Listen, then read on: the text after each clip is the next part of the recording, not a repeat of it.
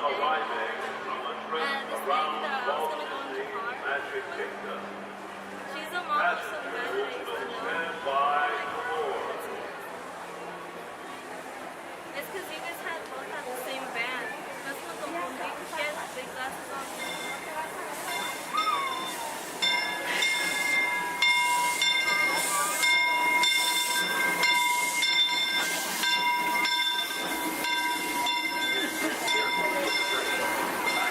We'd like to thank those of you who've been with us for the grand circle tour of Disneyland. We sure hope you enjoyed the travels with us and see the characters in the train. I'd especially like to thank those of you who've been with us for the grand circle tour of Disneyland. We sure hope you enjoyed your travels with us. Ensure a safe and glorious ride in the land. And the eternal sea. And it moves!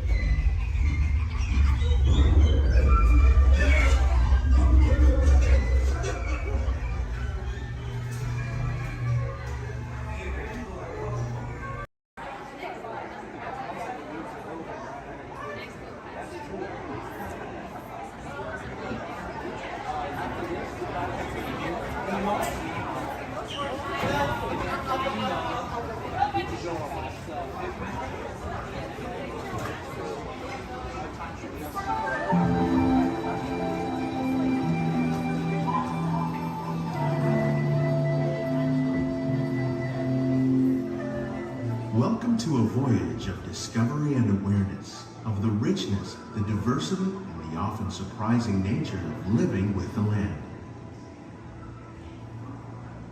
Our journey begins as dramatic and sudden changes are sweeping over the land. The approaching storm may seem violent and destructive to us, but to nature, it's a new beginning in the cycle of life.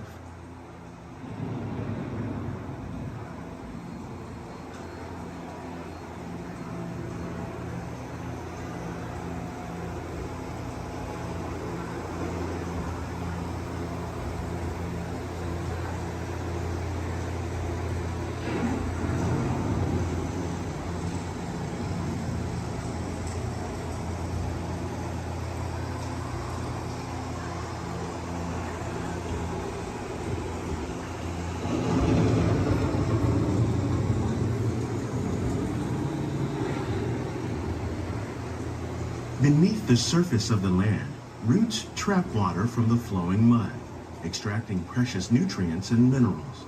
These elements, when combined with sunlight, create the diverse living systems of our planet.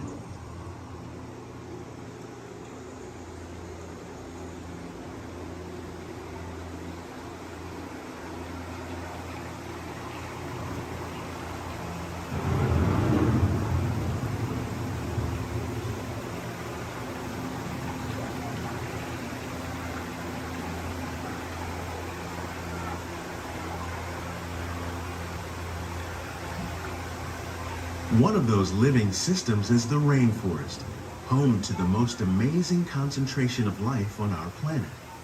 These dense and beautiful forests cover only a tiny portion of the Earth's surface, but they contain more than half of its plant and animal species.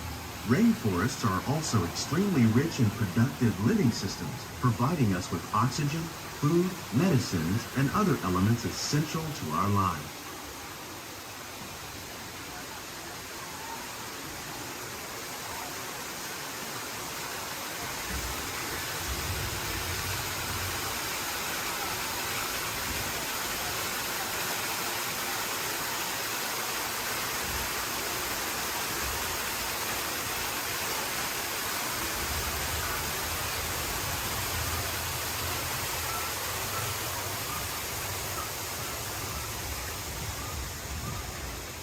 In the desert, nature has created a very different, but no less beautiful living system. And while this arid landscape may seem lifeless, it is very much alive. The plants and animals that have learned to survive in these harsh conditions make use of what little water they can find and avoid the scorching rays of the relentless sun.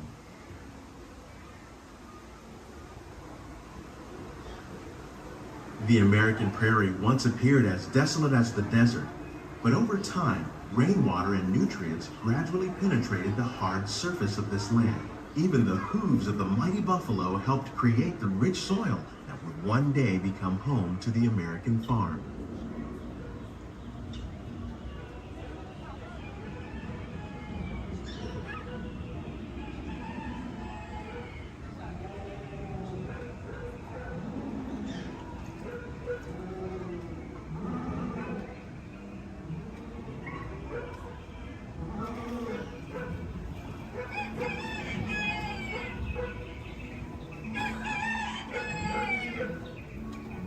Of all the forces at work on the land, humans have had one of the most profound effects. The need to produce food for a growing world led to the enormous use and sometimes overuse of the land. In our search for more efficient ways to grow food, we often fail to realize the impact of our methods.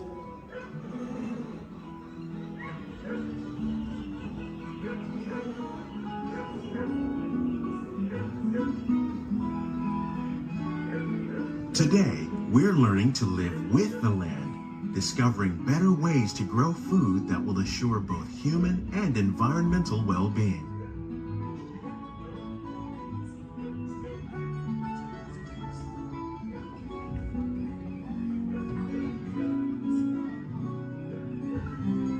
Here at Epcot, we're learning to reduce the need for chemical pesticides by learning and using natural predators like ladybugs and wasps to control pests.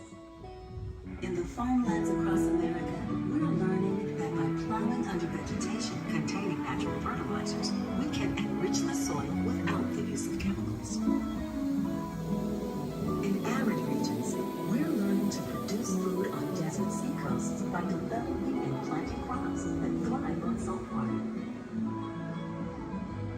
In Japan, we're learning that by mixing leaves and other living materials into our soil, we can make farmland more fertile without the need for chemicals. How will we meet tomorrow's growing needs for food production, yet still respect the needs of the land? Some of the answers are being discovered just ahead. To help us maintain these carefully controlled ecosystems, and for your safety, please remain seated in your boat at all times.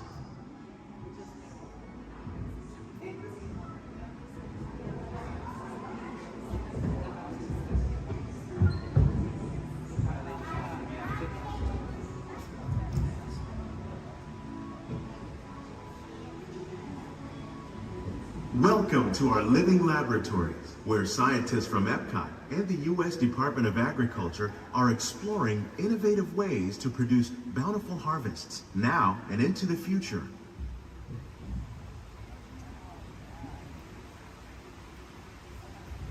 The tropics are home to the greatest diversity of plants on the planet. Many of these, like papaya, bananas, cacao, coffee, and rice, are well known around the world. These are just a few of the edible plants that have been an important source of nutrition for people living in the tropics. Many are rich in vitamins and minerals, while others are well adapted to growing in less than ideal conditions. Some, like the water lily, thrive in wet, swampy areas and waterways. All parts of this plant, even the flower petals, are edible. The starchy root of the plant has long been used to make flour for baking.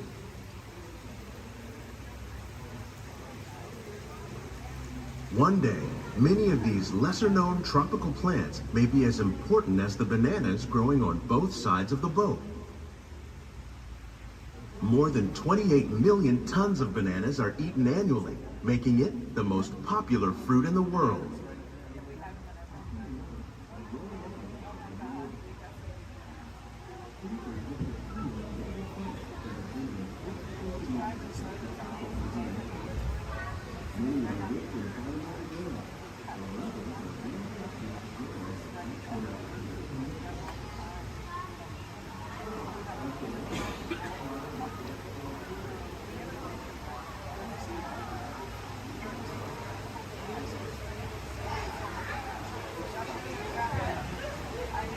When we mention farming, you probably don't think of fish. But fish farming, or aquaculture, accounts for nearly half of all the seafood consumed globally. Tilapia, bass, and catfish, like the ones you see here, are three of the more popular crops raised by fish farmers. The sustainable system we're using here recycles the water in the tanks. As a result, we're able to save millions of gallons each year. Our small fish farm produces nearly 5,000 pounds of fish each year to serve in restaurants around Walt Disney World. Innovations like this one can play an important role in our efforts to produce bountiful harvests and still protect natural resources.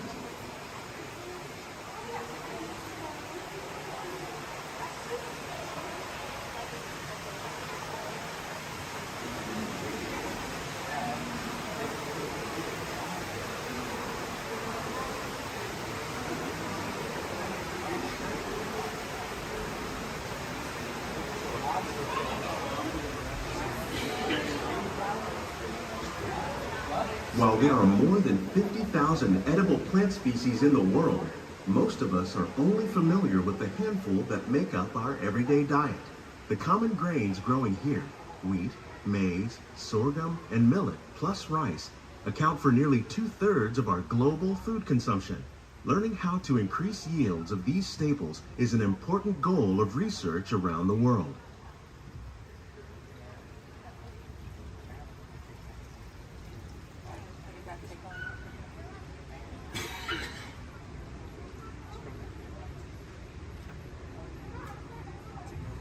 These plants are definitely on their way up. Innovative growing techniques like these increase yields while more efficiently using resources like water, fertilizer, and pesticides. Another innovation at work here is our integrated pest management program. By populating our greenhouses with beneficial insects that prey on harmful pests like aphids and flies, we are significantly reducing our reliance on conventional pesticides. We're growing these crops using our nutrient film system. This technique precisely controls and recycles water and nutrients. With it, we can produce over 27,000 heads of lettuce a year in this one small area.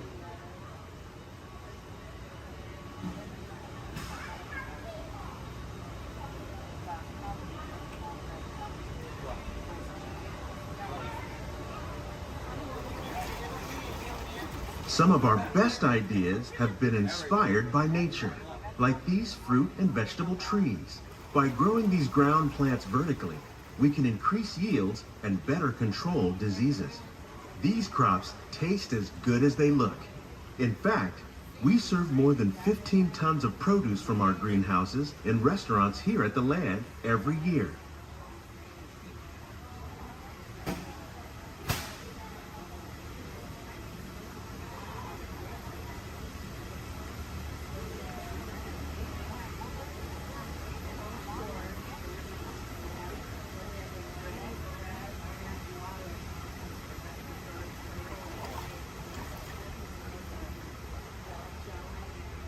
The future of agriculture may include innovative ideas like this vertical growing system. Plants grown in this way use a fraction of the space required by traditional growing methods. That saves water and increases production. The aquaponics system on your left combines hydroponics with aquaculture. The fish provide a natural source of fertilizer for the plants, and the plants help keep the water clean for the fish. It's another great way to produce more while using less. In our lab, Epcot scientists are working with the U.S. Department of Agriculture on a number of innovative projects. The goal of these efforts is to produce higher yielding and better quality plants.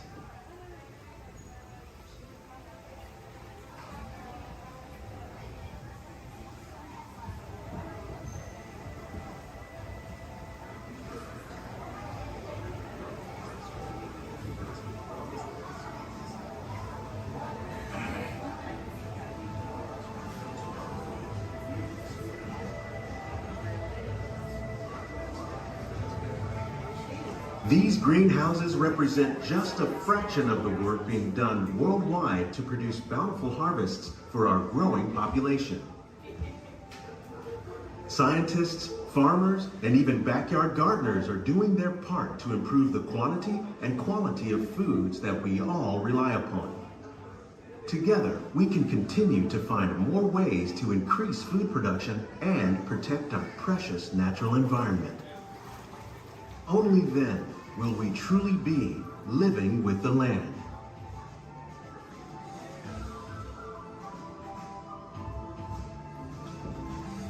On behalf of Walt Disney World, we hope you've enjoyed this unique journey through our living laboratories.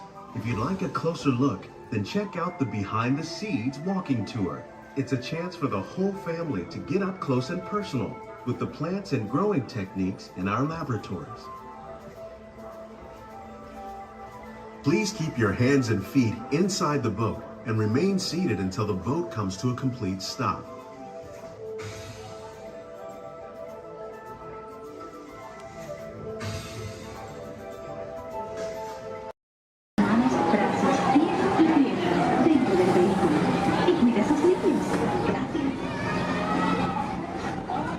Step carefully onto the moving platform, then step in. For your safety, remain seated throughout your journey, keeping your hands, arms, feet, and legs inside the car. And supervise your trip. Remember to stay clear of the doors, but all will not close automatically. Enjoy your trip aboard the Metroliner.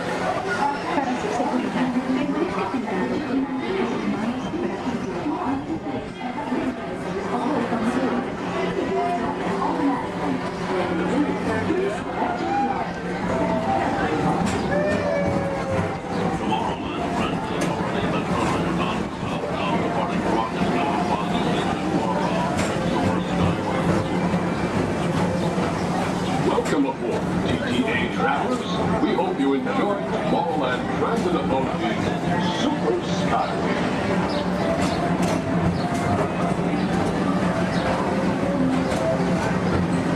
Now approaching Tomorrowland Interplanetary Convention Center. The convention center is home to a galaxy of wonders from faraway.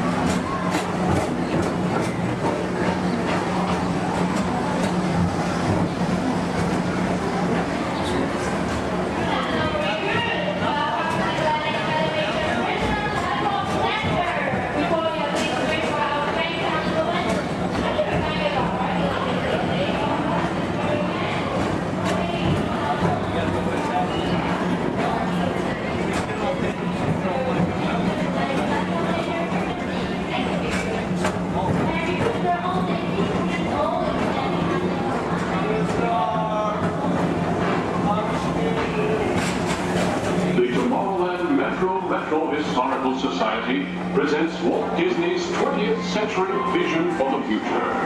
This model city dared to dream the perfect community in which to work, live, and play.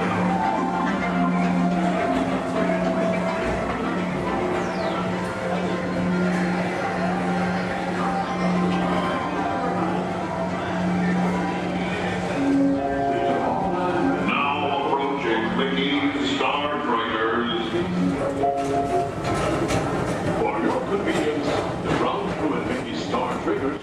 Disneyland to rocket ship to many planets in the galaxy. Hi there, Tomorrowland travelers. This is Mr. Johnson and Sky Eagle Hovercraft One, bringing you the latest Tomorrowland traffic report. As usual, everything is perfect on Tomorrowland Superhighway. Back to you at DTA Center.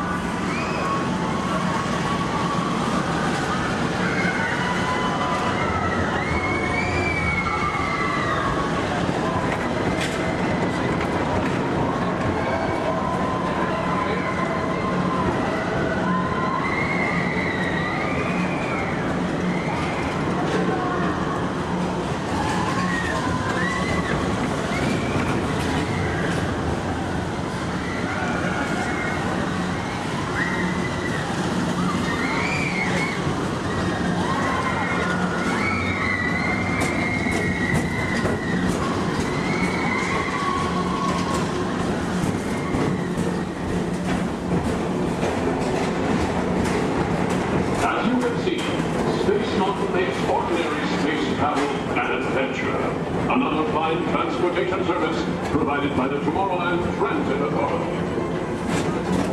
Attention, all visitors from Galaxy M31. Please keep forward-facing tentacles clear of oncoming Metroliner vehicles. Thank you.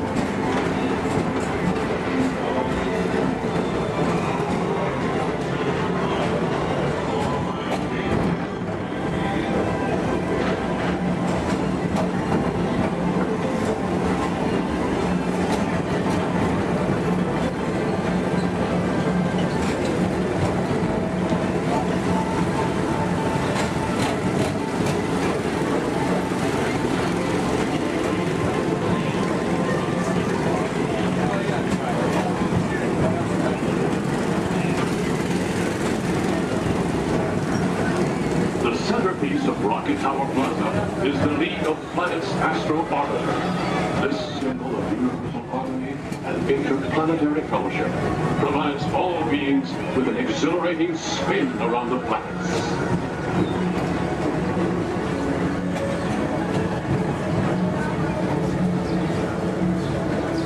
Blue Line passengers, for all your future travel needs, the TTA services all of Tomorrowland's outlying areas, including the personal rocket ship docking lot, and of course, perfect park acres. Paging Mr. Morrow, Mr. Tom Morrow. Your party for the Saturn has arrived. Please give them a ring. Now approaching Walt Disney's Carousel of Progress.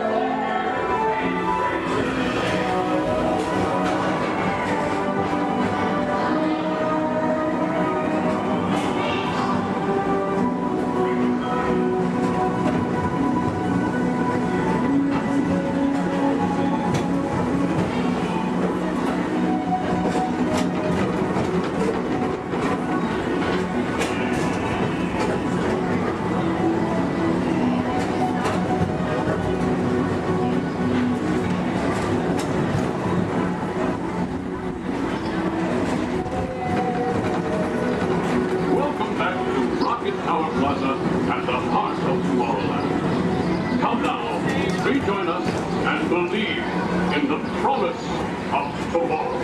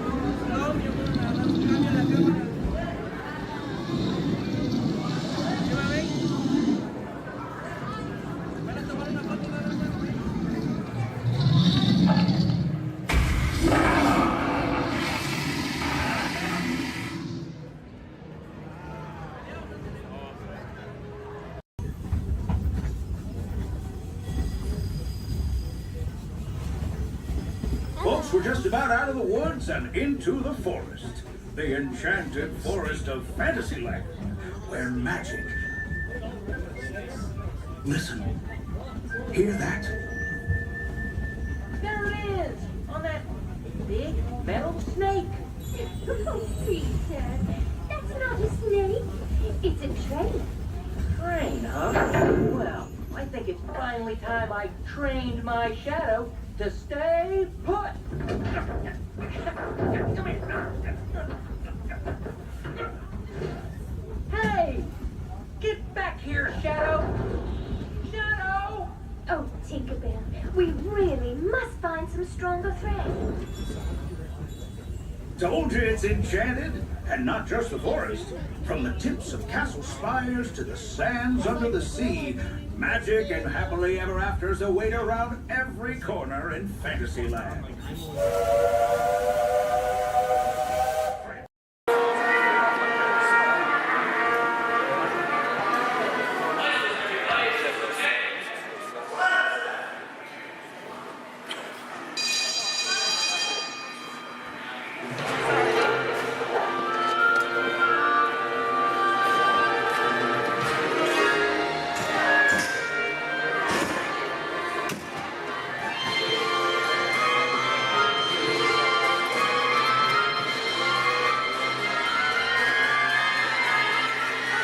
Welcome aboard. At this time, I'd like to ask everyone to please remain seated throughout our show, and please keep your arms and hands inside the vehicle at all times. For the safety of our cast, we ask you to please refrain from the use of flash photography and external video lighting. Now that we've taken care of business, let's talk about me. My name is Patrick, and I'll be your guide on this magical journey into the movies. It's the perfect job for me because I love movies. Is everybody ready? Yeah! Great, because it's showtime. Ready when you are, CB?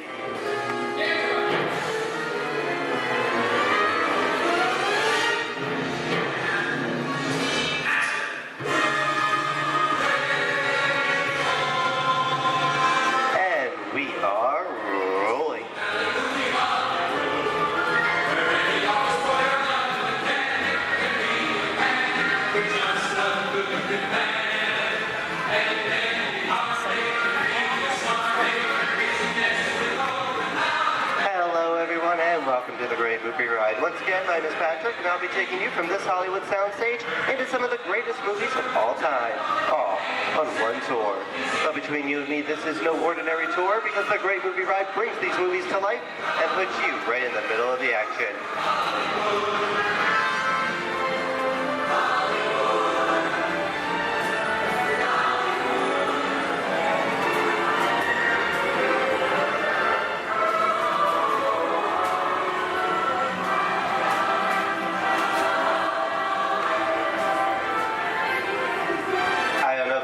But I just love the great Hollywood musicals of the 1930s. This is a scene from one of my favorites, the Busby Berkeley musical extravaganza, Footlight Parade, starring James Cagney, Ruby Keeler, and Dick Bow.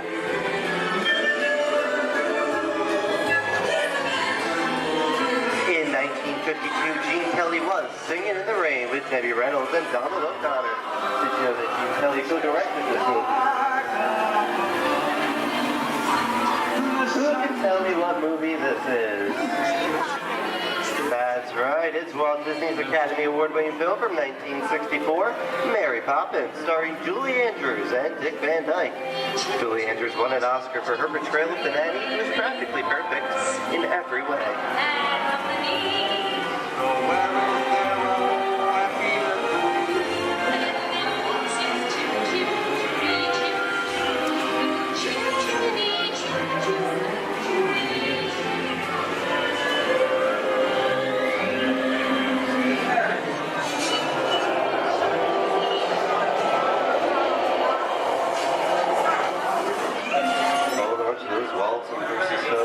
This doesn't look like a very good neighborhood. It looks a lot like the underworld. To see such classic gangster films as The Public Enemy, starring one of my favorite tough guys, James Cagney. The working title for this movie was Beer and Blood, and in the United Kingdom it was known as Enemies of the Public.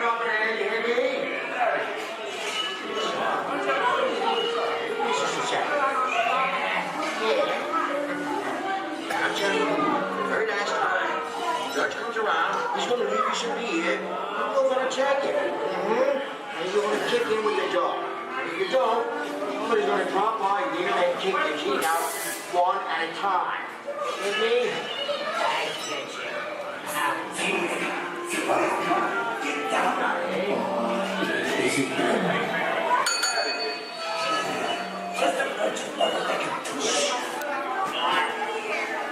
Sorry about the delay, folks, but I don't want to run a red light, even if it is just a movie.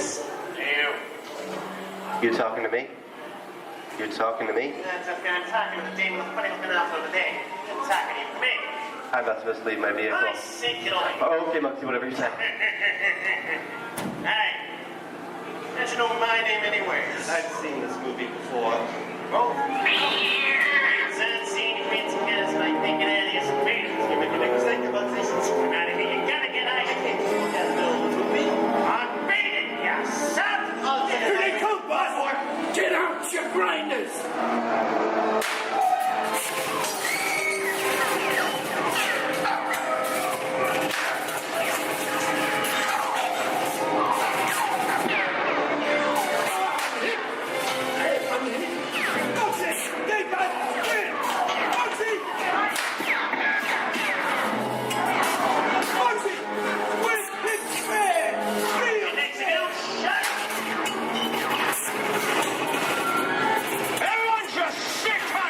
Running a red light to get so long I never break the line. Lady, watch this. No red light.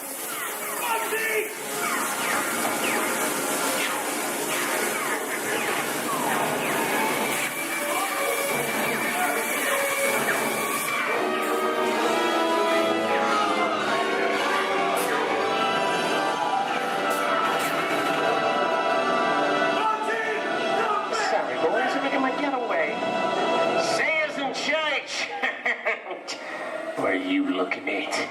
Everyone mind your P's and Q's, and maybe you won't get hate. What is this? Tracy? And now, the Old West, and two of Hollywood's legendary stars, Clint Eastwood and John Wayne.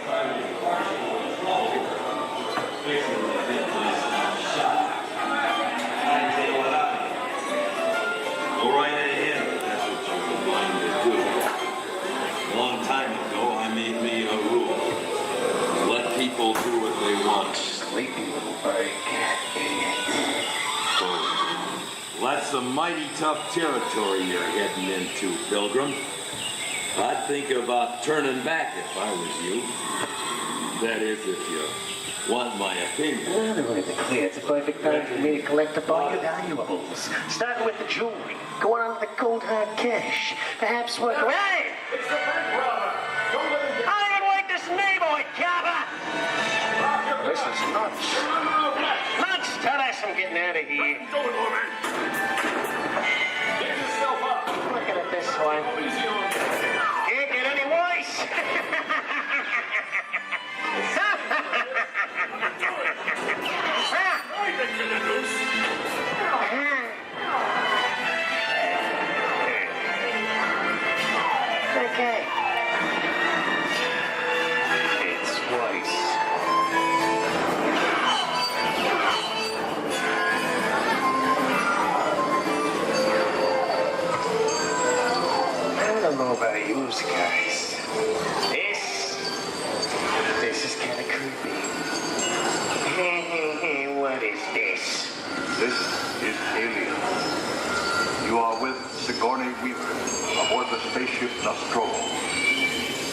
has gone wrong.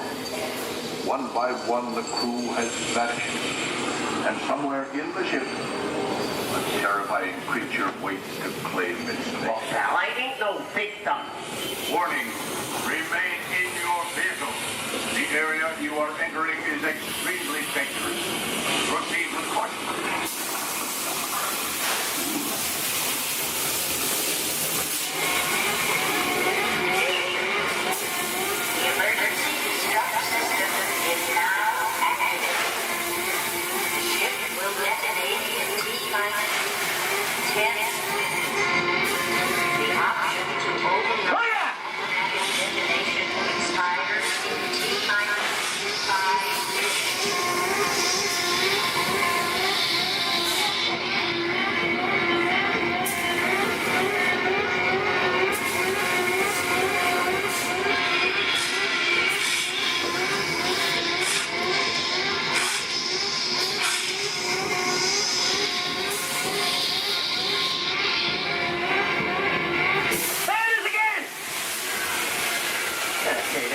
Creepy curly things for Monday, right?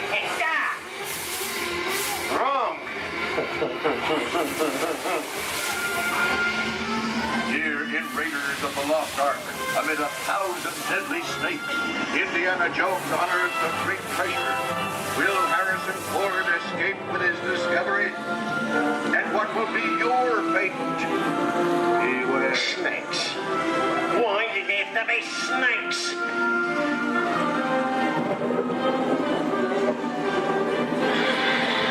The dust of 3,000 years lies on the surface in this ancient burial chamber. And on the chest of the great stone god, a priceless Get a load of that chunk of ice. Time for me to get back to work. Don't nobody move while I go get the goods. I don't think they'd notice a few extra bodies around here.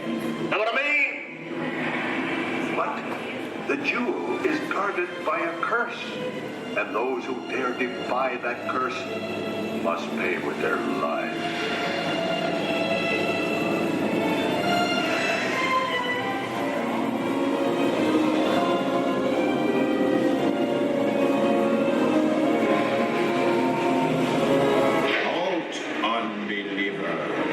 Disturb the treasure of the gods, and you shall all pay with your lives.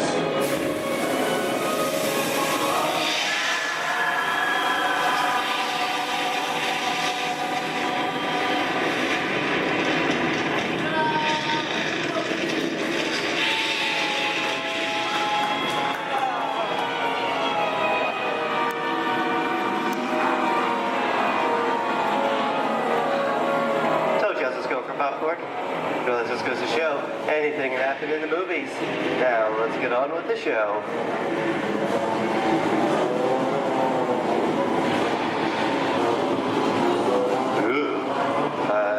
See dead people. The horror movie is my all-time favorite genre. Some of the best horror films were made back in the 1930s and 40s, but monsters, mutants, and maniacs are still audience favorite and continue to haunt us today. And that's what I call a wrap.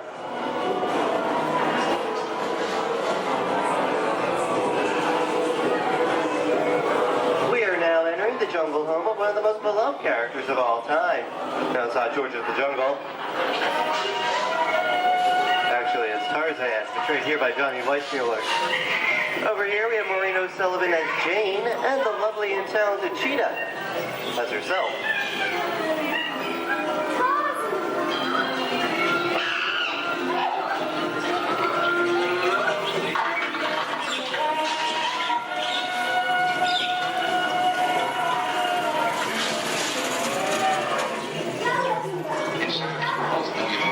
Zoe, I think this is the beginning of a beautiful friendship. Best last line of a movie ever. Humphrey Bogart and Ingrid Bergman in the classic romance, Casablanca. Always have that. You didn't have me. You lost me until you came to Casablanca. You got it back last night.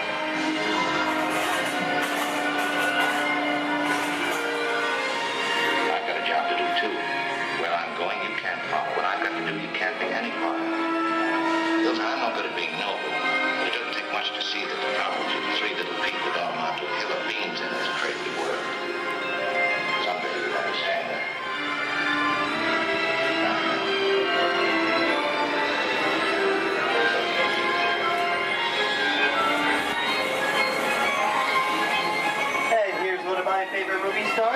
Mickey Mouse in one of his greatest roles, the Sorcerer's Apprentice in Fantasia. The sorcerer in the sequence is named Yen Sid, which is Disney, spelled backwards.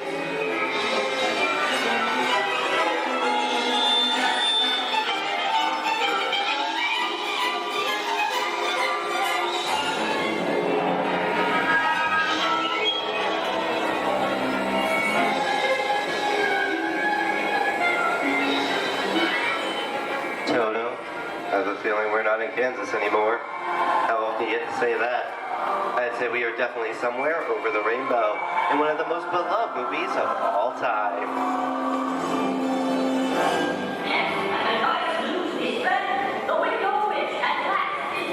The Wizard of Oz.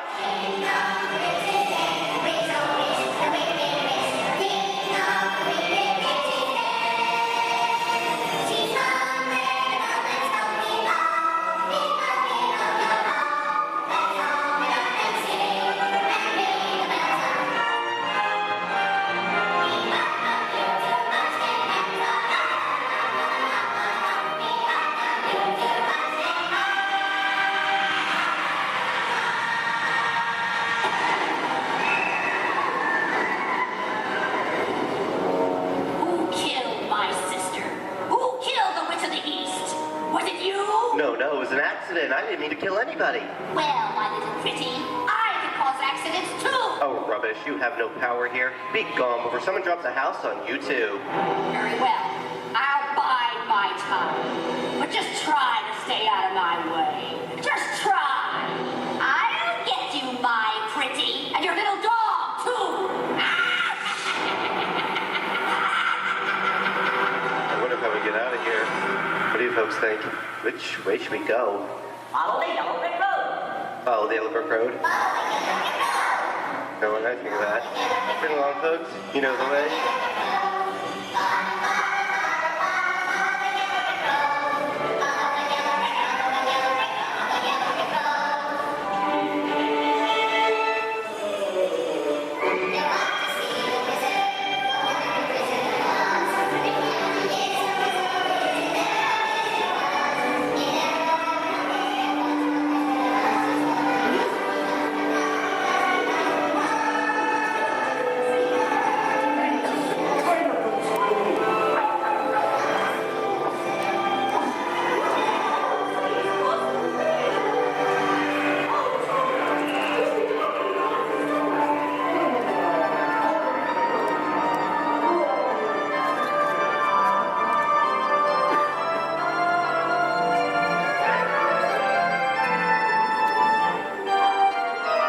I hope you enjoyed our tour of these great moments at the movies, but we've only scratched the surface of what Hollywood has to offer.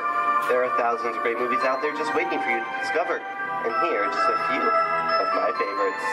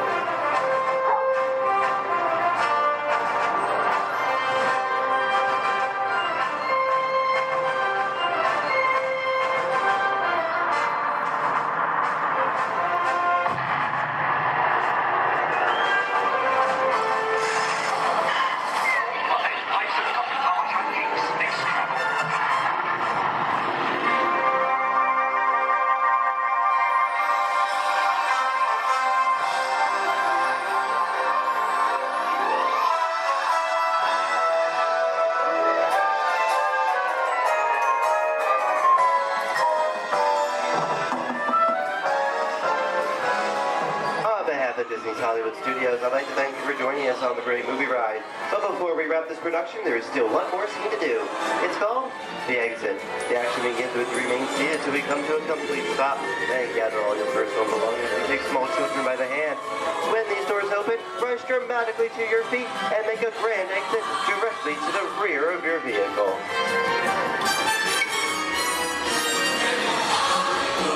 Oh, and one more thing.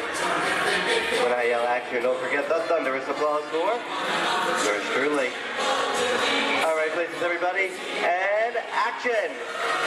Thank you, thank you. Have a wonderful day here at Disney Hollywood Studios, and we'll see you at the movies. The stuff movies are made of. Goodbye, everyone.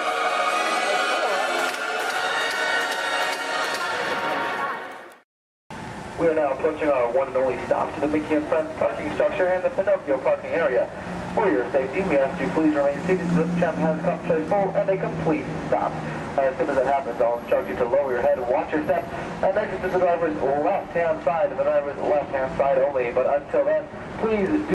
Good evening, friends. Look around you. There is a special magic that flows through this land. A magic of fantasy, swirling with pixie dust, made more brilliant by the light that lives within you. It inspires us to wish upon stars, follow our hearts, and find our happily ever afters. Tonight, as we gather together under the spires of this majestic castle, our dreams ignite the magic to create a beacon shining out and celebrating 50 years of the most magical place on earth.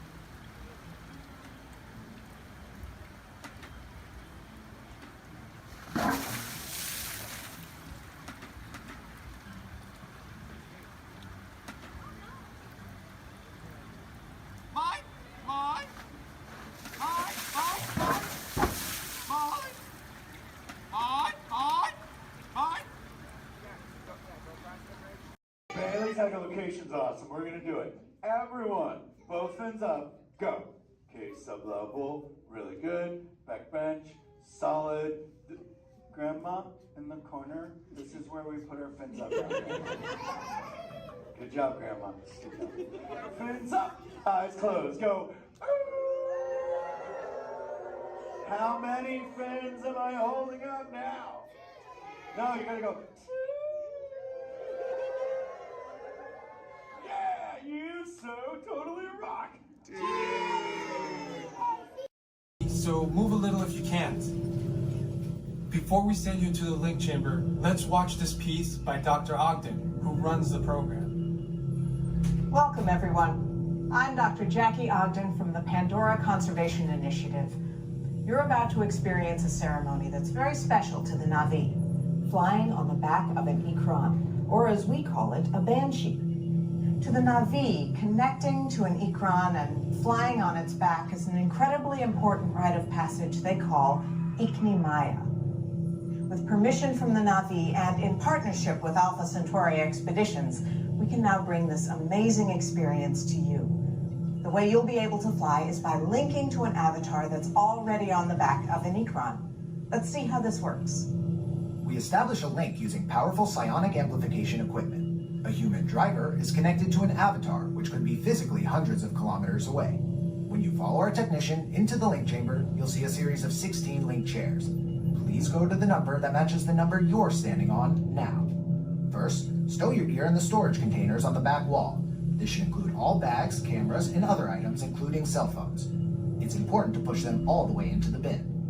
Then get onto the chair as you would a bike. Straddle the seat, step forward, and sit down. Slide your hips forward until you are against the chest pad, and then move your feet all the way forward. Wait until you're seated before you put on your flight visors. Hold on to the hand grips as shown. It's important to hold on to the hand grips at all times.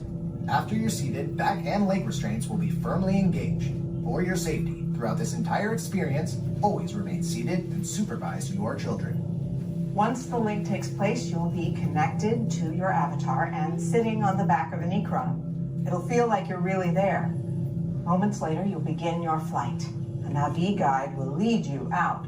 You'll experience the breathtaking beauty of Pandora, but you might also face some of its greatest challenges. Some of this flight might be intense, but trust your guide and be brave. As the Navi say during this important rite of passage, Sivak Ho, rise to the challenge. Good luck. All right, you ready? Let's get you into the link chamber. All right, everyone.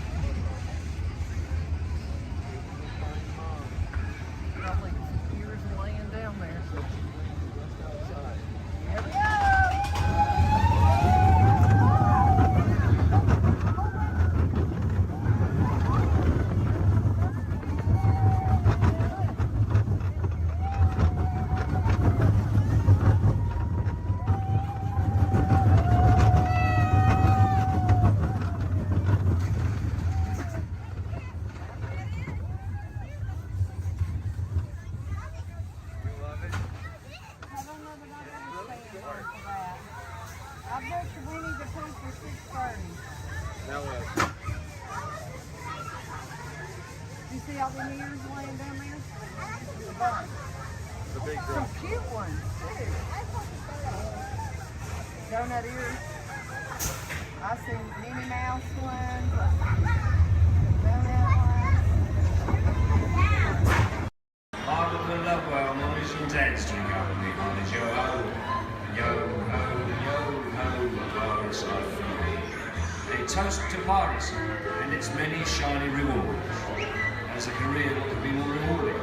Drink up with me, honey. Yo ho. I humbly accept this magnificent treasure as my reward for a life of villainy, larceny, skullduggery, and lucidity. Drink up with me, honey. Yo ho. Pirates are free. I raise a toast to one of my many shipmates lost at sea. Salute, raise a mean. Drink up with me, honest yo-ho. Rascals and scoundrels, villains and knaves, drink up with me, honest yo-ho. The devils and actually really bad eggs, drink up with me, honest yo-ho. Drink up, lads. There's treasure enough for all. I shall take this paltry sum as a stipend to cover my expenses. Riches and jewels. Drink up with me, honest yo-ho. Yo-ho, yo-ho, pirates are free. It is true, I am a pirate, bloody good. That is bad. Drink up with me, honest yo-ho. I'm foolish in reading so much gold just lying about hidden away. Some miscreant might be tempted to steal it, eh? Roll and embezzle and even hijack. Drink up with me, honest yo-ho. Hijack. Ah, my feathery friend, you've a divine singing voice. Do help yourself for a trinket. Small one. Drink up with me, honest yo-ho. Yes, 'tis a fine treasure. We have temporary chromatic music. Stop your journey, keeping your hands, arms, feet, and legs inside the car. And please, supervise your children. Remember to stay clear of the doors, which will open and close automatically. Enjoy your trip aboard the Metro Liner.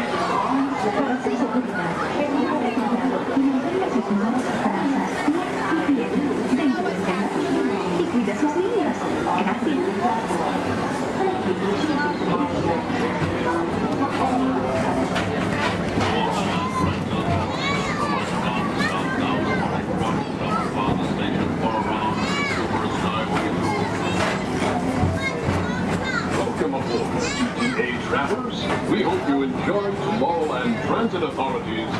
super style.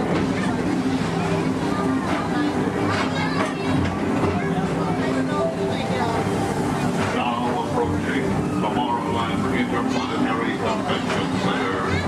The convention center is host to a galaxy of wonders from the following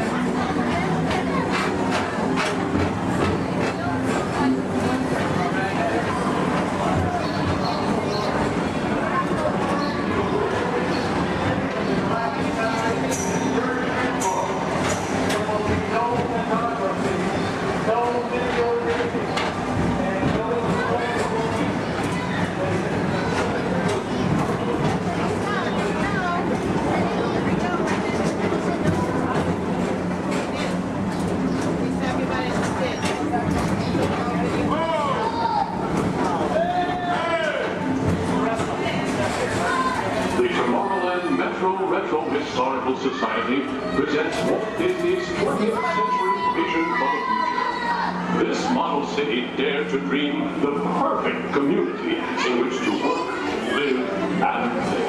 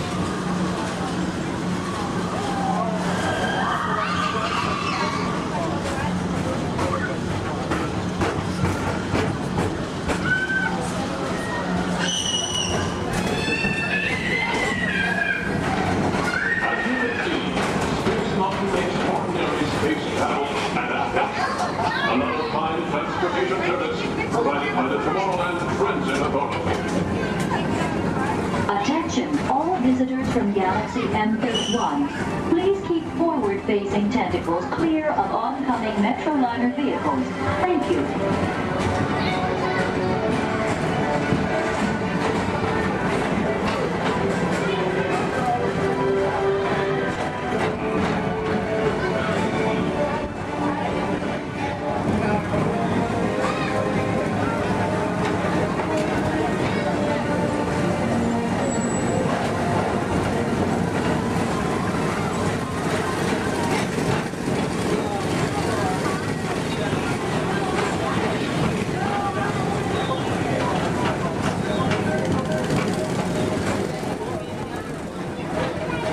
The centerpiece of Rocket Tower Plaza is the League of Planets Astro Orbiter.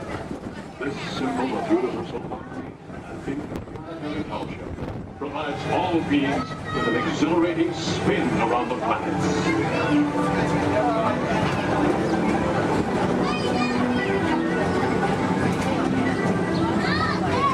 Remember, Blue Line passengers, for all your future travel needs, the TTA services all of Tomorrowland's outlying areas, including the personal rocket ship docking lot, and of course, perfect parking, the latest upgrade.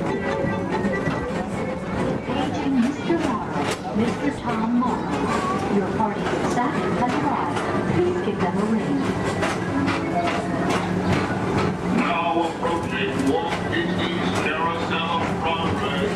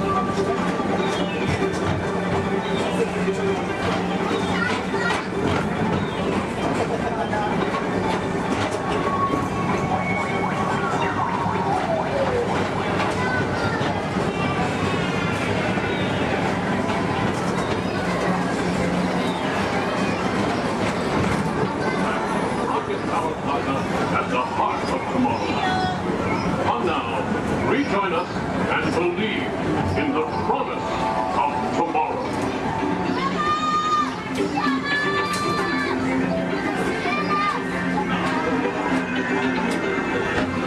Rocket Tower Plaza Station.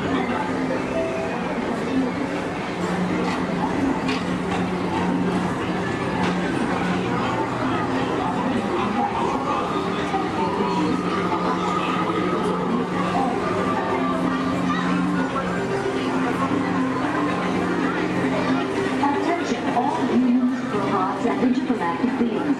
Please keep your arms, legs, and other appendages away from the doors. The doors open automatically. When they do, please collect your belongings and step carefully onto the moving platform. Thank you for choosing Tomorrowland Transit Authority for all your travel needs.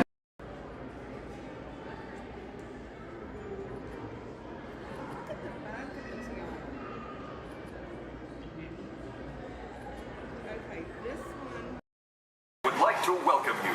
While you're in town, be sure to... We interrupt this program for a special report. A child is on the loose in Monstropolis. A human child! If witnesses are to be believed, there has been a child security breach for the first time in monster history. We can neither confirm nor deny the presence of a human child here tonight. I tried to run from it, but it picked me up with its mind powers and shook me like a dog. It's true! I saw the whole thing! Happy birthday, Schmoopsy Poo! Oh, googly bear!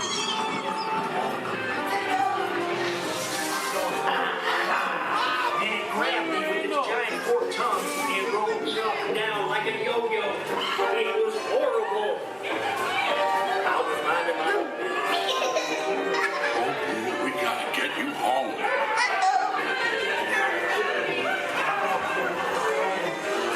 There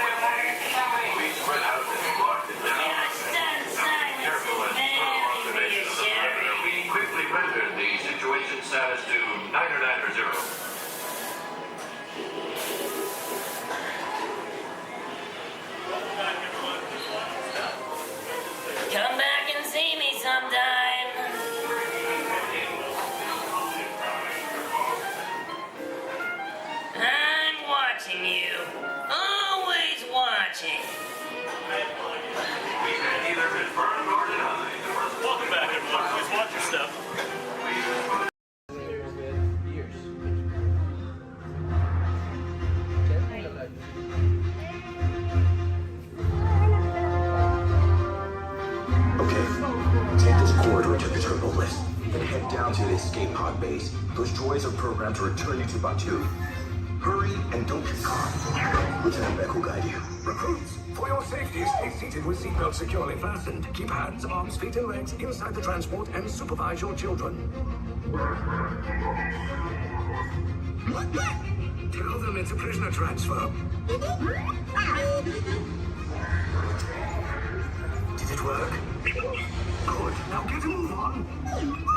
There's a clear path to the turbo lifts at the end of the hallway. Turn right.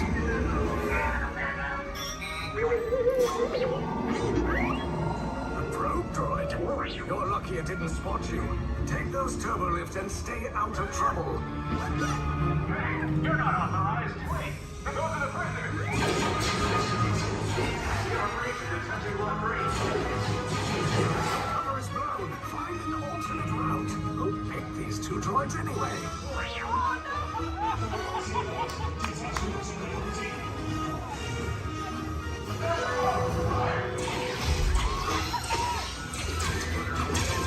Take cover, recruits! If anyone's back in a blaster, now's a good time. The escape pod's just below us!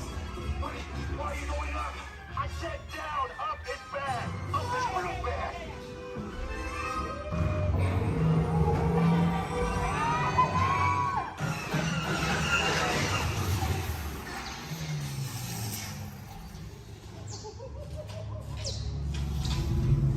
The Resistance will attempt to rescue the prisoners. They have neither the resources nor the courage to engage us. You underestimate their conviction. Raise the shields! Shields? I see no evidence. Now! Down the alarm! All personnel to their stations! Sir, the prisoners have escaped. How brave, but ultimately hopeless. There's nowhere to run.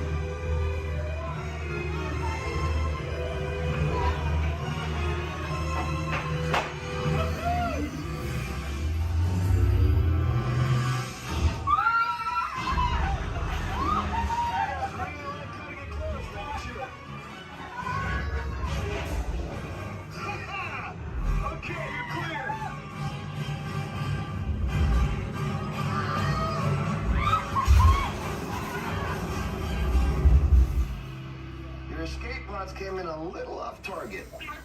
Ground crews will meet you outside the wreck. All right, nice job, recruits. Not what you signed on for, but hey, you're resistance now. I think you have that authority. Right, Beck? Where's the lieutenant? I need eyes on Beck. Line up, scout for response. More escape pods down in Sector 4. Verification pending from Key Command personnel. Where's the lieutenant? Lieutenant Beck here. Beck! You're alive! I should hope so. Great job, recruits. Thanks to your heroism, the location of the resistance base is secure. Bravo! Yes, R5, you too.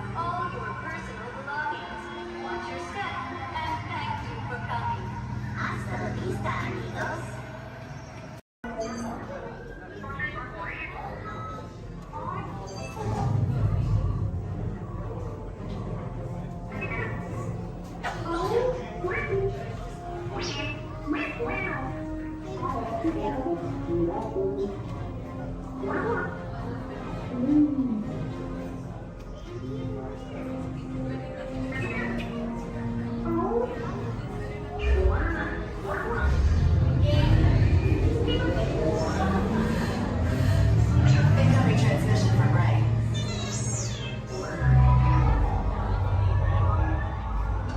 BB-8, is everyone assembled? Good. Should we be in flight prep? Recruits, thank you for joining the cause. A covert resistance team led by my friend Finn has infiltrated a First Order Star Destroyer that is now headed to this system. Your outpost on Batu is no longer safe. We have transports waiting to take you to General Organa's secret base on Pucara. I'll regroup with you there. The Resistance desperately needs your help in our fight against Kylo Ren and the First Order. Remember, it is vital that you keep the location of the Pucara base secret. Lieutenant Beck, one of our top commanders, will lead you. Affirmative. Transport is ready. 9 Norman and I shall personally see them delivered. Thank you, Lieutenant. Welcome to the cause. May the Force be with us. Commander Poltam and then a squadron of X-Wings shall escort us to the rendezvous point on Pucara. Roger, this is Black Leader. I hear you're a fine-looking group of recruits. Well, no time to waste. Let's get you on your way to the General. Stand clear. Deck doors opening now. Hurry, all recruits to transport. No need for safety gear, it'll be a smooth ride. Ground crews, deck is in motion. Recruits crossing to transport. Initiate pre-flight sequence on Deck 3 for Pucara.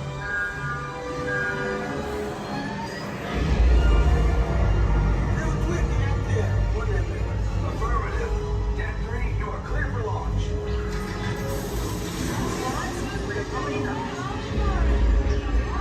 Pucara personnel, this is your final call on board.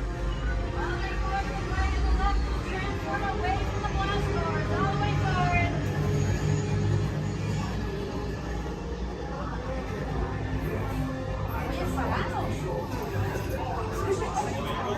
Transport is away in 30 seconds.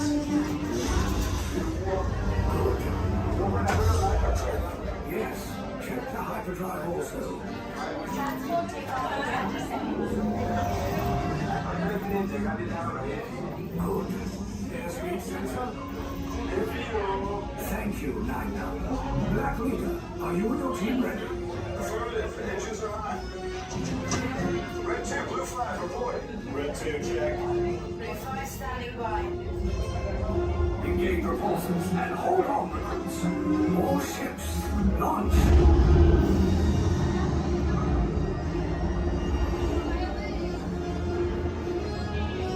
I am Lieutenant Beck. As you heard from Ray, I have been tasked with getting you to Pucara.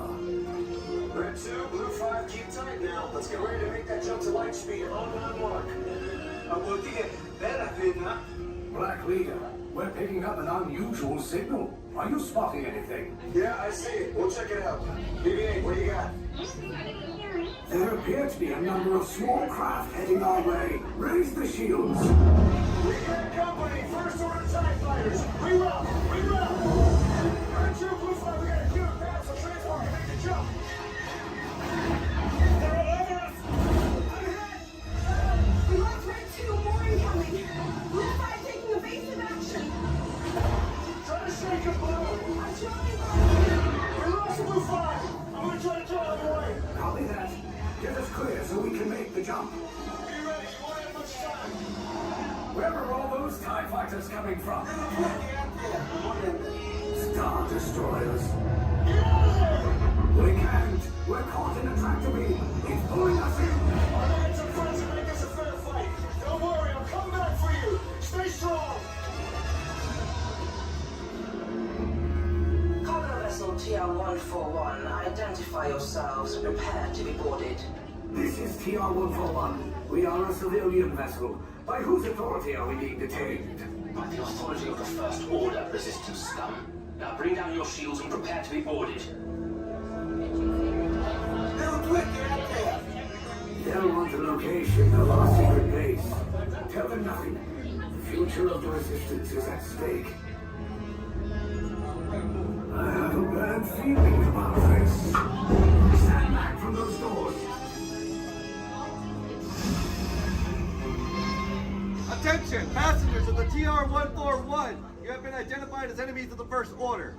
You will disembark immediately and prepare yourself for interrogation. Proceed forward, now.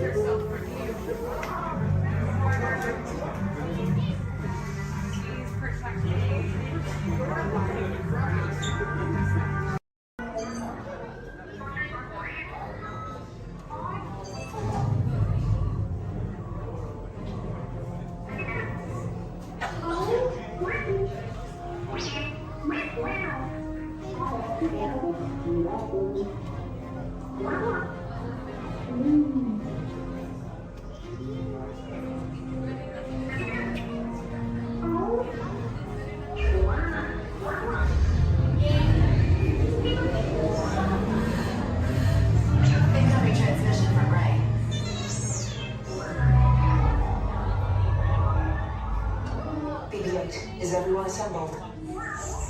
Good. Should we be in flight prep? Recruits, thank you for joining the cause. A covert resistance team led by my friend Finn has infiltrated a First Order Star Destroyer that is now headed to this system. Your outpost on Batu is no longer safe. We have transports waiting to take you to General Organa's secret base on Pucara. I'll regroup with you there. The Resistance desperately needs your help in our fight against Kylo Ren and the First Order. Remember, it is vital that you keep the location of the Pucara base secret. Lieutenant Beck, one of our top commanders, will lead you. Affirmative. Transport is ready. 9 and I shall personally see them delivered. Thank you, Lieutenant. Welcome to the crawlers. May the Force be with us. Commander Poltam and a squadron of X-Wings shall escort us to the rendezvous point on Pucara. Roger, this is Black Leader. I hear you're a fine-looking group of recruits. Well, no time to waste. Let's get you on your way to the General. Stand clear. Deck doors opening now. Hurry, all recruits to transport. No need for safety gear, it'll be a smooth ride. Ground crews, deck is in motion. Recruits crossing to transport. Initiate pre-flight sequence on Deck 3 for Pucara.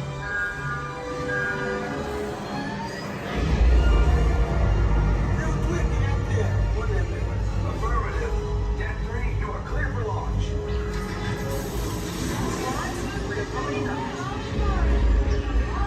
Pucara personnel, this is your final call on board.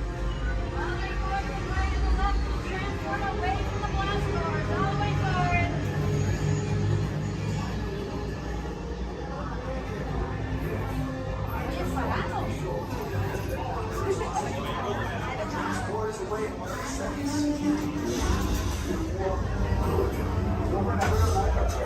Yes, check the hyperdrive also.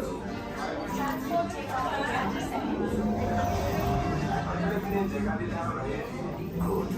Airspeed sensor. Thank you, 9 Black Leader, are you and your team ready? Affirmative. Engines are hot. Red 2, blue flag reporting. Red 2, check. Blue 5 standing by.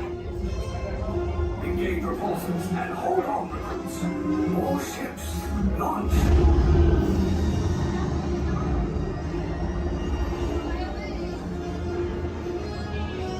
I am Lieutenant Beck. As you heard from Ray, I have been tasked with getting you to Pucara. Red 2, blue 5, keep tight now. Let's get ready to make that jump to light speed on my mark. Black Leader, we're picking up an unusual signal. Are you spotting anything? Yeah, I see it. We'll check it out. BB-8, what do you got? There appear to be a number of small craft heading our way. Raise the shields. We got company. First order TIE fighters. Reroute. Reroute. Red 2, Blue 5, we got a clear path for transport. Make the jump.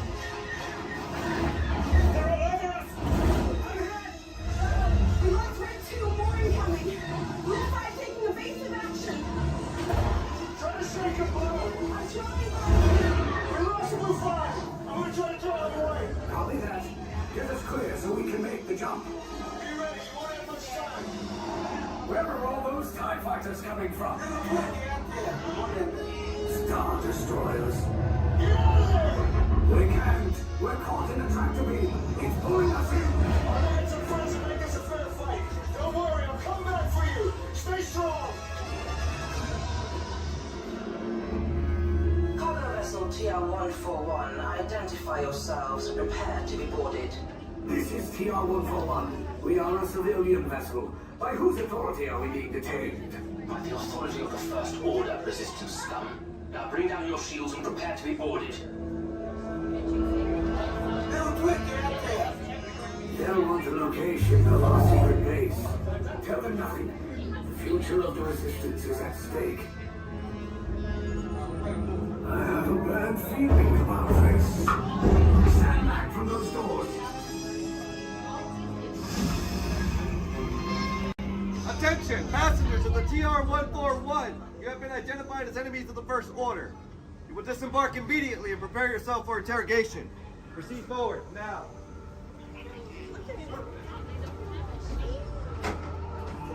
Down that hallway to your right for interrogation. Keep your...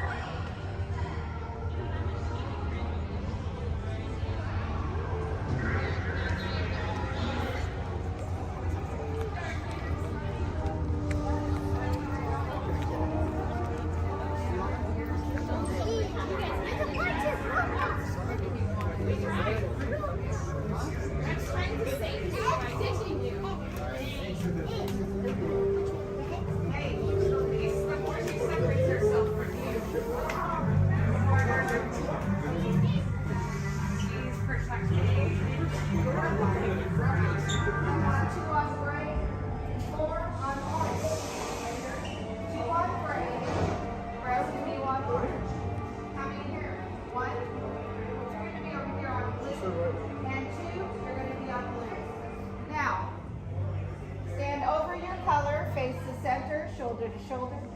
Now remember the color you've been assigned: blue, red, gray, and orange.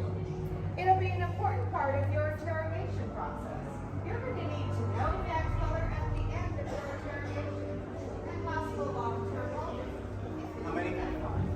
Maybe assign blue. Quickly to the end of the hallway. How many? 4. You'll be assigned red. How many? Yeah. This cell door opens, so we'll call you in by your assignment. And you will tell us everything. No, oh, you're going to have a tough time in interrogation. Get on your color. There you go. Scoot over, Blue. Make a look for him. Get on your color. Not the lights, on the color. Ready to go.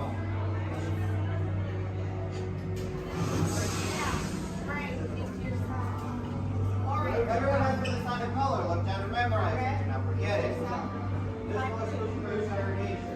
Which will be a photo. Now, is that your only speed? Slow. Let's move it along.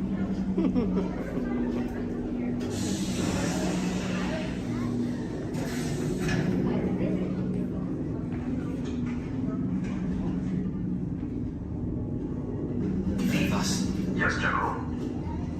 Enemies of the First Order, we will soon snuff out your meager resistance.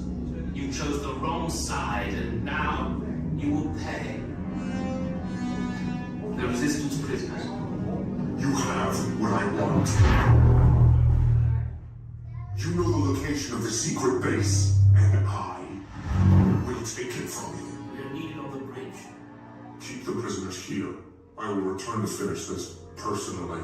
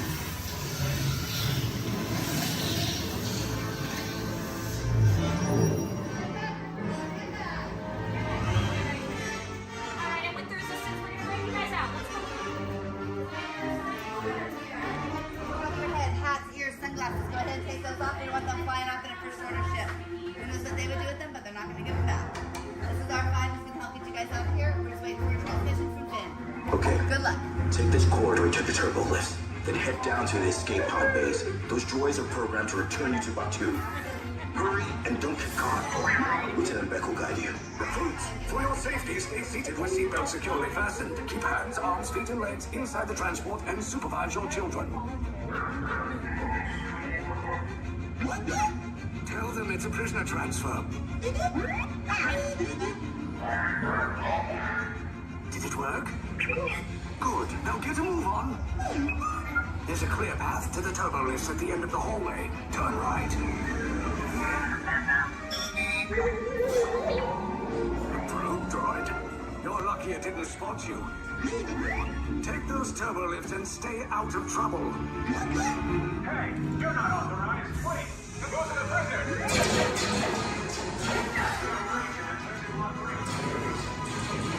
Cover is blown. Find an alternate route. Who picked these two droids anyway? Detention approach. Prisoners not seen on the fire!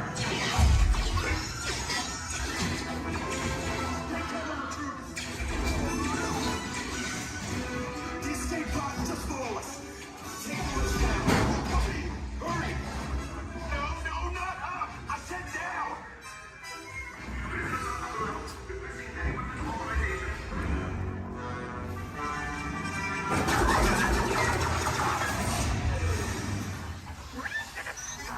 This does not look good. Try to find another way down to the escape pods.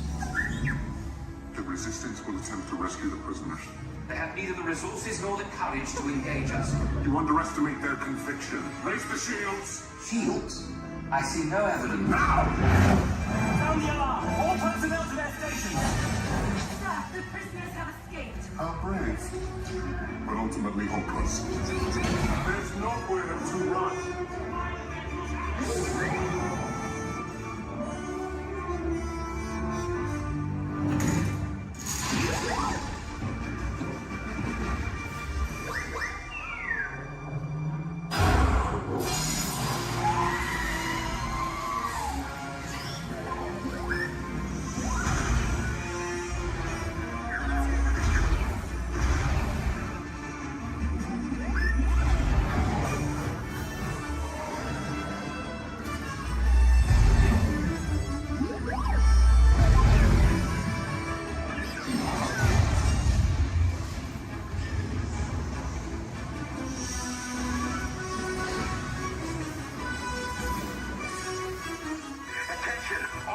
Personnel, abandon ship. I repeat, abandon ship. This destroyer's about. There's no escape. You will tell me the location of the secret base, and then I will destroy you and the Resistance.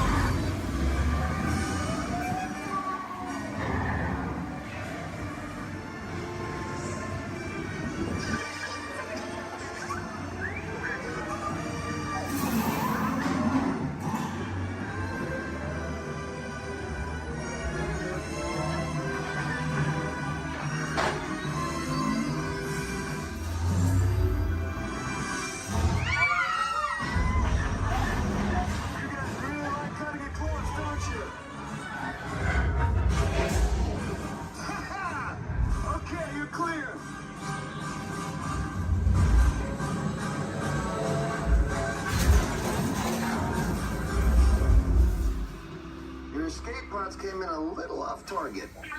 Ground crews will meet you outside the wreck. All right, nice job, recruits. Not what you signed on for, but hey, you're Resistance now. I think I have that authority. Right, Beck? Where's the lieutenant? I need eyes on Beck. I know, scout for his pod beacon. More escape pods down in Sector 4. Verification pending from Key Command personnel. Where's the lieutenant? I need eyes on Beck. Lieutenant Beck here. Beck! You're alive. I should hope so. Great job, recruits. Thanks to your heroism, the location of the Resistance base is secure. Bravo! Yes, R5, you too.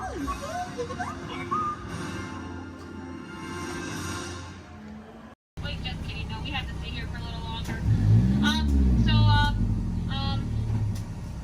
If you look up ahead, you're going to see a dock on your left. You're going to see another dock on your right there. We like to call those a ferry dock. I know, exciting. Now if you look a little further, you're going to see some skips up there in khaki. We like to call those a ferry door.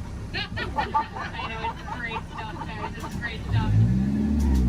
So right now, you know what we...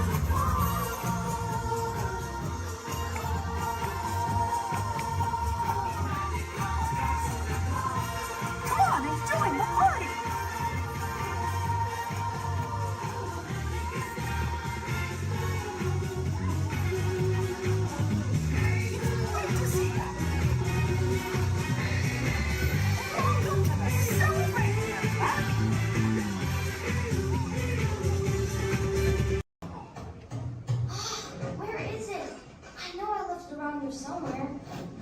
Mom! Have you seen my cowboy belt buckle? I can't find it. Never mind. Yeehaw! It's rodeo time. Well done, cowboy.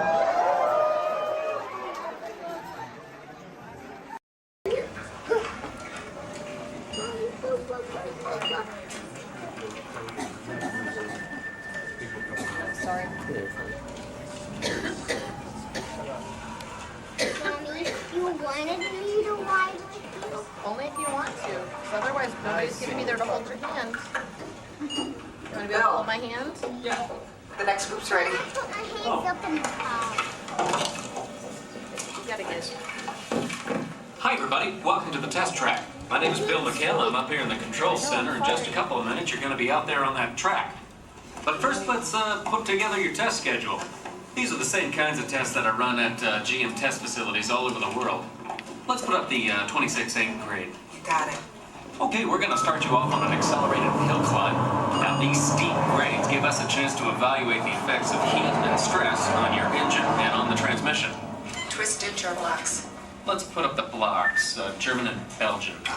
Next, your vehicle is going to go over a variety of rough road surfaces. These are designed to test the integrity of the suspension and the chassis. It's gonna get a bit bumpy. Yeah.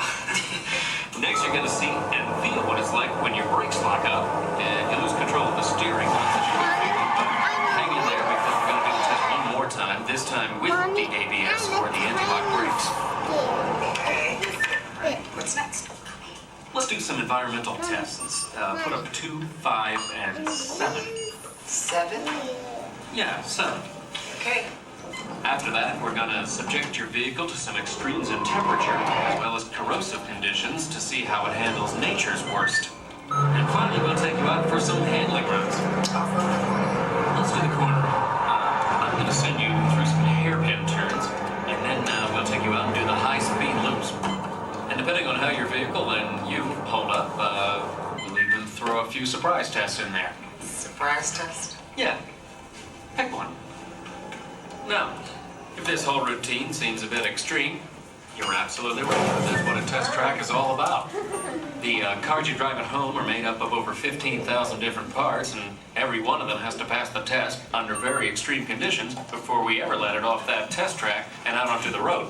Now, as you can imagine, safety is a big concern of ours, so we're going to insist that you buckle up your safety belt securely. You'll be glad you did. Oh, we're ready. Y mantenga sus manos, brazos, pies y piernas dentro del tren. Cuide a sus pequeños. Muchas gracias. Howdy, partners. For your safety, remain seated with your hands, arms, feet, and legs inside the train, and be sure to watch your kids. If any of you folks are wearing hats or glasses, best remove them, because this here's the wildest ride in the wilderness.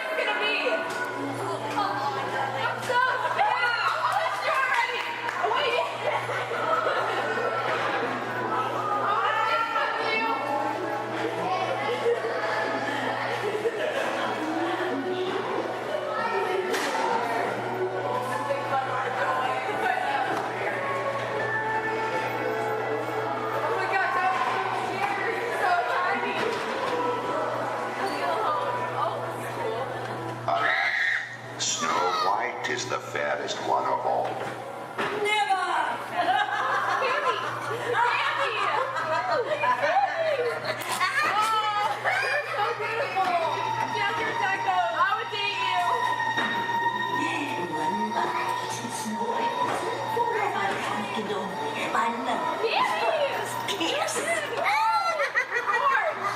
Quick, princess.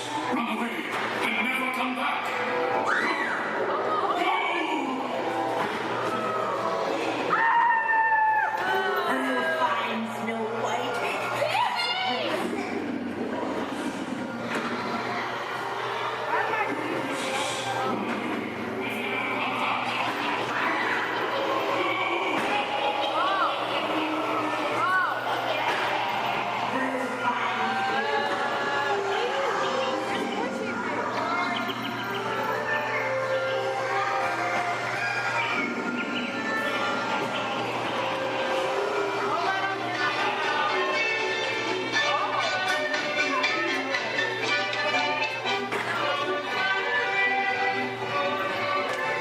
That's right, dearie. Now take a bite, and all your dreams will come true.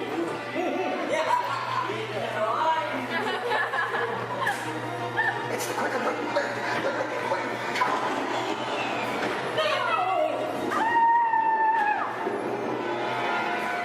She went red. Get away. Hurry. Stop on the click. Let's go.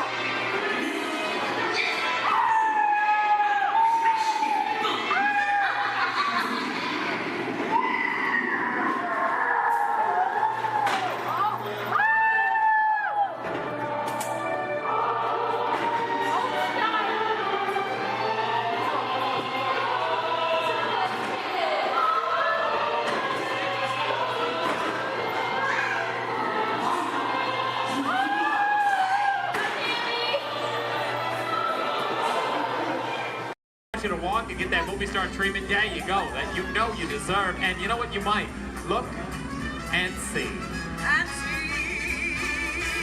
This could be the start of something wonderful.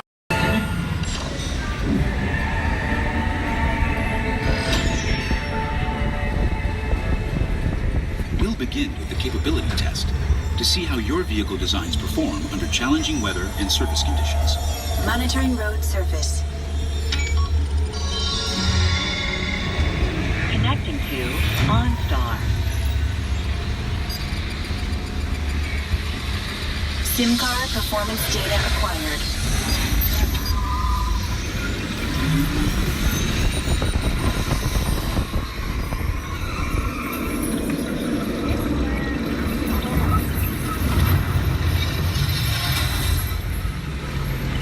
Let's see how your designs hold up now.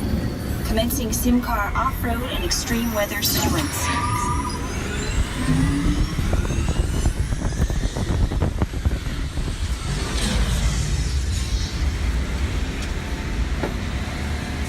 Capability test results displayed and verified. Now let's see how your vehicles compare when it comes to their efficiency. Scanning SIM card for optimal fuel efficiency.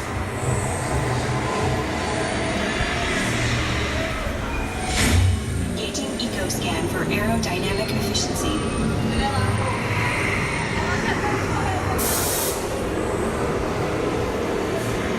Drive systems analysis. Hyperspectral imaging in progress. Calculating total environment impact.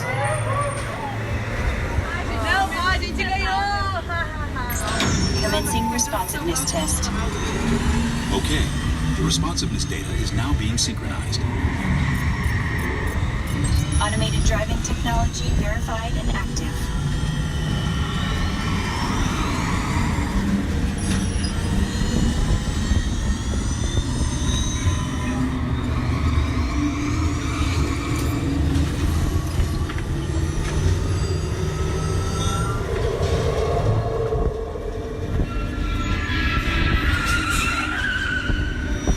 Automated crash avoidance technology disengaged. Displaying responsiveness data. Here comes the final test. Energizing for power test.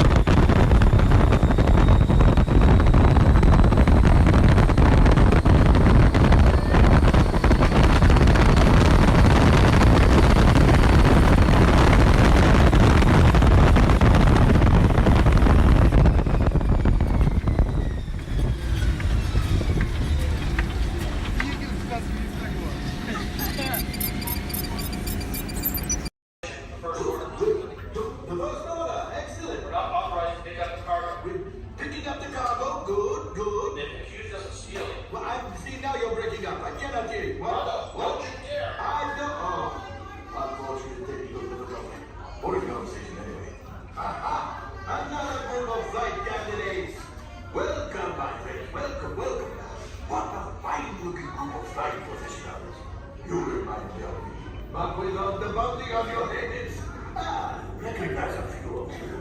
You've flown for me before. I can't believe you made it back. And it's good you made it back. Good for you. We'll talk later. I have to do everything around him.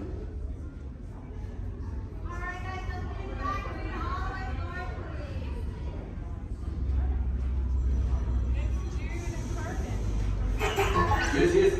Hello, my friends. I am Hondo Onaka, and this is Onaka Transport Solutions. Today, I am offering the opportunity of a lifetime. I need flight crews to transport this valuable merchandise across the galaxy.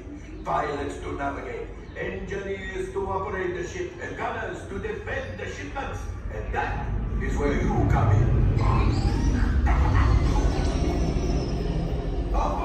The Millennium Falcon. Oh no, for some very fast and very profitable expeditions. Chewbacca, my fine furry friend. Yes. As we agreed, you let us use the ship. We'll get you the supplies you need. It's a win-win. You help the resistance, and I get all the profits. Well, no, the First Order will never know we were there. Okay, time to go, so, bye-bye. We better go before he changes his mind. Move along, my friends. Listen carefully and remember, the better the world you are.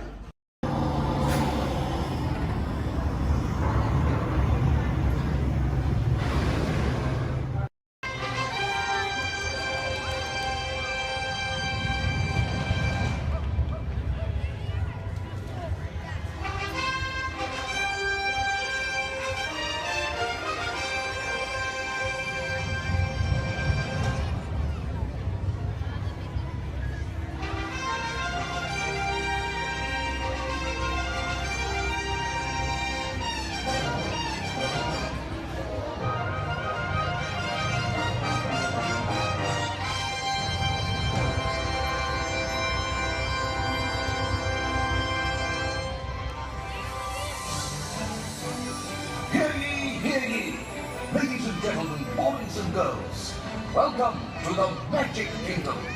You are warmly invited to join Mickey Mouse and his Fantasyland friends for a magical celebration in the streets. Dreams will come true, hearts will soar, and you will become a part of the magic. For the time has come to take your places and prepare to welcome the wondrous and wonderful Disney Festival of Fantasy Parade!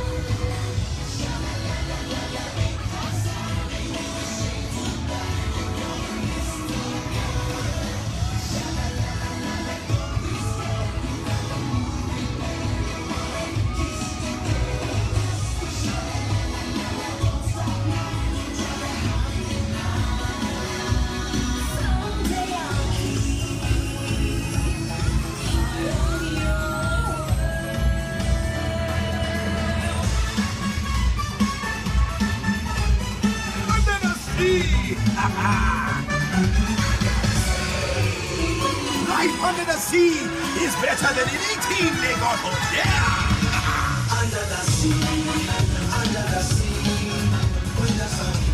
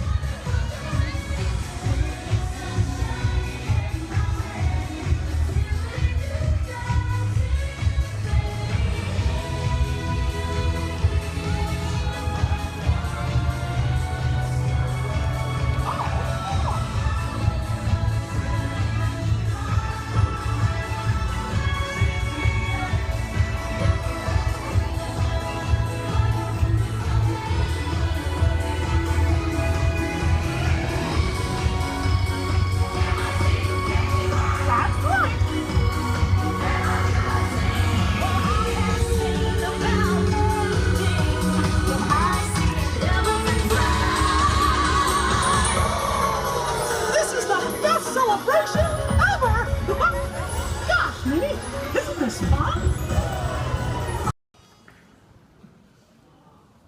Ladies and gentlemen, the voices of liberty.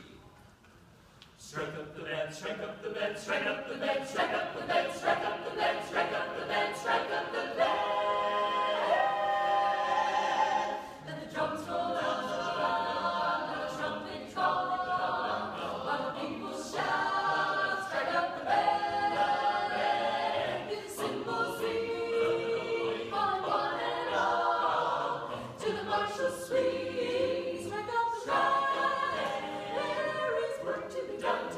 There's a prize to be won, come, you son of a god. Take your stand, come on and take your stand. On the night boy, come along, let's go. Hey leader, strike up the band, strike up the band. Come on and hear, Alexander's ragtime band. Come on and hear, come on and hear. It's the best band in the land. They can play bugle call like you've never heard before. So natural that you wanna go to war.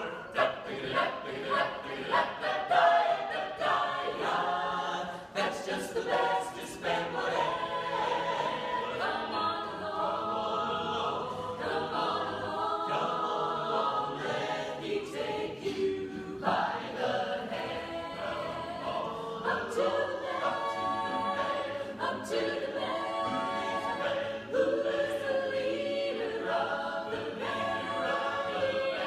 And if you care to hear that Swanee River play, in ragtime, come on and go on and hear, come on and go on and hear Alexander's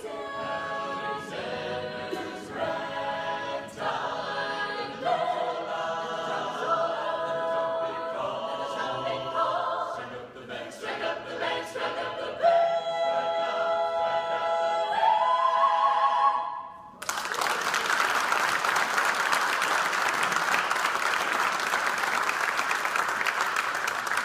Thank you so much, everybody. We're the Voices of Liberty, and we're thrilled that you've joined us today here in our home, the American Adventure.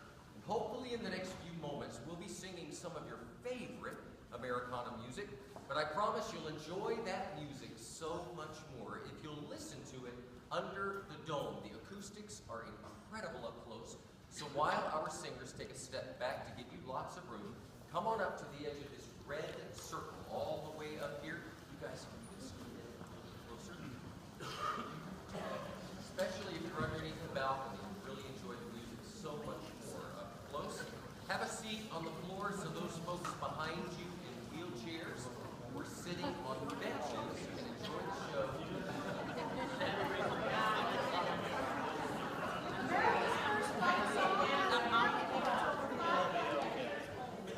Warren Holly grew up in Italy during the Revolutionary War. The British were proud of our ragtag troops. We liked it. We liked it so much we sang it in every camp and battle, and we turned it into a song that the British later regretted. In fact, during the war, one British general was quoted saying, "I hope I never hear that song again." But he did at Yorktown when the British Army surrendered to General George Washington. Yankee Doodle, keep it up. Yankee Doodle dandy. Mind the music and the step, and with the girls be handy. Yankee Doodle, keep it up. Yankee Doodle dandy. Mind the music and the step, and with the girls be handy. Mind the music and the step, and with the girls be handy. Yankee Doodle went to London just to buy a pony, stuck a feather in his cap and called it macaroni. Yankee Doodle, keep it up. Yankee Doodle dandy. Mind the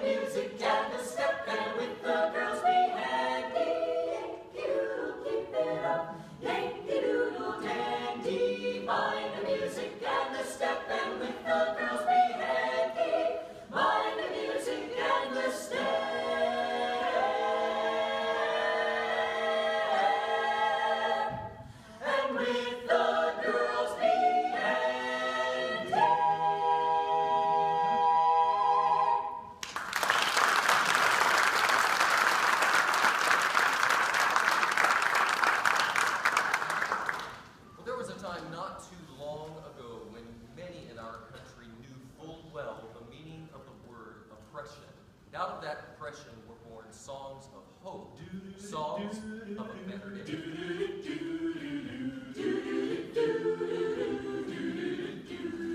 In that great get the morning, fare thee well, fare thee well. In that great get the morning, fare thee well, fare thee well. In that great get the morning, fare thee well, fare thee well. In that great get the morning, fare thee well, fare thee well. Sometimes I feel like a motherless child. Sometimes I feel like a motherless child. Sometimes I feel like a motherless child.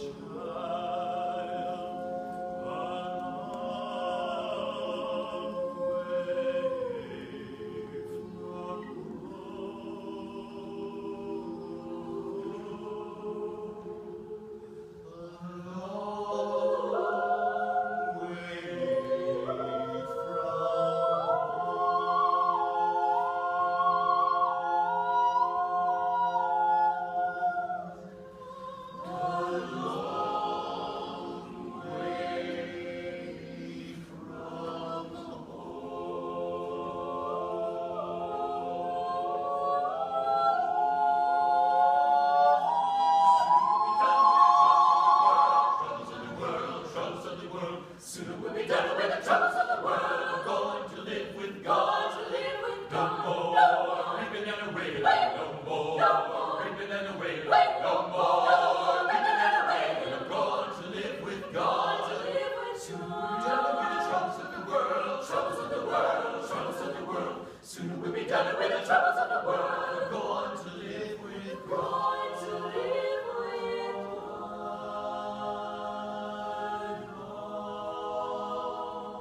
My trials, Lord, soon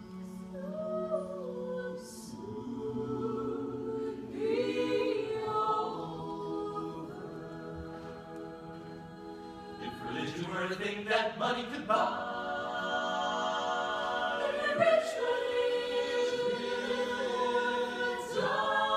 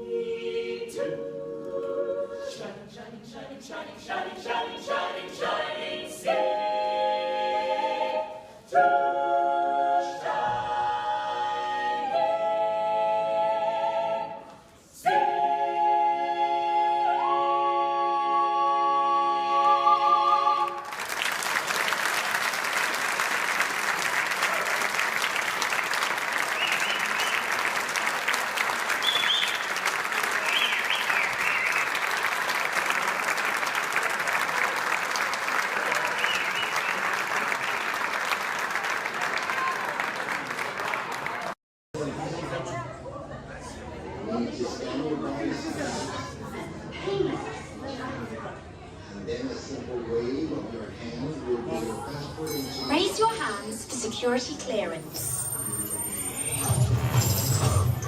And presto, the doors open for you. I now present to you Tannelier Tavon's private office.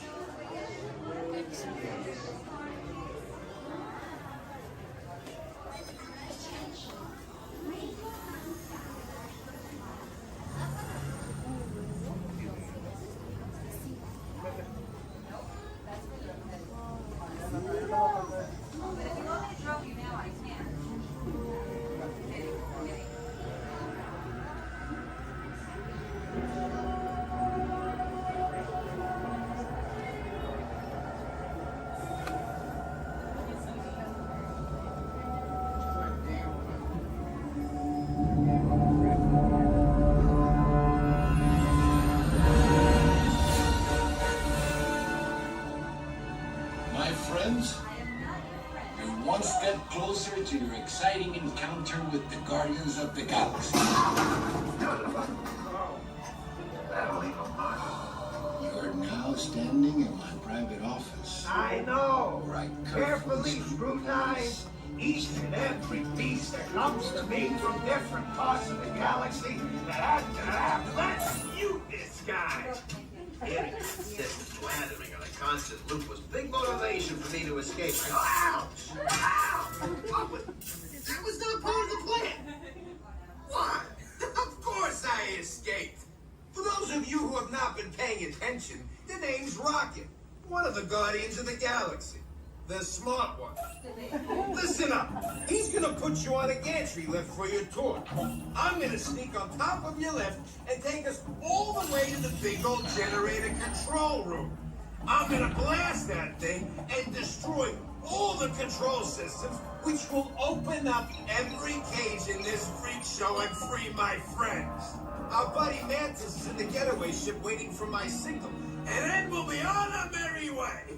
But this plan won't work unless you help. I don't have clearance. My hands don't scan. Yours do. If you raise your hands, I get the clearance and the chaos begins.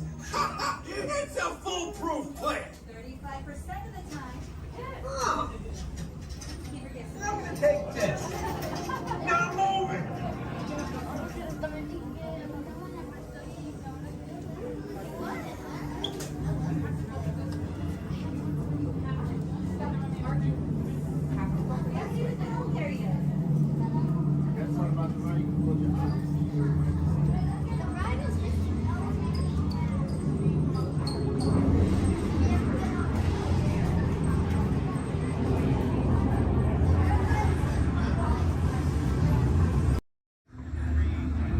Okay, they're headed for the jump point. This plan is never gonna work. Rocket! Well, okay, I'm locked onto your vehicle. We'll be right behind you. Nothing to worry about. Unless we do not stop this unusually large man, we are likely doomed. Good luck. You're gonna need it.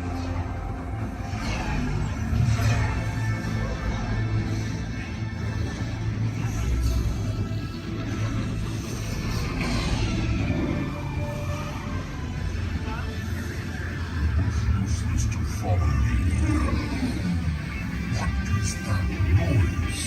Boys, no one's gonna stop rock and roll from existence. What have we done? I think we can rock.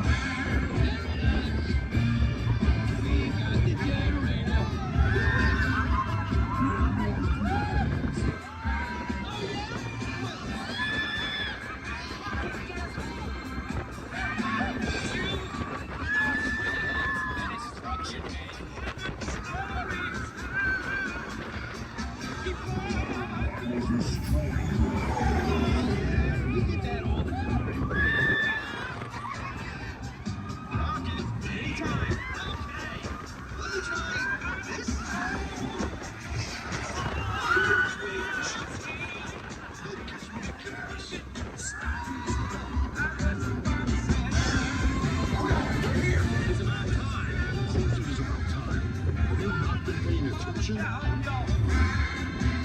Loyalty, blink your star blasters. We have a campaign, but not for long.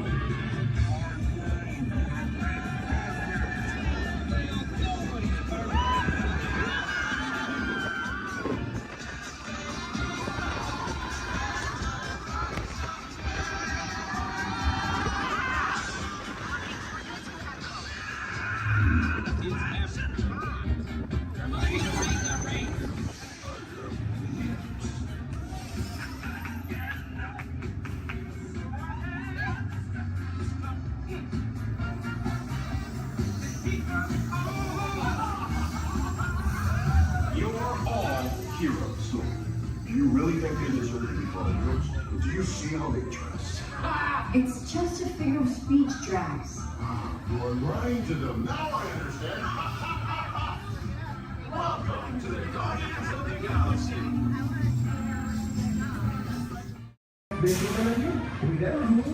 Here we go!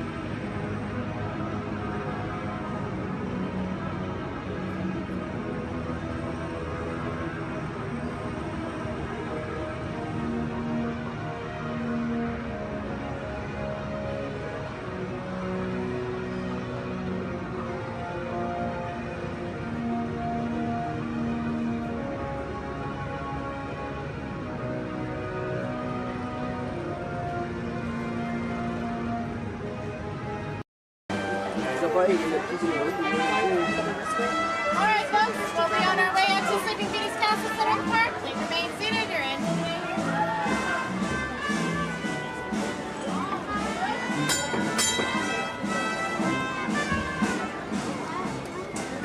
Here we go.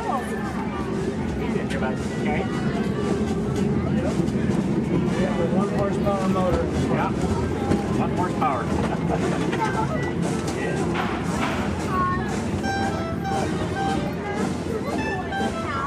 Well, because this one only has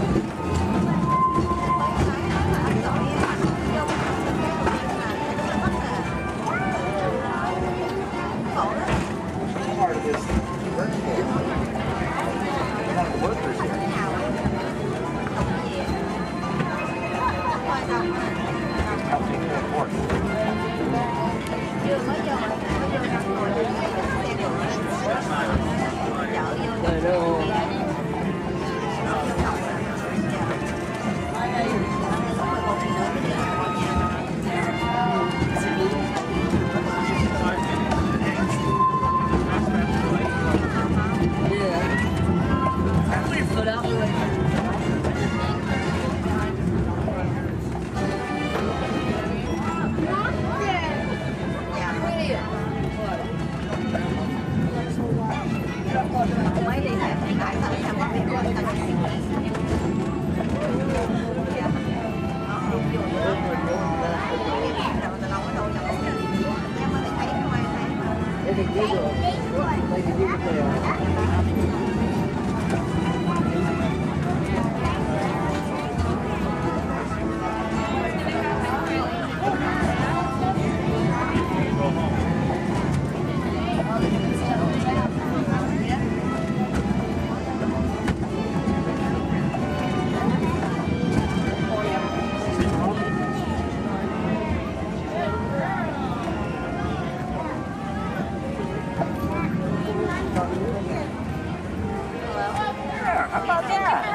The Grand Canyon in the primeval world.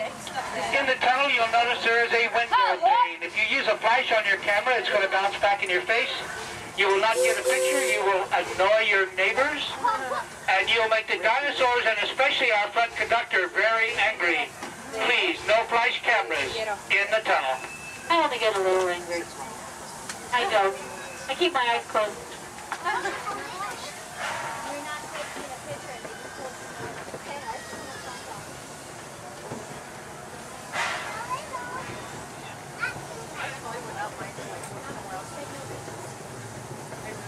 To those joining us, welcome aboard.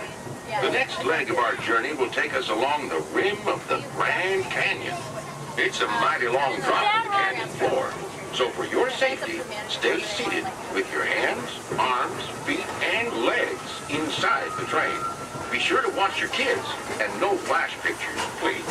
Para su seguridad, permanezca sentado y mantenga las manos, brazos, pies y piernas dentro del tren y cuide a los pequeños. Por favor, no tome fotografías con flash.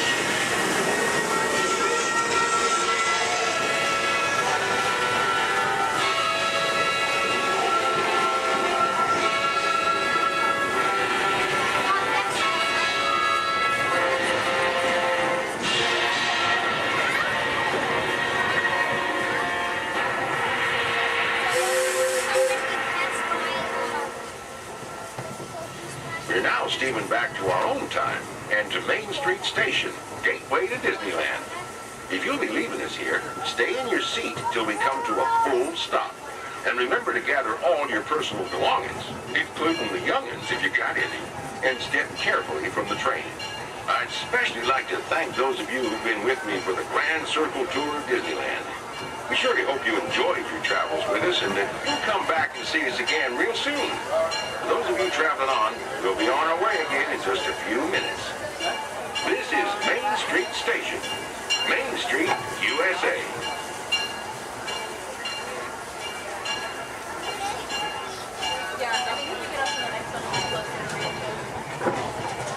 It's amazing that you can drive the train and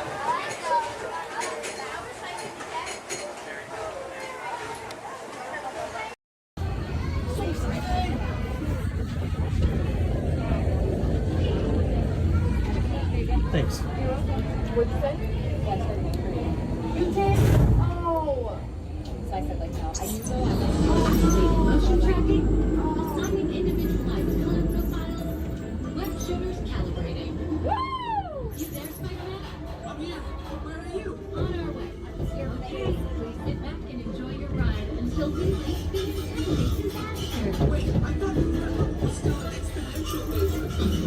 Yeah, disaster sounds right. I got you, Dave.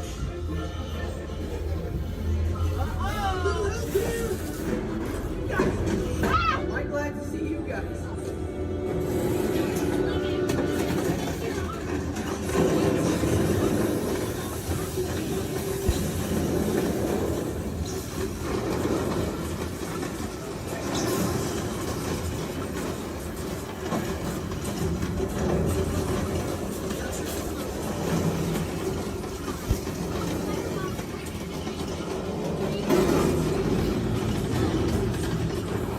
They're heading into the tunnels. They're gonna catch you. Nice. Elevating threat level to out of control. Should I call for more help now? No. We can have it. It's just slow down. Actually,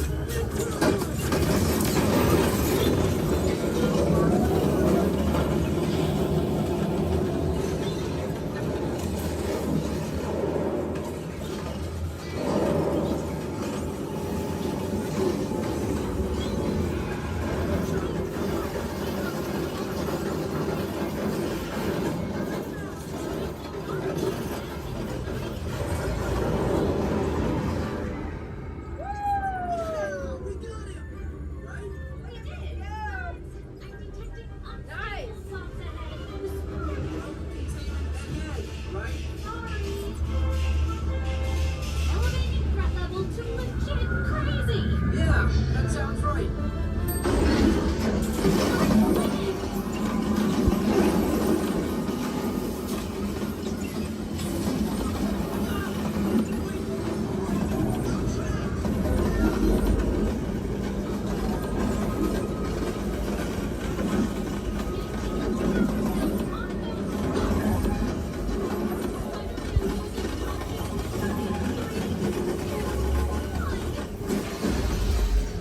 That was close.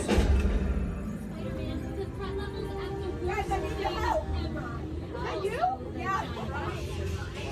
But those chain reactions did. Wait, the green bots are spelling. If we intentionally hit those green bots, maybe we'll trigger a chain reaction. I think you're right. That should stop it.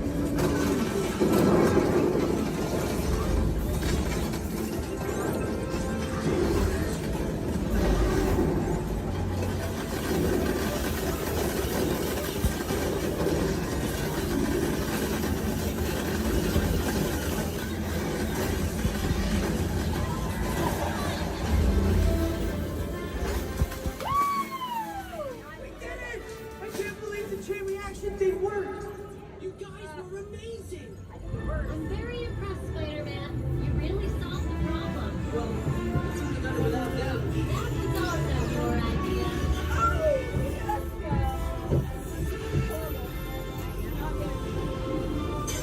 Dang it!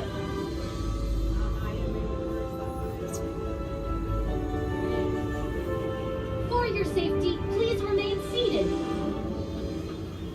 We failed. I did better this morning. Jackson did so good. My arms are tired. Reinforcements, remain seated inside the transport. Bum, bum, bum, bum.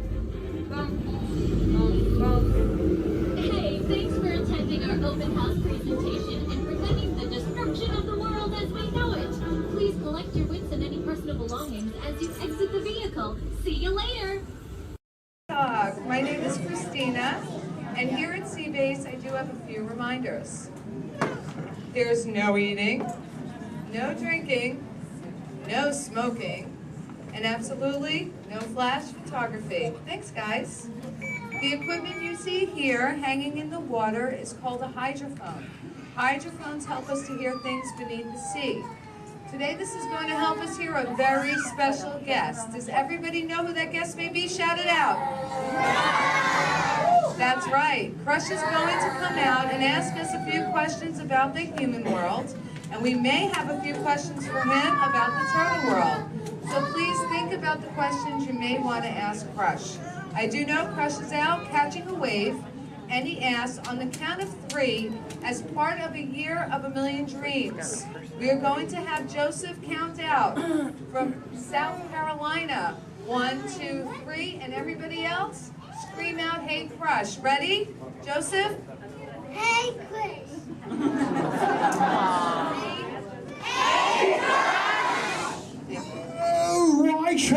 Righteous, dude! Oh, dude, I totally heard my name while I was catching that totally tasty wave, and I was just totally, whoa.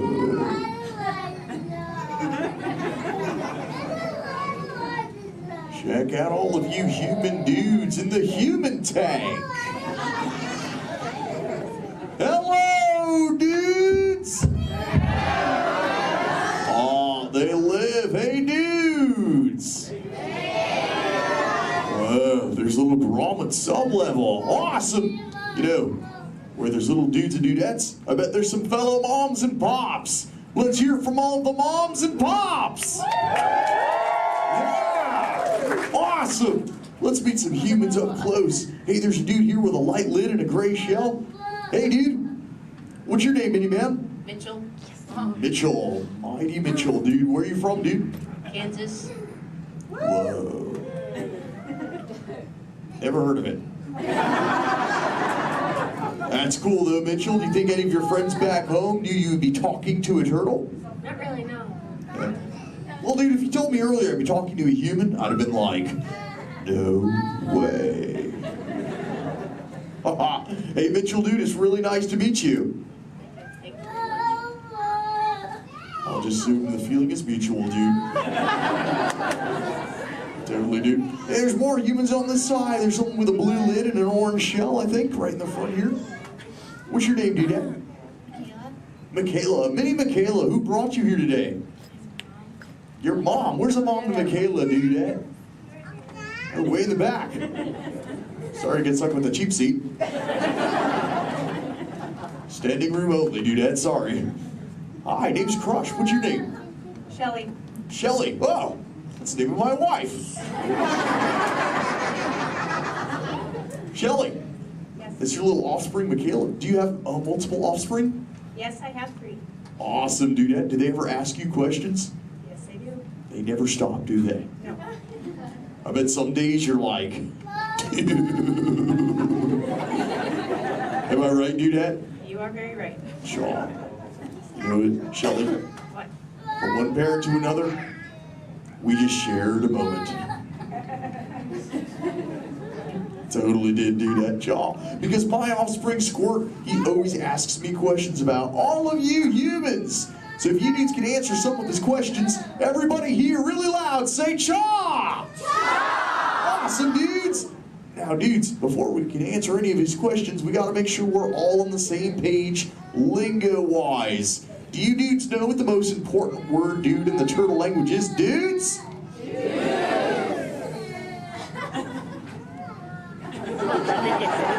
That's right, it's totally dude! Because dude can be used in so many different ways. Example, if something is totally awesome, you say dude like this. Dude! Let's try that, dudes, really loud on 3. Here we go. 1, 2, 3. Awesome! But when you get bummed out, you go, dude. Try that one, dudes. Whoa, you're bumming me out. But no worries, dudes. If something is bogus, yet semi-humorous, you say dude like this. Try that, dudes.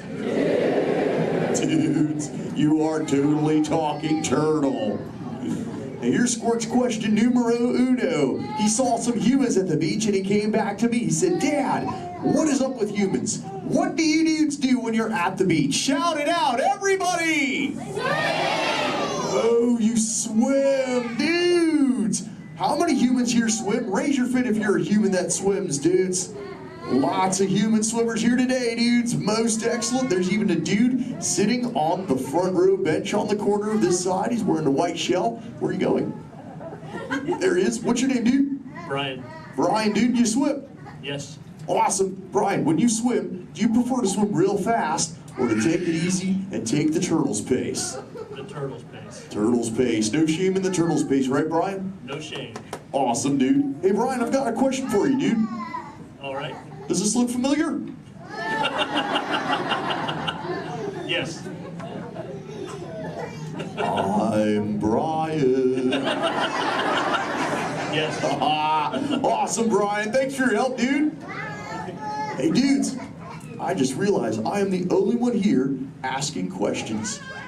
Does anyone have a question for me, dudes? Raise your fins, and I shall try to find you. Who's got questions, dudes? Let's go up front near the center. There's a dudette wearing a white shell. Right up front here. Hey there, dudette. What's your name? Minnie Madison. What is your question? How do turtles swim? How do we swim? Well, we got these awesome flippers that push us through the water, Madison. It's totally awesome. In fact, a sea turtle like me can swim up to about 20, 25 miles an hour. And that's like, whoa. Totally, dude, chaw. Hey, if you dudes want to see how fast that is, say chaw!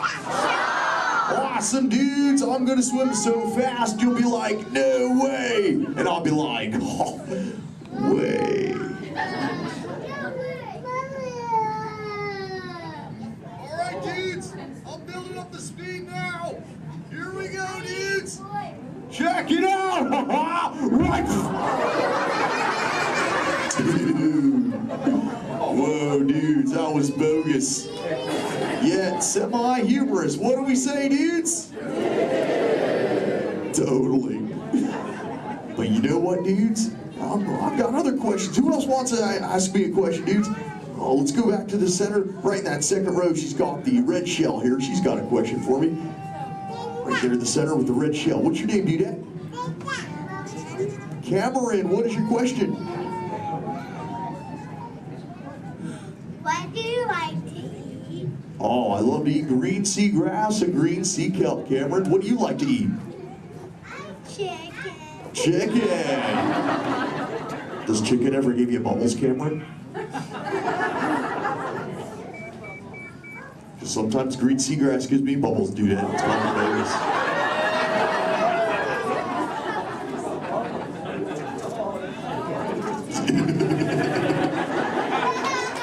Sorry about that, dudes. Who else has a question for me?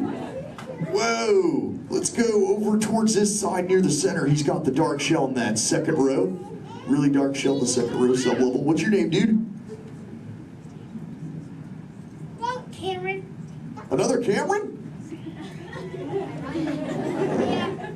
Interesting. Guess they're running out of names in the human world.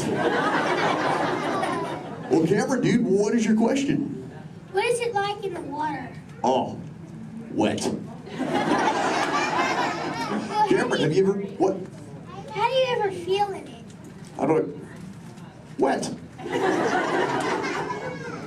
Well, have you ever been in the water, dude? Yeah. How do you feel in it? Good. Good. Oh, awesome. Well, oh, and wet. Well, that makes sense. Cameron, dude, what do you wear in the water? What you're wearing now? No, I wear a swimsuit. Oh, a swimsuit, Cameron, dude. Check it out, dude. Squirt said this is called a swimsuit right here. Check it out, dude. This is what Cameron wears. Awesome, dude. That's what you wear, right, Cam? No, it's a boy wear. It's what? It's a boy wear. This isn't for boys?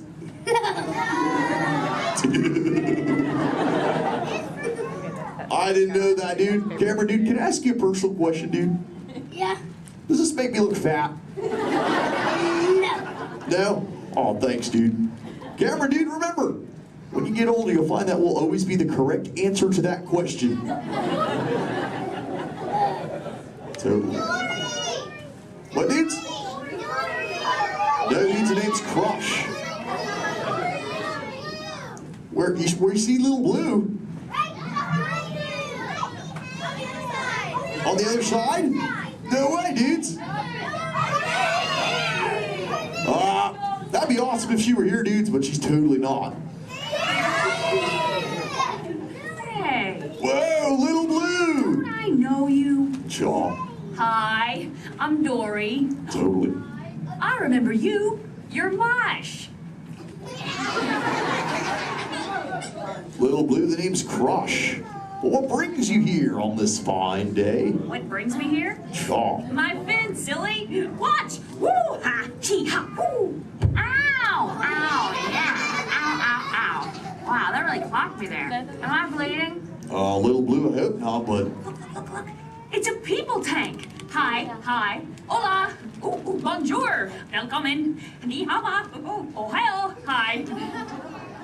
You're like a little linguist, little blue. You know, I just taught these human dudes how to talk turtle. It'd be so awesome if someone could teach us all how to speak whale. I can speak whale. Awesome. Okay, everyone, repeat after me. Hello.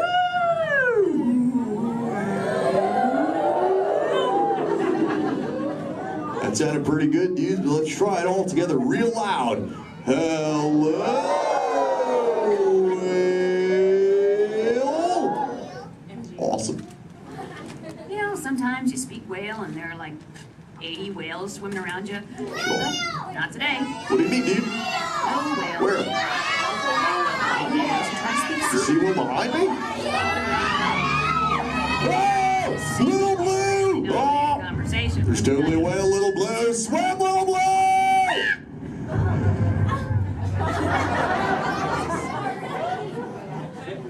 Tell the whale to go away. Help her out, dudes, and say, go away, whale.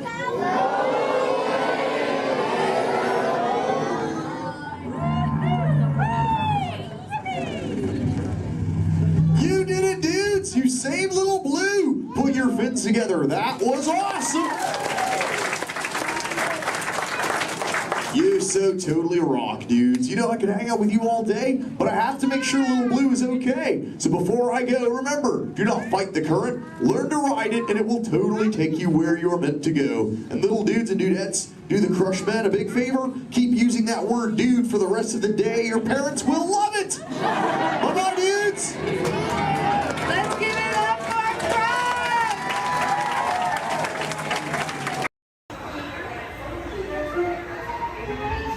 Edna, keep your eye on Jack. No problem, darling. And the baby is gone. Edna? Dash, go get him. Get started. Hold on. 5, 4, 3, 2, 1, go.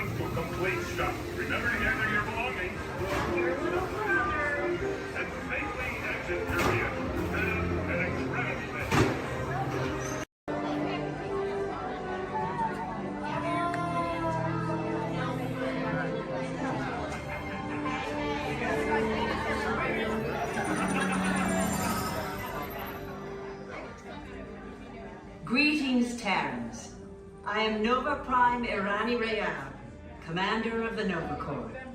On behalf of all Xandarians, I hope you have enjoyed exploring the wonders of Xandar. As you have seen, your world and ours were born of the same moment, one which you refer to as the Big Bang. As such, we are all galactic neighbors in a vast universe which we and countless others share. For you to travel to Xandar would take 2.5 million years, assuming you had a ship that could fly at the speed of light. So we decided to come to you. But even we could not have reached you so easily were it not for the Cosmic Generator, an advanced piece of Xandarian technology that creates jump points, artificial tunnels that act as shortcuts, linking distant points in space. It is our desire to share this wondrous technology with your people so that together we might explore new worlds and create a brighter tomorrow. And now, as the culmination of the wonders of Xandar, you will be teleported to a Nova ship above your planet for a demonstration of the Cosmic Generator. I trust you will find it an unforgettable experience.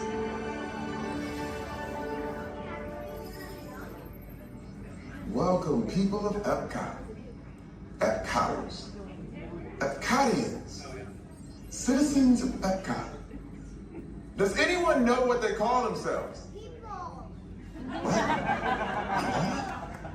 Someone needs to tell me when I'm on. Welcome, Epcot Terrans. I am Centurion Tal Merrick, and we're just about ready to teleport you up to the ship for the demonstration. As you're about to enter a secure Nova area, I must ask you to put away your Terran communication devices at this time. Recording of any type is strictly prohibited. I am very serious about this. Now, please step forward into the chamber. You're gonna love this.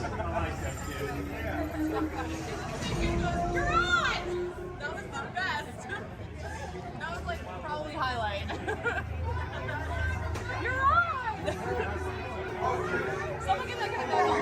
I should warn you that we have never teleported Terrans before. But since your molecular structure is very similar to Xandarians, it should work. It'll work. So long as you are standing inside the lighted ring. You do not want to know what happened last time someone did not stand where I told them to, okay?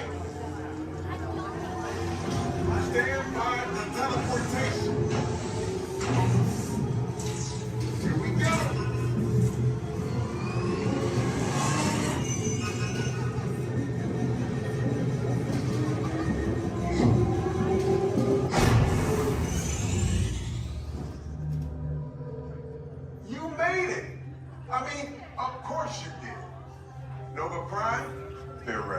Excellent. What you see before you is the Cosmic Generator. And in just a few moments, we'll be activating it so you can experience for yourselves what's happening. I'm not sure. Our power's out. And the Cosmic Generator is gone. Interior Mark, go to Code Red. Prepare the fleet. And call the Guardians. Now. There is no cause for alarm. Turn off that alarm. I've got an important transmission coming in. Hey, what's up, Nova Corps? Our Cosmic Generator has been stolen. What? How? Why didn't we think of that? That thing's gotta be worth a fortune. I am Groot. Good question. Yeah, who do you think took it? Perhaps that really big man outside your ship. Oh, that is a big man. I need to alert Nova Prime. I'm watching Terrans with dogs. That's not creepy at all. This species has failed. Wait, whoa. We didn't even know there was a test. He's got the Cosmic Generator. He's creating a new jump point. Jump point to where? Not where. When? It's some kind of mutant jump point. It's going back to the dawn of time. Dawn of time? Why? To erase an error. Well, that doesn't sound good. Your time is over. Wait, what do you mean? What do you mean that's so vague? The jump point is closing. Hey, Nova Dude, your Nova Corps need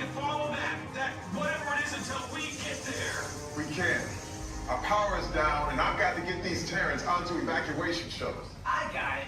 I reprogrammed the shuttles to follow them through the jump point. Wait, what? Look, they're our only chance of keeping track of that whack job until we get the cosmic generator back. Piece of cake. Wait! There's Hank. Where's this Hank? The odds are impossible. Yep. But it's our only shot. Good luck. Are you sure you can control it? Come on, it's me. We got this. We're all toast. First there was cake, now there is toast. This plan is making me so hungry. Terrence, listen up. We need to make our way to the evacuation shuttles now. We're following the plane to get our power. How'd you know my name anyways? Well, the eats on seeing your fancy cars about to get out of here, so beat it. You're making a big mistake there, Monkey. I said spermatic, you gonna get what you... I can't just walk down the middle of a movie. Go on, bitch, aside! Here they come, Bust! Get out your grinders! I'm gonna go by Mr. Osborne.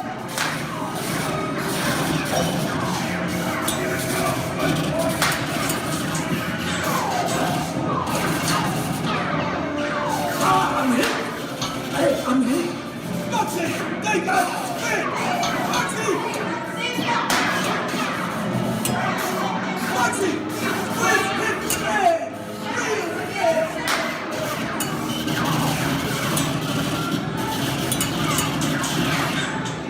Hey, everybody just sit tight. Run the red lights against the wall and I would never break the law. Hey, watch this.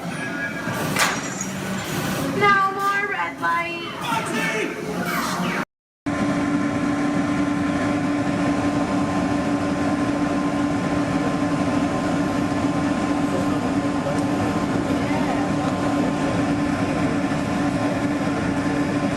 To those of you who have just joined us, welcome aboard the Disneyland monorail. For your safety, please remain seated. Keep your hands, arms, feet, and legs inside the train. Watch your children and no smoking, please. Bienvenidos a bordo. Para su seguridad, permanezcan sentados mantengan las manos, brazos, pies y piernas dentro del tren, incluidas las piernas. Por favor, se quedan gracias. We're now en route to our final stop, the Tomorrowland monorail station. Along the way, you can get a bird's-eye look at the downtown Disney district, Disney's Grand California Hotel Spa, and Disney's California Adventure. To the left of the monorail is the main entrance of Disneyland, the happiest place on earth. Disneyland is truly an American tradition. Since its opening in 1951, it has hosted more than 500 million guests around the world, including presidents, kings, and celebrities. It is the original Disney theme park, created and enjoyed by Walt Disney himself. To the right is our transportation plaza, where you'll find taxis, hotel shuttles, and public transit stops. We are about to enter Disneyland. Some of the closes are entirely, so be sure to remain seated. Keep your hands and arms inside the cabin.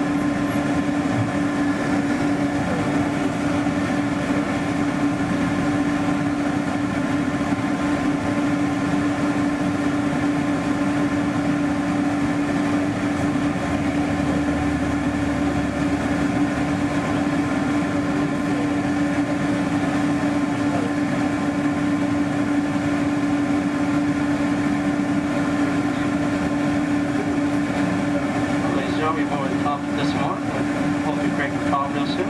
Anytime you're sitting, please remain seated. Give your heart inside train all times.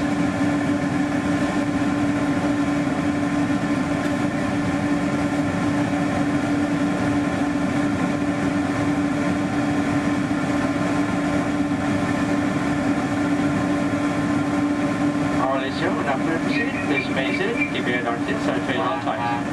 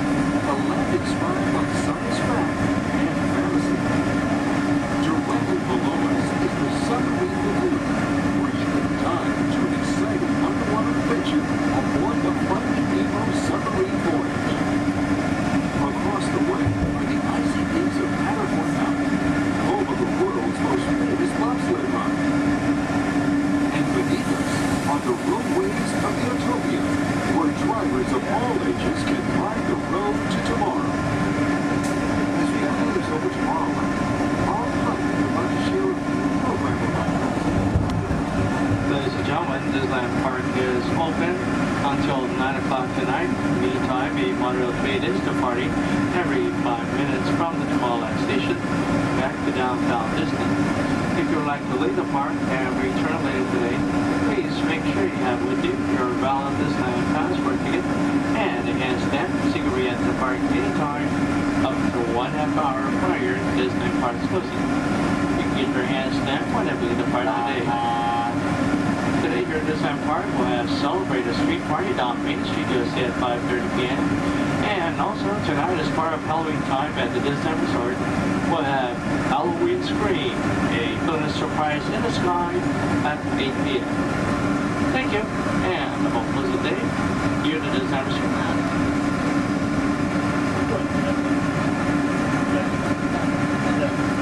Just into the right of the train are the sparkling gold spires of one of Disney's most beloved attractions. It's a small world. Beyond it is the wacky world of Disney's classic cartoon characters, Mickey's Toontown. We're now riding alongside the happiest kingdom of them all, Fantasyland, home to Pinocchio, Snow White, Peter Pan, and other storybook characters.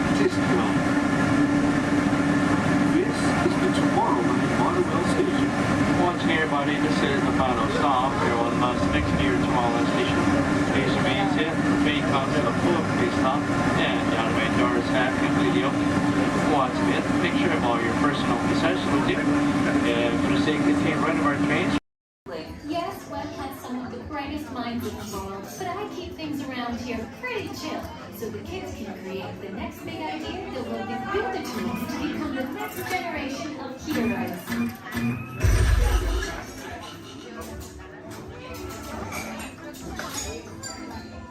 We hope you have a great time on your visit to the Worldwide Engineering Brigade Open House.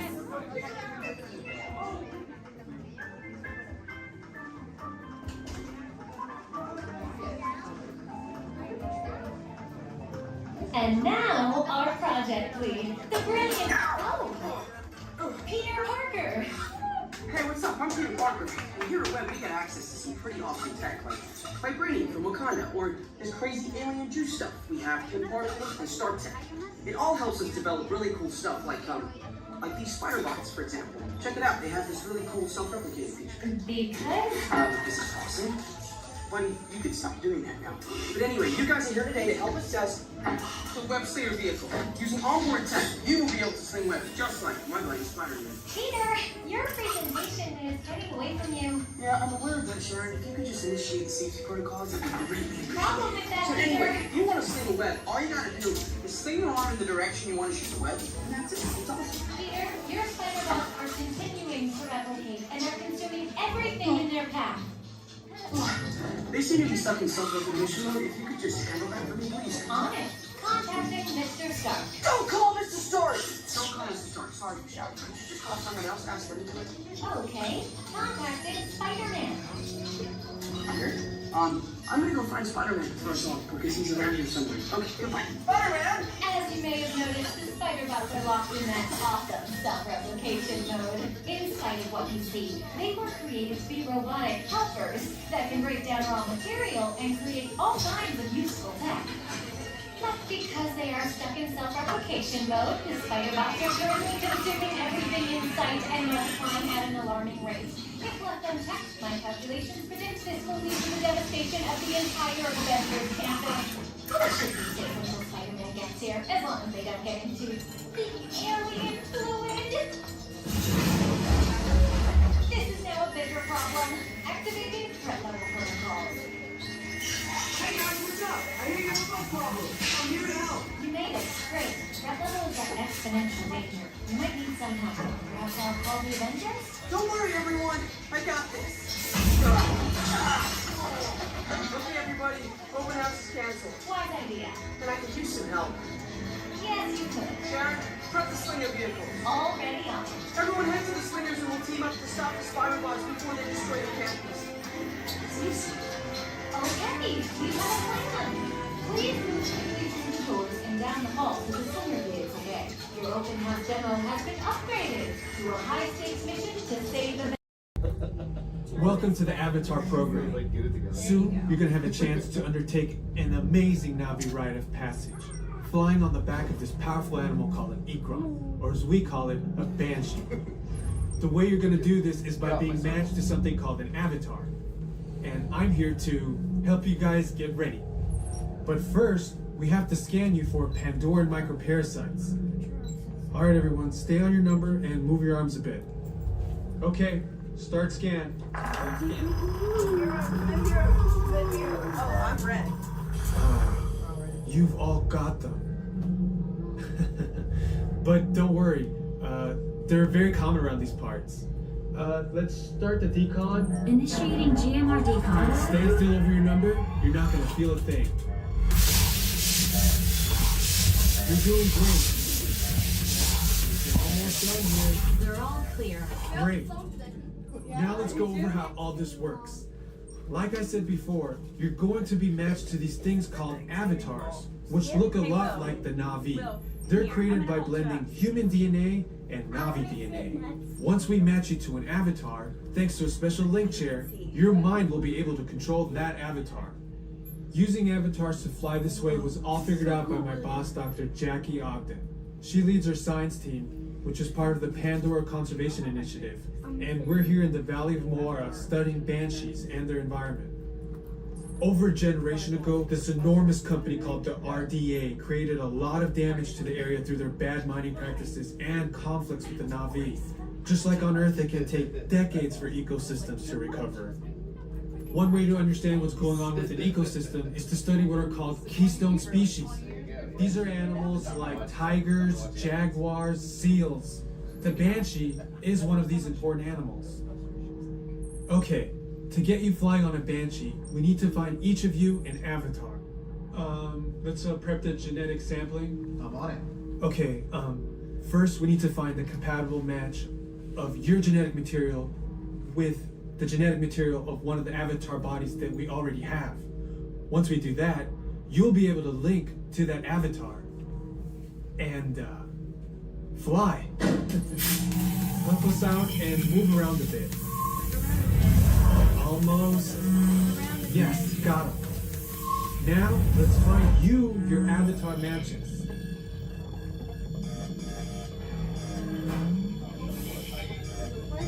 Your match?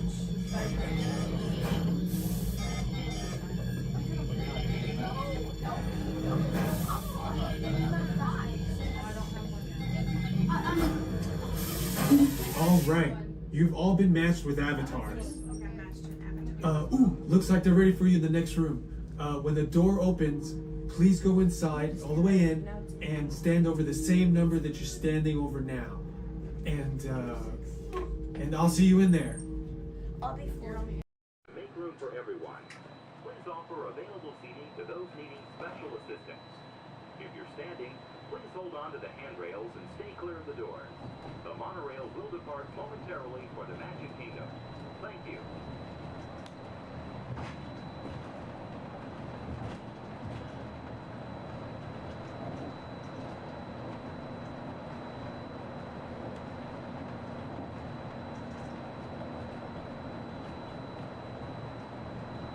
Welcome aboard the Walt Disney World Express Monorail, our highway in the sky to the Magic Kingdom. For those of you standing, please hold on to the handrails to start our journey and stay clear of the doors. For the comfort of others, no smoking, please. Thank you. We are circling the Disney Caribbean Seven Seas Lagoon. Rising from the Magic Kingdom on the opposite shore is Cinderella Castle. You can also see Disney's mountain range, Big Thunder Mountain, Splash Mountain in Frontierland, and Space Mountain in Tomorrowland.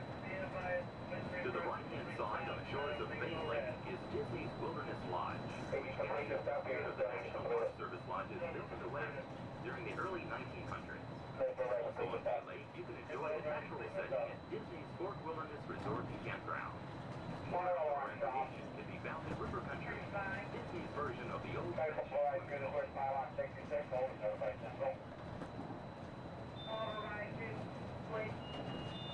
Hold at 66 and notify. 10-4, notify Central. Notify Central.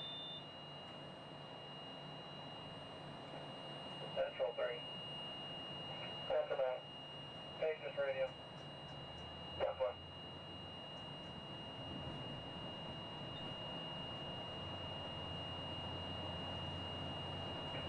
Monroe 3 contemporary. 3 by. Channel 4 please. 10-4.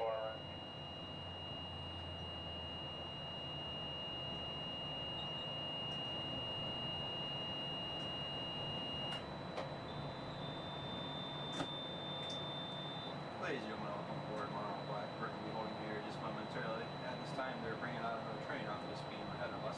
Therefore, we're going to have to wait here until that is complete. Once the train is on this beam and the alignment is switching back up, we'll be prepared to proceed. I apologize for any delay and we'll be on our way as soon as possible. Thank you. Colonel Stop, orange.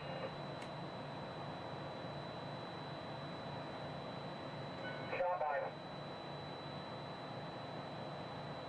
Receiving propulsion in upper display group D, malfunction, wide receiving tower. 10-4, will your train move? 10-4, both groups are picking up. Proceed on previous. 10-4, proceeding on previous.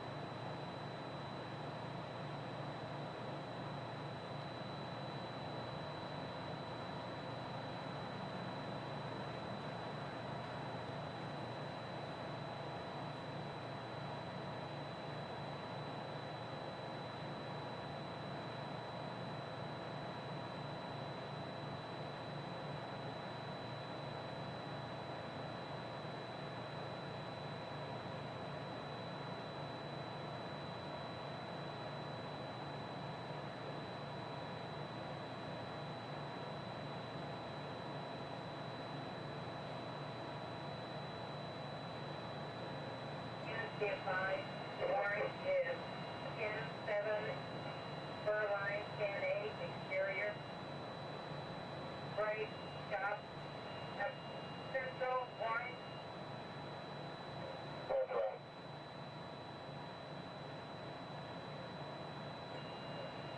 Receive Maple, holding a pylon 66, Amber, and coming through the switch. I have 80, 85. All beam contact, holding at 66, all beam contact has reset. 22 radio, Kingdom, green for normal visual. 23 radio from Kingdom. Green 4. Central stop. Take away. 10, exterior beam, Colorado, with power. Thank you, bye, exterior on power, black, central. Black. Orange 4. Copy, orange 4, normal visual.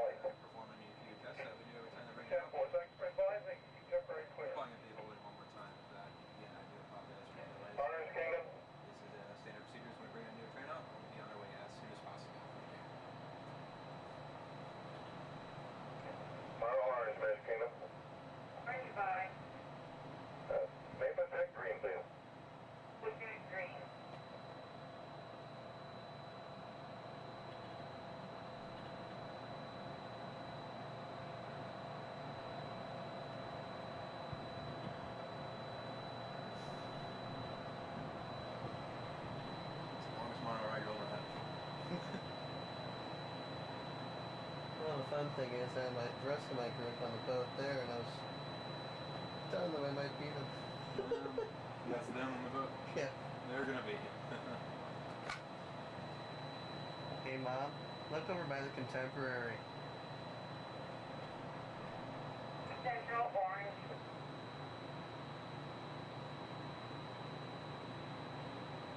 Central Way. Coding in at pylon 68 with red maple.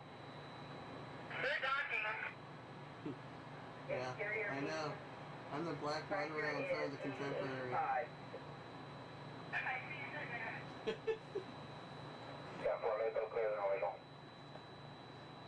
Full clear, normal Maple. Yeah, they can't go far without me anyway. I got the tickets.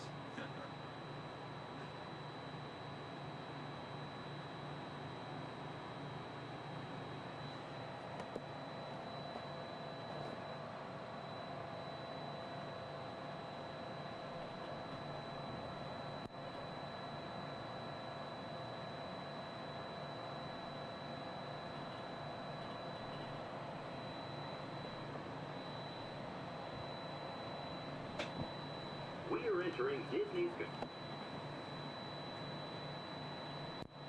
While your group is together, now is a great time to pick a place to meet if you become separated in the park. Should you become separated, stop by City Hall on Main Street, USA for assistance. Guest relations at City Hall can also help you plan your day, make dining arrangements, or provide a special guided tour of the Magic Kingdom. As you approach the entrance, please keep your party together and have your tickets ready. If you are traveling from another Disney theme park, please have your tickets and hand stamp ready as you enter the Magic Kingdom.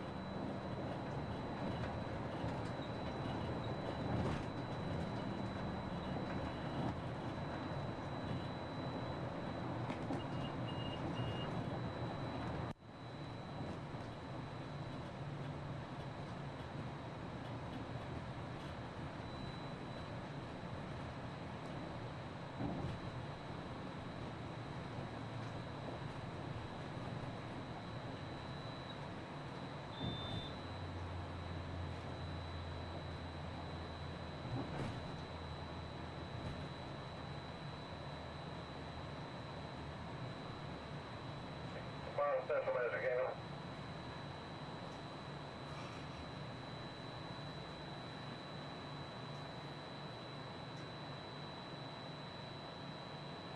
Central Kingdom. Central Way.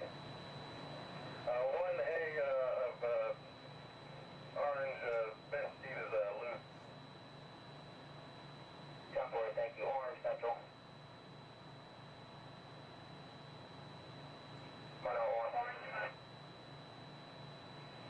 All doors closed. Kiosk on notified status.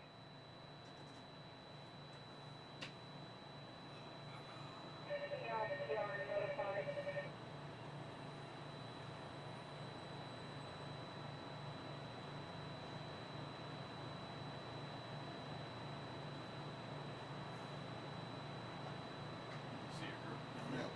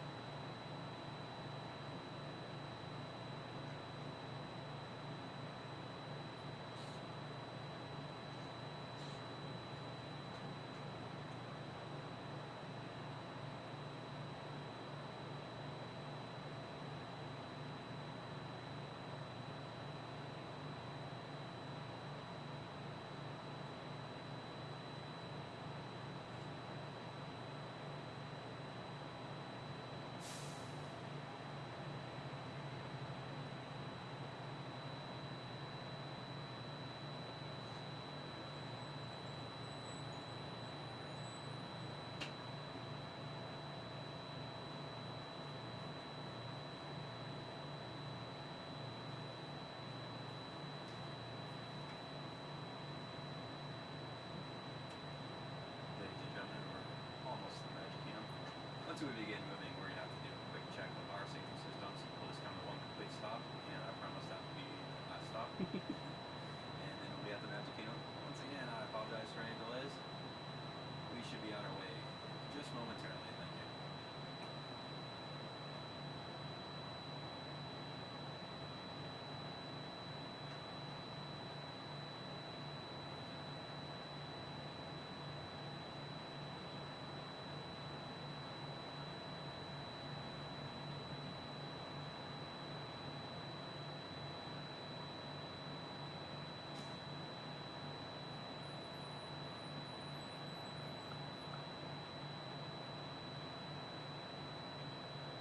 South Central, Monroe Orange, Gap 1 radio check, how do you read? 10-2, I mean. 10-2 also. Reset complete. Propulsion has cleared up in upper display and monitoring. 10-4, nominal. 10-4, normal visual.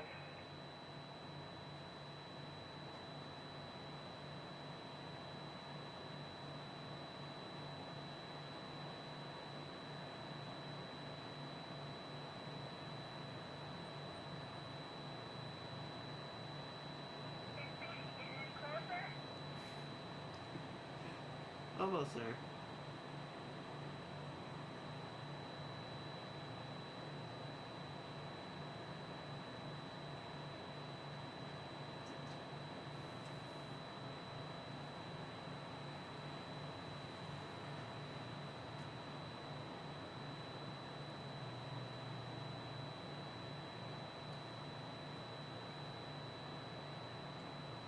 Central 3, hand unit radio check. 10-2, I mean. 10-2, thank you. Pretty clear. Go.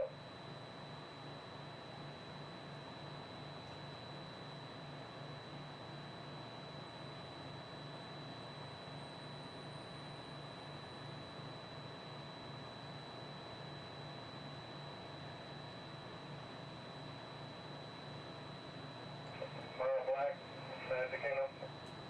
Black 966. And 4-4, Maple Tech Orange. Maple Tech.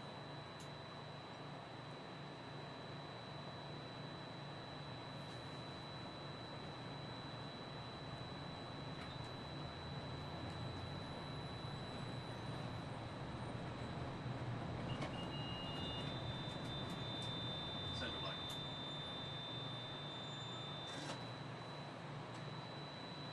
That's right. 69 right Maple. Maple clear, no visual. Maple clear, no visual. Orange Central. Goodbye. Reverse Maple Tech. Maple check.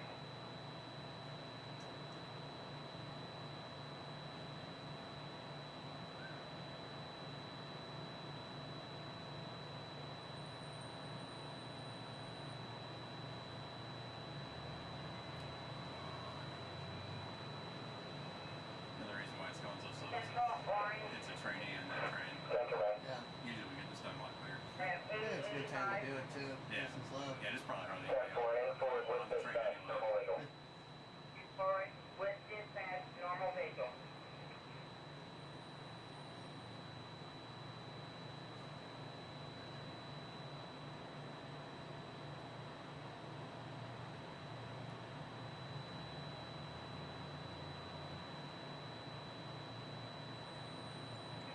Exterior Monroe Central, 4 trains, train order black, coral, green, and orange, break Monroe T Central.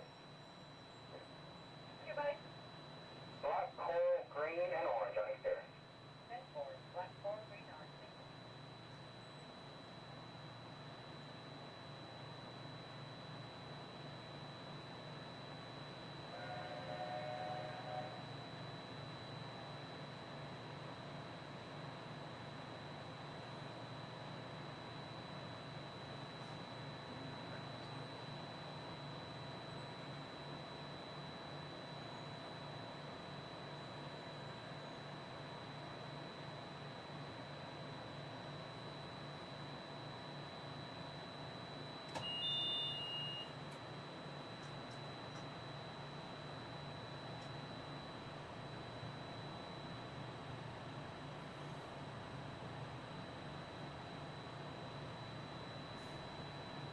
Better pull out fast enough or I make a liar out of me. Doesn't I have to stop one more time.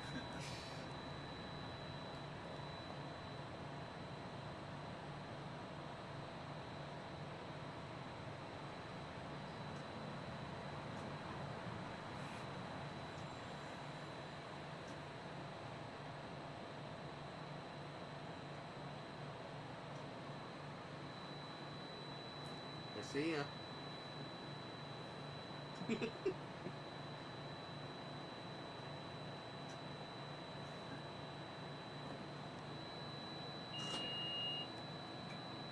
and gentlemen, we are approaching our station at the entrance to Main Street, USA, gateway to the 7 themed lands of the Magic Kingdom. Smoking is not permitted at the Magic Kingdom except in designated areas. Please consult your guide map or ask a cast member for the location of designated smoking areas. If you are standing, please hold on to the handrails and stay clear of the doors until the monorail stops completely and the doors open. Ladies and gentlemen, this is the Magic Kingdom Monorail Station. On behalf of the cast of the Walt Disney World Resort, we'd like to welcome you to the Magic Kingdom. As a reminder, you can get moving all the way forward and all the way to the left, filling in all of the available space, making flavors for those entering behind you. Good company. Wow. All right. Hey, don't mind us. We'll be finished in just a minute. What are you guys still doing here? You're supposed to be at the show. Where now? I'd like to introduce our local manager. Roller Coaster is a loud, thrilling, high-speed roller coaster type ride that includes sharp turns, upside down maneuvers, Okay, come on, guys. Please, get in the car. Sorry, folks. We gotta go. Come on. Chris, can you grab my black Les Paul? Hey, wait a minute. We can't leave these people here like this. We can't? No! Come on, you know how we feel about our fans. Yeah, that's right. Well, guys, what do you expect me to do? Send them all with you? Yeah. Hey. Wait a minute. I love that idea. How about some backstage passes? Yeah. Come on. Make it happen. Give us some. Okay, I'll make it happen. Now get out of here. I hate all of you. Have a nice ride. Hi, Sal, it's me. Listen, I'm gonna need a bigger car. Make it a stretch. In fact, make it a super stretch. Right. Okay, folks, the show is all the way across town, but I got you a really fast car. Okay, wait, it's out in the alley. Congratulations on those backstage passes. Now please, walk this way out of the alley, keeping up with that party in front of you. As a reminder, masks must fully cover your nose and mouth and be worn as you exit the building after our kickoff.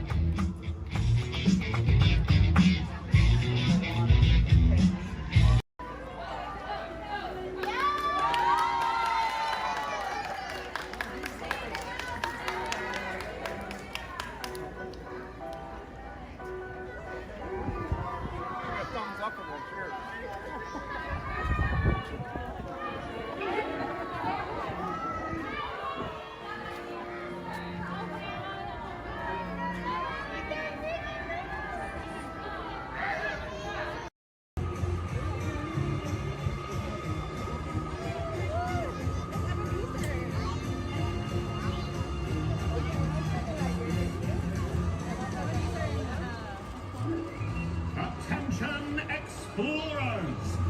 Set your sights on the Discovery River, because he's at it again! Yes, famed billionaire and thrill seeker Scrooge McDuck is back in pursuit of high adventure! At the navigation helm, why, it's his personal pilot, chauffeur, and travel companion, Launchpad McQuack. This expedition will surely produce a grand ducktail!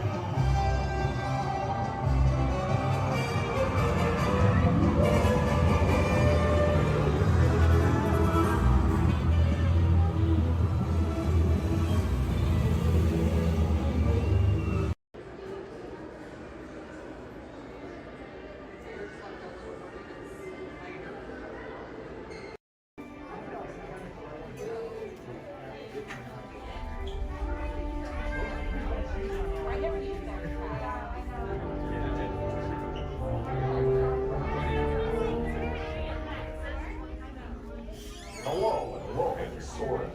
My name is Patrick and I'll be your chief flight attendant today. We'll be getting boarding in a few minutes, but first I'd like to acquaint you with some important safety information.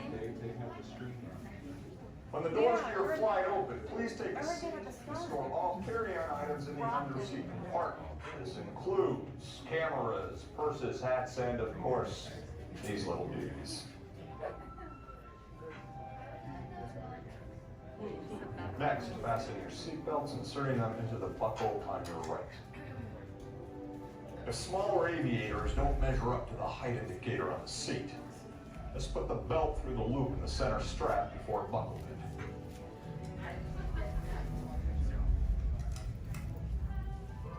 Nice work, pal. Soon you will be airborne. So if you or your little aviators have a fear of flying or of heights, you might want to wait for your party if you like it. Okay, let's review. That is seatbelt, carry-on item, safety strap, fear of heights, keep your hands and arms inside at all times. Anything else? Yeah.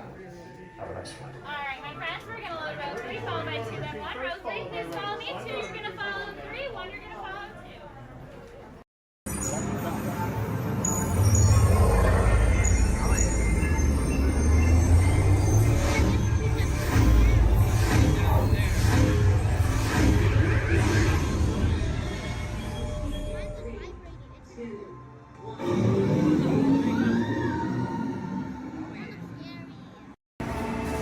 Welcome to the sync track.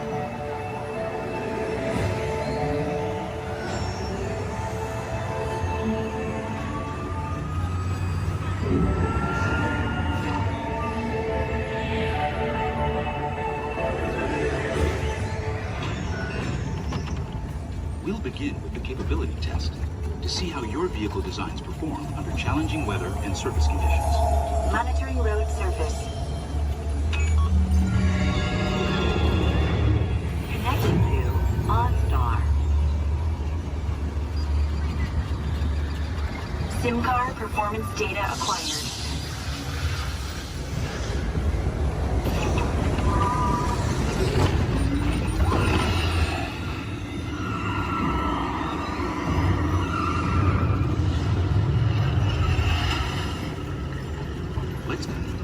Let's see how your designs hold up now. Commencing SIM-car off-road and extreme weather sequence.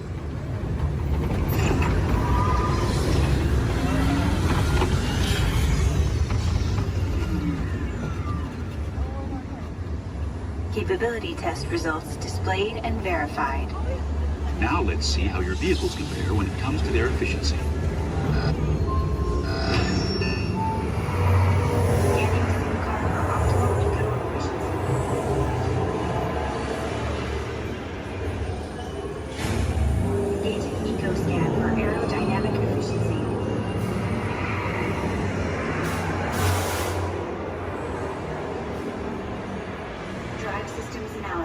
Hyperspectral imaging in progress.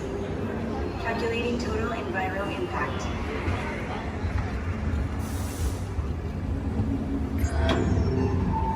Commencing responsiveness test.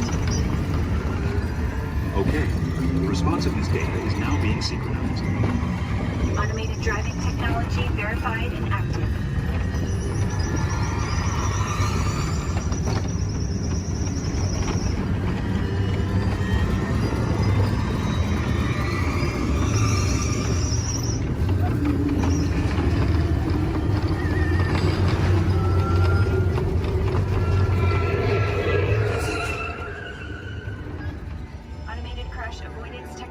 Disengaged. Displaying responsiveness data. Here comes the final test. Energizing for power test.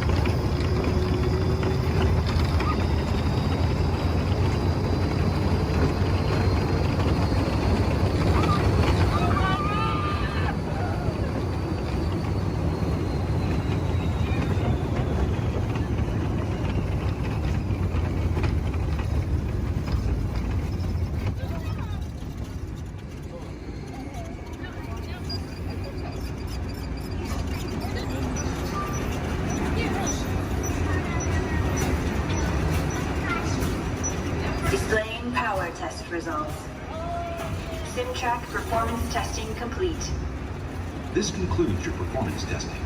You'll be able to see how your Chevrolet custom concept vehicle designs compared with the sim car after you disembark. Please watch your step as you exit, and remember to take all your personal belongings with you. Be sure to check your final performance numbers in our scoring area.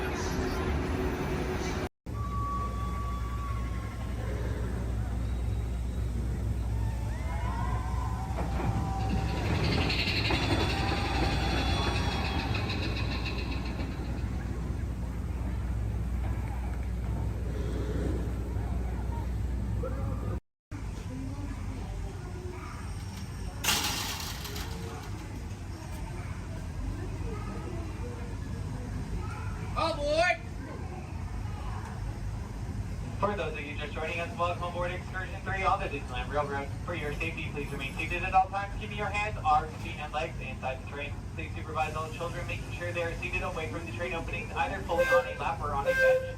Our next stop will be Main Street, but before that, we will travel into the tunnel ahead and journey through the Grand Canyon and Primeval World.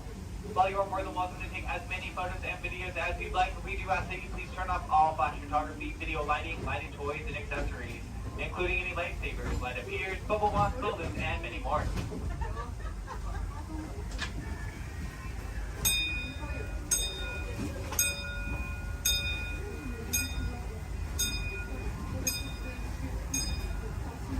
To those who have just come aboard, welcome.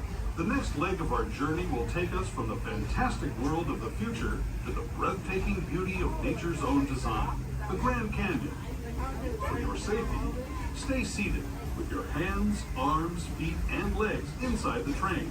Watch your children and no flash photography. Para su seguridad, permanezca sentado y mantenga las manos, brazos, pies y piernas dentro del tren y cuide a los pequeños. Por favor, no tome fotografías con flash.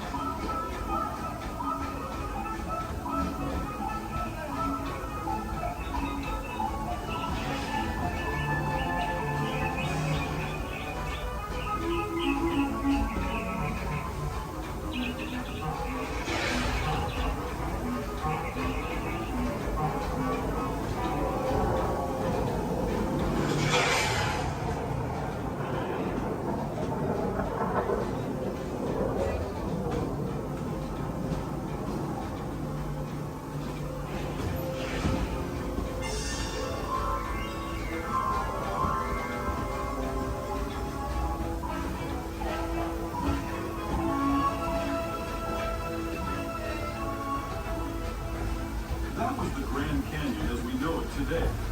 But it wasn't always this way.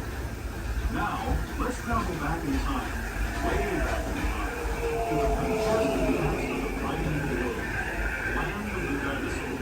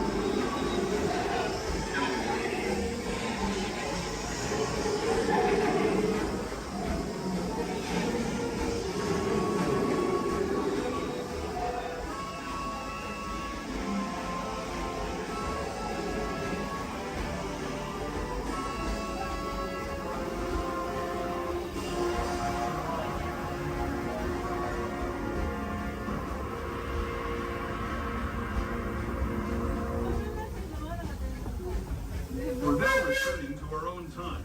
enter Main Street Station, gateway to Disneyland.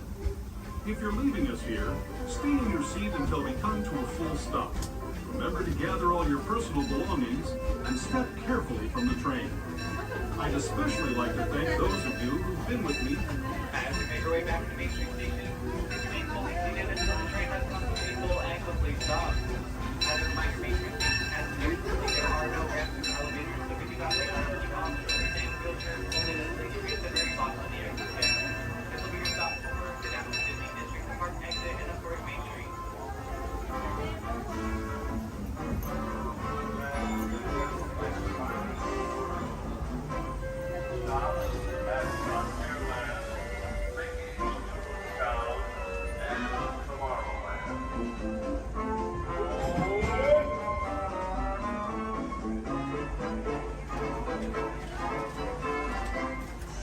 Head out, please remain seated at all times. Please keep your hands, arms, feet, legs, and elbows inside the vehicle, and please supervise your children. This is a one-way trip to Main Street, USA, and enjoy your ride.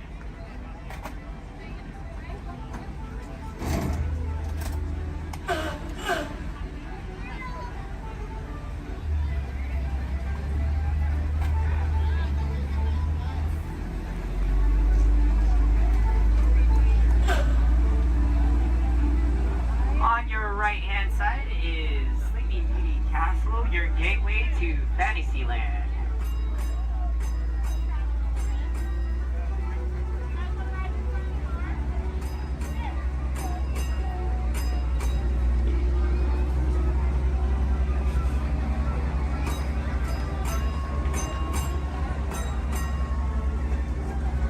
Coming up on your right-hand side is Frontierland and Adventureland. Beyond that, Critter Country, Darling Square, and Star Wars Galaxy's Edge.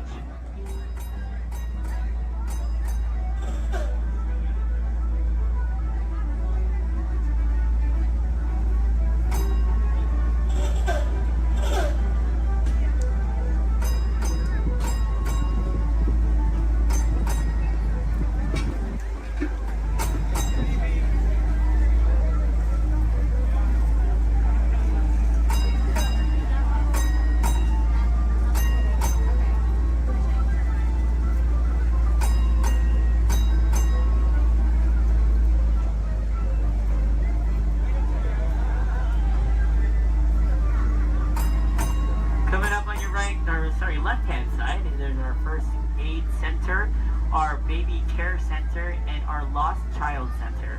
On your right-hand side, if you enjoy ragtime piano, we got some music going on over at the Coca-Cola Refreshment Center on your right.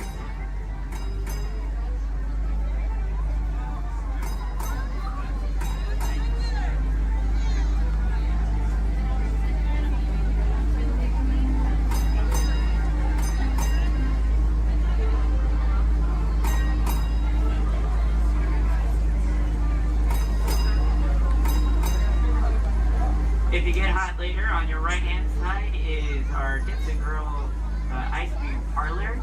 And on your left is Market House, where you can find our Starbucks coffee and tea.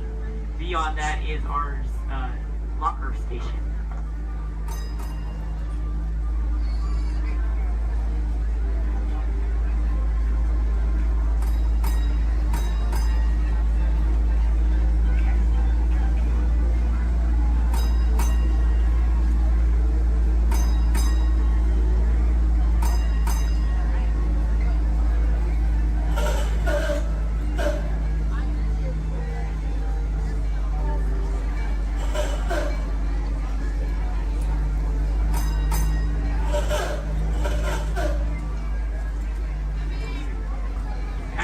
To our final destination in front of Disneyland City Hall.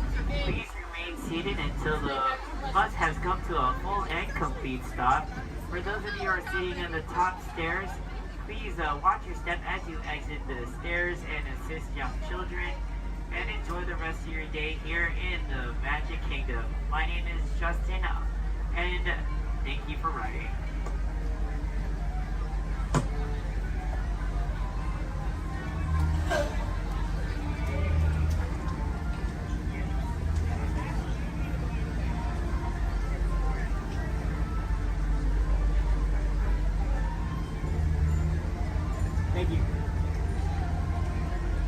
Please remain seated, folks.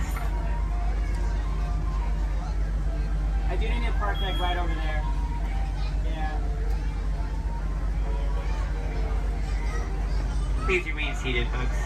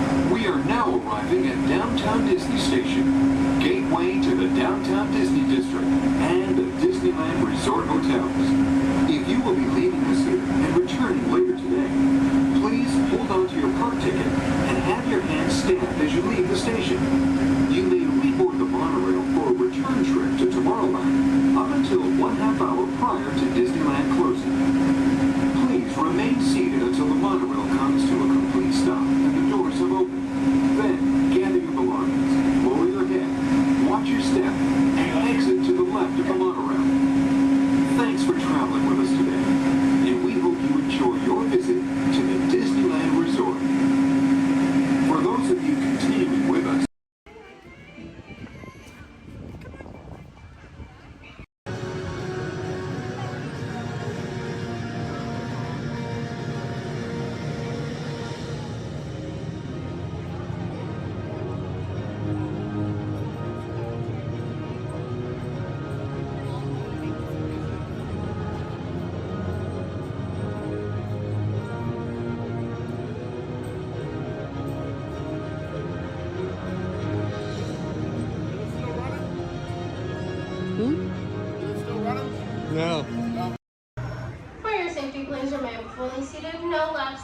hold on to all these items.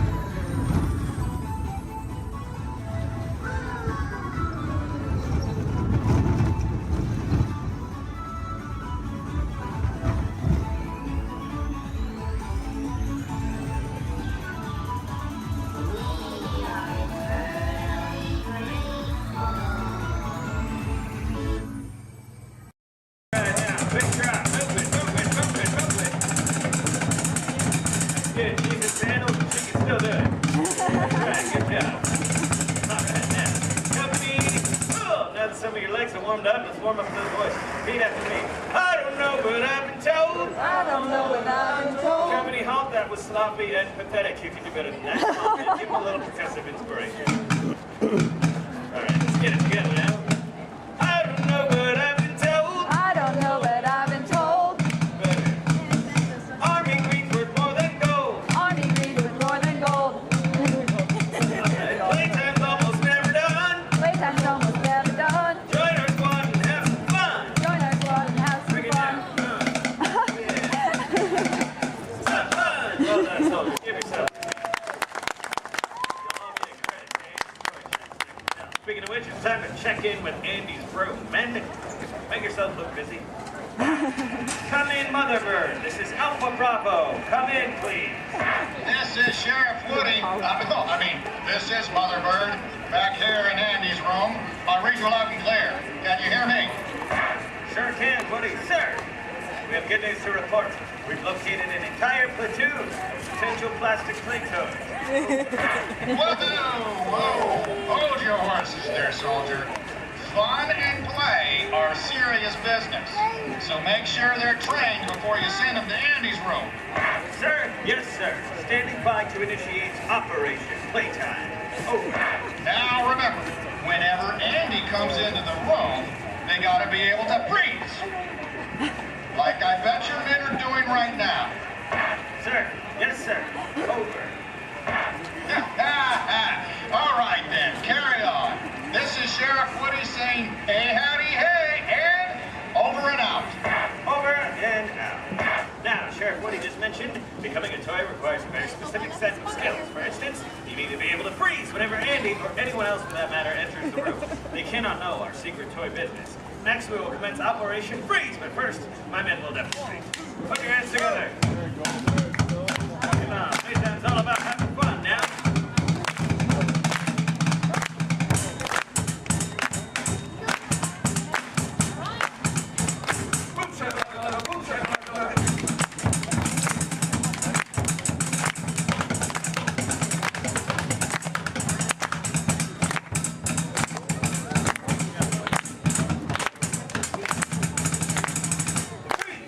Well done, give him a hand. This operation, they need a front line of volunteers right on up here across this way. Come on up. Don't be shy. Move it. Come on up. Front line up. We will train these volunteers to be checked. Batteries will be empty. All right, now, go ahead and line up with these soldiers here, shoulder to shoulder. One big straight line. Very good. Now give me an about face. That means turn around. We're going to march in a circle as they play a march, but as soon as they stop, as soon as you hear silence, no drumming, then I want you to freeze as if you're a toy and someone just entered the room. So first, let's set you up with a good toy pose. Let me think here, something maybe we all know. Let's make it simple. First, I want to see you pose like a big, mean teddy bear. When I yell freeze, show me a big bear pose. Ready? Freeze! Very good. Now, as I mentioned, while my men play, we will march in a circle, following me this way, and as soon as they stop, I want to see you frozen. Then take it away.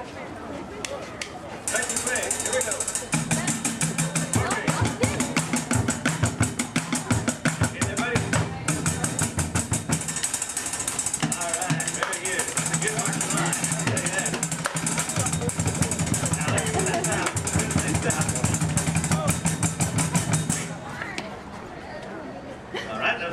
Try it again. This time, let me see you frozen like an action figure. Maybe your favorite action sports star.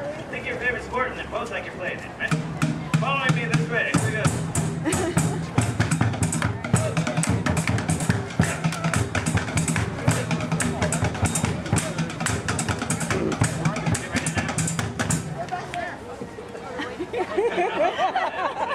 Got some soccer, some baseball, and some freestyle walking. Very nice. See you frozen like a green army man, Follow me this way. Here we go. Up, up, up, up, up.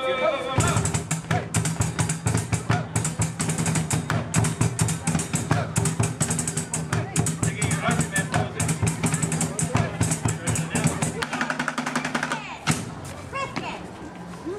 All right, pretty good. Give me a round of applause.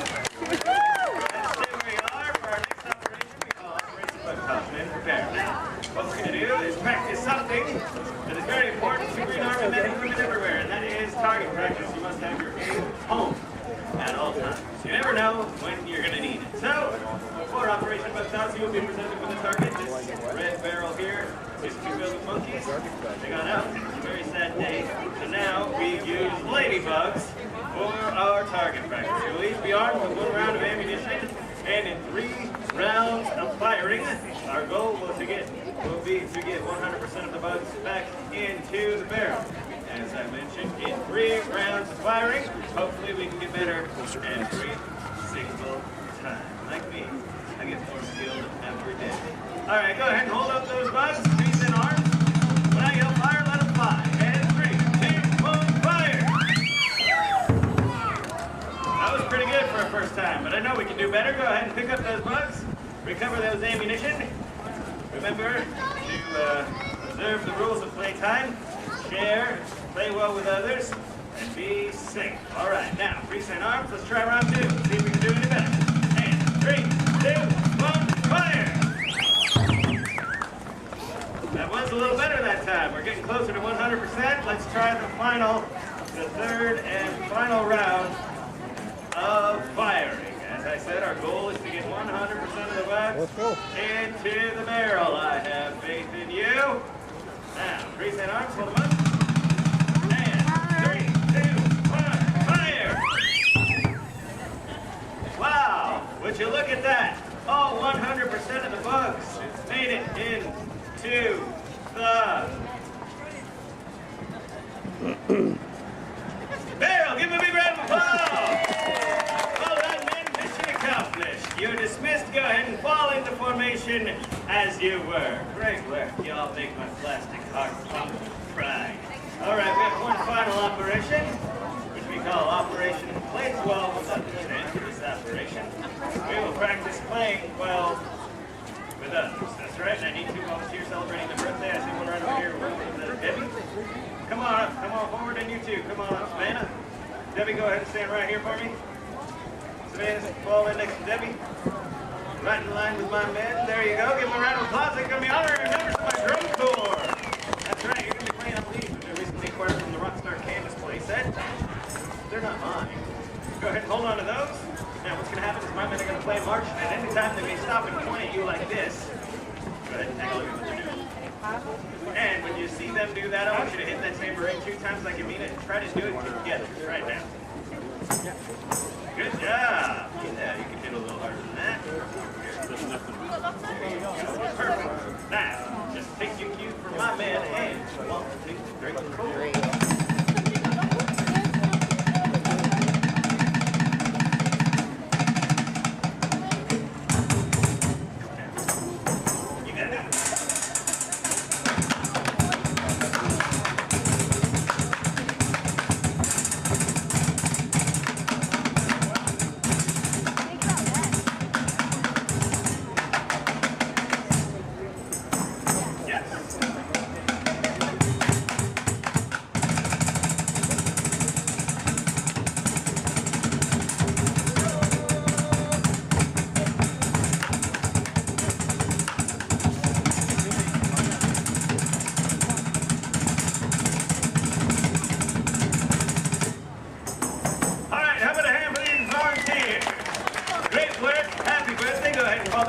formation. Well, I've been very impressed with all of you. Your observations of the rules of playtime. I think it's time to make you official honorary toys. Men, pack it up while I administer the oath. Everybody raise your right hand. That's in order. And repeat loudly, and I mean loudly, after me. I state your name. You solemnly promise to be a faithful and loyal toy. To follow any and all orders from my superior officers and or my parents. You can thank me later. And above all, my mission is fun. F-U-N. Now give yourselves a big hoopah! Congratulations, soldiers. You're now official honorary toys. Your first official order of duty is to enjoy the rest of your day. Stay out of the sun as much as you can because you are honorary toys. And after all, plastic melts. All right, men, mission accomplished. Let's get back to the toy business. Great work, everyone. We go to the fighting army.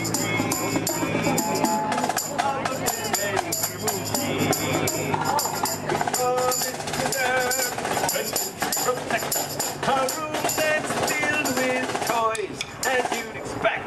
No machine's ever been too small.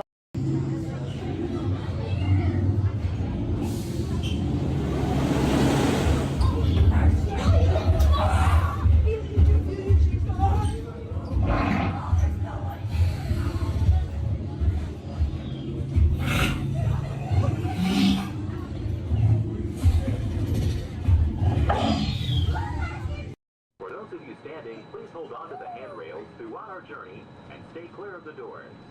For the comfort of others, no smoking, please. Thank you.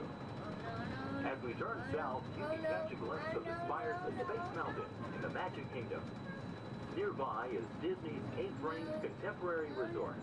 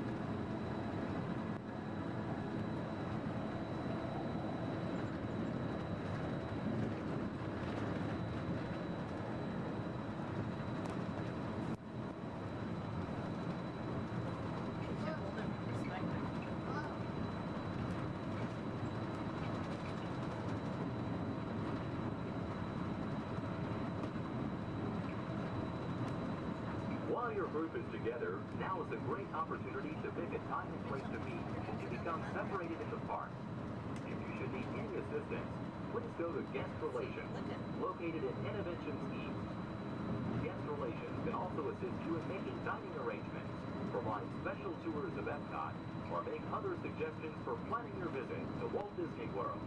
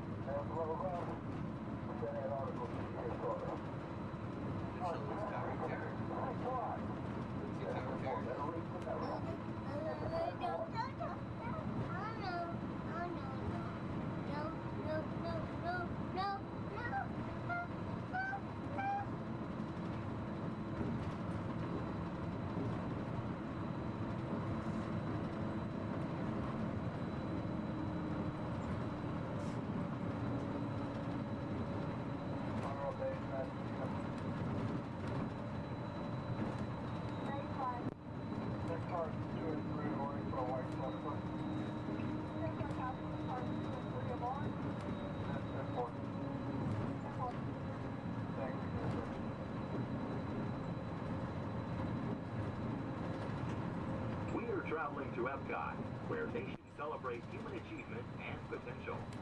Its 300 acres are divided into two worlds, Future World and World Showcase. Future World offers fascinating explorations into realms of energy, transportation, and imagination. You'll also find adventures in communications, sea exploration, food production, and other vital topics. World Showcase is a community of nations, highlighting the accomplishments and cultures of people around the world.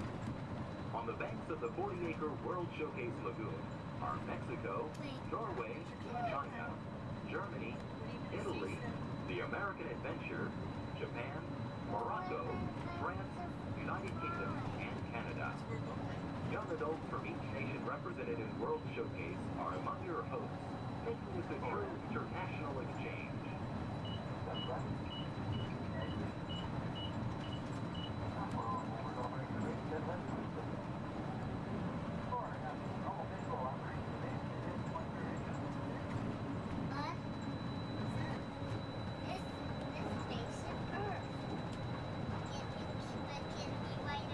Beyond the trees ahead and to the right-hand side of our forward motion is Spaceship Earth. This 18-story geosphere marks the entrance to Epcot. Inside Spaceship Earth, time machine vehicles take you through the evolution of human communication, from a distant yesterday to the dawn of tomorrow.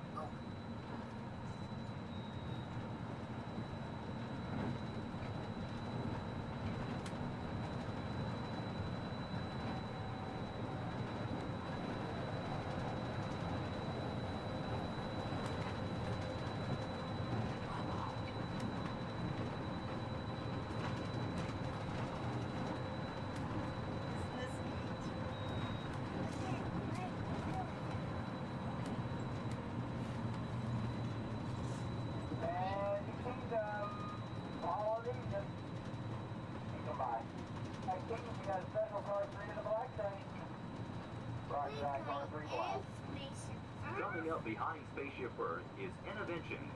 Inside this hands-on area, you can explore and interact with the ever-changing technologies and products for everyday living in the near future.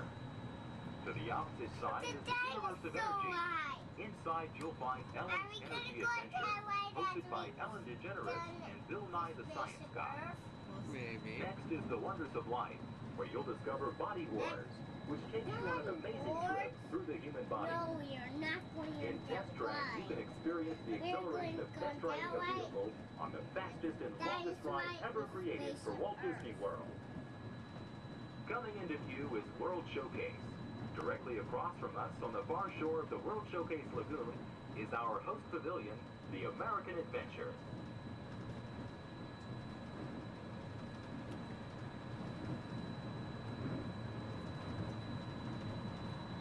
I'm still thirsty. Well, I'm sure we can find something for you to drink.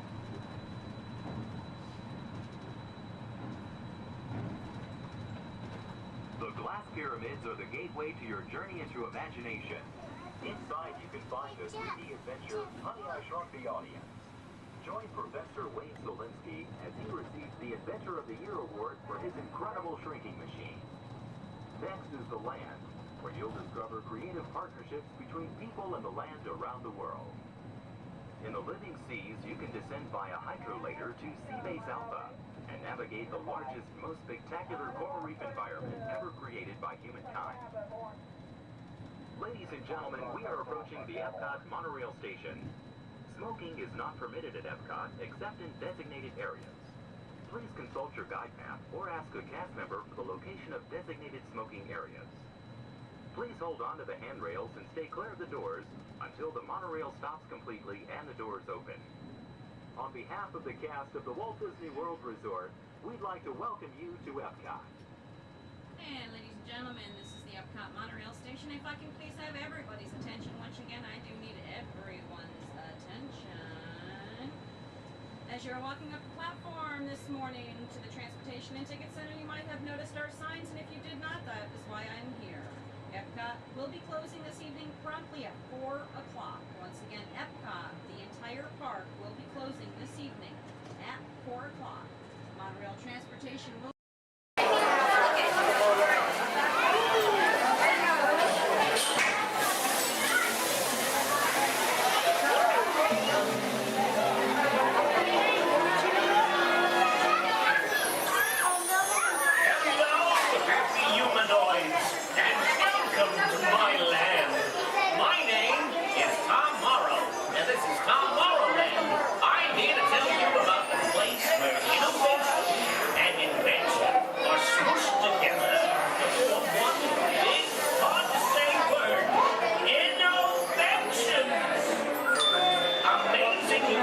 that is going to make your life better. But dreaming of new stuff, making it reality, are two different things, believe you me. Who could ever forget the old plastic house, robot butlers, pop-up kitchens, the personal jetpack, and my old-time favorite, the flying thingy. Well, they seem but here in Tomorrowland, or Wee-Land, as I like to call it, the stuff you're about to see is routine, it's real, it's actual, everything is satisfaction. Okay, that's enough of that symphony, and please, no more of that doo-dah. We've got a new cast of entertaining interventions waiting in the wings, ready to be discovered by you. Ain't tomorrow grand? And now, a bright new world of innovations for your daily living, and it's coming to your doorstep in 3, 2, 1. There's a great big world of innovations shining in our lives in every way, and the great big beautiful tomorrow, because tomorrow's happening today. And the door of your home, robotic.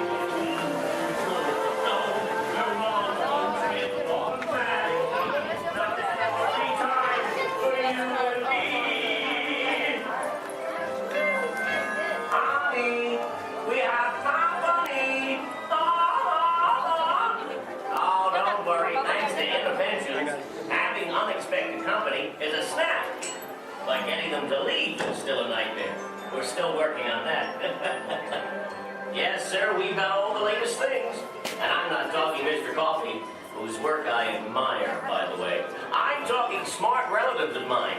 Genius gadgets that take the hard work out of housework. You want digital, analog, interactive, hyperactive, radioactive. Can you believe it? It's all here. You're gonna love it. I'm gonna have to ask you to leave now. I'm expecting company to arrive at any moment, so if you'll excuse me, I have to clean up this house. There's a great, big, beautiful tomorrow headed right this way. We'll see you around and around and around and around and around. Oh, bye.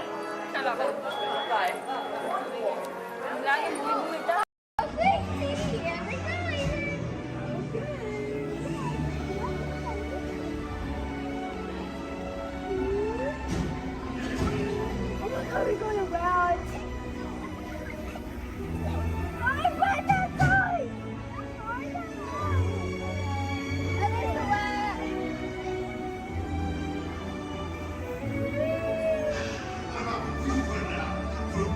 Venez, suivez-moi, je vous prie. The chef Happy is waiting for you. This way.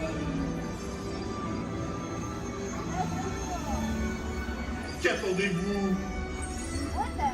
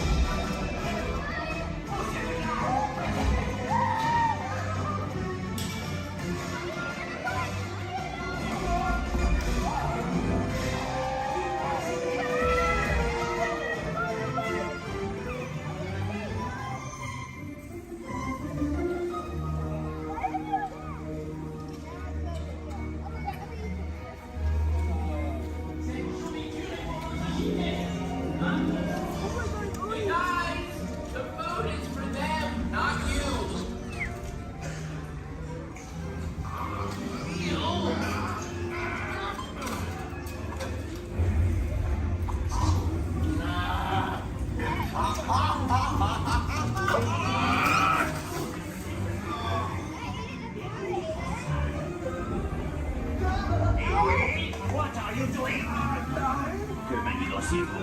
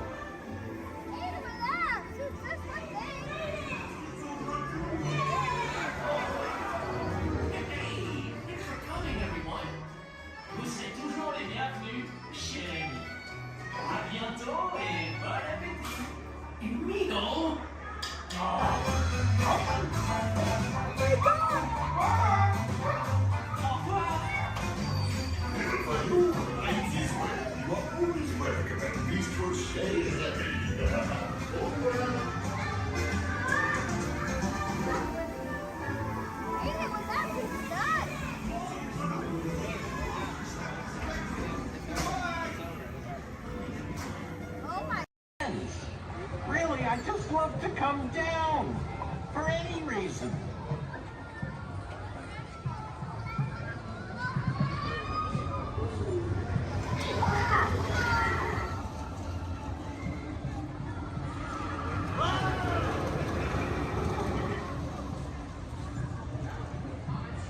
Sure is fine in autumn. It's looking like the breeze and the falling leaves. A blue sky above, the one that you love. I saw the scarecrow smiling, winking his eye as we were walking by. I caught him. Then he looked my way, said, "Enjoy your day. It's the magic that can happen when it's autumn. Changing leaves of red and gold, all is in the air. You can see it on every autumn street. And if you find that someone warms your heart every time you meet, we should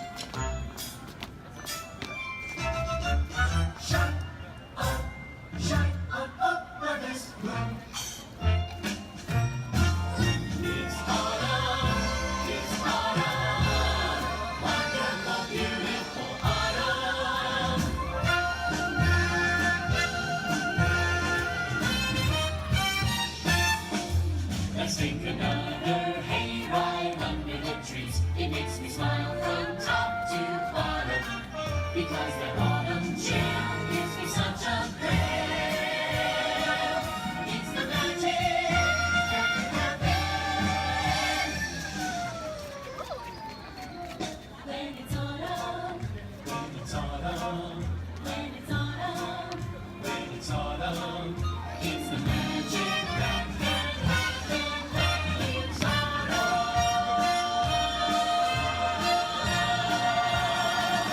When it's autumn.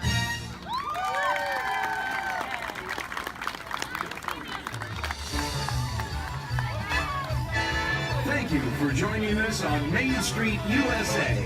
And from all of us here in the Magic Kingdom, we hope to see you again real soon.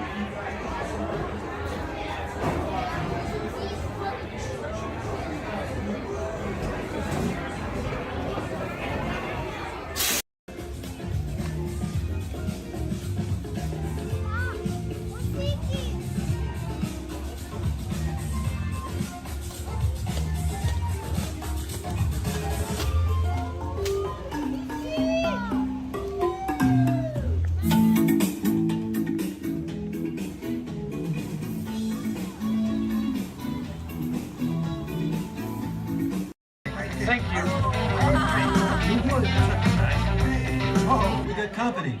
Wow. All right. How do, people? Hey, don't mind us. We'll be finished in just a minute.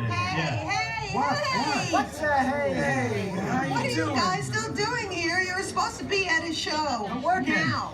I'd like to introduce our lovely manager. Yeah, she's usually not like this. Yeah, she's usually worse. I heard that. Where is my limo? Good. Okay, come on, guys.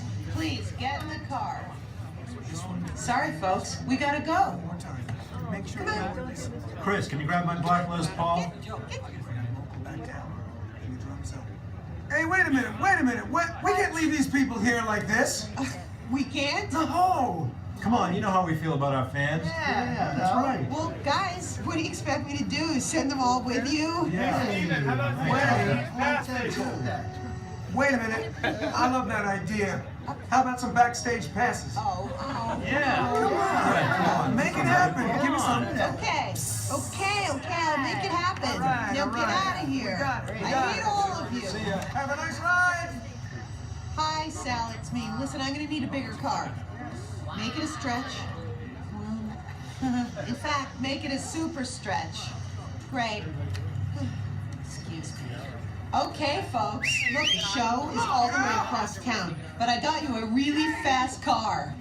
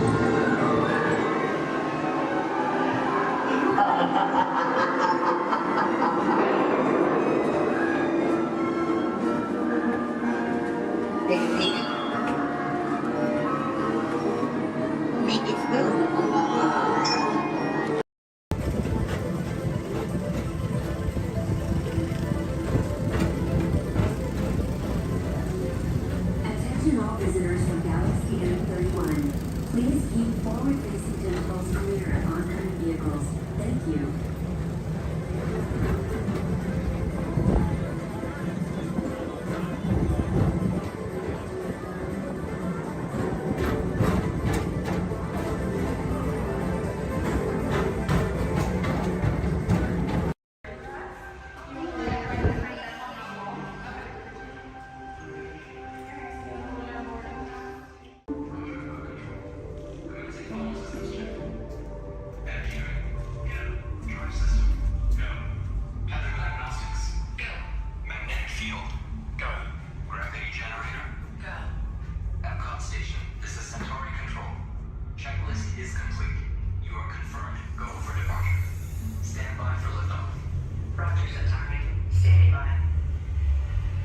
Welcome aboard this elevator. In just a few moments, you'll be on your way up to Space 220 aboard the Centauri space station. Enjoy the ride. SV1, you are clear for departure. Initiating in 3, 2, 1, liftoff. You're riding aboard the Mark V Stellarator, the latest in space elevator design and technology. Today, you'll have a spectacular view of Florida and the eastern seaboard. Enjoy the ride. I'll be back in a bit with arrival information.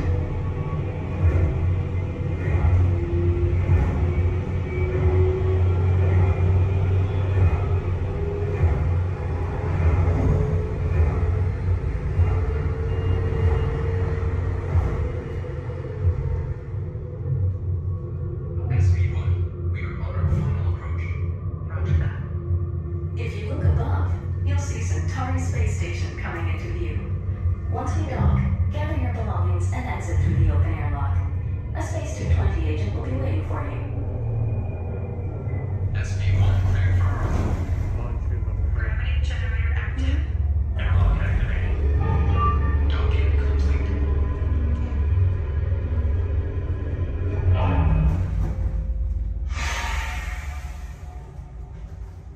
Welcome aboard. Where we go down? Yeah. Give me one moment. You guys gonna head right down this way. Somebody should meet you there. If there's nobody, oh, there is somebody. Okay. Head on down. Thank you. All right, guys. Woo. Is it okay? We good. We're safe.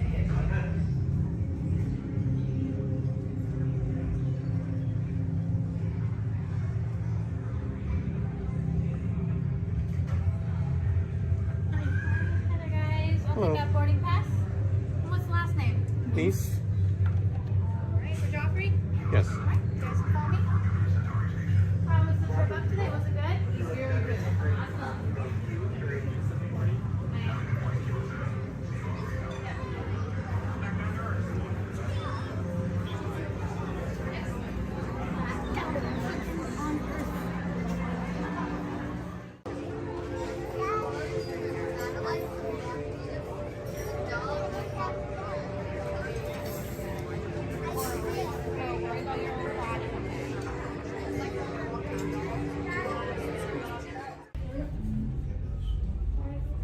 SV2, you are cleared for departure. Initiating descent in 3, 2, 1. Your journey back to Epcot will be a smooth and quick one today. So enjoy the ride.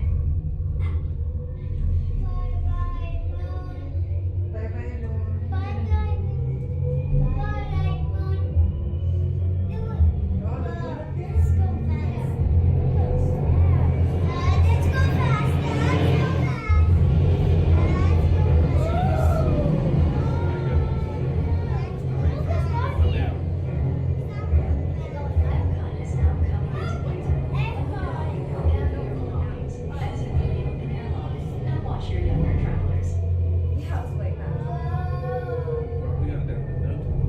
SV2, cleared.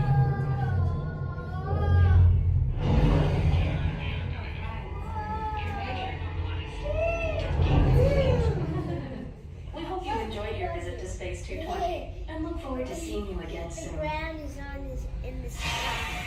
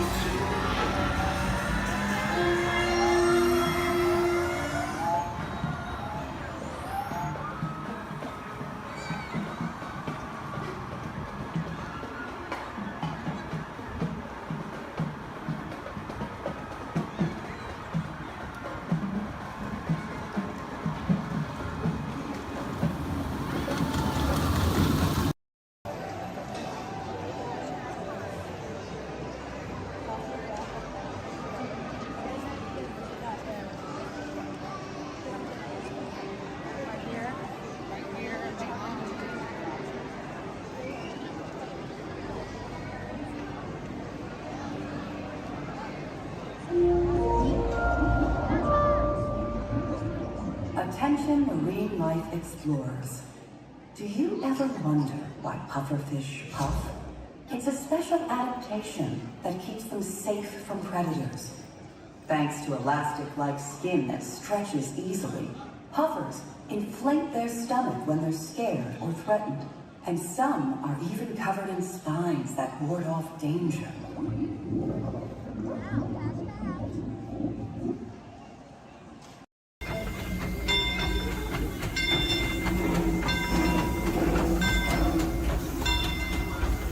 Head out, please remain seated at all times. Please keep your hands, arms, feet, legs, and elbows inside the vehicle, and please supervise your children. This is a one-way trip to Main Street, USA, and enjoy your ride.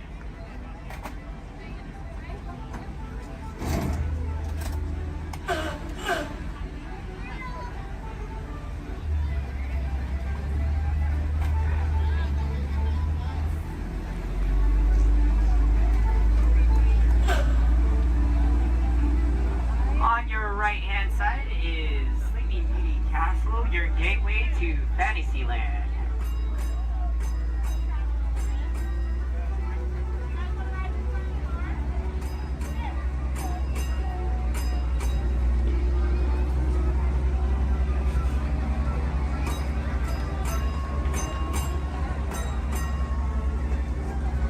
Coming up on your right-hand side is Frontierland and Adventureland. Beyond that, Critter Country, Darla Square, and Star Wars Galaxy's Edge.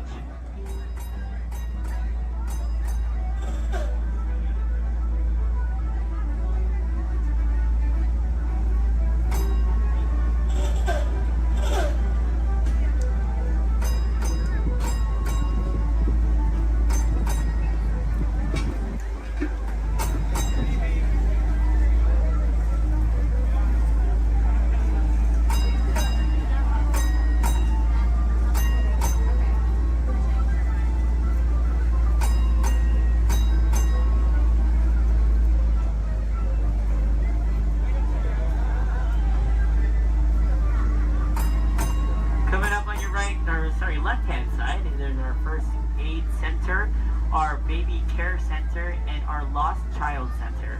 On your right-hand side, if you enjoy ragtime piano, we got some music going on over at the Coca-Cola Refreshment Center on your right.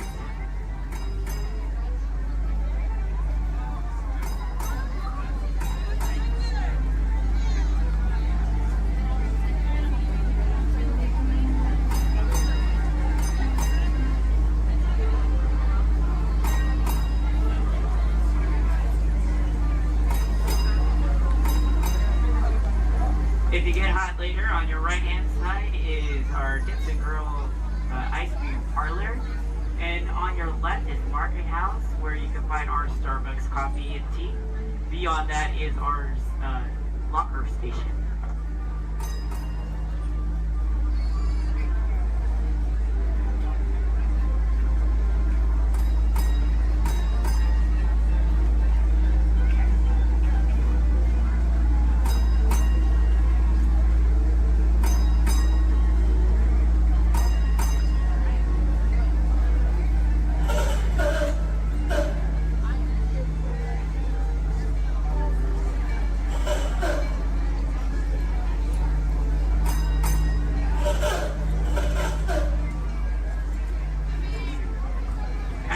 To our final destination in front of Disneyland City Hall. Please remain seated until the bus has come to a full and complete stop. For those of you who are sitting in the top stairs, please watch your step as you exit the stairs and assist young children, and enjoy the rest of your day here in the Magic Kingdom. My name is Justin, and thank you for riding.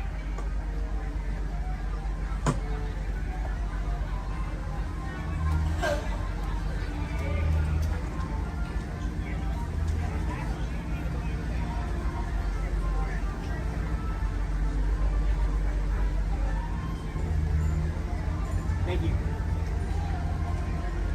Please remain seated, folks. I do need to park like right over there. Yeah. Please remain seated, folks.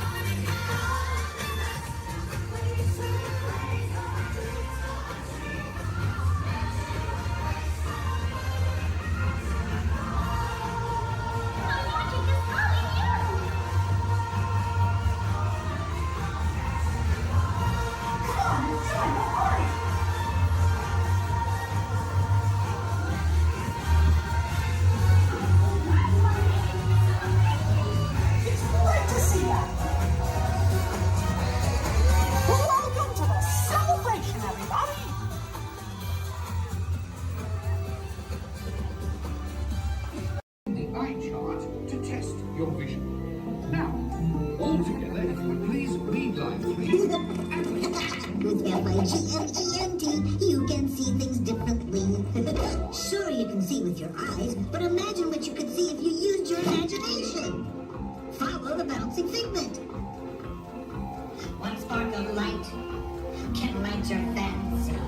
Your mind sees more than what your eyes see. Your sense of sight can make your fancy fly. There's more to sight than meets the eye.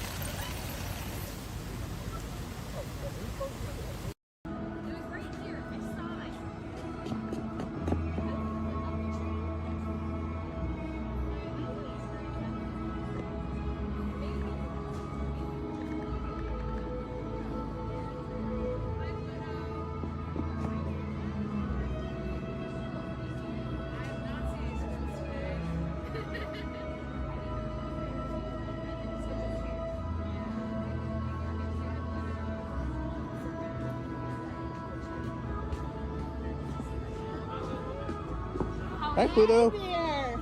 No, you don't chase those cats up those trees. Oh, no, we don't chase any cats, no. We're big friends of Pickers. We love him. He's the best. We're out looking for some treats, so have you guys found any? Or maybe you have some Pluto? Yep, haven't seen any treats yet. Yet? Okay. I'll keep an eye open though. It's a promise you'll let us know if you find I will certainly let you know. Perfect. Pinky swear. There you go. Thanks, guys. You're welcome. Welcome home, you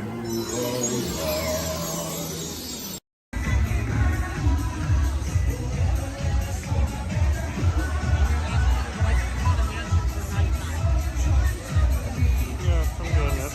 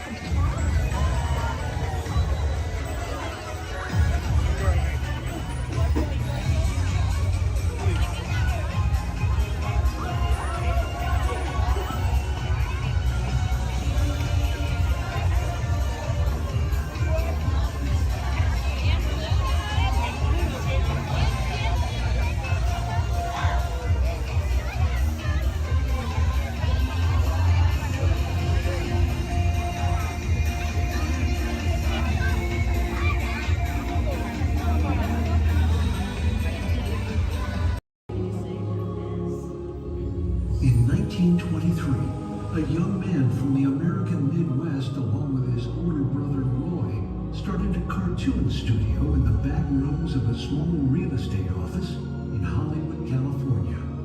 This was the small beginning of a family entertainment company that would create unforgettable stories, characters that become beloved friends, wondrous experiences, and music that has become the soundtrack of our lives. That young man was Walt Disney, a master storyteller whose imagination knew no bounds and who delighted in making the impossible possible.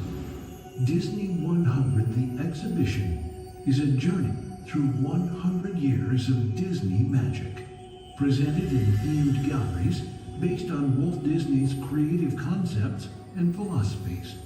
These include storytelling, creating believable characters, the spirit of adventure and discovery, the magic of sound and music, the world around us, real and imagined, curiosity, imagination, and technological innovation, the worldwide wonder of the Disney parks, and an everlasting sense of optimism about the future.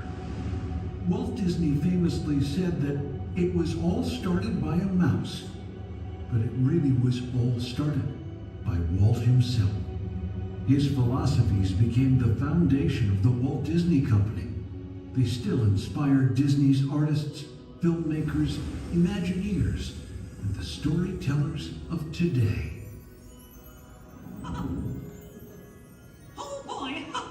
Oh, steady! Whoa! Hi, Mouseketeers!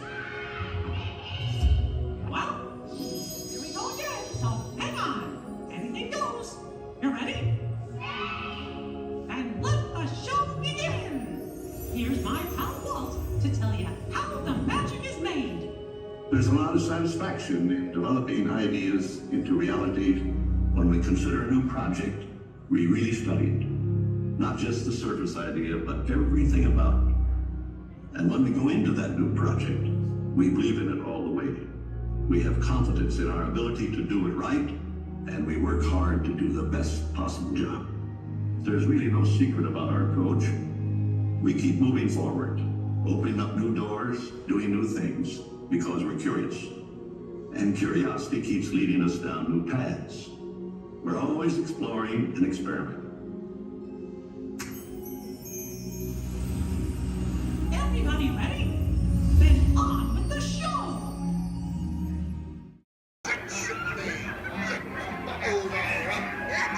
I'm not sponging for rum. It be gold I'm after. Strike your colors, you brazen wench. No need to expose your superstructure.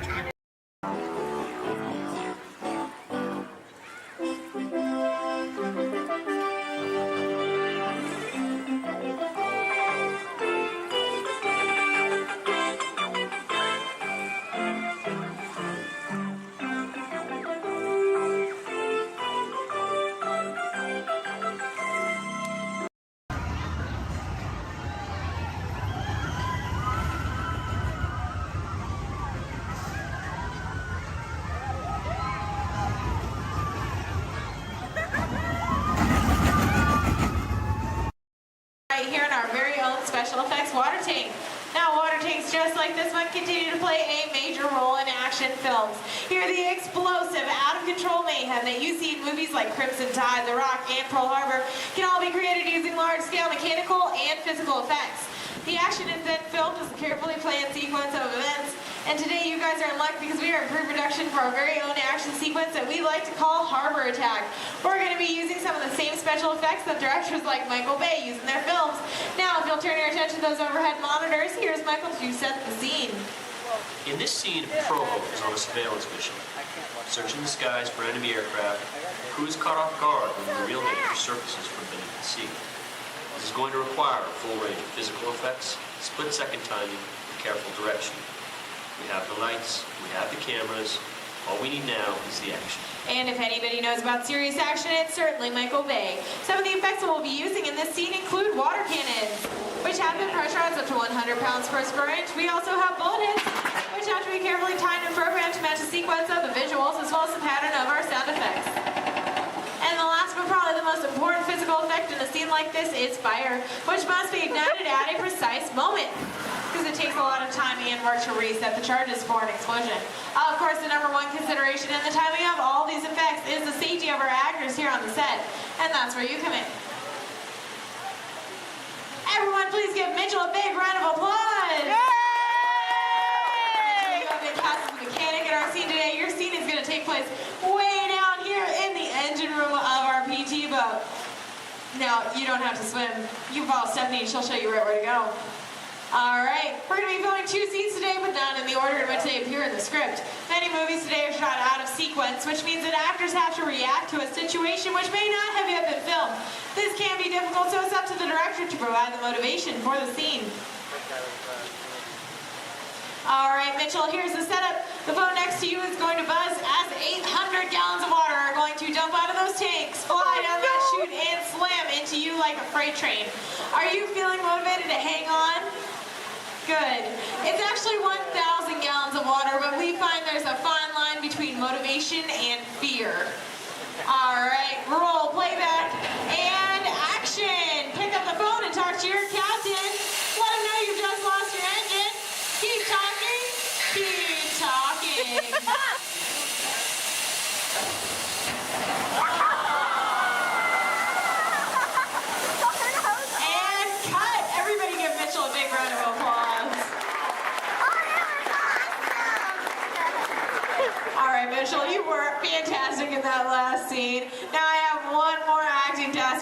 I need you to sit there in that blue chair, stare dramatically out at the audience, and act dry. We're gonna give you a couple minutes to work on that. Well, let's add that shot into our next scene, see how it all ties together in the final sequence. Our next scene takes place on the deck of our PT boat, and here's Stephanie to introduce the rest of our brave crew. Hello, ladies and gentlemen. Can I get a big round of applause for our Captain Jeffrey and his wild and wacky deck crew, Julie and Brandon, the cast Sunset and the crew of 75. Well, thank you so much, Stephanie. All right, roll playback. Remember, you guys are on a surveillance mission. And action. All right, Captain, pick up those binoculars. Start scanning the skies for enemy fighters. Crew, I want to see that deck nice and clean. You're going to see an enemy fighter coming in from 10 o'clock. You're surprised. You're stunned. You're terrified. You're running around screaming because you see that plane is coming in for another round. Captain, spin the wheel. Try to get the PG boat out of there. It's too late. They just shut out your engines. So, Captain, you're going to pick up the phone, call your mechanic. What's that, crew? You see something coming in fast off the starboard side of the boat? Give it a look. Oh, no, it's an enemy torpedo. Now, just when you think it's all over and you can start to relax, you hear more enemy planes approaching. You point to the sky because you see bombers coming in from 12 o'clock. Bombs away, everybody. Head for deck.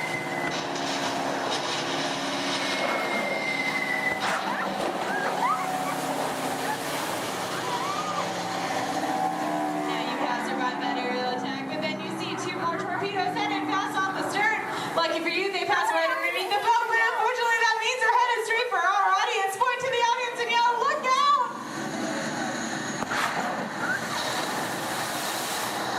And that's a wrap. What'd you guys think? Give them a big round of applause. All right, now we're gonna see what that whole sequence looks like when we have some computer-generated images, a couple of lines of pre-recorded dialogue, and an exciting musical score. Ladies and gentlemen, I'm proud to present Harbor Attack.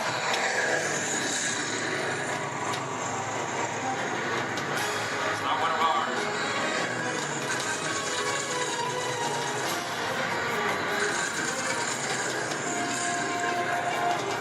Skipper, just coming around for another run. Engineer, report. Both engines are gone. Torpedo, up the starboard. We're taking on water. Bombers at 12 o'clock. Hit the deck. And that's a wrap. Everybody give them another big round of applause. Thank you so much for being a part of Harbor Attack here at the Special Effects Water Tank. If you're waiting for our brave volunteers, please stay where you are. The rest of you, please turn to your left, head straight down those ramps to the props warehouse. Shuttles will take you on the rest of your behind-the-scenes tour. On behalf of Stephanie, myself, and our brave volunteers,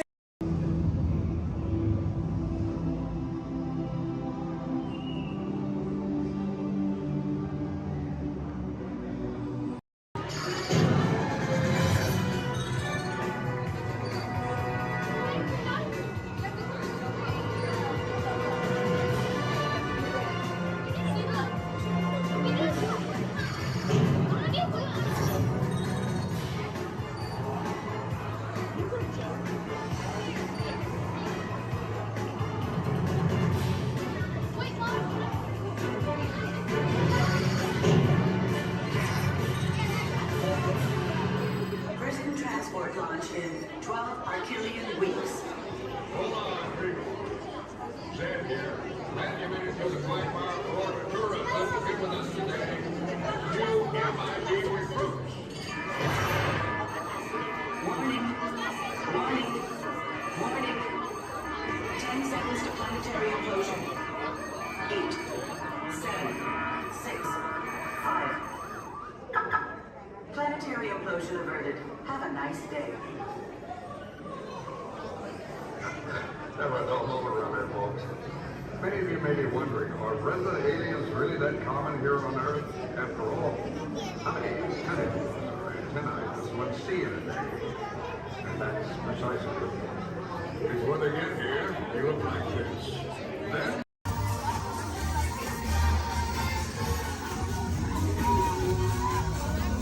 it's great to see that.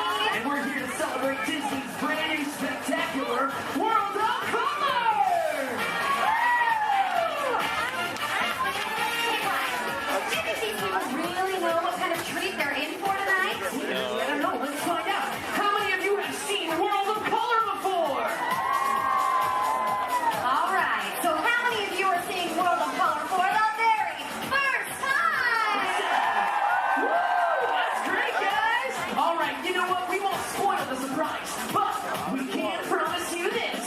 Why don't you tell him, Brian? Something good is gonna happen to you tonight. Oh, yeah.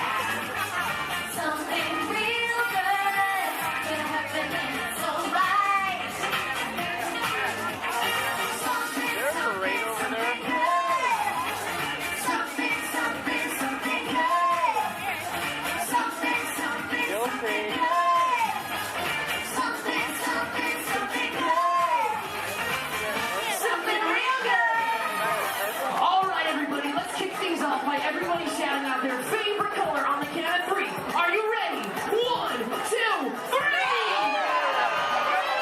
Oh, what did you hear over there? I heard a whole lot of yellow.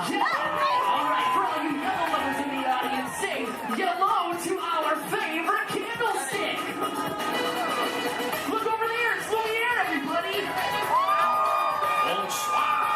Is this where they're throwing the party? It sure is, and who better than you to brighten up the festivities? Ah, madames and messieurs.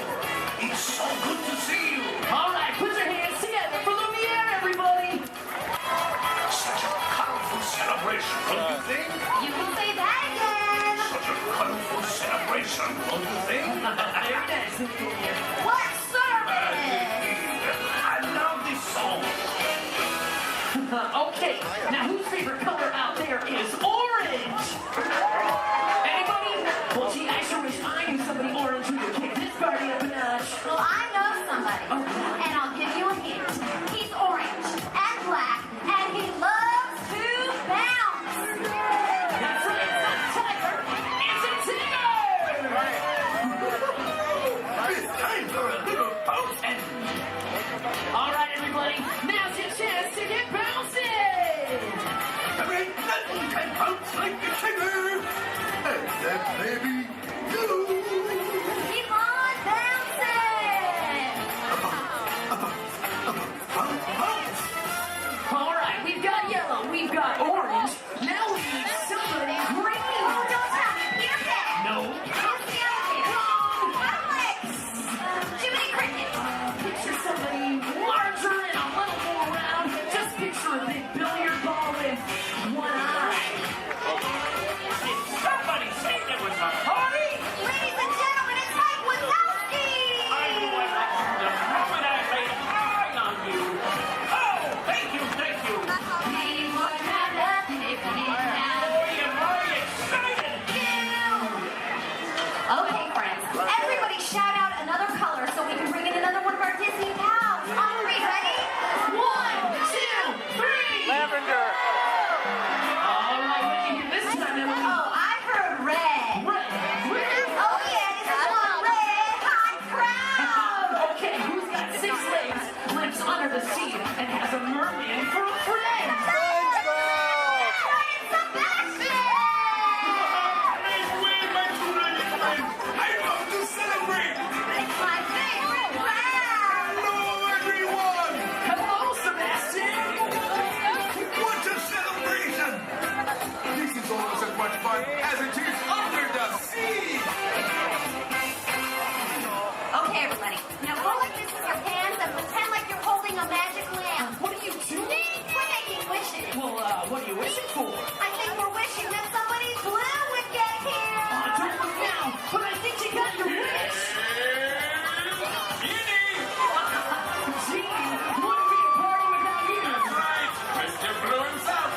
Genie is in the house. Oh, yeah. These look like real. How many people? Put your hands up. Put your hands up. What's up, everybody? Look out. The genie is coming through. Let's give a big round of applause for all of our colorful friends. Thank you. Just Russia, thank you. Oh. Okay, now it's time to find out just how excited everybody is out there! Yes, friends! It's time for the official World Championship Color Competition. Okay, it's time to break them into teams, and these colorful friends of ours will be our team captains. So first up, let's decide who's on Genie's team. So this big group of people right here in front of me, including you in the center, I want you to think like a genie and yell, abracadabra! the count of 3. Are you ready? 1, 2, 3! Oh, come on, I said Genie really loud this time. Ready? 1, 2, 3! Great! You guys are now Team Genie. Blue is the bomb! Oh, really? We'll see about that. Everybody back here hanging out with Mike. Let's collect some scream power. I want to hear a big green team scream on 3. Ready? 1, 2, 3! Fantastic! You guys are all now Team Wazowski! Good job, everyone! I'll be keeping my eye on you! Eye! Get it? Yeah, we get it, Mike. All right, now everybody around Lumiere, I want you to throw your candlesticks up in the air and wave them from side to side and make a little noise. Come on, guys! Oh, you can be louder than that. Come on! All right, you guys are now Team Lumiere. Merci, I am touched! All right, now everybody way over there by Tigger, and that includes everybody on the bridge. Let me see you jump up and down and make some noise. Perfect. You guys are now the Tigger team. That's terrific! Okay, looks like we have one team left. So everybody over here around Sebastian, and that includes everybody way over there. Let me see some booty shaking, and let me hear you. Yeah, man! Move those tailsies! Shake it! That's right, you guys are now Team Sebastian. I love it! Okay, does everybody know what team they're on? Do you know who your team captain is? All right, it's time to get the color competition started. And hey, if you don't know what team you're on, just pick one and join along, all right? All right, take it away, Emily. Okay, you guys, so what we're going to do is we're going to teach you part of an awesome song from the movie Tarzan. Then we're going to have each team help us out by singing it one at a time. Then we'll pick a winner. All right, let's hit it. Okay, so I'm going to say something first, and then you all repeat after me. Are you ready? Let's do it. Say do. Bop. Bop. She. She. Do. All together now. Do. Bop. She. Do. Do. Bop. She. Do. Come on. Do. Bop. She. Do. Do. Bop. She. Do. Awesome. This time we're gonna sing it. Repeat after us. Do. Bop. She. Do. One more time, let's sing it. Do. Bop. She. Do. One more time, louder. Do. Bop. She. Do. All right, Emily. Do you think they're ready? Oh, they're ready, all right. All right, color crews, it's time to shine. Emily and I are going to call out a team. When you hear your team call, we want you to belt out that phrase as loud as you can, okay? Oh, and one other thing, you gotta sing the right notes for your section to win. Okay, guys? Team Genie, your lines are up first. All right, watch Emily and I for your cue. Here we go. Do-do-do-da-ba-da-do, da-ba-da-da-do-da. Ready, people? Do-do-do-da-ba-da-do, da-ba-da-da-do. Oh, we're ready! Do-do-do-da-ba-da-do. All right, Team Genie. Read it. Do bop, she do! Hey, that was cool. Give it up for Team Genie.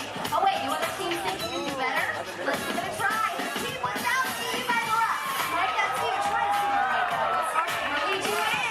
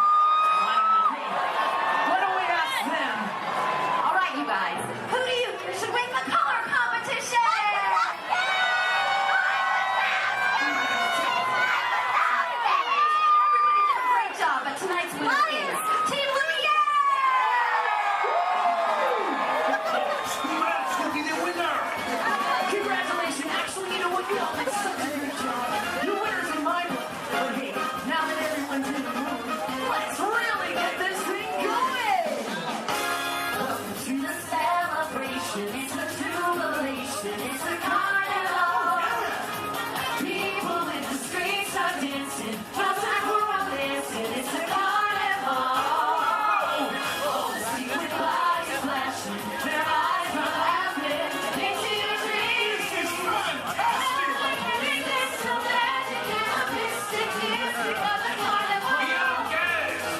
No one can resist the magic and the mystic music of the carnival. Let's keep this energy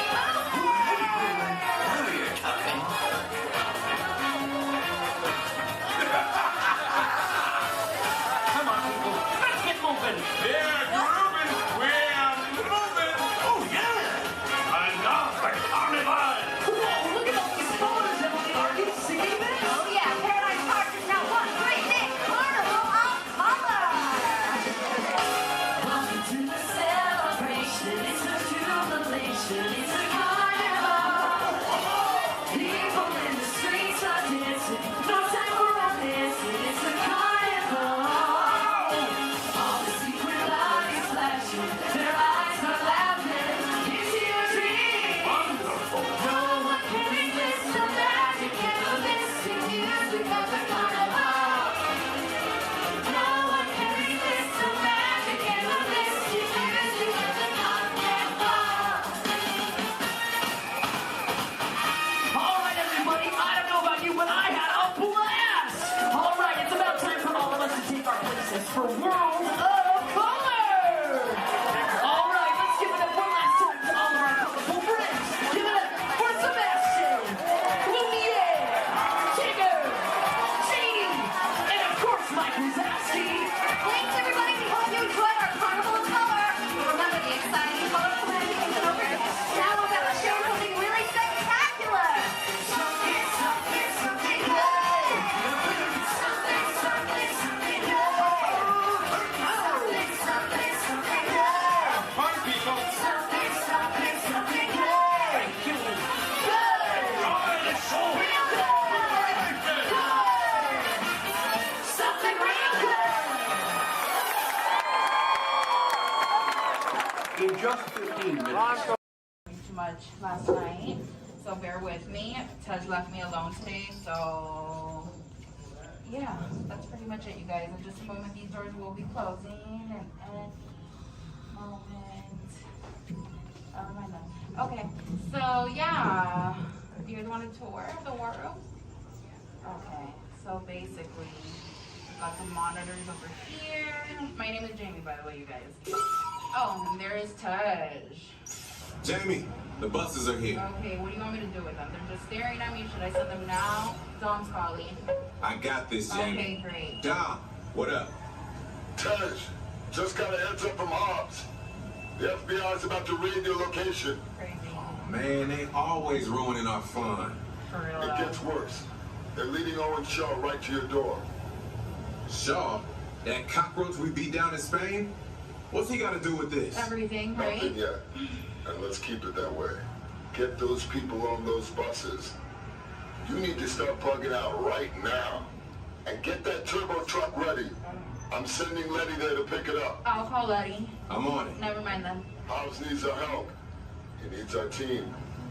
Spread the word. Spread the word, you guys. But keep it in our family. Never mind. Don't listen to me. And keep it quiet. Just keep it in the room. Oh, the other bald guy's It's calling. Hobbs. Hobbs, my man. What up?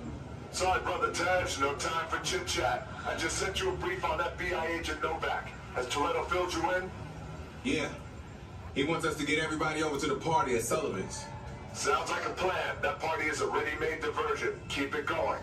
We need to discuss how you're going to get all those civilians out of there without tipping off the FBI. Crazy. Okay, hold on. Let me get everybody squared away, and we'll talk offline. Copy that, Tej, and let everybody know. Shut off your cell Don't phones. listen We to don't him. want Shaw tracking your He's locations. overreacting. Just put it on silent. Okay, Jamie, Yeah. you heard the man. I heard him. It's about to go to a whole nother level. Crazy. Send everybody to the loading dock. All right, you guys. Well, you heard him. Have fun. If anything happens, my name isn't Jamie. Okay? Peace.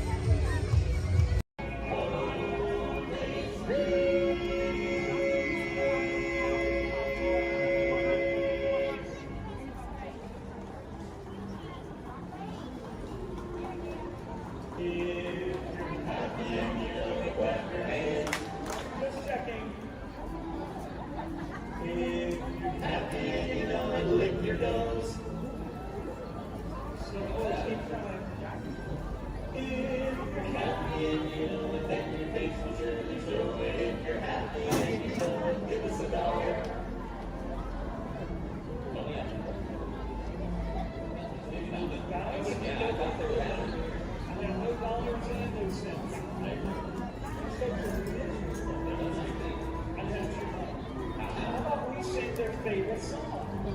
Which one is that? The last one. One of our favorites. That's 20.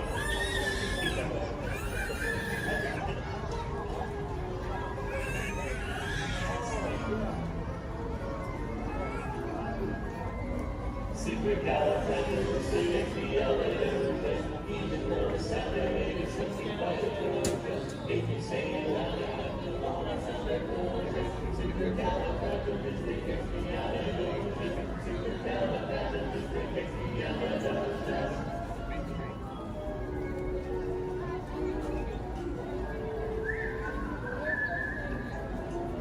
You all whistle while we work.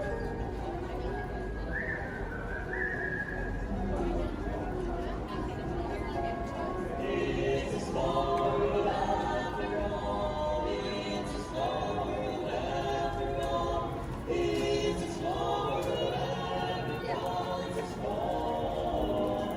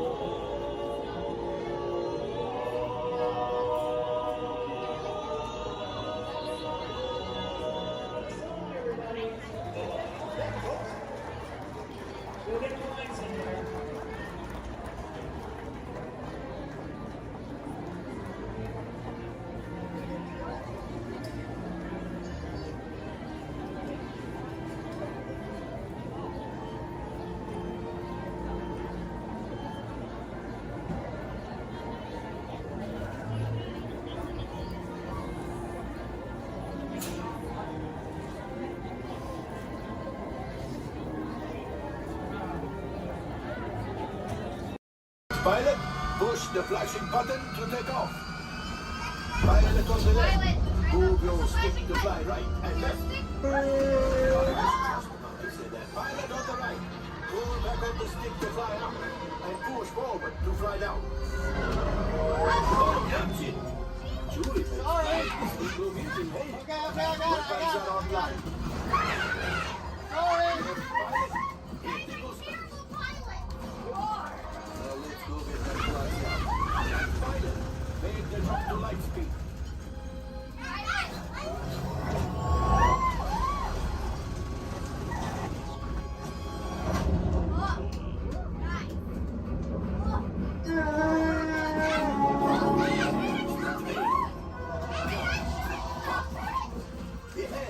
Yes, keep shooting. They've locked onto us. Take evasive action.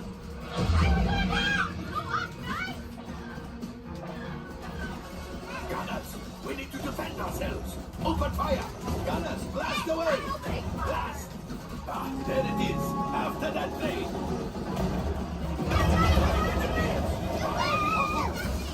Excellent. Now, gunners, shoot the cargo free. Left pilot, brakes. I can't stop. That could have been much worse. Okay, it's much worse.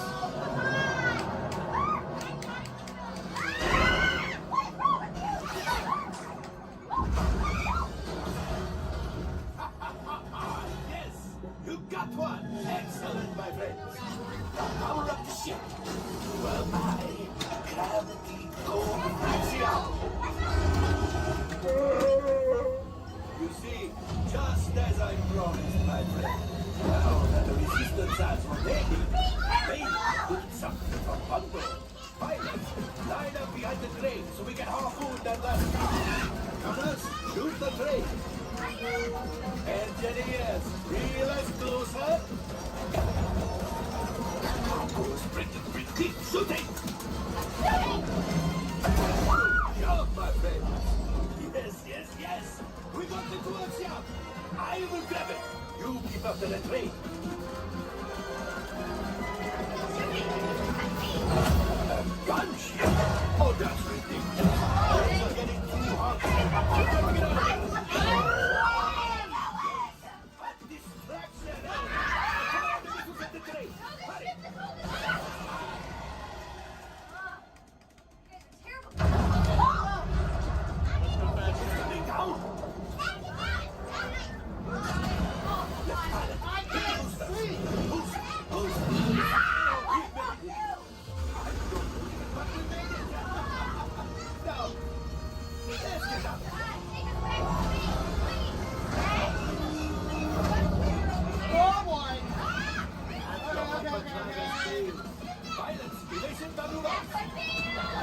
We've got company.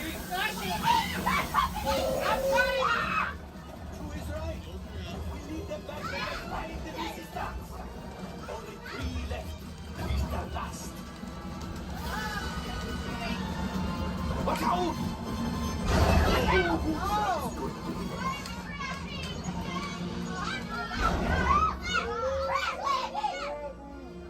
Yes, Chewie will pilot us. This would greatly help the resistance. You will earn the first order and made Chewie proud. Now, after my modest profit, your cut minus what you owe me for damaging the Falcon. Hey, not bad. You are 35%. This thing doesn't work well. Awful. Fired. That's not too bad. R5, damage report. I'm driving next Engine time. failure. All right. Hyperdrive leak. That is not too good. Multiple hull ruptures. Well, it could be worse. Life support failure. Okay, that's something. I'm just going to cut you off there. It might be faster if you list the parts that are not damaged. You know, the ones that help us to breathe. All right, my friends. You brought the Falcon back in one piece, and I guess that is something. Not a lot, but something. Welcome back to Batu. In the life cycle, there are winners and there are losers. Who are you? Losers.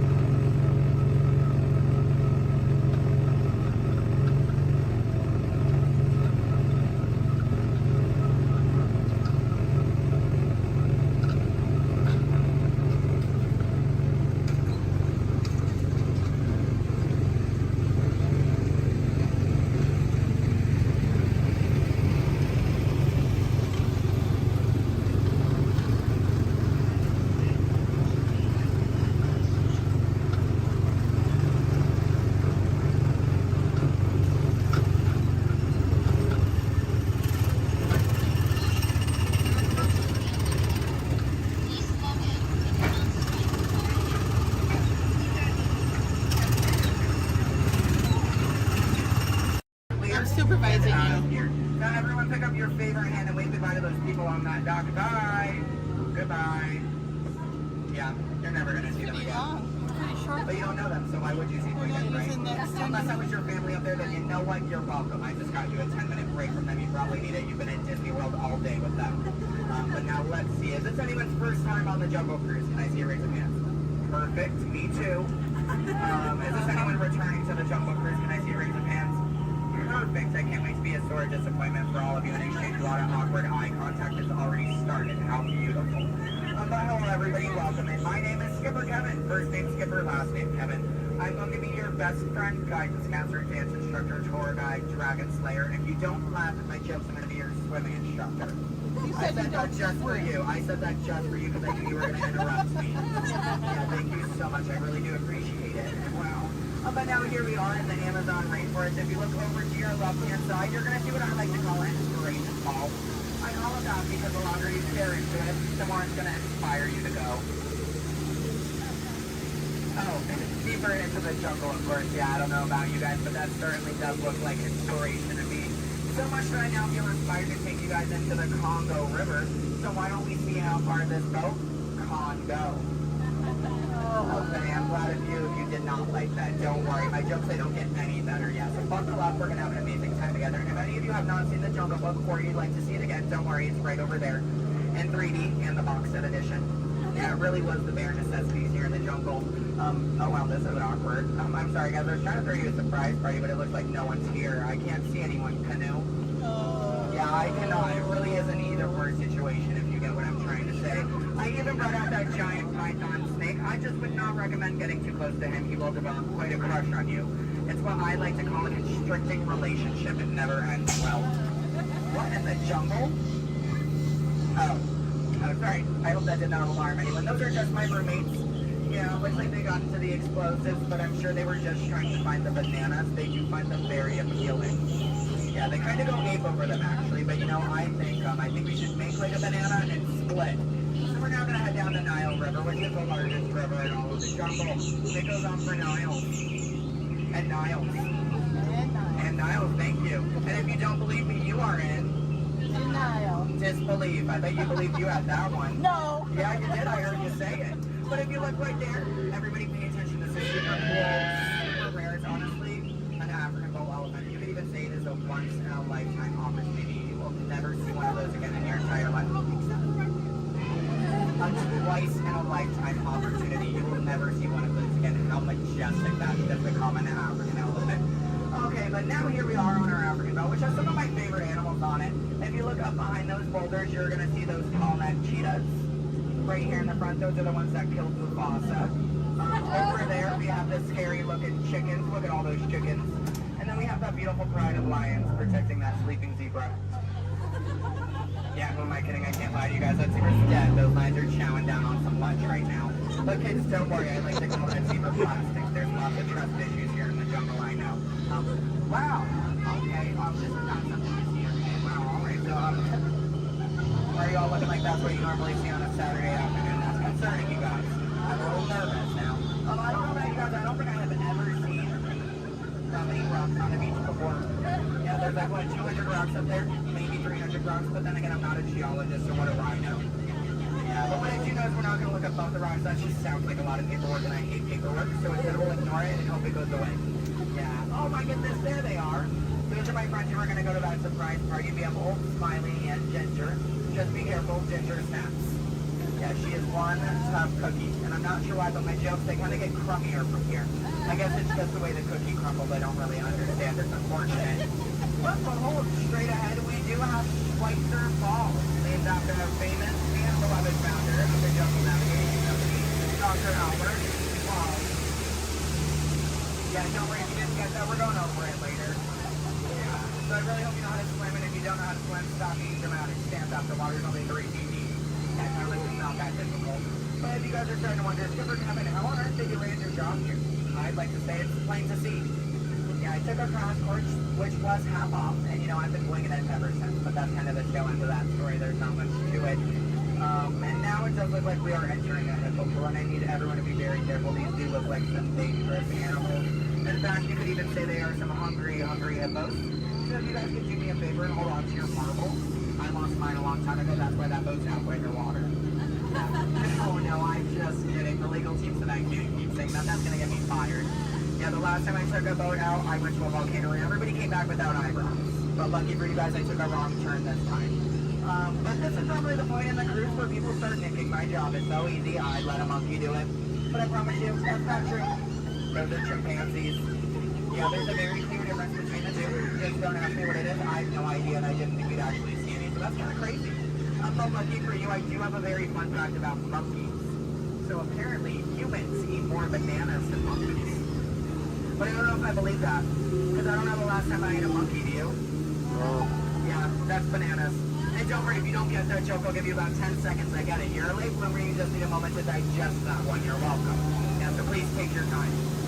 And it is now the moment that we have all been waiting for. It is the amazing, the colossal, it is the eighth wonder of the world. The backside of water! O2H! O2H! Alright, I got a few chemistry nerds on board. That was the reaction I was hoping for. Everyone else, don't worry, I only tell those jokes periodically. It just gets me my element sometimes, you know. I did have a joke about oxygen and potassium. You could say it's okay. Yeah. I also had one about sodium, but no, you guys don't look interested. So instead, we're going to head down the Mekong River into the ancient Cambodian shrine. If you've never been in there before, be careful. There is a 10-foot drop. So make sure your seatbelts are buckled left to right and tug on that yellow strap. Yeah, if you're looking for your seatbelt, you can't find one, hold on tight. Let me know how that goes for you.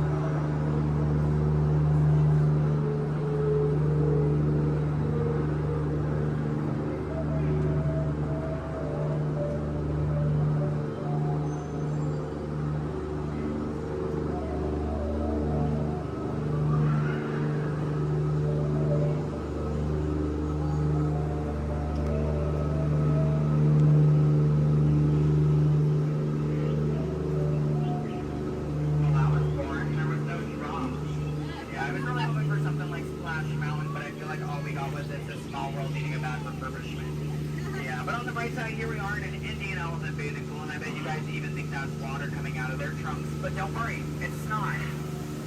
Yeah, and as a double feature, if you look up ahead to your right, you're going to see those two baby elephants playing under a full moon.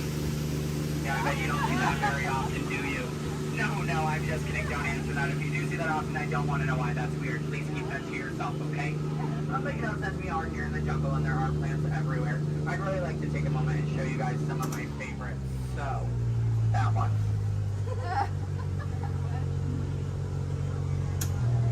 That one. Okay, pay attention everyone. The one right there with the green leaves. The one next to it. That one. Yeah, they're great, aren't they?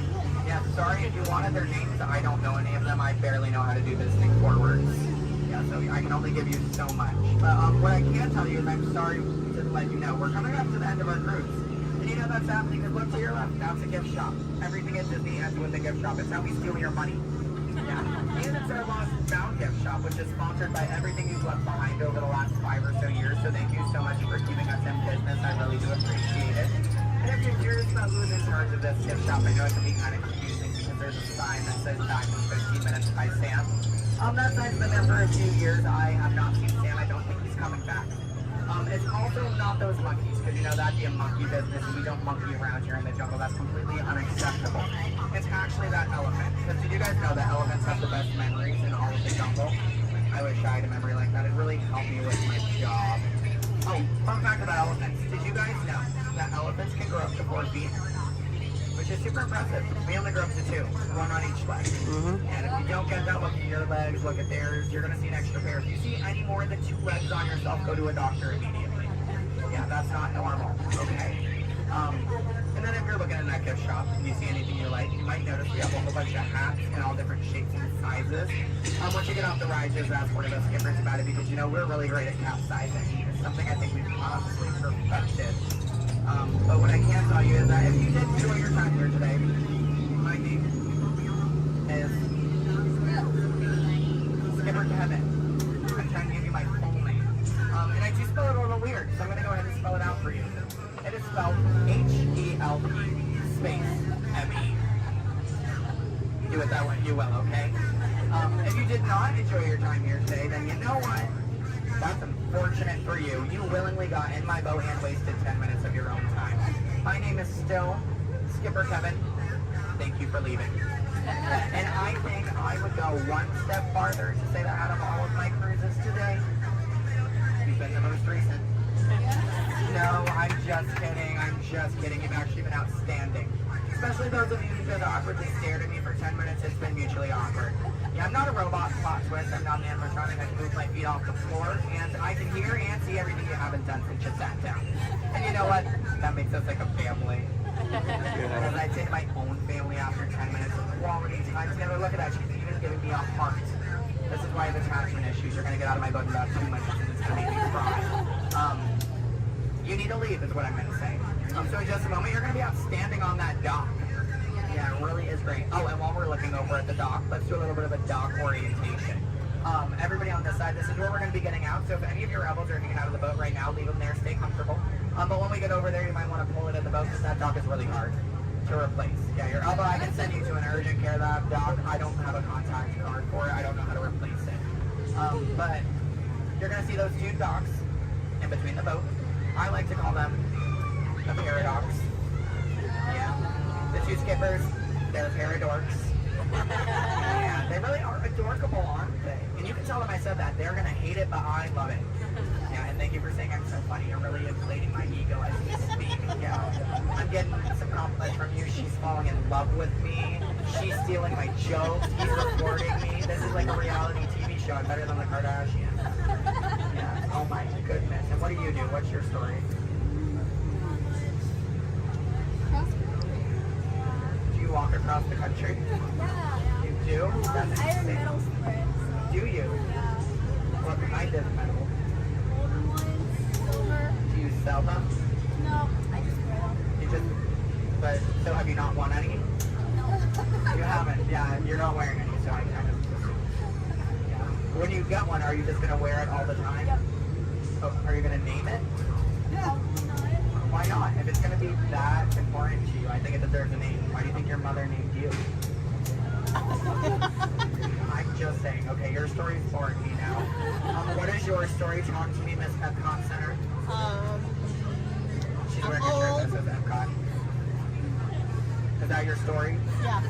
That's it? Yeah, and I'm sticking to it. That was a pretty short story. Yeah, it's been a long life. Short story for a long life. Something about that doesn't make sense. Oh, goodness gracious. My friend in the middle with the Leia shirt. Hello. Are you a Star Wars fan? Good to know. What's your story?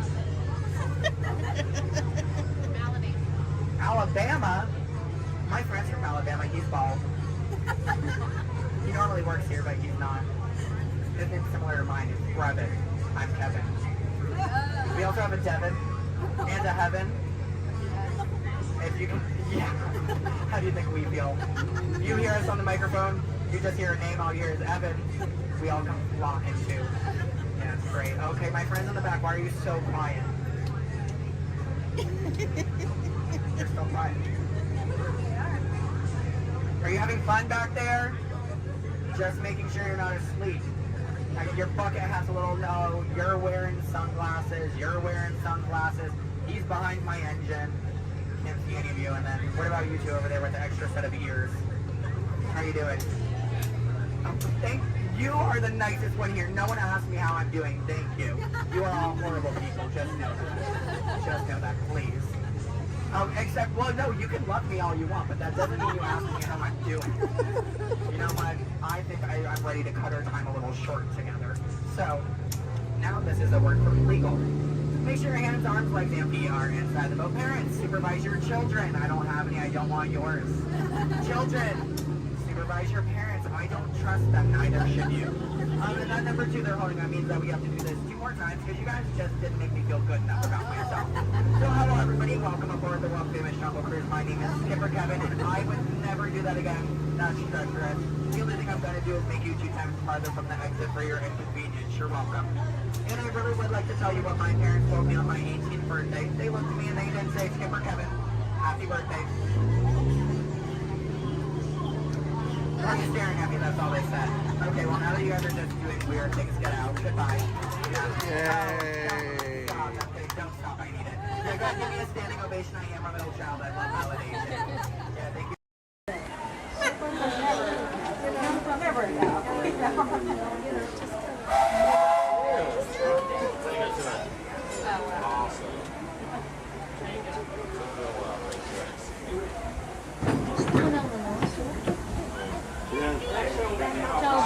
These are no sleeper country. Burgers, chickens, and salad. Barbecue. Hello, folks. Welcome aboard the Disneyland Railroad. We're now embarking on a grand circle tour of the Magic Kingdom, with stops at New Orleans Square, Mickey's Toontown, and Tomorrowland, followed by a visit to the Grand Canyon and Primeval World. We got a lot of traveling ahead of us, so remember, for a safe trip, you need to stay seated, keeping your hands, arms, feet, and legs inside the train. And please, watch your shoulder.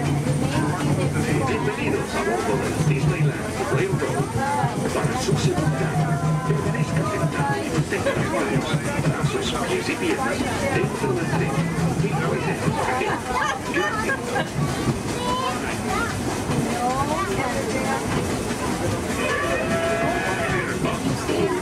Did you folks hear that?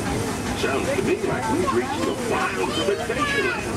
You just might run into a lot of savage critters out there, including lions and tigers and tiki birds. Everybody must be on the lookout.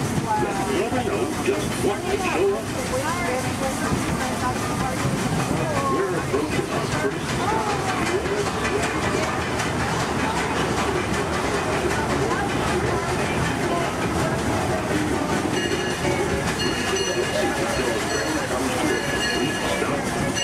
Watch your step, you'll get lost. Have a good time at the frontier, you hear? For those of you continuing on, we'll resume open our birthday just now. This is Walt Square. Take a drink.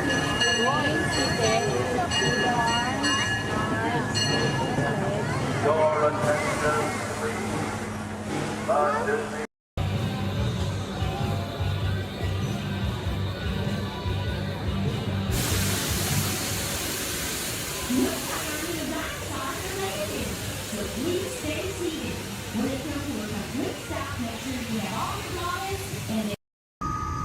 Welcome aboard the Walt Disney World monorail to Epcot.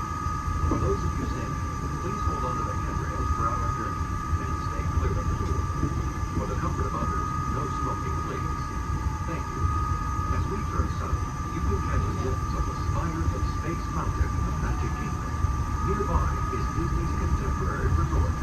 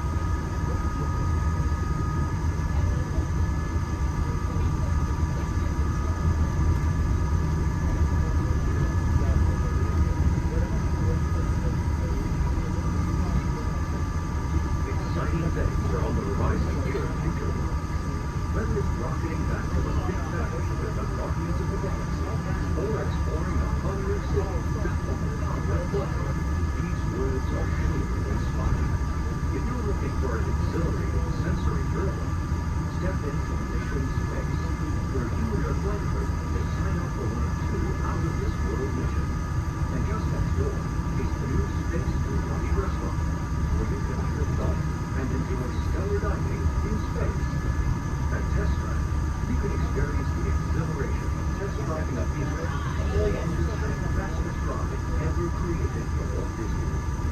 Across the river and World Showcase, you'll find representatives from the postcard, making this a truly international experience. Some exciting new adventures from around the world are coming to France, Canada, China, and the United Kingdom. Join us tonight at our booth to celebrate together during the nighttime spectacular. There's even more for you to explore. As you come around the world to the fascinating attractions. Inside of Plus Pyramids, unleash your spark and journey into imagination with pictures and experience your favorite short films like never before at the Disney Pixar Short Film Festival. Next is the Land, where you can celebrate Earth's rich diversity. The Land is also home to Soarin', a free flying adventure across the wonders around the world. Here in the seas, you'll be able to meet some of your favorite undersea pals from Disney Pixar's Finding Nemo. We're approaching the Epcot monorail station. For our smoking guests, there are designated smoking areas just outside the park. Please hold on to the handrail and stay clear of the doors until the monorail stops completely and the doors open. On behalf of the cast of the Walt Disney World Resort, welcome to Epcot.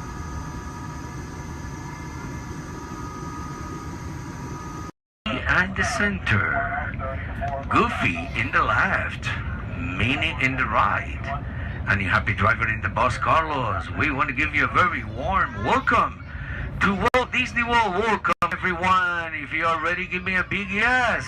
Yes! All right, you ready?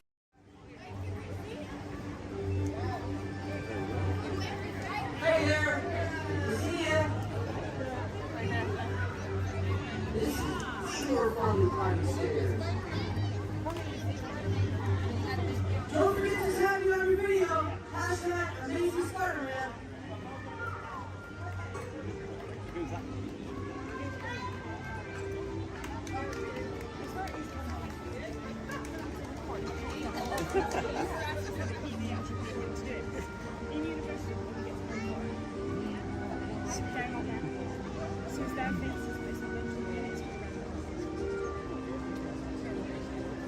Hey everyone, looking good down there.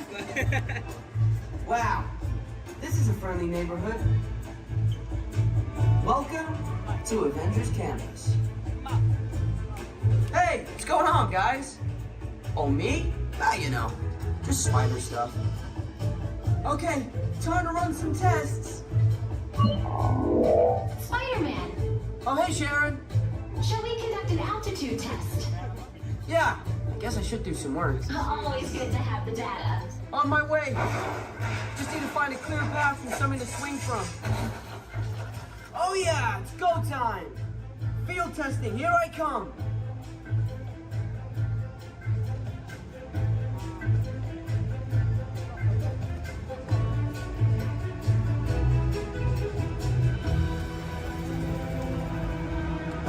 Time for some field testing. Here goes something.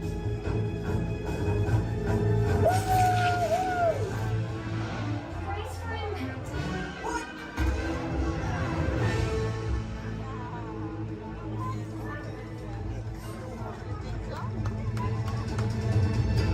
I'm good. I'm good. That was less amazing than I thought. Sharon, did you hear that? I got the data.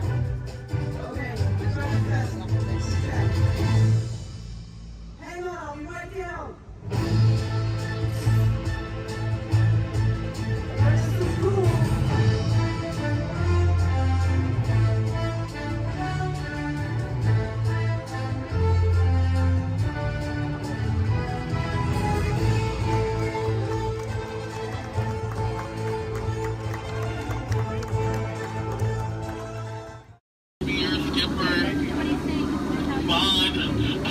Skipper Bond for the next 7 days and 2 nights out here in the jungle. But before we go any further to increase our chances of fun and survival, please keep our hands, arms, legs, and feet inside the water all the time, and please remain seated. Oh, and watch our children. Because if you don't, the crocodiles will. Yeah, they have an excellent thing here. So now we start our adventure off at the Amazon River. It's the home of some of the most beautiful butterflies. Did you guys know that their wingspan can grow from 12 inches to a whopping 1 foot? Yeah, we call them the rulers of the jungle. True monarchs for you. And now we come upon Inspiration Falls. We call this Inspiration Falls because the longer you stare at it, the more it inspires you to go. Like deeper and deeper into the jungle that is. Can everyone say ooh?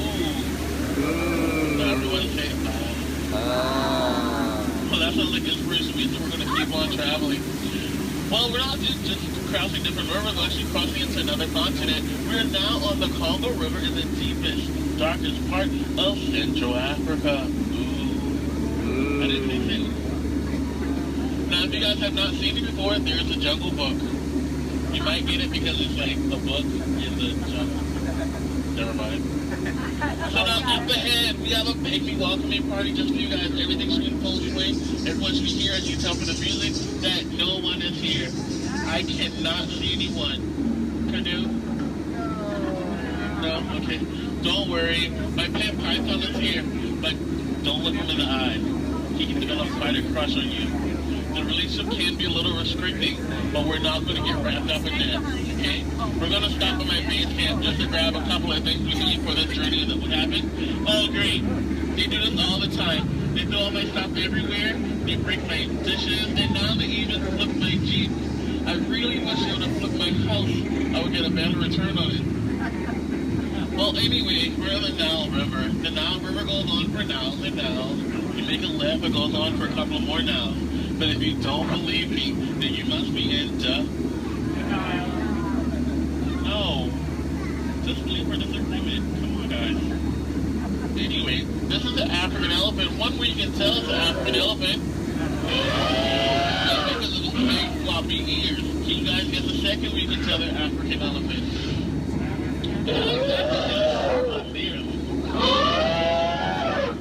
Well, anyway, now those African elephants actually trod down the path here on the African Belt for all these beautiful animals to come play together on the Nile River.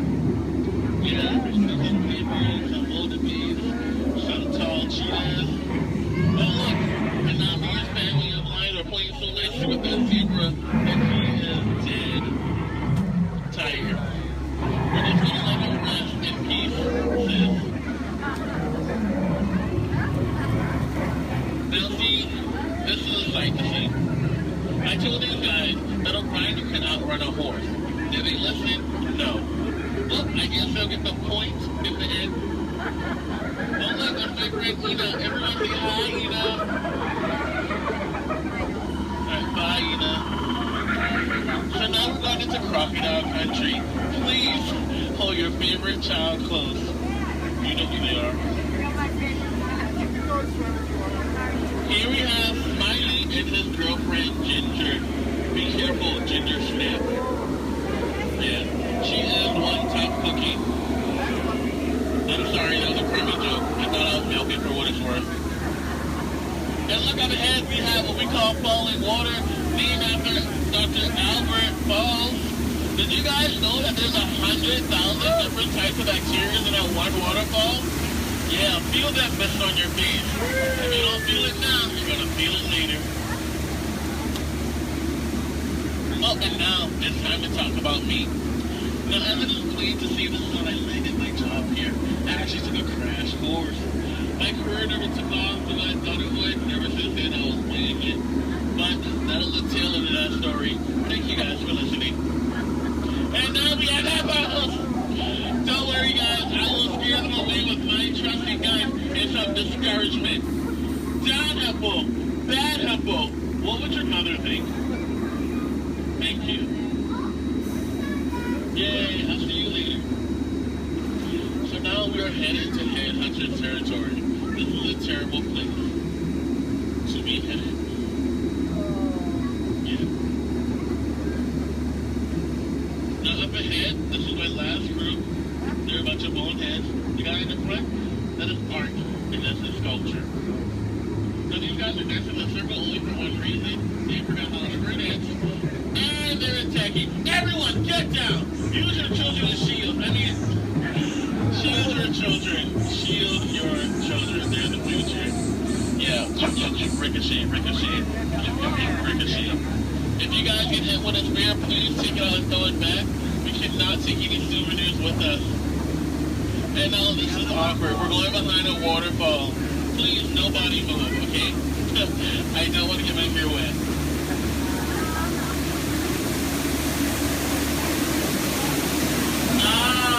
Now that bacteria.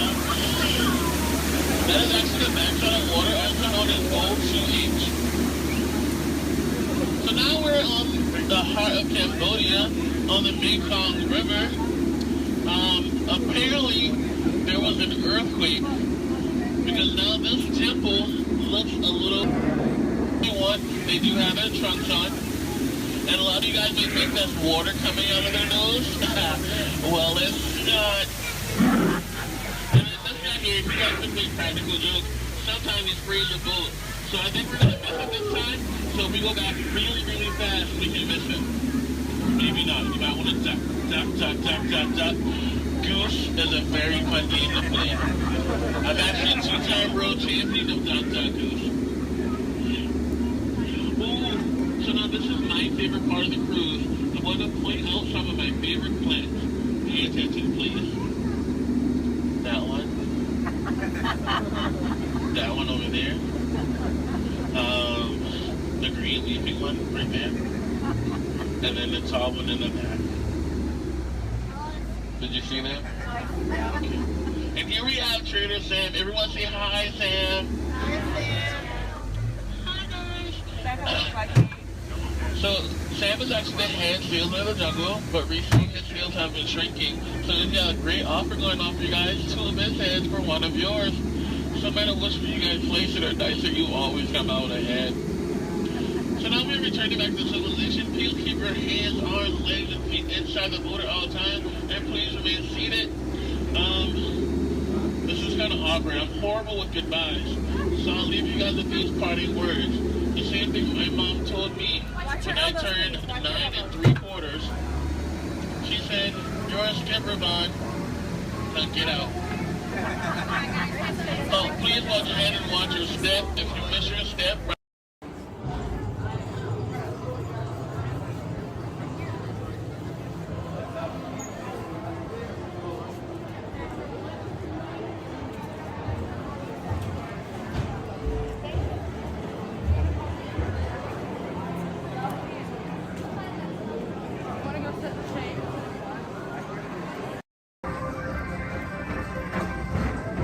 Attention all visitors from Galaxy M31. Please keep forward-facing tentacles clear of oncoming vehicles. Thank you.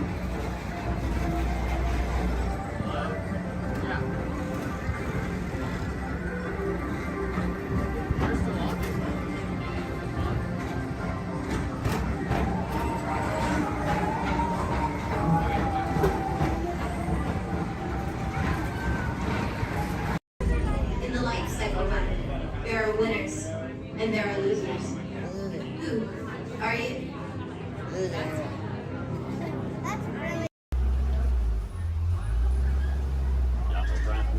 I'm going to be your guide today.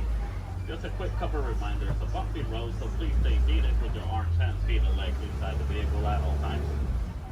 With that in mind, please keep a hold tight to those phones, cameras, hats, and sunglasses. If one of them falls, sadly, we won't be able to stop.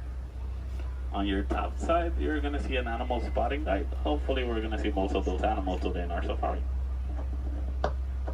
Once again, bumpy road, moving truck, so please stay seated at all times. I do advise you to get those phones and cameras ready. This is a photo area, but we might not be able to stop for every animal. I'm going to make sure I stop for most of them. But sometimes they won't stop for us. Just be ready. And 20. So we're going to start off our journey here in the Little Ituri Forest. The forest animals are nice and exclusive, and they depend a lot in camouflaging to stay safe. So sometimes they're kind of hard to see. So here on the right we're gonna see an okapi. Even though the okapis have zebra-like pants, they're actually related to giraffes. It wasn't until 1901 that okapis were discovered. Before that, they used to be thought as a myth.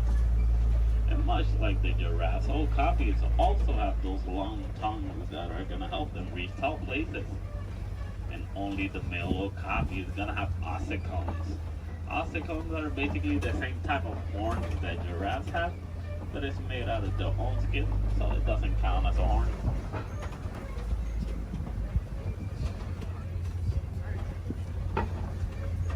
So coming up on our left side, we're gonna see some black rhinos. The black rhinos are one of the smallest of their species, weighing up to 3,000 pounds. The shape of the black rhino's mouth is kind of pointy or triangle-like, so that way it's easier for them to feed on the forest. Also a nice way for them to, also a nice way for us to identify the rhinos. Black rhinos have a pointy shaped mouth, while white rhinos have a square shaped mouth. So this one here on the right side, closest to the truck, is gonna be a greater kudu. The greater kudus are one of the tallest of the forest antelopes. They can go about 55 inches to the shoulder. That's about 4 feet tall. That greater kudu doesn't have any horns like the one in the picture. It's because this one is a female. Only the male greater kudu is gonna have horns. Behind the greater kudu, we're gonna see some bongos. Bongos are also known as the ghosts of the forest because they're rarely seen. The shape of the bongo's horn is twisted and it goes all the way towards their backs. So that way it's easier for them to travel around the forest without getting stuck. As we start exiting the little Ituri forest, we're gonna head all the way towards our Safi River. Rivers and water spots are great areas to see some of the wildlife that lives near the water.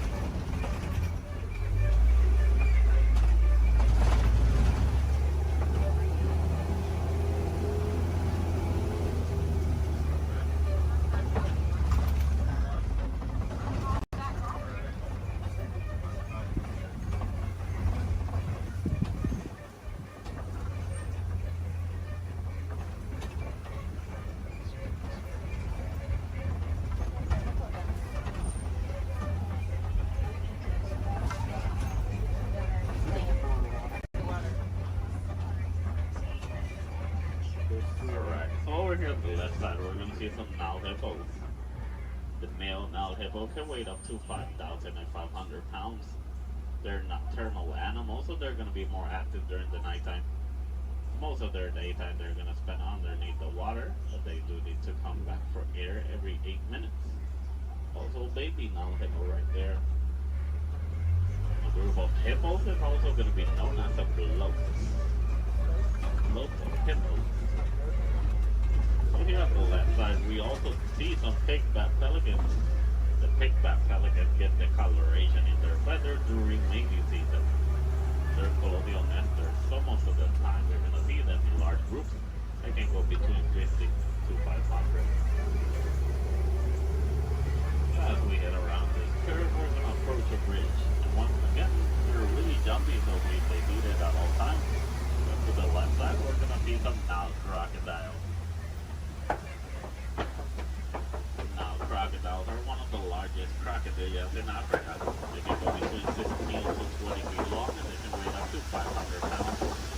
They're endothermic, so that means they're cold-blooded, but they're going to be releasing their bodies into the environment. So they're going to spend most of their daytime underneath the sun. If they need to cool off, they'll just open their mouth or they'll dive in the water. They're great parents. They will roll around the eggs in their teeth, so that way they can help them emerge. So as we enter the Safi River, we're going to head all the way towards our savanna. Savanna is going to be a large plain and a great area to see most of the animals in Africa.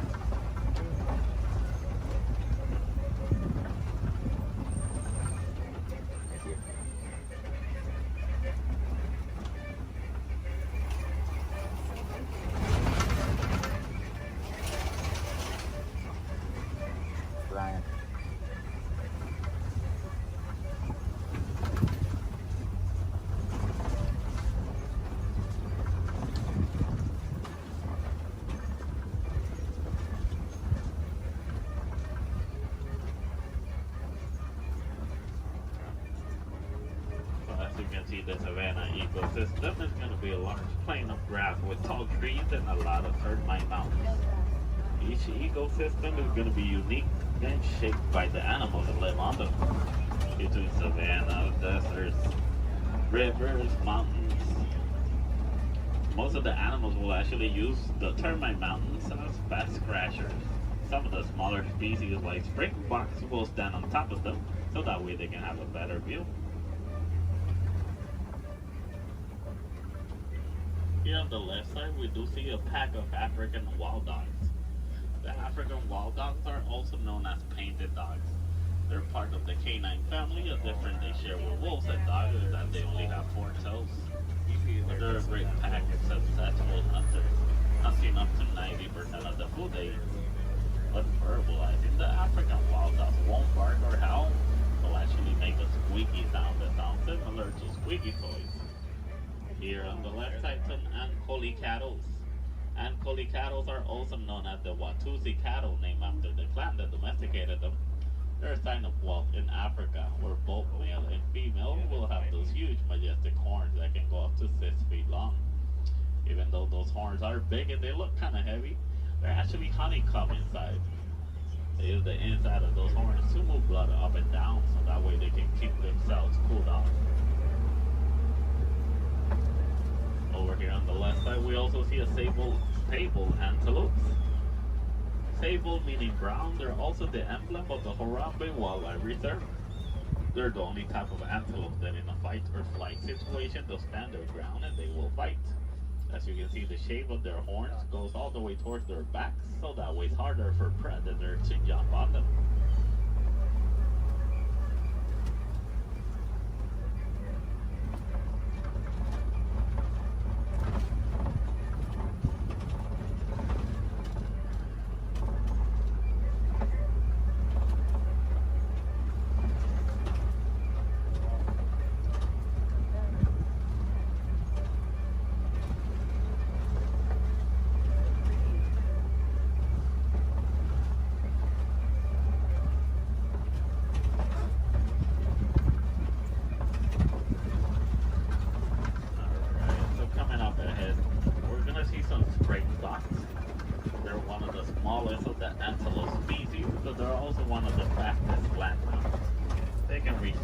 Between 50 to 60 miles per hour.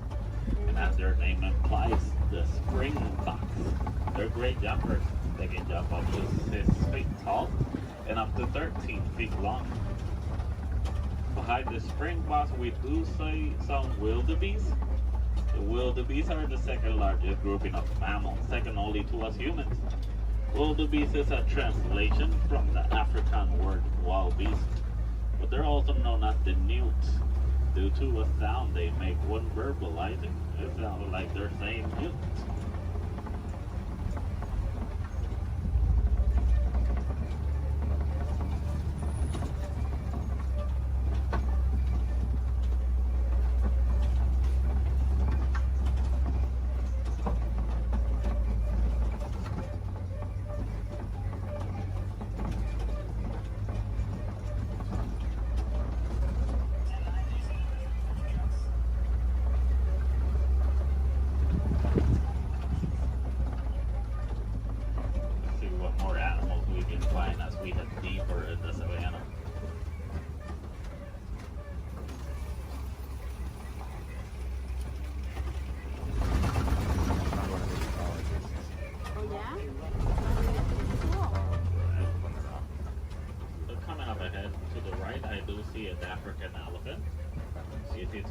Due to their huge size. Also, the shape of their ears look like the continent of Africa. They like to flap around those huge ears back and forth, so that way they can keep themselves cooled off, basically like a giant pair of fans. Also to the left side, mandrills, and the mandrills are one of the largest species of monkeys. Male mandrill can weigh up to 100 pounds, while the female can weigh up to 35 pounds. They also have a special pocket in their mouths where they can store food and snacks for later, just like squirrels. So the elephants will also throw dirt on top of their backs, so that way the dirt will block them from the sun and also from bugs. They're huge animals with a huge appetite, eating up to 300 pounds in just a day.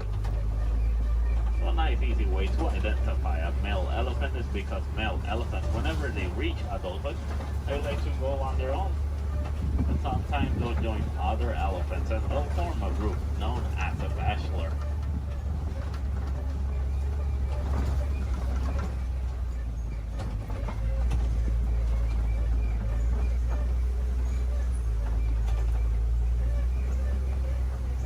Once again, another bridge. Please stay seated.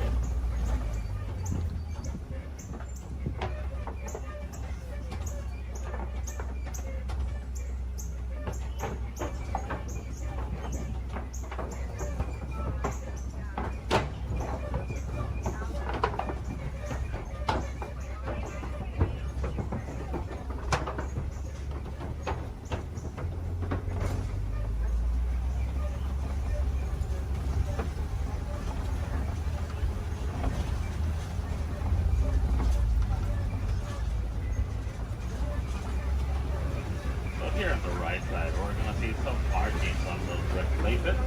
Those are elephant tusk marks. Elephants will stick their tongues on those red places, so that way they can get some of the minerals they don't get in their regular diet. Basically like a natural vitamin for them.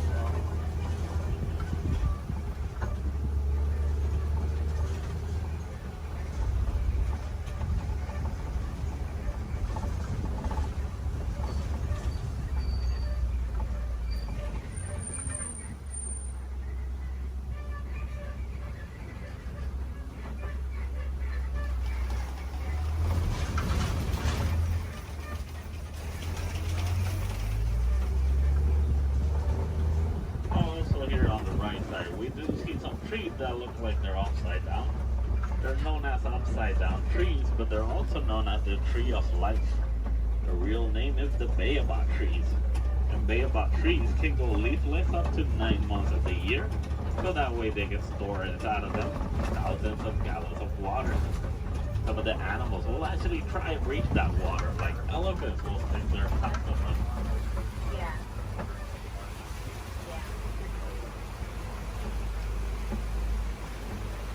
As we head around this curve, we're going to see a small island of greater flamingos. Greater flamingos are not greater because they're better than the other flamingos, it's just because they're bigger in size. As you know, flamingos have pink coloration in their feathers, actually get those due to their diets. They consume dried shrimp, and shrimp is high in keratin.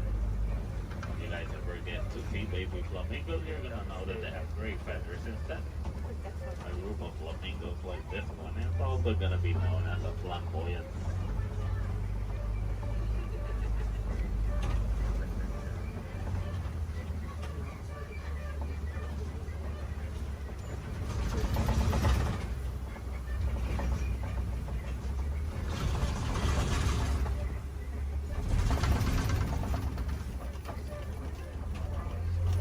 Coming up ahead, we do see some white rhinos. The white rhinos are one of the largest of their species, weighing up to 5,000 pounds. That doesn't make them slow because they can actually run up to 30 miles per hour. As you can see, the shape of their mouth is kind of squared, so that way it's easier for them to feed on the grass on the floor. And you'll usually find them in the savannah around mud pits. They like to roll around those mud pits, so that way the mud will help them against the sun and also against bugs. It's a nice way for them to stay cooled off.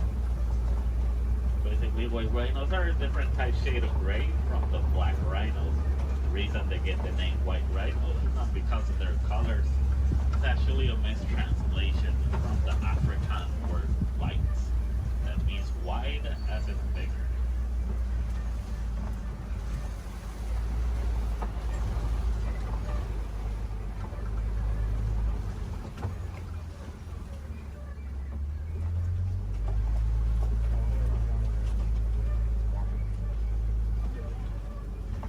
The way in the back on the left side, I do see a cheetah walking around.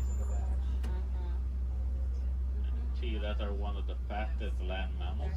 They can reach a speed from 0 to 60 in about 3 seconds. There's also another one laying on the grass on the way in the back. But with that in mind, the cheetahs are built for speed, not power. So after running so fast in such a short amount of time, we're gonna need a couple of hours to rest their energies. And cheetahs are also diurnal big cat predators, so that means they're more active during the daytime.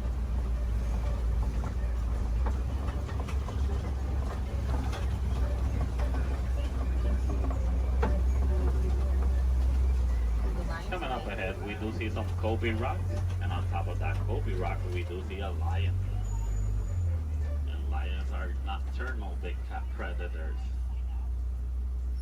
They're more active during the nighttime. Most of their daytime, they're actually gonna spend sleeping.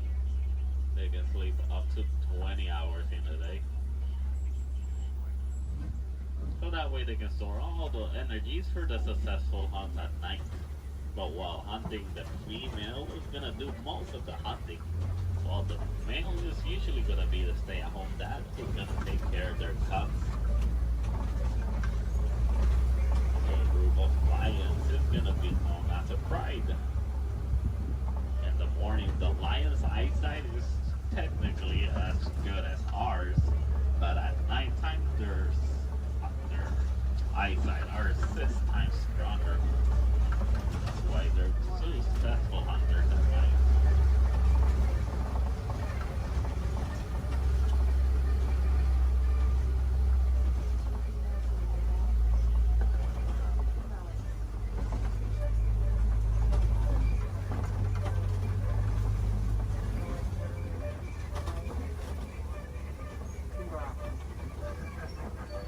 So coming up ahead, we're gonna see some warhogs.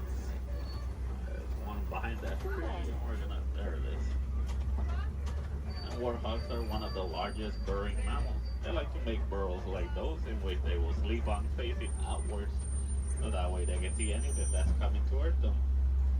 They're super close relatives to domesticated pigs, and they can run up to 35 miles per hour.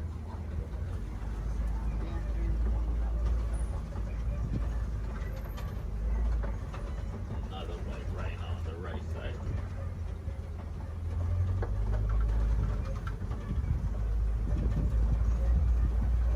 So as we start exiting our savannah, we're gonna head all the way towards the Warden's Post.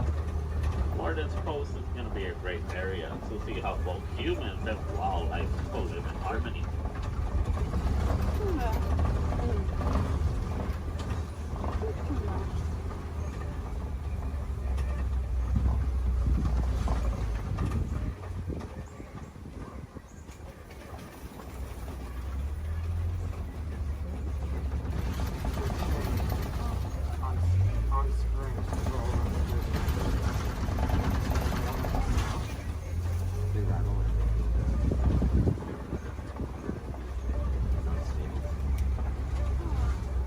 Alright, so here in the Warden's Post, we're gonna see some Nigerian dwarf goats. These goats are super cute, but they're also really friendly. They're a great source of milk and cheese, and they're really agile with a great sense of balance. They're also one of the few domesticated wildlife that we have here in our reserve. So next to that yellow barrel, there is a yellow box. The farmers found out that elephants are afraid of bee sounds. Most farmers are gonna have a box like that filled with bees, so that way whenever the elephants get near the farms and they hear the bee sounds, they're gonna steer clear away from them, and that way they won't eat the farmer's harvest. It's a nice way for both humans and elephants to co-live in harmony, but it's also a great source of honey. Also, the farmers will actually sell that honey for an extra income. Because sadly, due to a mining of a mineral called coltan, most elephants are losing their habitats and homes, causing them to migrate into human farms and villages more commonly so than it used to. So having bees in a box is going to be a nice technique for both keeping elephants safe, but also staying safe.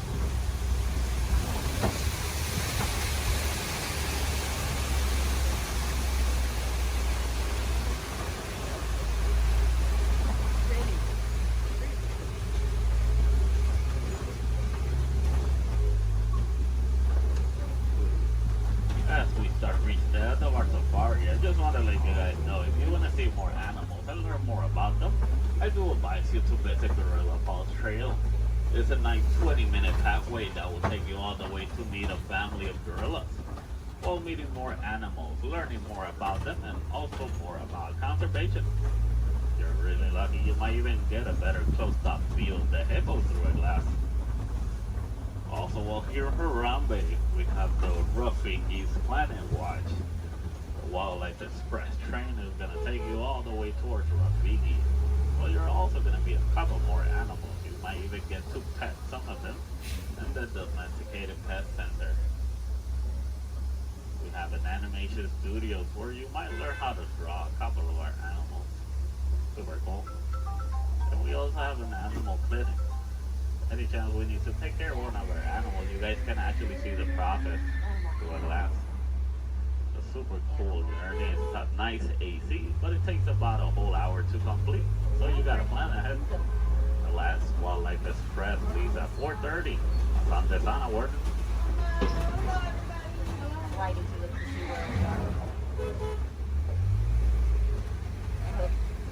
Alright, also while here in Harambe, you guys can visit the Celebration Festival of the Lion King. It's a great show to watch while visiting Animal Kingdom. There's going to be animals wherever you go throughout the park. We do have the lesser flamingos, similar to the smaller flamingos. In some area of the park, I believe, is one of the pathways that leads you to the Tree of Life. If you go all the way towards Asia, they're going to see a similar walking trail to the Gorilla Falls, but it's going to be known as the Maharashtra Jungle Trek. Over there, you're going to meet some of the Asian animals like Komodo dragons, tigers, also super cool to visit while you're in Animal Kingdom. So for the Gorilla Falls, once you head out of the truck and you head down the ramp, if you go to the left side, you're already on the Gorilla Falls Trail. Keep going around, enjoy your time, see more animals. If you go to the right, you're going to go back to the village, where you can see the entrance towards Rafiki.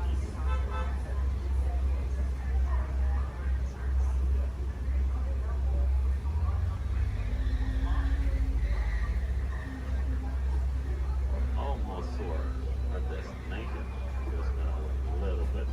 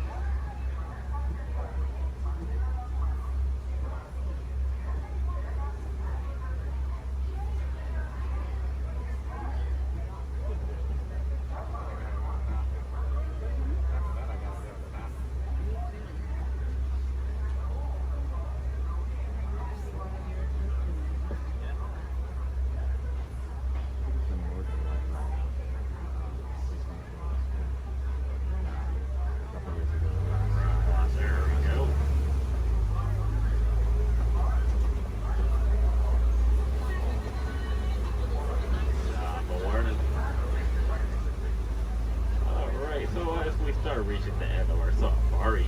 So here in Harambe, we don't like to say goodbye because goodbyes are always sad and final. We instead say Kwaherini. And Kwaherini does mean to go well. So Kwaherini guys, go well, go wild, go make a difference out there.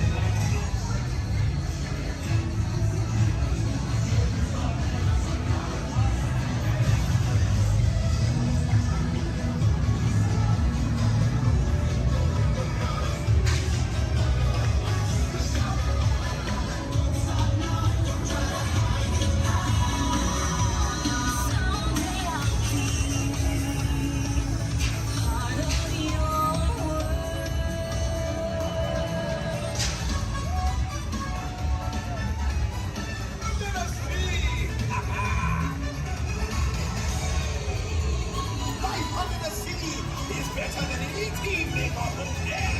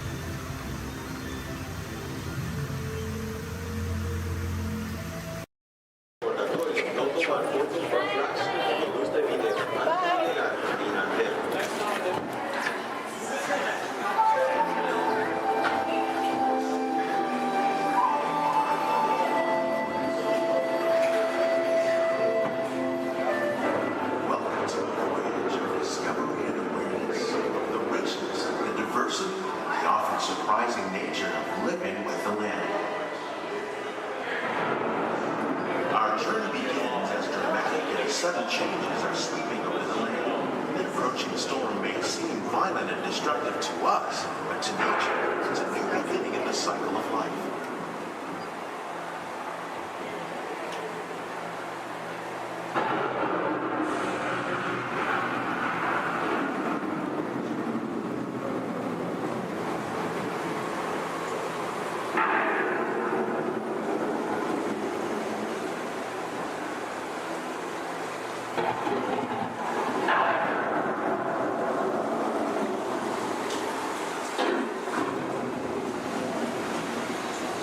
Beneath the surface of the land, roots trap water from the flowing mud, extracting precious nutrients and minerals.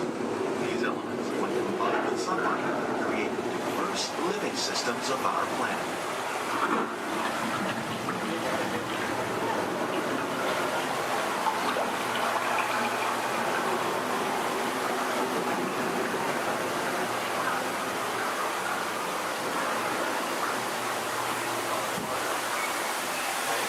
One of those living systems is the rainforest, home to the most amazing concentration of life on our planet.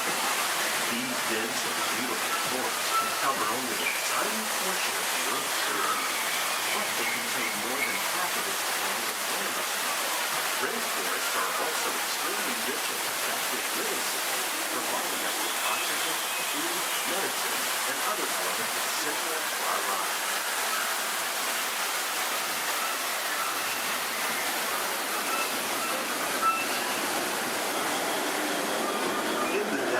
Nature has created a very different, no less beautiful living system. And while this arid landscape may seem lifeless, it is very much alive. The plants and animals that have learned to survive in these harsh conditions make use of what little water they can find and avoid the scorching. The American prairie once appeared as desolate as the desert, but over time, rainwater and nutrients gradually penetrated the hard surface of this land. Even the hooves of the mighty buffalo helped create the rich soil that one day become home to the American farm.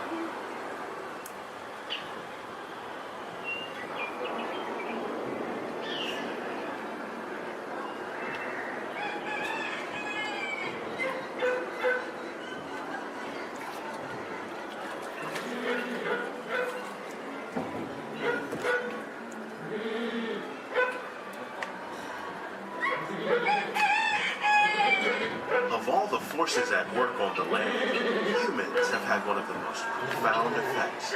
The need to produce food for a growing world led to the enormous use and sometimes overuse of the land. In our search for more efficient ways to grow food, we often fail to realize the impact of our methods.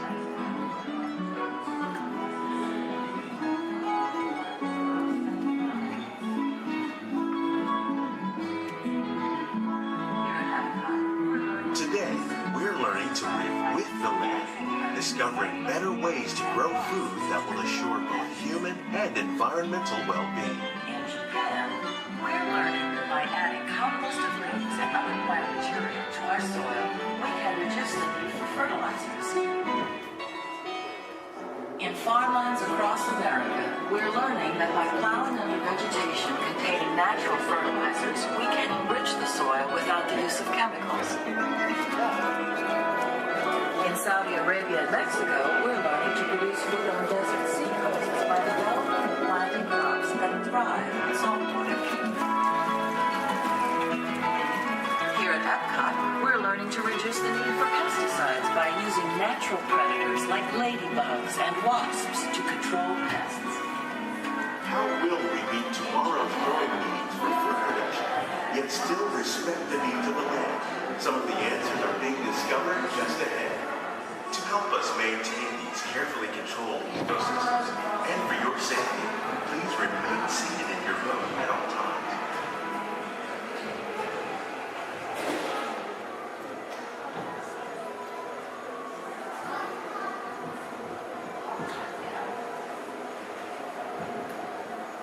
Welcome to our living laboratories, where scientists from Epcot and the U.S. Department of Agriculture are exploring innovative ways to produce bountiful harvests now and into the future. The tropics are home to the greatest diversity of plants on the planet. Many of these, like papaya, bananas, cacao, coffee, and rice, are well known around the world. Others, like the jackfruit, fluted pumpkins, and dragon fruit growing here, represent the vast number of lesser-known tropical plants. As we learn more about these crops, we discover that many are rich in vitamins and minerals, while others are well adapted to growing in less than ideal conditions. For instance, the fluted pumpkin thrives in the poorest soil conditions of Africa. With its edible seeds and leaves, the pumpkin could become an important staple for areas where other crops don't grow easily. The unique-looking dragon fruit is actually a member of the cactus family. The fruits are high in vitamin C, rich in antioxidants, and have a light, sweet taste. The fruit originated in Mexico or Central America, but is already becoming popular in Asia. It could become a source of important nutrients for people living in many areas of the world. These and many other lesser-known crops may one day be as popular as the bananas growing on both sides of the boat. More than 28 million tons of bananas are eaten annually, making it the most popular fruit in the world.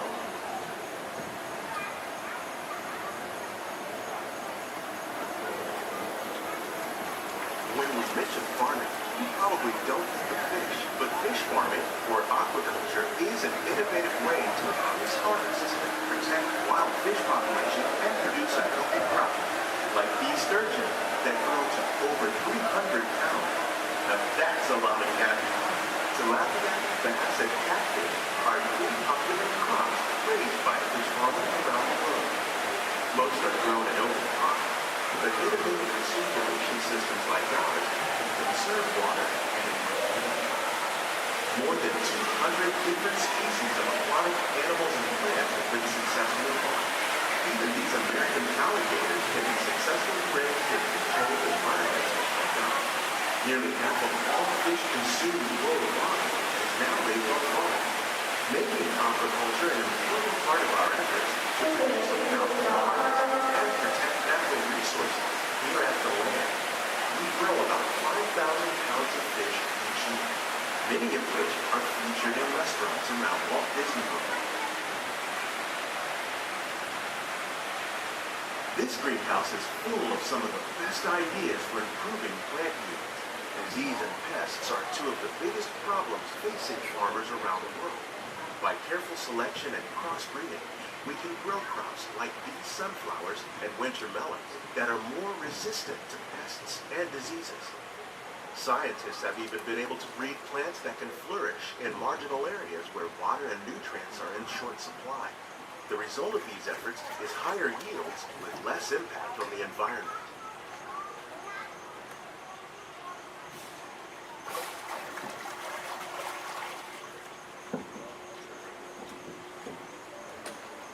These plants are definitely on their way up.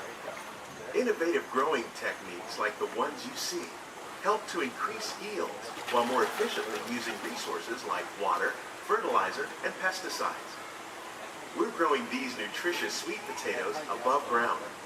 This method increases yields, produces larger potatoes, and can be used where rich soil is in short supply. We're growing lettuce using our nutrient film system. This technique precisely controls and recycles water and nutrients. With it, we can produce over 27,000 heads of lettuce a year in this one small area.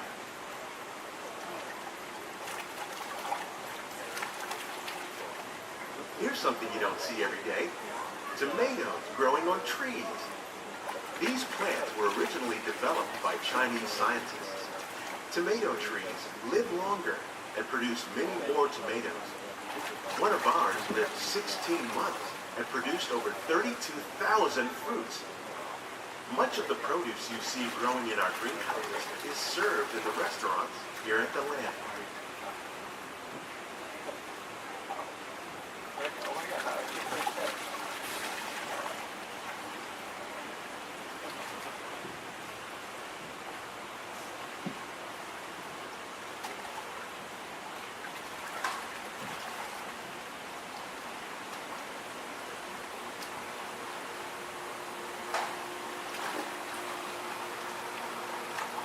The future of agriculture includes some high-flying ideas like the ones you see here. The aquaponics system on your left integrates hydroponics with aquaculture. The fish provide a source of natural fertilizer for the plants, and the plants help keep the water clean for the fish. It's another great way to produce more while using less resources. In our lab, Epcot scientists are working with the U.S. Department of Agriculture on a number of innovative projects. The goal of these efforts is to produce higher yielding and better quality plants.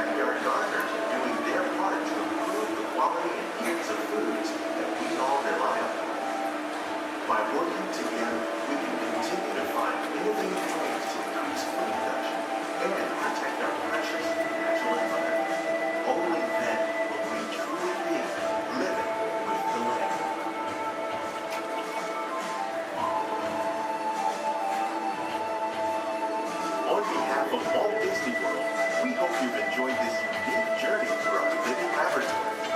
Those of you interested in an even closer look at our greenhouse might consider the behind-the-scenes walking tour. It's a great experience for the whole family. The tour desk is near the entrance to Soarin'. Please keep your hands and feet inside the boat. Remain seated until the boat comes to a complete stop.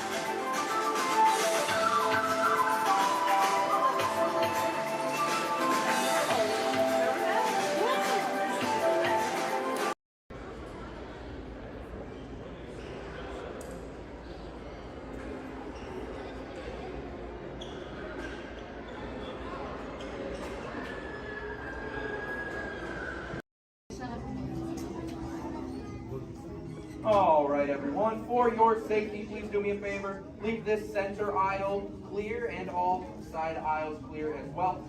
If for any reason you need to leave the theater, you can do so through these two right rear exit doors. That's if you're looking to leave, please do so through these two right rear exit doors. They're a little bit heavy. Just give them a big old push and they'll open right up for you.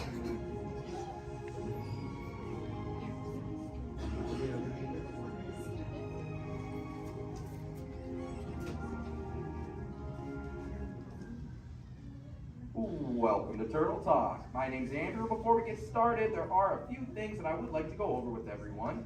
Now, here at Seabase, there is absolutely no eating, no drinking, no smoking or vaping, and no flash photography. Thanks, guys. Now, this piece of equipment here is known as a hydrophone. It allows us to hear sounds from beneath the sea, and it's also going to allow us to hear from our very special guest today. Does everybody know who our special guest is? Please shout it out. Crush is coming to talk to us to learn more about the human world, and we're going to get the chance to ask him a couple questions about the turtle world. So, little ones, you're thinking of questions that you may get to ask Crush, okay? Now, it does seem like Crush is off surfing at the moment. In order to call him out, we need to yell, "Hey, Crush!" on the count of 3, all right? 1, 2, 3. Hey, Crush! Well, righteous, well, awesome. Check it out, man. Hey, new look. Double barrel, 360, totally tubular. Whoa, look at the humans in the human tank. Hello, humans. Hello. Righteous, man. Oh, dude, speaking of most righteous, look at this, bro. Hatchlings, grommets, offspring, totally chillin' sub-level. Look at this, right next to you, you got a little dudette, blue shell, brown noggin, goggles, and extra ears.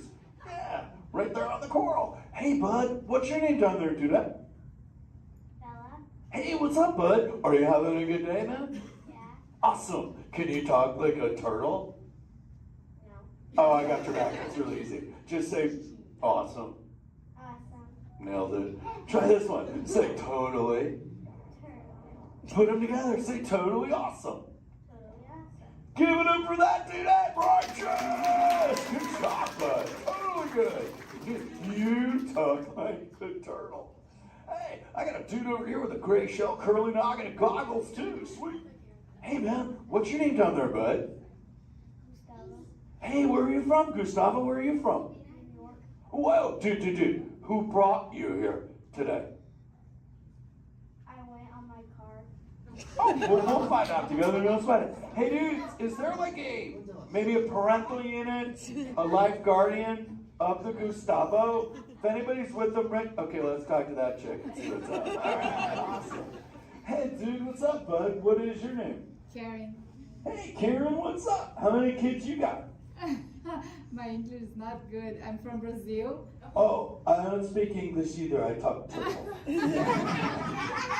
Karen, does it freak you out? Gustavo has no clue you're here. Don't worry, Karen. They come back when they get hungry. Karen, did you feel it, bud? Did you feel it? We're sharing a moment. Look at you, Karen. Awesome. Dude, my son Squirt, he's like this. He goes, Dad, what's up with all the humans? And I go, dude, I do not know.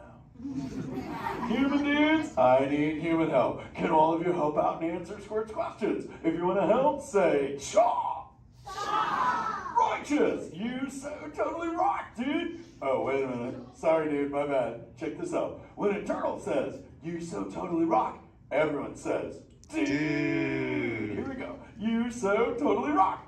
Dude! You so totally rock! Dude! Now all of you totally talk turtle. So, on to Squirt's question. Numero uno. He goes, Dad, if humans go to a beach, what do they do? I said, bro, I do not know. Humans, do you go to the beach? Yeah. Awesomeness. Okay, answer it for the Squirt dude. What does a human do at a beach? Shout it out. Swim. No way. Who likes to swim? Wave some fin if you love to swim, man. Oh, man, I got wavers. Look, even on the bench. What's up, wavers? Nice. Dude, want to see me swim? Say go crush. Go crush. Let's rock. Everyone yell. Rip it. Rip it. Roll it. Roll it. Punch it. Punch it. Rip it. Man.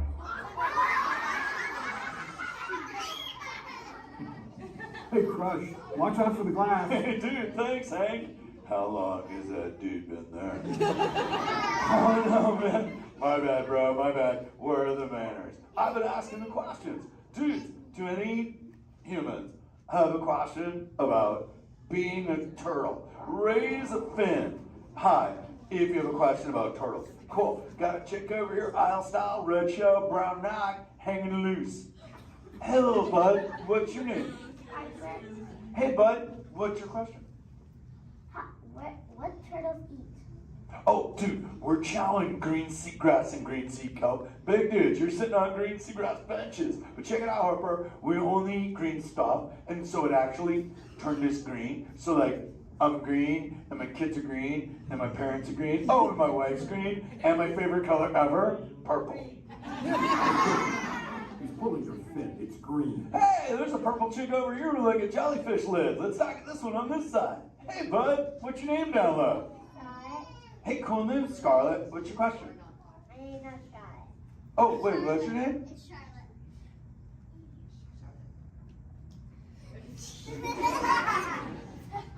You don't have to tell me.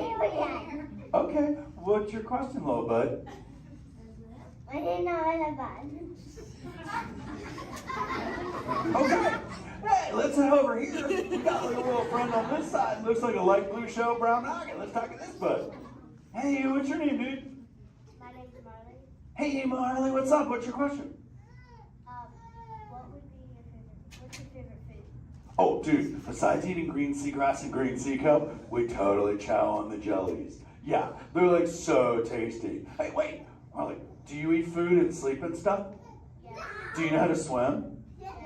You're a turtle. Because all we do every day is eat, sleep, and surf. Hey, we got a bud by the bench. He's got a red-shelled curly noggin. Let's talk to that guy. Sweet.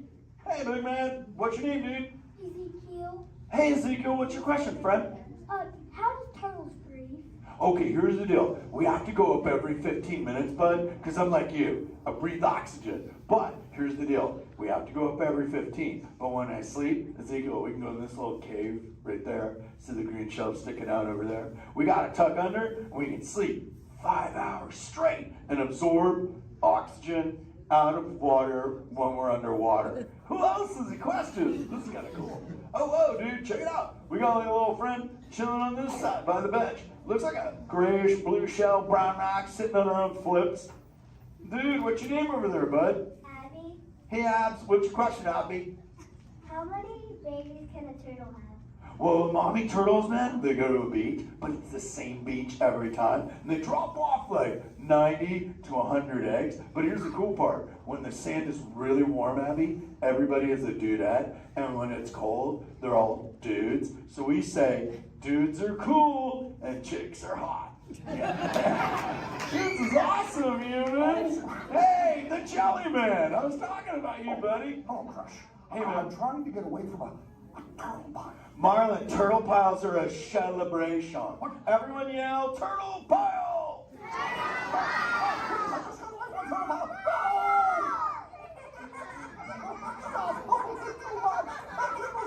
Oh, cool. Hey, boys, surf's up, dudes. Thanks a lot, Crush. For what?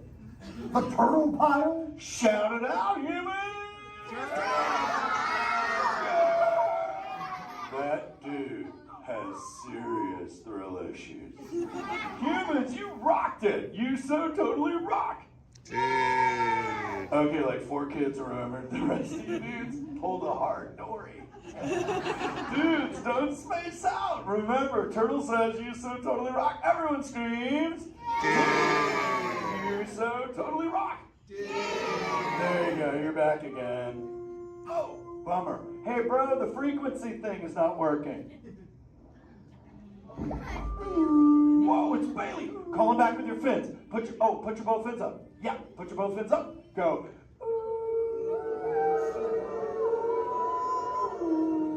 Crush. Hey, Bailey, look at my friends. They're humans. Oh my goodness, funny looking humans, huh? Hey, dude, stop. That's not cool. Those are my friends. They can hear you. No, they can't. Watch this. Hi, humans. Oh, okay. Why didn't you tell me? Dude, I tried, man. You got stoked out. Wait. Ooh. Yeah, that thing. I'm getting something. Ooh, wow. Some of you have 4 ears. Weird. I'm not judging. Humans. Later, Crush. Later, Bailey. Everyone say, later, Bailey, dude. Bailey's echolocation's awesome. We're going to do it. Everyone, both fins up. Go. Okay, sublevel. Really good. Back bench. Solid. Grandma in the corner. This is where we put our fins up. Good job, Grandma. Good job. Fins up. Eyes closed. Go. How many fins am I holding up now? No, you gotta go. Yeah, you so totally rock. Squirt, come here. Squirt, look at this. Squirt, I just taught humans your ultimate favorite. Sweet. Dude, go for it. They'll blast you. You so totally rock. Yeah. Rock on, human dude. Rock on, Squirt. That's my son. I'm in a jam. Oh, wait. Remember this thing. You gotta be good to the oceans. And the oceans will be good to you. And slap the fins together for my man Andrew. Rockin' the mic, man. Oh, righteous. Little dude. Use the word dude all day long. Because your parents will love you. Hey, Karen. You're welcome, Karen. Let's go! You so totally rock! Let's give it up for Frog. If you would like to learn more about Fred's and friends like green sea turtles, manatees, or sharks, you can do so up on the second floor of Sea Base. Now, little ones, don't move until your adult comes to get you. Adults, please collect your belongings, collect your children, head on up to those two right there exit doors. Or if you're taking, please don't stand up.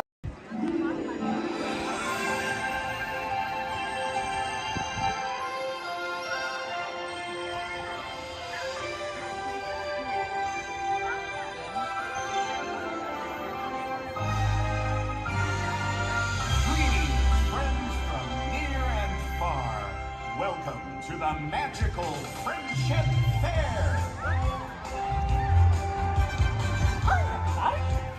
We're so glad we're here! Oh, what a great day! This is wonderful! Welcome to the place where the stories come alive for a child inside. So much more than you see, so much more than you dream. Before your eyes, tomorrow is brighter than you can imagine. Come on, take my hand, leave you with hope and a wish, and off we go to the place we all belong. Where the wonder is in you and me. Take the lead, like a shooting star within your heart. Wanna dream, let me free. It's a thing that we're all inside. It's a friendship that you uphold. We will celebrate when magic feels like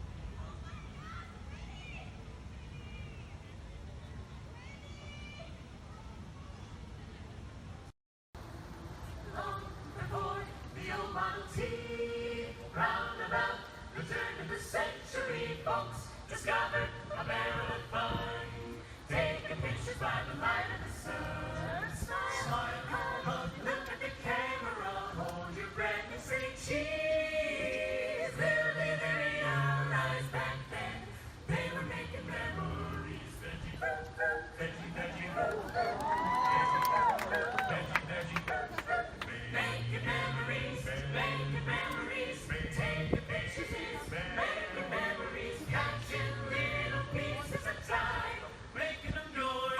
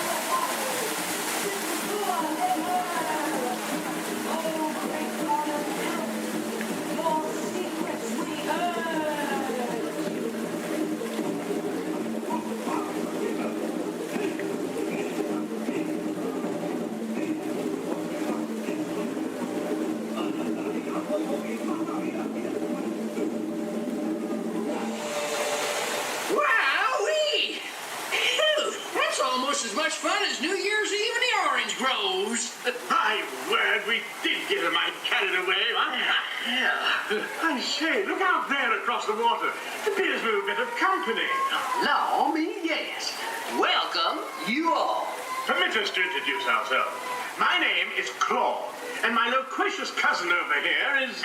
I'll introduce myself, if you don't mind. Hi there. I'm, well, let's see now.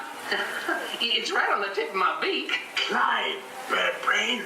Oh, yeah. I'm Clyde Birdbrain. Oh, I say, perhaps you good people have never conversed with toucan birds before. Well, neither did we, till one day we discovered this magic sunshine pavilion. By Jove, yes. I remember just how it happened, many, many bird baths ago. There we were in an explorer's launch on a mysterious river in deepest Adventureland. Off in the distance comes the fierce roar of an African lion. And as we round a bend in the river, a huge bull elephant bellows forth in protest of our intrusion. Suddenly, the treetops explode in a frenzy of outraged birds. Oh, come, you can jolly well do better than that. I can jolly well do one at a time.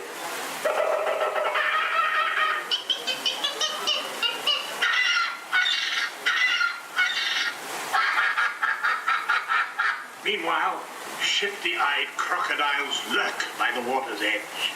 Lurk, lurk, lurk. And the giant python slithers down from an overhanging limb. What's happened? What's wrong? I can't stand snakes. Don't be ridiculous. I'm only relating a story. All right, Clyde, enough is enough. That wasn't me. I never even opened my beak. Huh? Excuse me, I hate to interrupt such an exciting story, but they're calling us to the show. Land's sakes, it's already showtime? Land's sakes, yes, it's already time for the show. And Claude, I do believe it's your turn to make the announcement. Righto. Ladies and gentlemen, boys and girls, gather up all your cameras, purses, and other articles, and now turn to your left towards the tall doors. When the drums begin, they'll open magically to lead you right into the Sunshine Pavilion. Is everybody ready?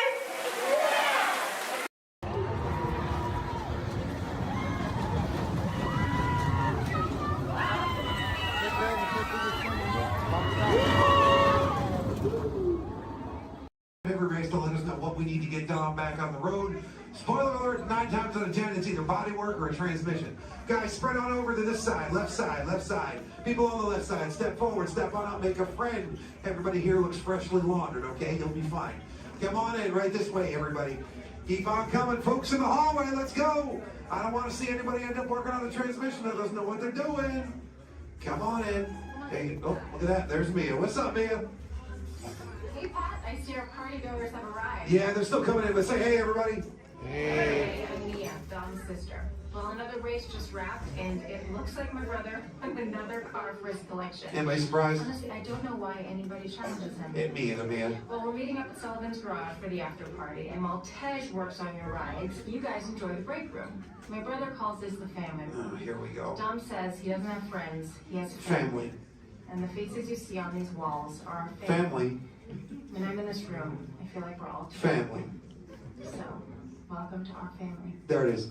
It's a thing around here. Hey, Tej, how's that Matthew McConaughey impression? All right. What's up, Mia? Get better. It's just welcoming these good people to our family. How are their rides coming along? The rides are ready to roll out and roll out inside. Perfect. Let's get the show on the road. I'll let Dom know. You guys have fun at the party. Bye, Mia. Bye. She just called. Okay. All right, Pat. Yeah. Let's get these people on their way. Send them over to the war room. Sounds like a plan. Are you sure, though, Jamie's kind of a piece of work? Right. And he hung up. Okay, so in a moment, those doors are going to open. When they do, head on into the war room with Jamie. That's Tej's new assistant. First day without Tej, so good luck. Be nice. Don't touch nothing. Too much last night, so bear with me. Tej left me alone today, so yeah, that's pretty much it, you guys. In just a moment, these doors will be closing, and moment. Okay, so yeah, you guys want a tour of the war room? Okay, so basically, got some monitors over here. My name is Jamie, by the way, you guys. Oh, and there is Tej.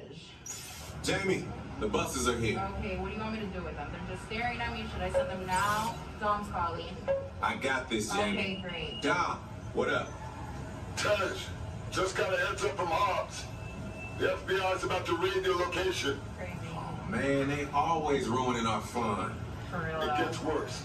They're leading Owen Shaw right to your door. Shaw? That cockroach we beat down in Spain? What's he got to do with this? Everything, right? Nothing yet. And let's keep it that way. Get those people on those buses. You need to start bugging out right now. And get that turbo truck ready. I'm sending Letty there to pick it up. I'll call Letty. I'm on it. Never mind then. Hobbs needs our help. He needs our team. Spread the word. Spread the word, you guys. But keep it in our family. Never mind, don't listen to me. And keep it quiet. Just keep it in the room. Oh, the other bald guy's It's calling. Hobbs, my man. What up? Sorry, Brother Tej, no time for chit-chat. I just sent you a brief on FBI agent Novak. Has Toretto filled you in? Yeah. He wants us to get everybody over to the party at Sullivan's. Sounds like a plan. That party is a ready-made diversion. Keep it going. We need to discuss how you're going to get all those civilians out of there without tipping off the FBI. Crazy. Okay, hold on. Let me get everybody squared away, and we'll talk offline. Copy that, Tej, and let everybody know. Shut off your cell Don't phones. listen We to don't him. want Shaw tracking your He's locations. overreacting. Just put it on silent. Okay, Jamie, Yeah. you heard the man. I heard him. It's about to go to a whole nother level. Crazy. Send everybody to the loading dock. All right, you guys. We heard him. Have fun. If anything happens, my name isn't Jamie. Okay? Peace. Journey into the movies is the perfect job for me because I love movies. So is everybody ready? Great, because it's showtime. Ready when you are, CB.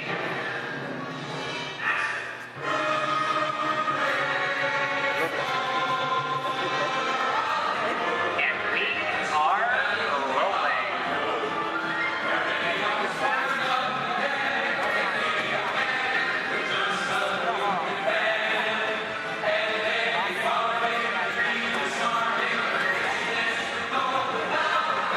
Hello everyone and welcome to the Great Movie Ride. Once again, my name is Michael, and I'll be taking you from this Hollywood soundstage right into some of the greatest movies of all time.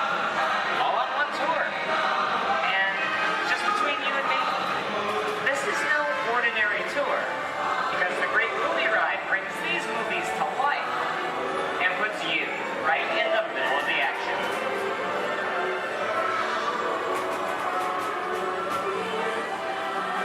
I don't know about you folks, but I just love those great Hollywood musicals of the 1930s.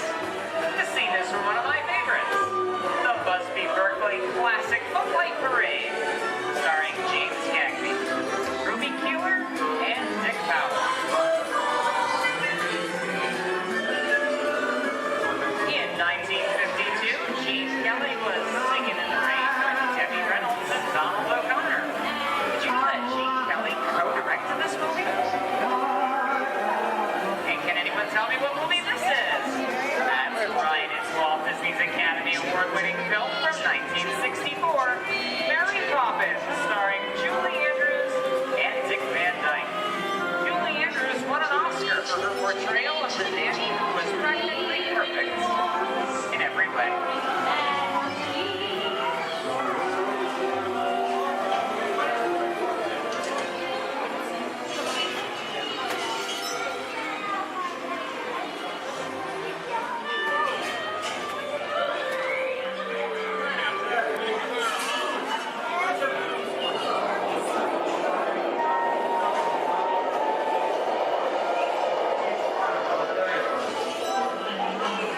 Hold on to these wallets and purses, folks. This doesn't look like a very good neighborhood. In fact, it looks a lot like the underworld. Scene of such classic gangster films as The Public Enemy, starring one of my favorite tough guys, James Cagney. Even though Cagney is best known as one of the movie's greatest gangsters, he won his only Oscar for his role as the song and dance man George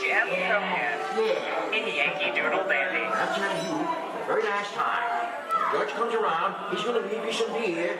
You're still gonna take it. And you're gonna kick in with the dog. And if you don't, somebody's gonna drop by here and kick your teeth out, squat your car. You mean? I get you. Somebody's coming. Somebody's coming. Get down. Oh, here is it. Yeah, just a bunch of rubber-necking tourists. Sorry for the delay, folks. I don't want to run a red light, even if it is just a movie. You talking to me? You talking to me? No, sweetheart. Talking to the dame with the funny-looking outfit over there. Yeah, I'm talking to you. I'm not supposed to leave my vehicle. I said get over here. Okay, Mugsy, whatever you say. Hey. How'd you know my name anyway? I've seen this movie before. You're making a big mistake here, Mugsy. I can't slug out in the middle of a movie. I'll go for some more.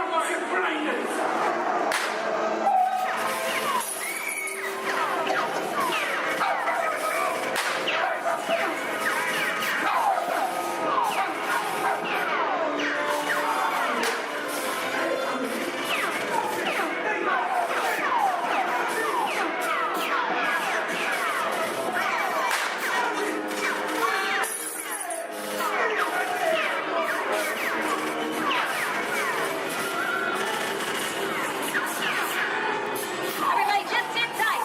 Running a red light's against the law. Never break the law, they get one. No more red lights.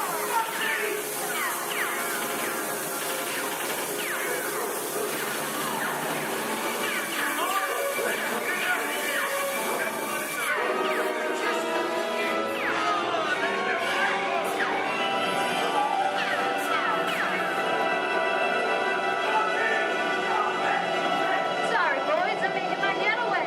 I'll see it's in change. And what are you looking at?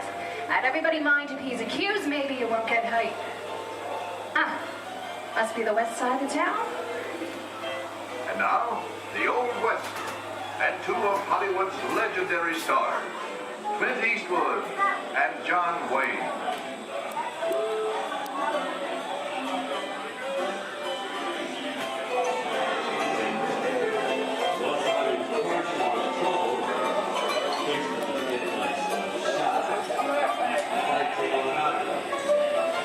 Go right ahead. Long time ago, I made me a rule. Let people do what they want. Sleepy little bug, ain't it?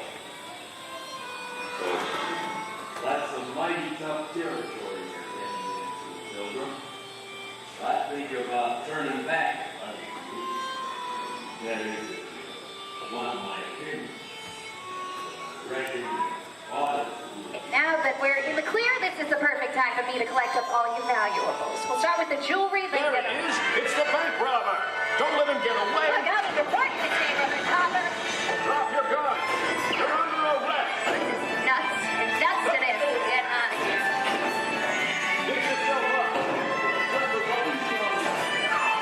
Well, look at it this way. They can't get any worse.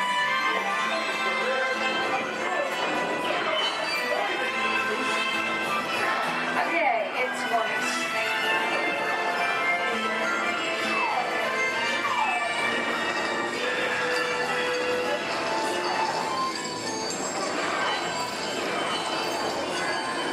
I don't know about you guys, but this is kind of creepy.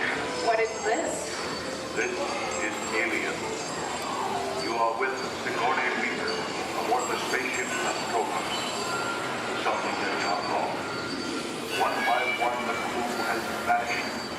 And somewhere in the ship, a terrifying creature waits to claim its next victim. Look, pal, I ain't no victim. Warning, remain in your vehicle. The area you are entering is extremely dangerous. Proceed with caution.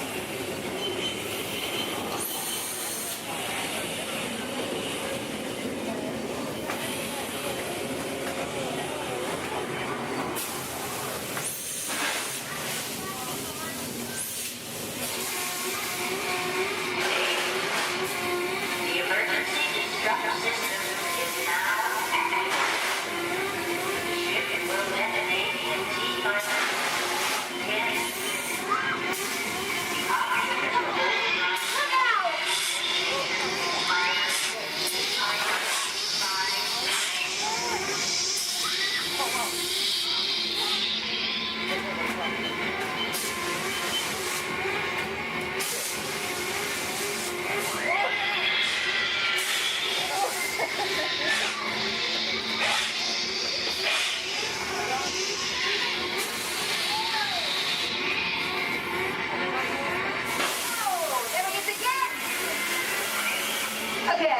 That's enough creepy crawly things for one day, right?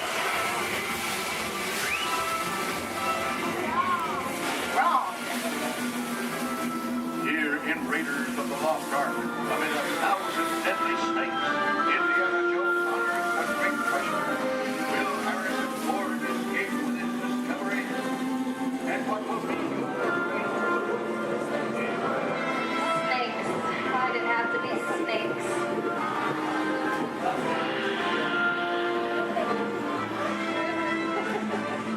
dust of 3,000 years lies undisturbed in this ancient burial chamber. And on the chest, the great stone god, a priceless Wow. Yeah, a lumber that chunk of ice. Time for me to get back to work. But don't nobody move on, go get the goods. I don't think they notice a few extra bodies around here. You know what I mean? But the jewel is guarded by a curse, and those who dare defy that curse must pay with their lives.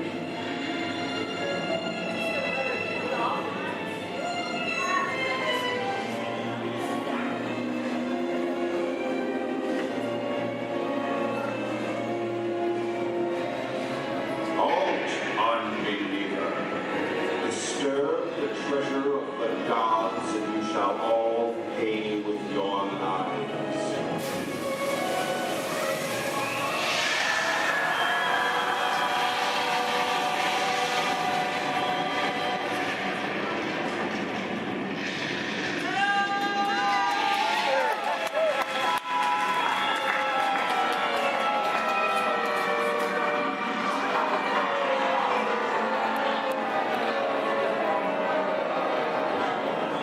Yeah, just going for popcorn. And that just goes to show you anything can happen in the movies. Let's get on with the show. I see dead people. The horror movie is my all-time favorite genre. Some of the best horror films were produced back in the 1930s and 40s, but monsters, mutants, and maniacs are still audience favorites and continue to haunt us today. Hollywood has produced dozens of other movies over the years, beginning with a silent version back in 1912. Fear now entering the jungle home of one of the most beloved characters of all time. Now it's not George of the Jungle, actually it's Tarzan, originated by Johnny Weissmuller.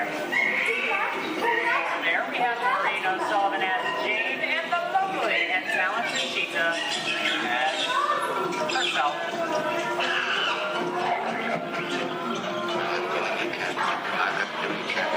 Those are no good at being noble. It doesn't take much to see that the problems of three little people don't amount to a hill of beans in this crazy world. Someday you'll understand that. Louis, I think this is the beginning of a beautiful friendship. Best last line of a movie ever. On the Ringo Card, favorite person, fantastic romance.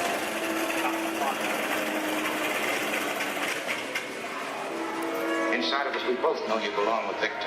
Part of his work, the thing that keeps him going. If that plane leaves the ground and you're not with him, you look better. Maybe not today, maybe not tomorrow, but soon, the rest of the time.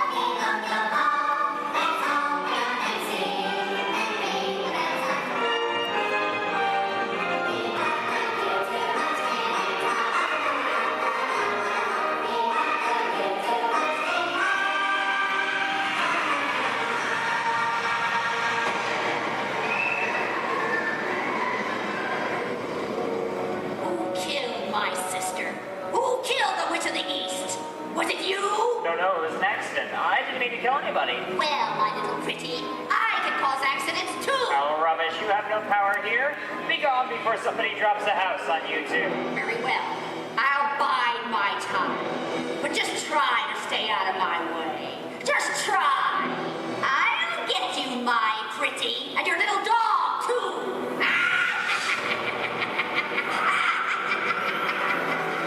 I wonder how we get out of here. What do you folks think? Which way do we go? Follow the yellow brick road. Follow the yellow brick road. Why didn't I think of it? Sing along, folks. You know the words.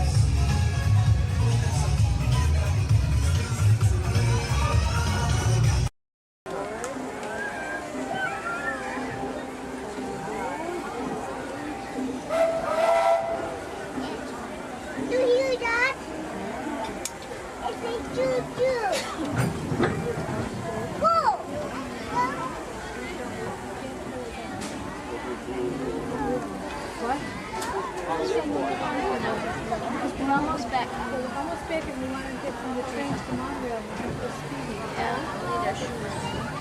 Hello, everyone. Thanks for joining us on the Disneyland Railroad.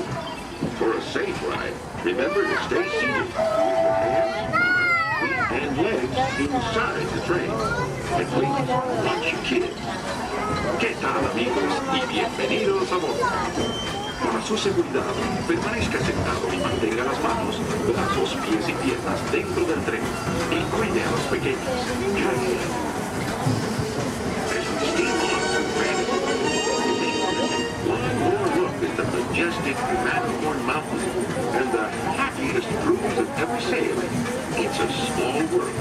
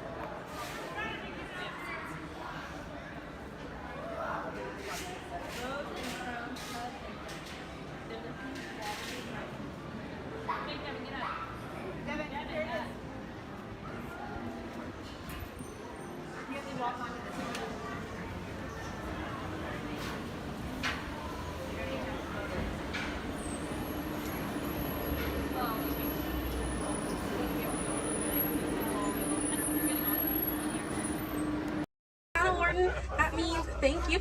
Another word that we say here on the reserve is twin day. And twin day means let's go. Jumbo everyone, my name is Selena. I'm going to be your safari guide here today. Before we get out in the reserve, I do have a few safety reminders. Please make sure that we keep our hands, arms, feet, and legs inside the vehicle at all times so that we remain fully seated throughout our entire journey today. Now, if you take a look above your head, we have an animal spotting guide. You can use that guide to help me spot some animals out here on the reserve. I can't promise that we're going to see all of them, but I usually have some pretty good luck. Now, we're going to be heading into the Little Aturi Forest here first. And this area is home to animals that tend to be shy. They like to use camouflage to blend in with their environments, but we're going to see what we can find today. And already see, looks like we're going to see that saddle-billed stork. They're high up on that left-hand side of the road there. And the saddle-billed stork gets its name after the little yellow patch that's on its beak. It's shaped like a saddle. Those birds are 5 feet tall and have a wingspan of 9 feet, about the same width of the canopy that's above your head. Now on that right-hand side there, we have the okapi.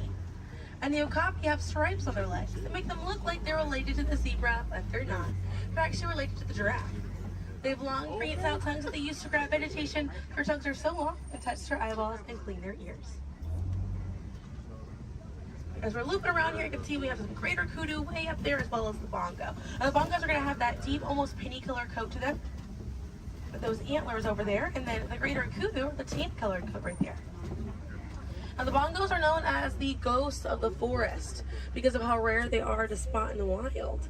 And their antlers, they angle backwards, and that's to help them get through thick vegetation and underbrush very quickly. Now, the greater kudu that we see right there, the greater kudu are one of the tallest antelopes in Africa, or the second tallest antelope here on the reserve. They stand at 55 inches tall at their shoulder, and they can leap about 8 feet forward. Now, coming up here on the left-hand side, we're going to see the black rhino.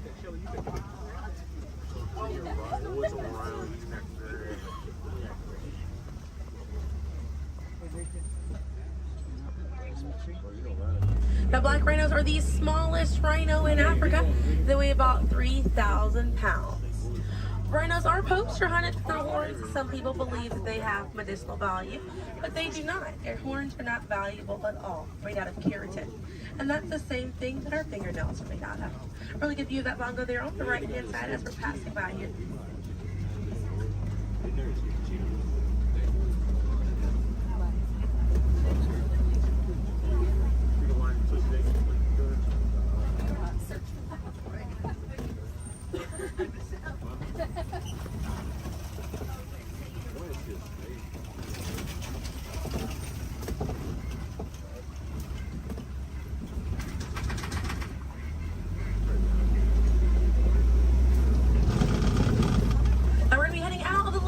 Forest, but we're going to be on our way to the Safi River. And animals in this area like to hang out in and around the water.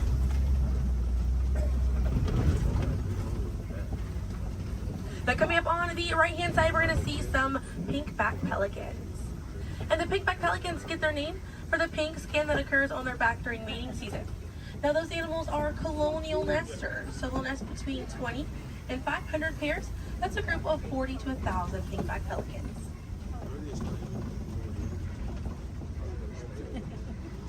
A view of the Savi River coming up on the left, and we have some Nile hippopotamuses. Now, a group of hippos is called a bloat, and they spend most of their time submerged in that water to avoid overheating, but they will come out to graze. And they can stay submerged in that water up to 8 minutes at a time. And instead of swimming through the water, hippos will actually walk or run along the bottom of the riverbank, helps them glide through that water right there. One of the ways you can help out your waterways is by checking your sunscreen to see if it's reef safe. Another way is just being aware of how much water that you use and trying to conserve as much as possible.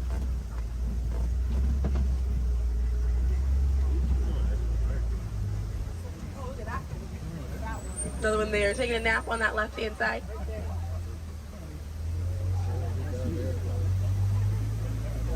Now coming up on the left, we're going to see the Nile crocodiles.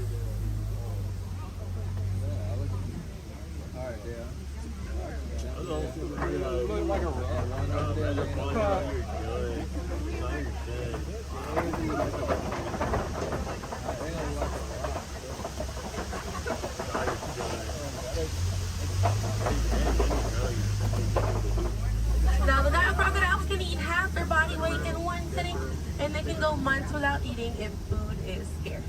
Now mother and father crocodiles are great parents, and they'll gently roll their eggs in their mouth. It softens up their shell and it makes it easier for their babies to hatch. But we're going to be heading into the savannah now, and the savannah hosts millions of migrating animals every year.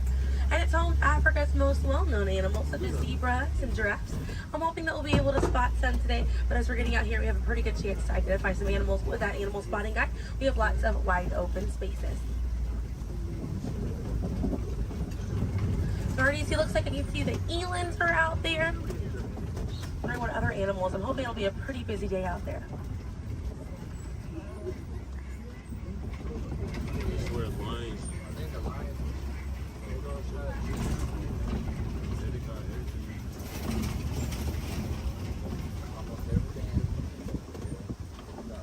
Let's see, also some springbok. It does look pretty busy out there.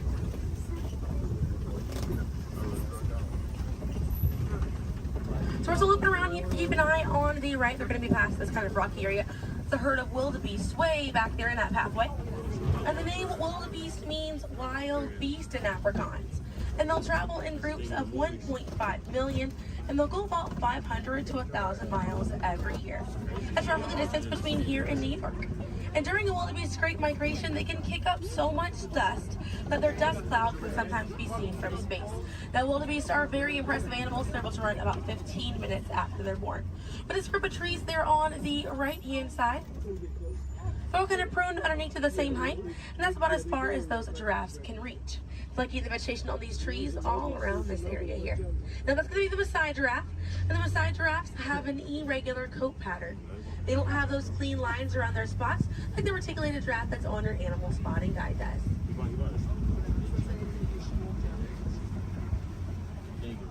Now on the left-hand side, we do have the African painted dogs. There might be a little bit more people once we're a little bit further up here. Now, African painted dogs get their name after their fur pattern. It kind of looks like they have paint on them. It's unique to each animal, and that's how they identify each other. African painted dogs are Africa's most successful hunters. They have a catch rate of 90%.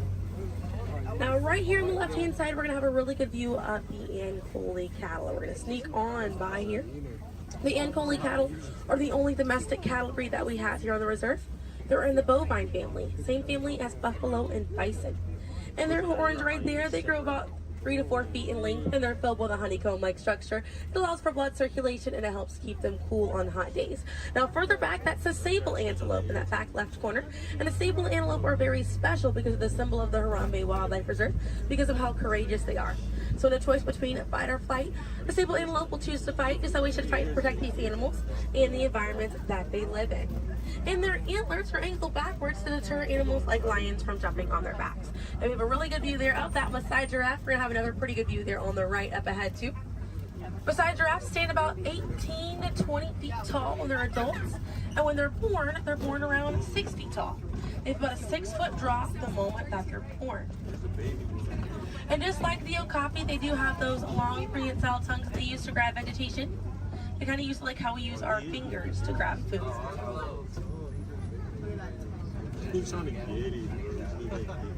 Really good view of them right there. They're actually the same number of neck bones or vertebrae in their neck as we do in ours. Theirs is just bigger.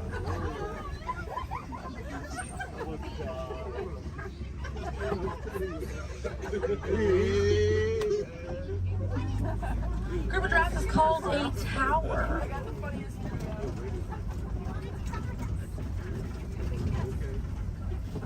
Now we're going to see on the left-hand side we have the elands.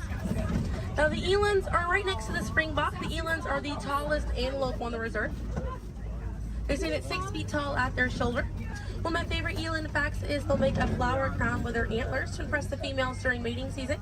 Now it's not a perfect flower crown. They'll kind of root up at plants and bushes, but it's the thought that counts. Another eland right there, a couple of elands right there. And then we have the springbok, and the springbok are the smallest antelope on the reserve. They're able to jump 6 feet straight up into the air repeatedly and about 13 feet forward. And they're a symbol of a lot of sports teams over in South Africa. Now those elands right there, they can weigh up to 2,000 pounds.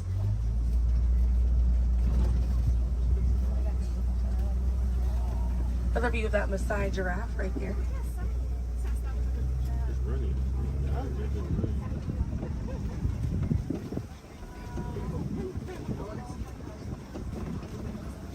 what else we have waiting around the corner for us.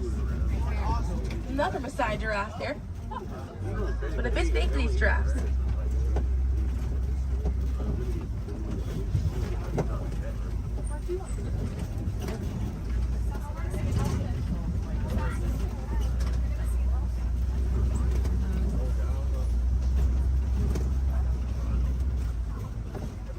We're going to see the African elephant up here. It's going to be on the right-hand side of the truck.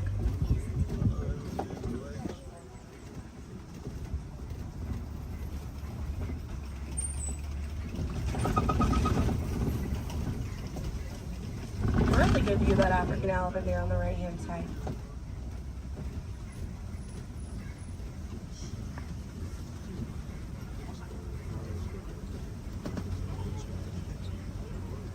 And on the left, we have the mandrill. That's the male mandrill on the left. Lots to look at right here. Male mandrills weigh about 100 pounds. Females grow up to 30 pounds. And they can bare their teeth at each other as a sign of aggression, but they usually don't. They usually do it as a friendly gesture. So it's kind of like the mandrills are smiling at each other. Now we can see that elephant back there. And elephants are social creatures. That's going to be the African elephant.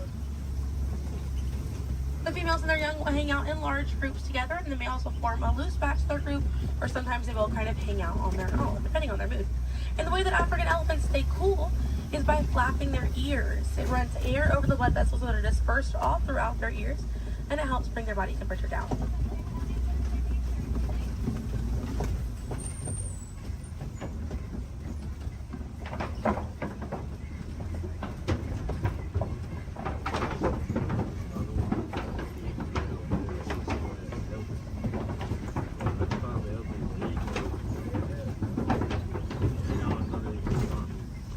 We're going to be looping around this area here. We have lots of red clay on this right hand side. And if you keep an eye out, we'll be able to see some tusk marks right around the corner here.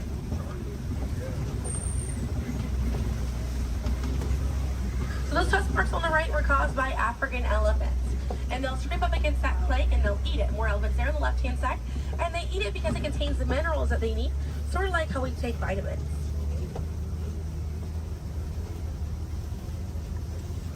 They're way out there on that left-hand side. They kind of look kind of tiny from here. We'll see if we can get another view of them a little bit further out.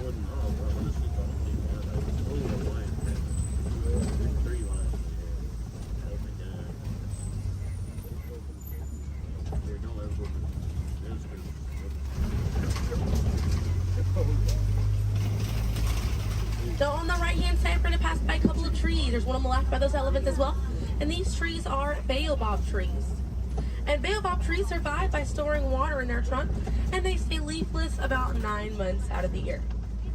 Now, baobab trees have a few different nicknames. One is the upside down tree, and the other one you might be familiar with is the tree of life.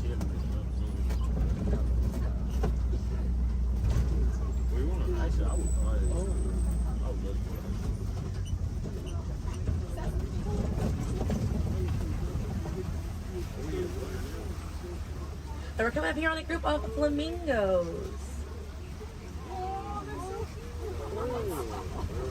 Group of flamingos is called a flamboyant. So here we have that flamboyant of flamingos. Now this particular species is the greater flamingo species, and they're the lightest colored flamingo in their family. They get their color from the brine shrimp that they eat, and over time it turns their feathers pink. It takes about 1 to 2 years to get that full pink coloring right there. When they're born all gray and fluffy.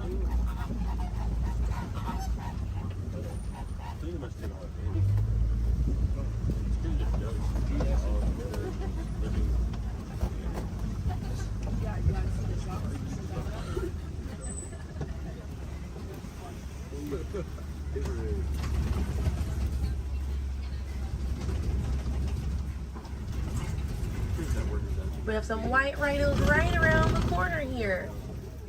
So they're going to be hanging out by a mud wallow on this left-hand side, and they'll use this mud wallow to cool off it. And they'll coat their skin in the mud to act as a natural sun protectant, sort of like how we use sunscreen. Now elephants will do something very similar, and they'll fling dirt and mud on their backs as well. Just how important it is to protect ourselves outside in these environments by wearing hats, sunglasses, sunscreen. Very, very important, as well as staying hydrated. Now that white rhino right there, they weigh about 4,000 to 5,000 pounds. A group of rhinos is called a crash, and they can run at 35 miles an hour. Now on the right hand side, those are some ostriches way back there. Ostriches are the largest bird. They have wings, but they do not fly. They use those wings for balance and to help them change direction. Comes in handy because ostriches can hit speeds up to 40 miles an hour.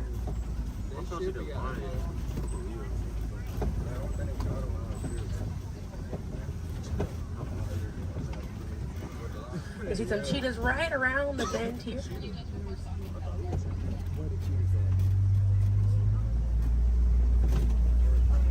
Really good view of that cheetah there on the left. Now cheetahs are the fastest land animal. They run a little over 60 miles an hour. And they have 2 black lines on their face.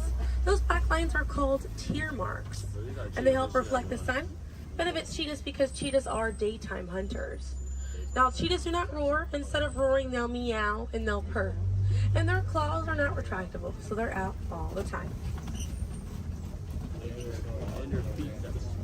Now we're coming up here on some Kopi rocks. And Kopi rocks are rocks that jut out from the savannah. And a lot of times animals like lions will use these Kopi rocks as a vantage point to kind of scope out their territory and their prey. Really beautiful view of that male lion right there. Now at full volume, their roar can be heard up to 5 miles away. And they can sleep about 16 to 20 hours a day. Really impressive view of them posing right there. Now, female lions will do most of the hunting for the group, and the male lions will stay back and kind of guard the territory and guard their cubs. And the Swahili word for lion you're probably already familiar with. The way that you say lion in Swahili is Simba. Now we're going to see some more ostriches. We have some white rhinos over here too, and the lioness is there on the left. Looks like she's posing for us as well. Really cute view of that white rhino as well on the left here. Or excuse me, yeah, right hand side. That's how they have it. I think that's why they have like round rocks and they can't even get it. They really try. Not really. I can see some warthogs right around the corner because it wouldn't be a safari without them. Few of them over here. Warthogs are in the same family as domestic pigs. They're really intelligent animals and are the largest burrowing animal as well. And oftentimes they'll reuse burrows made by other animals and they'll back themselves into it with their tusks spacing out for protection. They're pretty fast. They can also run at 35 miles an hour. They're kind of rooting up over there. And they also have a mud hole that they use to cool off and to coat their skin in it to get some relief from bugs and insects.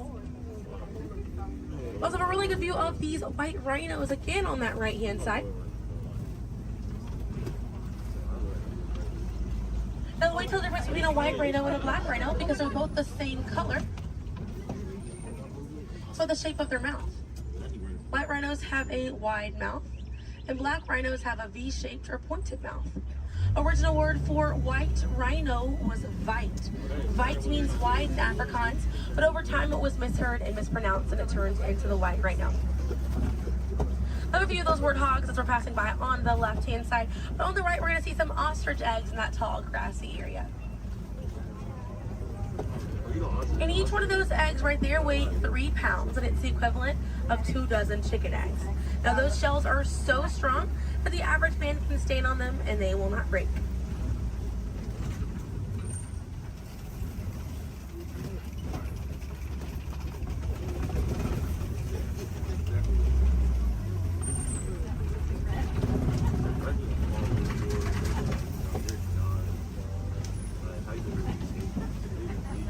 We're going to see, looks like we have some Nigerian dwarf goats over here. And these goats are used for their dairy products, such as milk and cheese. So they take up a lot less land than cattle, so they're a bit easier on the environment, and they're very cute. Now their milk is considered high value, so selling that milk helps take away the need to rely on wildlife.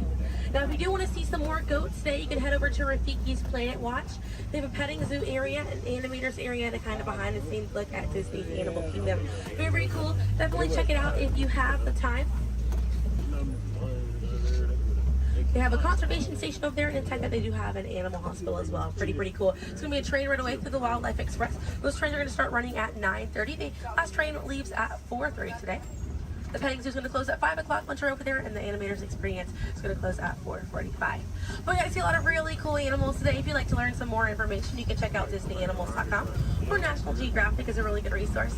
Some ways to help out these animals at home include volunteering at your local nature center, or a conservation organization, or even joining a local beach or river cleanup.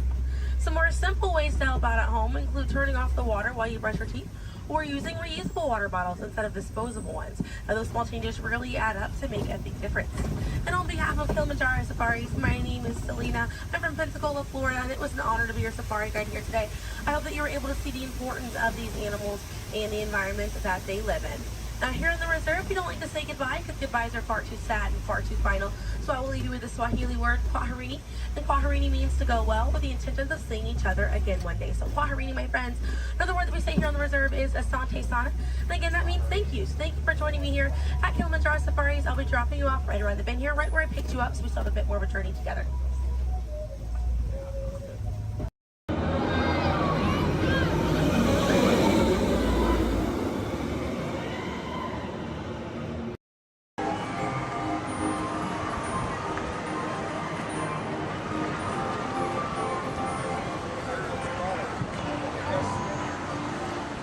Rest all the hey, rest them all up.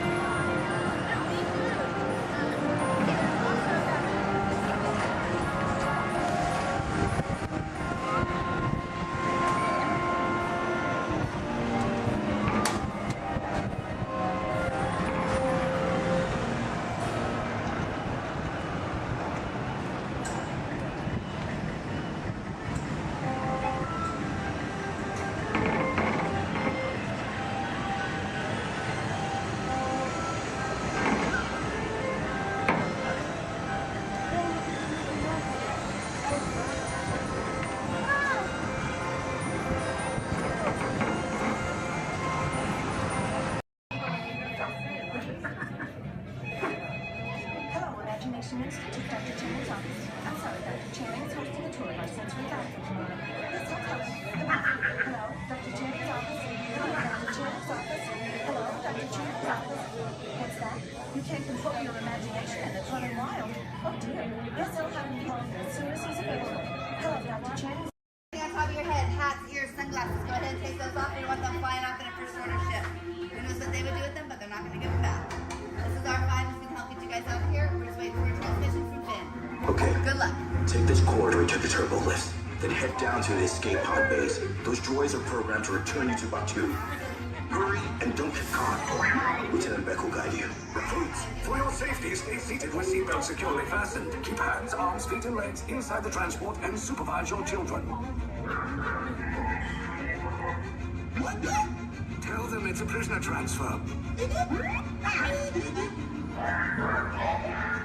Did it work? Good. Now get a move on. There's a clear path to the turbo lifts at the end of the hallway. Turn right. Probe droid. You're lucky it didn't spot you. Take those turbo lifts and stay out of trouble. Hey, you're not authorized. Wait, go to the prisoner.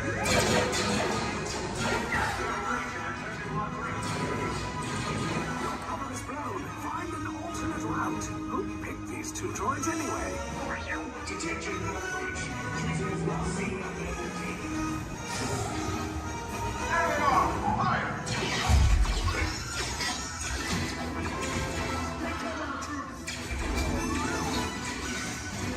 the escape pod just below us. Take those down. Hurry! No, not up! I said down!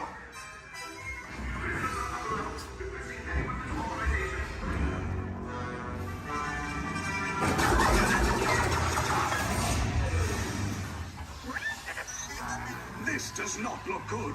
Try to find another way down to the escape pods. The resistance will attempt to rescue the prisoners. They have neither the resources nor the courage to engage us. You underestimate their conviction. Raise the shields. Shields? I see no evidence. Now! Sound the alarm! All personnel to their stations! Sir, the prisoners have escaped. How brave, but ultimately hopeless. There's nowhere to run.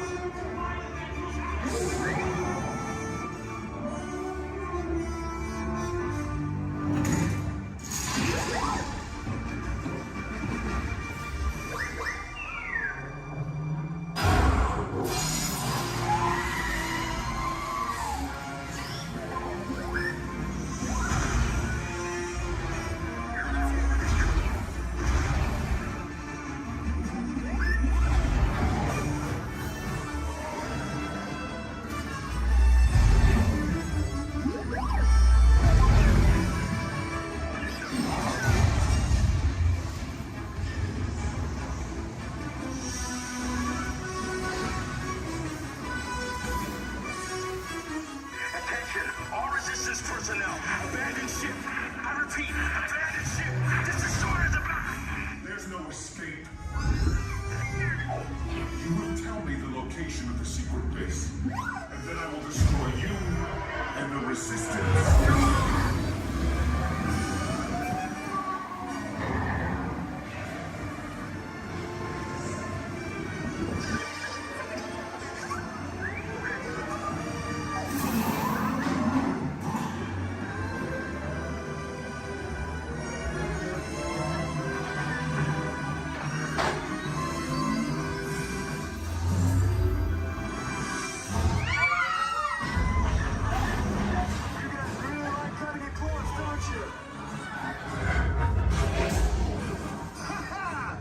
Okay, you're clear.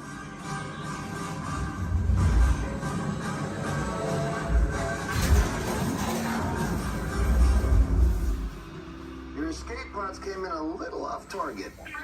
Ground crews will meet you outside the wreck. All right, nice job, recruits. Not what you signed on for, but hey, you're resistance now. I think I have that authority. Right, Beck? Where's the lieutenant? I need eyes on Beck. I know, Stafford's copy. More escape pods down in Sector 4. Verification pending from key command personnel. Where's the lieutenant? I need eyes on Beck. Lieutenant back here. Beck! You're right. I should hope so. Great job, recruits. Thanks to your heroism, the location of the resistance base is secure. Bravo! Yes, R5, you too.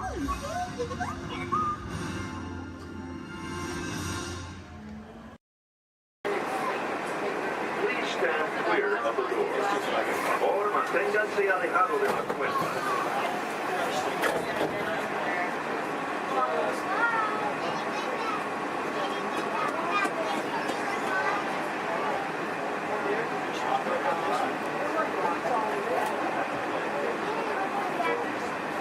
Welcome aboard the Walt Disney.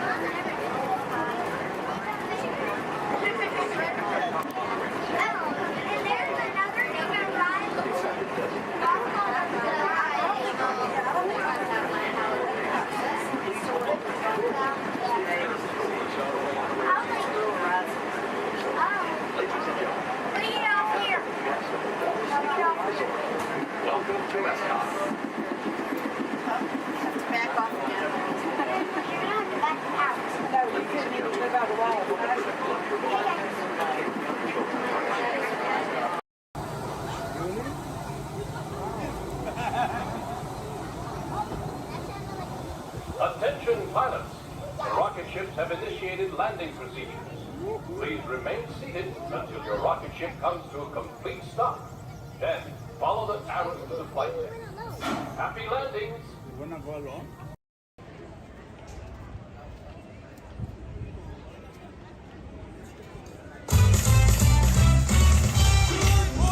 Everybody, welcome to the Magic Kingdom. In just a few moments, the lanes are going to open for you to explore as we kick off the start of this magical day. For 50 years, the magic of Walt Disney World has called out the people all around the world, and we're so excited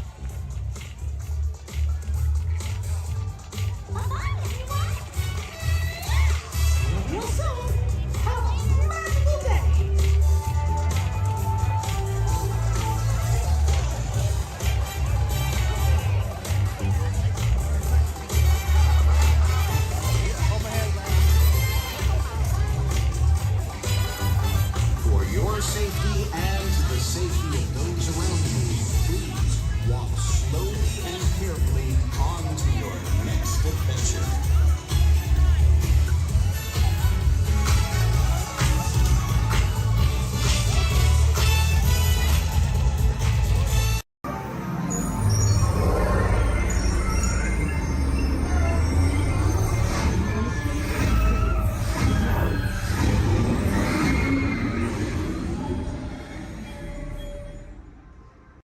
Your journey, keeping your hands, arms, feet, and legs inside the car.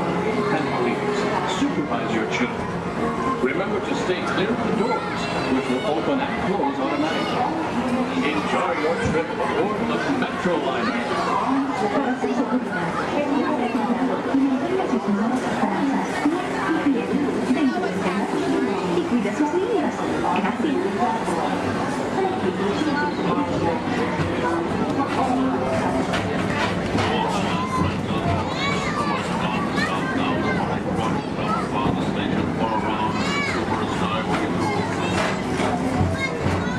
Welcome aboard, ETA travelers.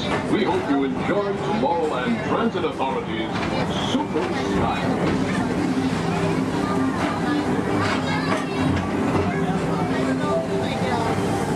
Now approaching Tomorrowland Interplanetary Convention Center. The convention center is hosted with galaxy wonders from the following tracks.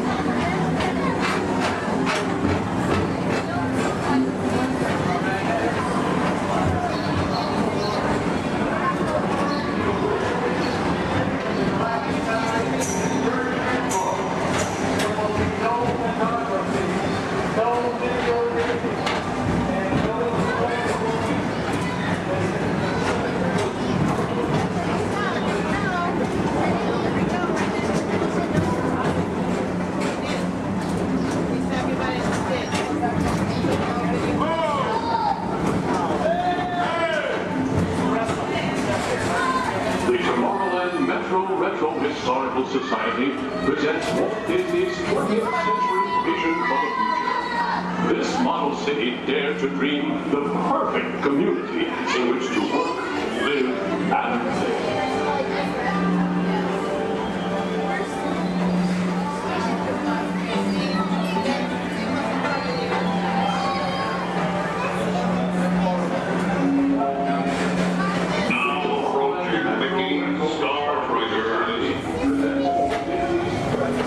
For your convenience, well-known Disney Star Traders will be left to rocket ship to many planets in the galaxy.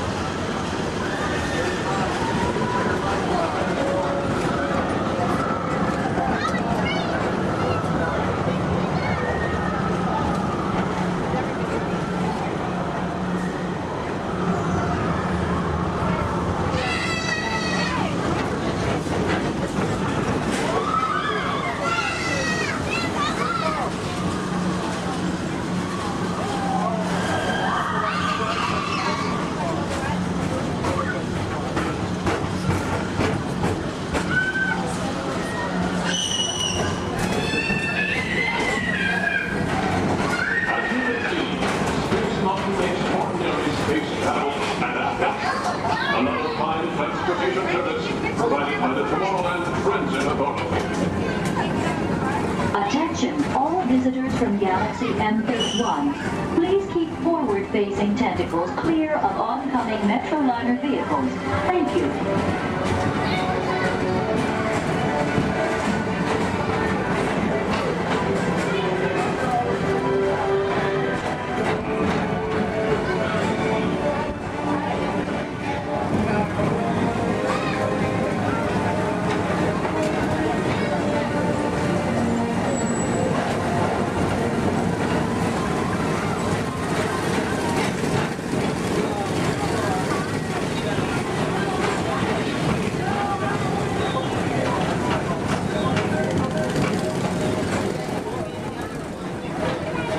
The centerpiece of Rocket Tower 1 is the League of Planets Astro Orbiter.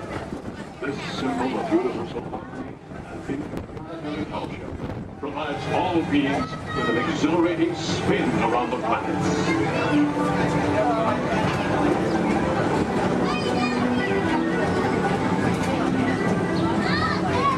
Remember, Blue Line passengers, for all your future travel needs, the TTA services all of Tomorrowland's outlying areas, including the personal rocket ship docking lot, and of course, perfect parking, the latest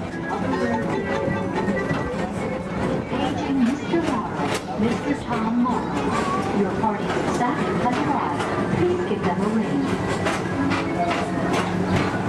Now approaching Walt Disney's Carousel of Progress.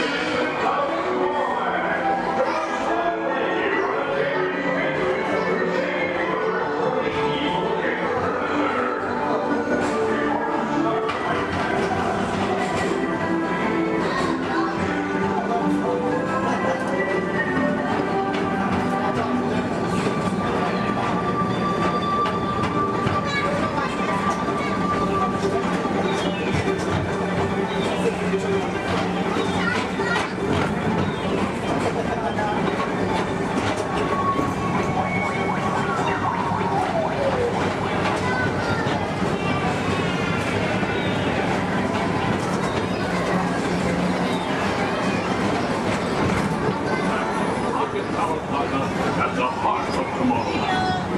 Come now, rejoin us and believe in the promise of tomorrow.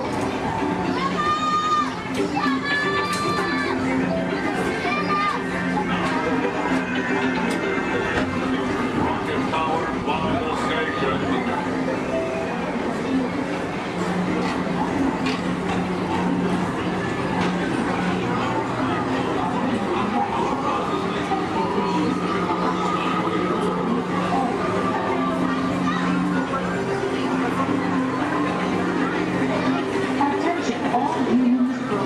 Intergalactic beings.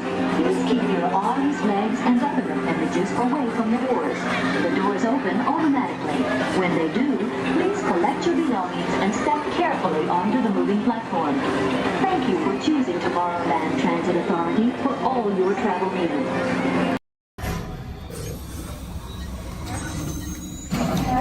Engineers, automatic repair engaged.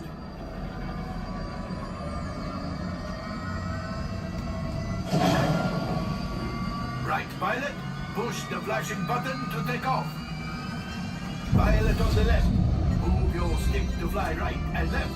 I was just about to say that. Pilot on the right, pull back on the stick to fly out and push forward to fly find out. Oh, watch it! Chewie is flying this thing look in the air. Weapons are online. Left pilot, hit the booster. Now let's go get that coaxial. Right pilot, make the jump to light speed.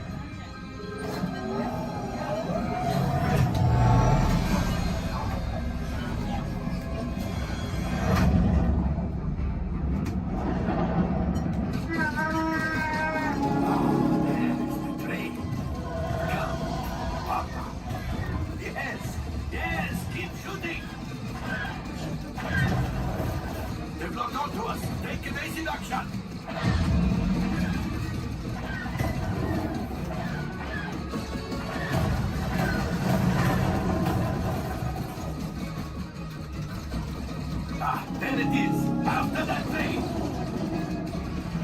Gunners, fire the harpoon. Excellent, now gunners, shoot the cargo free. Left pilot, brakes. Well, my friends, that could have been much worse. Okay, it's much worse.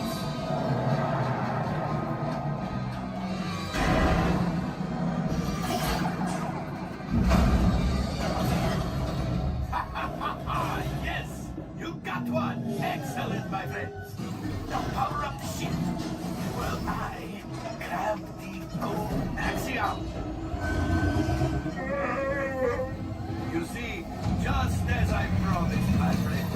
Now that the resistance has already, maybe a little something for Hondo. Pilot, line up behind the train so we can harpoon that last car. Gunners, fire the harpoon. Gunners, shoot the train. The cargo is breaking free. Keep shooting. Good job, my friends. Yes, yes, yes. We got the coaxium. I will grab it. You keep up to the train.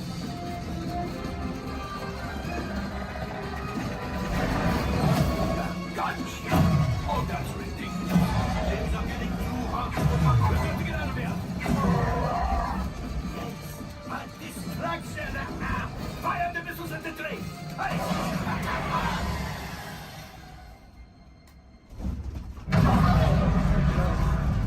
Watch out. The Star Destroyer is collapsing. Left pilot, hit the boosters. Boost, boost. We made it. I don't believe it, but we made it. Now, let's get out of here.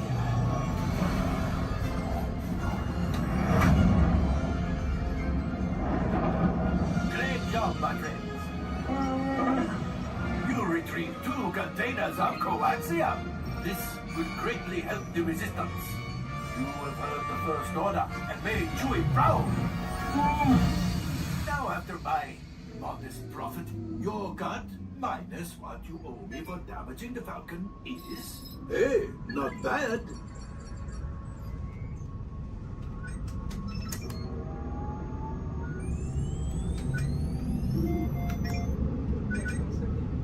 R5, damage report. Engine failure. All right. Hyperdrive leak. That is not too good. Multiple hull ruptures. Well, it might be worse. All right, I'm making an executive decision. Everybody out. Go on, get out.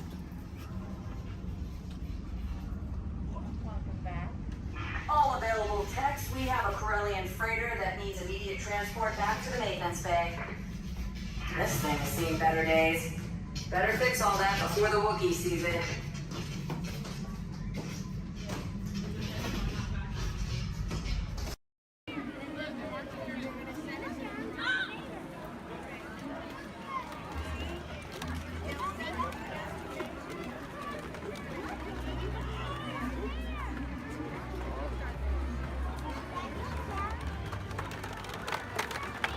Go Empire! Yay!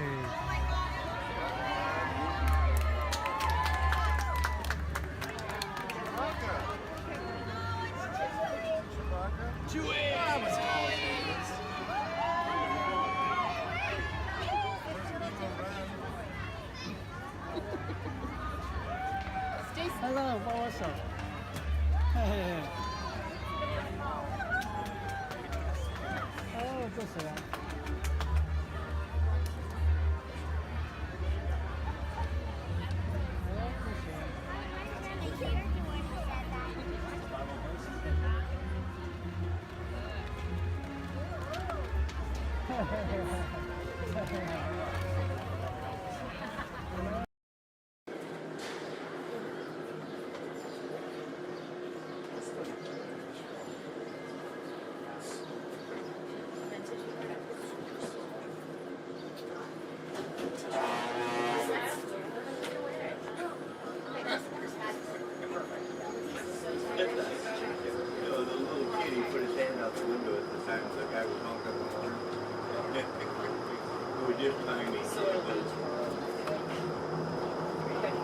？To those of you who have just joined us, welcome aboard the Disneyland monorail.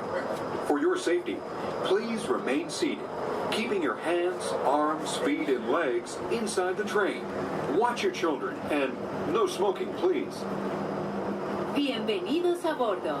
Para su seguridad, permanezca sentado y mantenga las manos, brazos, pies y piernas dentro del tren y cuide a los niños. Por favor, se ruega no fumar. Gracias. We're now en route to our final stop, the Tomorrowland monorail station.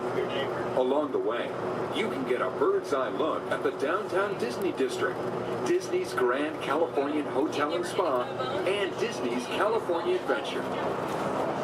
To the left of the monorail is the main entrance of Disneyland, the happiest place on Earth. Disneyland is truly an American origin. Since its opening in 1955, it has hosted more than 500 million guests from around the world, including presidents, kings, and celebrities. It is the original Disney theme park, created and enjoyed by Walt Disney himself. To the right is our transportation plaza, where you'll find taxis, hotel shuttles, and public transit stops. We're about to enter Disneyland. Some of the clearances are pretty tight up ahead, so be sure to remain seated, keeping your hands and arms inside the cabin.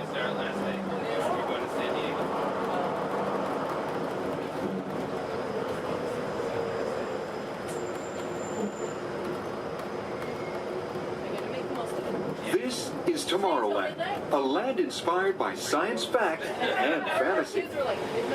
Directly below us is the Submarine Lagoon, where you can dive into an exciting underwater adventure aboard the Finding Nemo submarine voyage. Across the way are the icy peaks of Matterhorn Mountain, home of the world's most famous bobsled run. And beneath us are the roadways of the Utopia, where drivers of all ages can ride the road to tomorrow.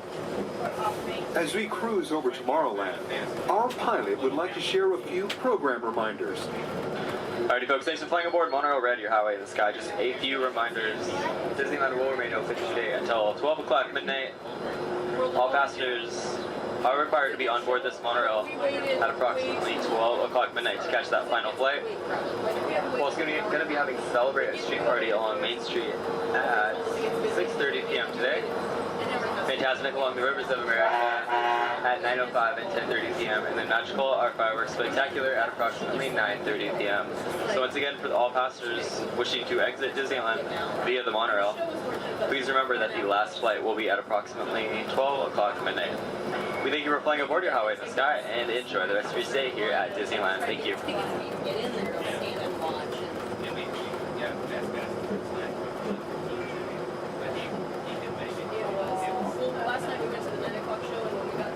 Just ahead and to the right of the train are the sparkling gold spires of one of Disney's most beloved attractions.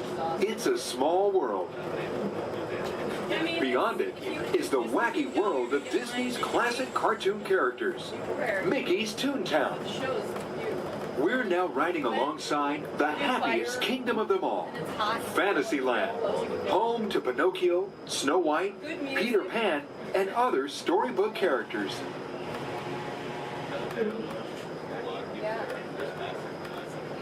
Yeah, it's brand new. Supposedly said we're gonna try it, but so many people interested in it, and it's so popular, I'm sure. We're now approaching the Tomorrowland monorail station, our final destination. Please remain seated until the monorail comes to a complete stop. Then, collect your belongings, watch your head, and step carefully from the train. On behalf of all of our crew, thanks for traveling with us, and we hope you'll have a happy and memorable visit here at Disneyland. This is the Tomorrowland monorail station.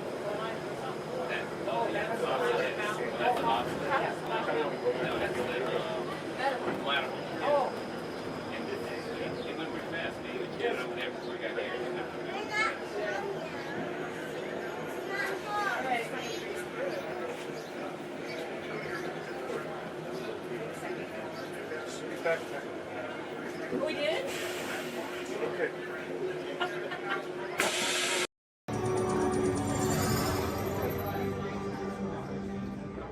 Greetings, Terrans. I am Nova Prime Irani Rayan, Commander of the Nova Corps. On behalf of all Xandarians, I hope you have enjoyed exploring the wonders of Xandar. As you have seen, your world and ours were born of the same moment, one which you refer to as the Big Bang. As such, we are all galactic neighbors in a vast universe which we and countless others share. For you to travel to Xandar would take 2.5 million years, assuming you had a ship that could fly at the speed of light. So we decided to come to you.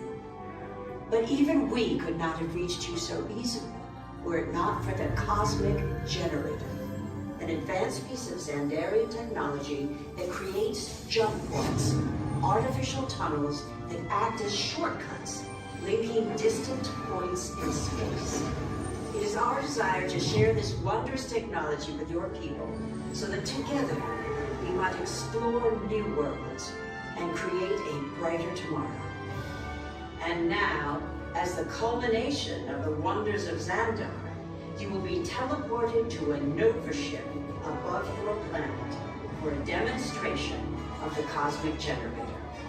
I trust you will find it an unforgettable experience.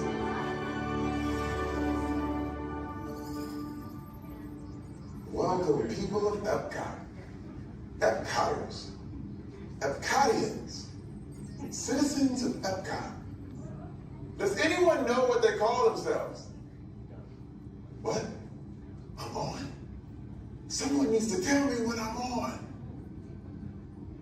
Welcome, Epcot Terrans. I am Centurion Talmeric, and we're just about ready to teleport you up to the ship for the demonstration. As you're about to enter a secure Nova area, I must ask you to put away your Terran communication devices at this time. Recording of any type is strictly prohibited. I am very serious about this. Now, please step forward into the chamber. You're gonna love this.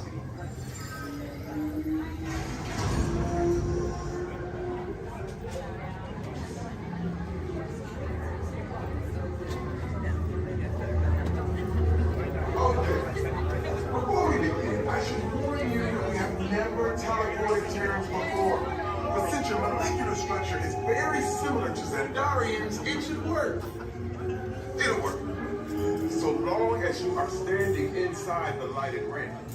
You do not want to know what happened last time someone did not stand where I told them to, okay? Stand by for teleportation. Here we go.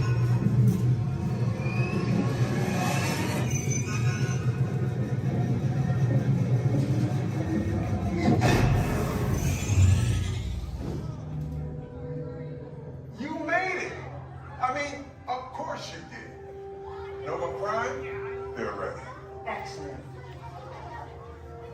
What you see before you is the Cosmic Generator. And in just a few moments, we'll be activating it so you can experience for yourself what's happening. I'm not sure. Our power's out. and the cosmic generator is gone. Cheerio, Monarch. Go to Code Red. Prepare the fleet. And call the Guardians. Now. There is no cause for alarm. Turn off that alarm. I've got an important transmission coming in. Hey, what's up, Nova Corps? Our cosmic generator has been stolen. What? How? Why didn't we think of that? That thing's gotta be worth a fortune. I am Groot. Good question. Yeah, who do you think took it? Perhaps that really big man outside your ship. Well, that is a big man. I need to alert Nova Prime. I'm watching Terrans for dogs. That's not creepy at all. This species has failed. Wait, whoa. We didn't even know there was a test. He's got the cosmic generator. He's creating a new jump point. Jump point to where? It's some kind of mutant jump point. It's going back to the dawn of time. Dawn of time, why? To erase an error. Well, that doesn't sound good. Your time is over. Wait, what do you mean? What do you mean that's so vague? The jump point is closing. Hey, Nova Dude, you're Nova Corps need to follow that whatever it is until we get there. We can. Our power is down, and I've got to get these Terrans onto evacuation shuttles. I got it. I reprogrammed the shuttles to follow them through the jump point. Wait, what? Look, they're our only chance of keeping track of that whack job until we get the cosmic generator back. Piece of cake. What? There's cake. Where's this cake? The odds are impossible, Yep. but it's our only shot. Good luck. Are you sure you can control it? Come on, it's me. I got this. We're all toast.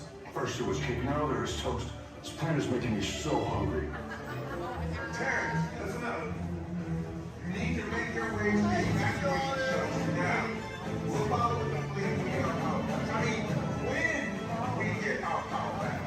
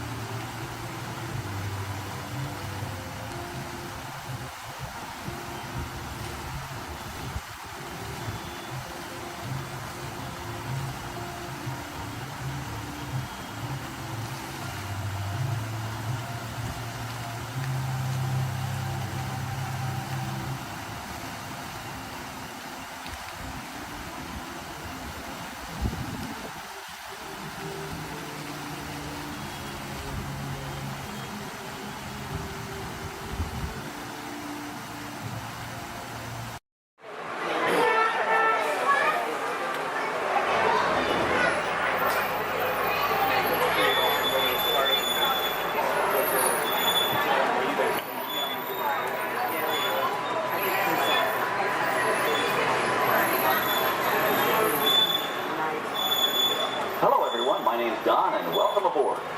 We're heading into the backlot of Disney's Hollywood Studios. This production area was built in 1988 as a Florida counterpart to the Walt Disney Studios in Burbank, California. We included sound stages, recording studios, high-tech editing rooms, all the tools needed to create movies, TV shows, and radio broadcasts. We've even got our very own water tower too. It's up ahead on the left side of our shuttle. We call it the Earful Tower. It's inspired by the water tower Walt Disney had built for his Burbank studio in 1939. Our Florida tower stands a lucky 13 stories high, and we added our own creative touch, a giant set of Mickey Mouse ears. If you wanted to wear those ears, you'd have to have a hat size of 342 3/8. Up ahead, after the next bend in the road, you'll have a perfect opportunity to take a picture of this famous icon. In the world of entertainment, every project starts with a screenplay and a lot of creative ideas. A production studio is where the ideas of writers, producers, and directors are transformed into an on-screen reality. Within these huge spaces, filmmakers can literally create their own worlds. Our Florida sound stages are soundproof, weatherproof, and most importantly, air-conditioned, all vitally important for the cast, crew, and equipment. Many of the crafts needed for filmmaking are located right here on the lot. On the left, we have our own greens department. It grows flowers, trees, shrubs, and topiaries. A few well-placed plants can cover up empty spots in the set and add a touch of natural beauty to a scene. On the right are two of the aircraft from the 2001 blockbuster hit Pearl Harbor. These exact full-scale replicas of P-40 fighters were used in the special effect fight sequences. Of course, many of the planes we saw flying through the aerial battles or sitting on the ground weren't real at all. They were created entirely within a computer. Oh, keep your cameras focused to the right. We're coming up on that perfect angle of the Eiffel Tower I told you about. It's a true masterpiece.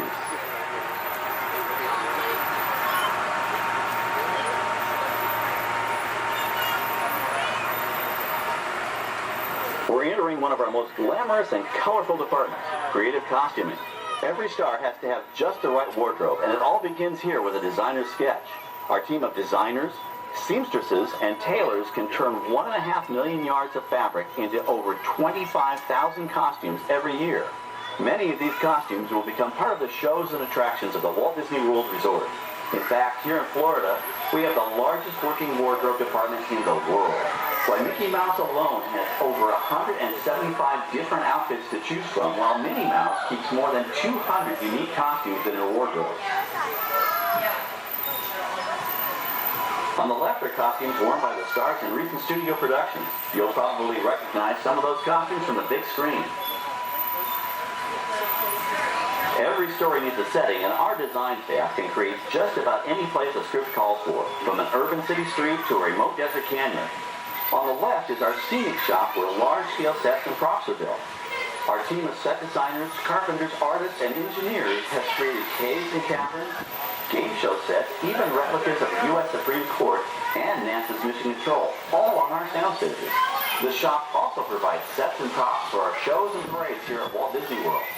The same skill and craftsmanship that goes into a movie set can also be used to create magic for our parks. Either way, it's all about making dreams come true.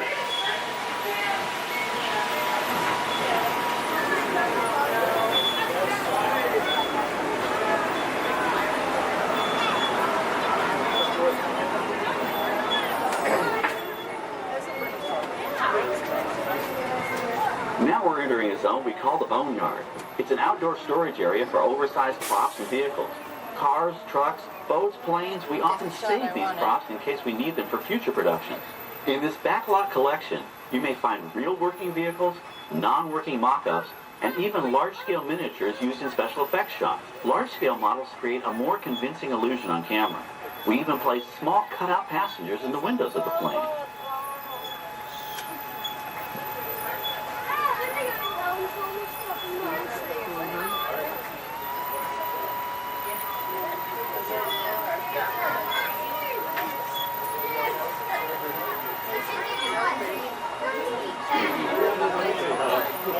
We're now passing by the sets for our Lights, Motors, Action Extreme Stunt Show. On the left, you may catch a glimpse of the Mediterranean fishing village that sets the stage for this thrilling attraction. We'll get a closer look at it soon, but for now, we're approaching one of the largest standing sets on our back lot. It's over on the right. It may not look like much from this angle, but it's pretty spectacular on the other side.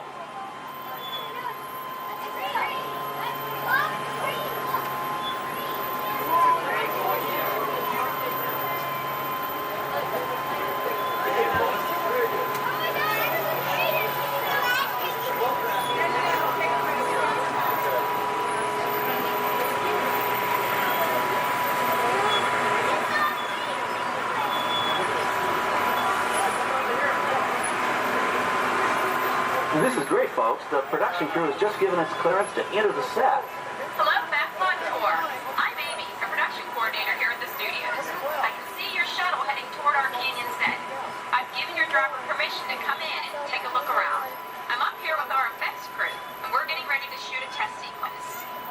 Oh, on the way in, you're going to be crossing a wooden bridge, and things may get a little bumpy, so please, hold on to your belongings, especially hats, cameras, and glasses, and keep an eye on any small children in your party. And of course, please remain seated at all times. Welcome to the set. As you can see, we brought the bare, dry deserts of Southern California to green, typically humid Central Florida. This set is based on real locations that our production designer took pictures of. Our set crew spent about 6 months building the canyon, but we've used it for a number of TV shows and specials over the years. For our upcoming production, the script called for a tanker truck. We found this one in our boneyard, but it was too big to drive into place. So we picked it up with a crane and set it down here. We're up on the overhead platforms and I see our director has arrived. As soon as the rain effect is ready, we'll begin the sequence. This sudden shower is really just a special effect. We rigged up a series of water nozzles just above your tram. The water sprays in a crisscross pattern to create a sense of depth. But this storm only covers the first few feet.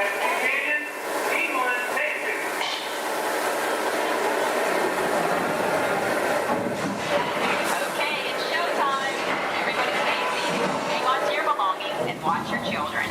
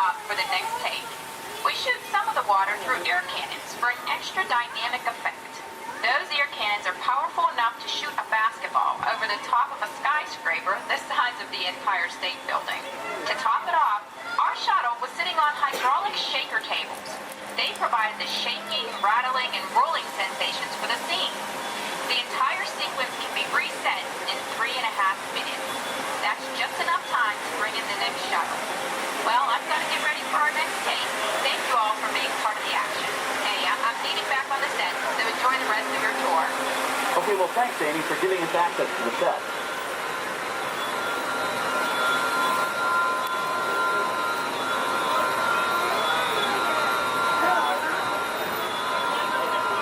On the right, we have an authentic piece of Disney history. That Gulfstream 1 was known at airports across the country as November 234 Mickey Mouse, but we just call it the Mouse. In 1964, Walt Disney and his hand-picked team used this plane to scout locations for what he called the Florida Project. Soon, they secretly began purchasing thousands of acres of land, which became the Walt Disney World Resort in 1971. During the creation of the resort and later Epcot, the Mouse shuttled studio executives and Imagineers between Burbank and Orlando, making it the most used executive aircraft in the country. Appropriately, the Mouse retired here in 1992. As Walt used to say, it was all started by a mouse. In this case, the 234 Mickey Mouse. On our right, we once again sweep past the magnificent Mediterranean village of our lights, motors, action extreme stunt show. This high-octane attraction is based on the hit show from the Walt Disney Studios Park in France. In this action-packed production, you'll feel like you're right there on the set during the filming of a spy thriller, complete with custom-built cars, motorcycles, even jet skis. You'll experience the split-second timing, coordinated driving, and fiery special effects that make action movies a real blast.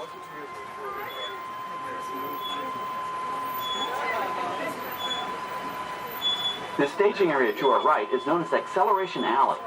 Here, the custom-built stunt show vehicles rev their engines up to 70 miles an hour before making their high-speed entrances onto the stage for our Lights, Motors, Action Extreme Stunt Show. Of course, these are professional stunt drivers.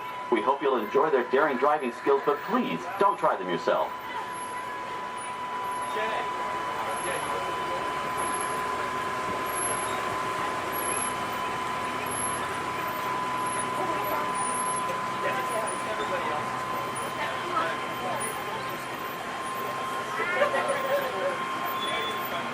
On the left, we've reached our second boneyard with more historic props and vehicles.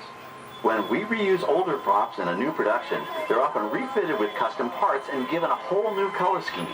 You might not even recognize them the next time you see them on screen. For instance, coming up is our friend Herbie the Love Bug. He went through a special demolition derby makeover. Those dents and dings were added on purpose, but he can be polished up as good as new for his next starring role.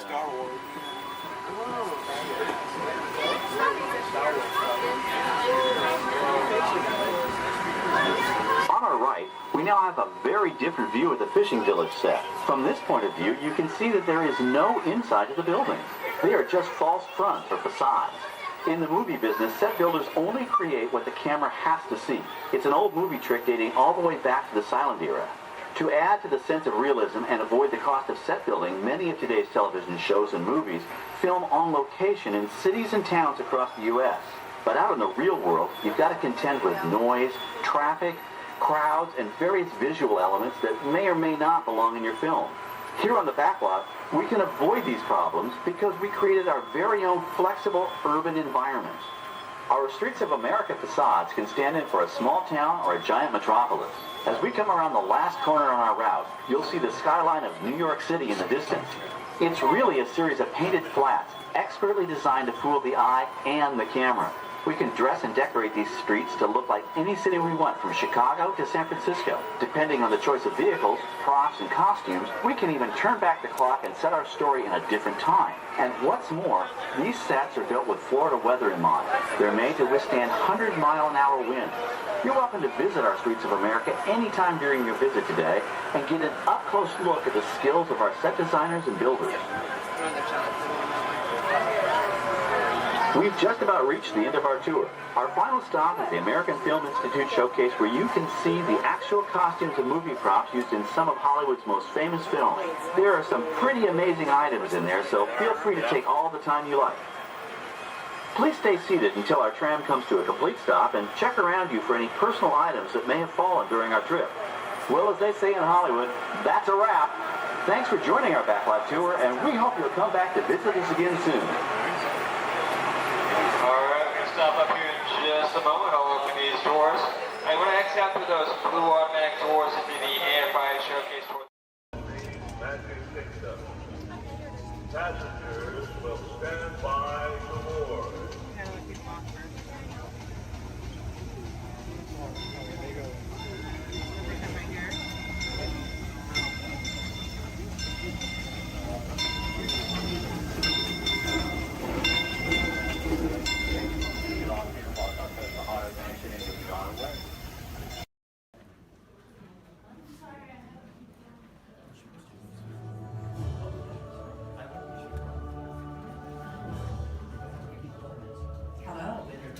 I'm Dr. Marsh, director of the Dino Institute, and I hope you enjoyed those quaint exhibits in the old wing.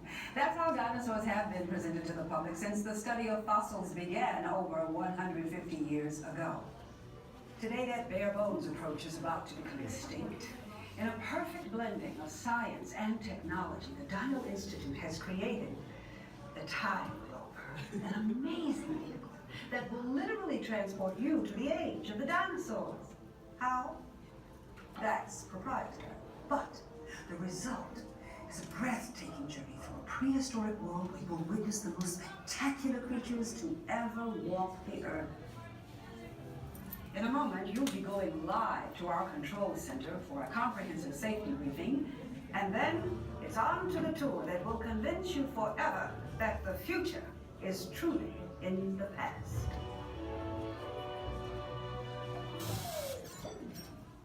Hello there. Welcome to our little trans-dimensional joyride, folks.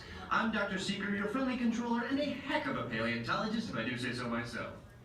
But let's not talk about me. Let's talk about you, and how you can help me make history today with the Time Rover. It's like this. If I can bring you back from the Cretaceous period, it stands to reason that I can bring back a live dinosaur with you. And not just any dinosaur. Take a look at this guy. He's an iguanodon, and I'm certain that he is the key to understanding these magnificent creatures. I tagged him with a locator during an unauthorized field trip. Otherwise, I'd be traveling with you. Right now, our dino should be about here, at the very end of the Cretaceous period. That's where you're going today. I've arrived, it seems, just in time to correct a little misstatement. Dr. Marsh. That is impossibly close to the giant asteroid impact that destroyed most life forms on Earth. Our tools are designed to take you to the early Cretaceous period. And I can assure you that all Time Rovers have been securely locked on those coordinates. That's right. See? Securely locked. Access denied. Continue. Of course. We were just talking about seatbelts. Plug them in, use them. It can get kind of choppy out there, so keep your hands and arms inside the vehicle at all times. Flash photography? I wouldn't. It alters the homing signal, and that's not good. Oh, and one more thing. Those locked coordinates? We're in. Now, here's the drill. You follow the homing signal to the iguanodon. Then I'll enlarge the transport field, and boom, you're back with one additional passenger extra large. And don't worry about that asteroid. You'll be in and out of there before it even breaks the atmosphere. Trust me, what could go wrong? Hey, it's me again. Remember, only you guys are going on this special mission, so don't tell anyone, okay?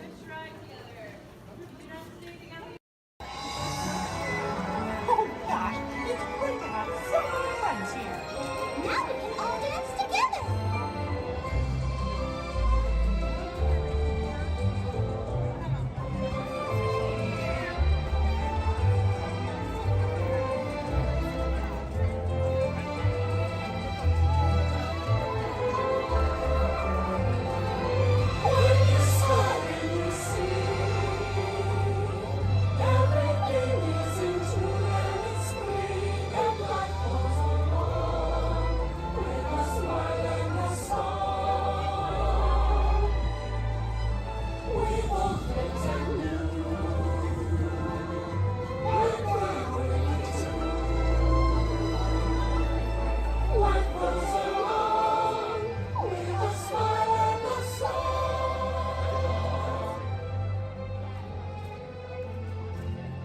That was so much fun. Yeah. Thank you for the dance. Oh, Nikki, this really has been the best day ever. Discovering new dreams. That's an adventure for sure. Uh-huh. Trying something new. And having a swinging good time. You bet. Finding the confidence to be true to yourself. That's right. Here's to all of us, old friends and new. Warm hugs for everyone. Oh, this is what I love about the friendship day. Wherever you are and wherever you're from, we're so glad you're here. The best is yet to come. So if you make history with our friends, family, we've just begun.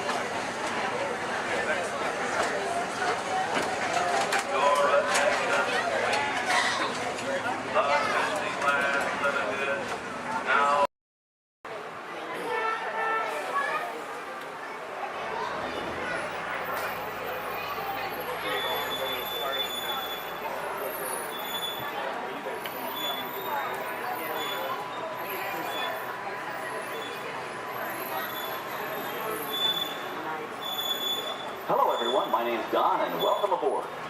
We're heading into the backlot of Disney's Hollywood Studios. This production area was built in 1988 as a Florida counterpart to the Walt Disney Studios in Burbank, California. We included sound stages, recording studios, high-tech editing rooms, all the tools needed to create movies, TV shows, and radio broadcasts. We've even got our very own water tower, too. It's up ahead on the left side of our shuttle. We call it the Earful Tower.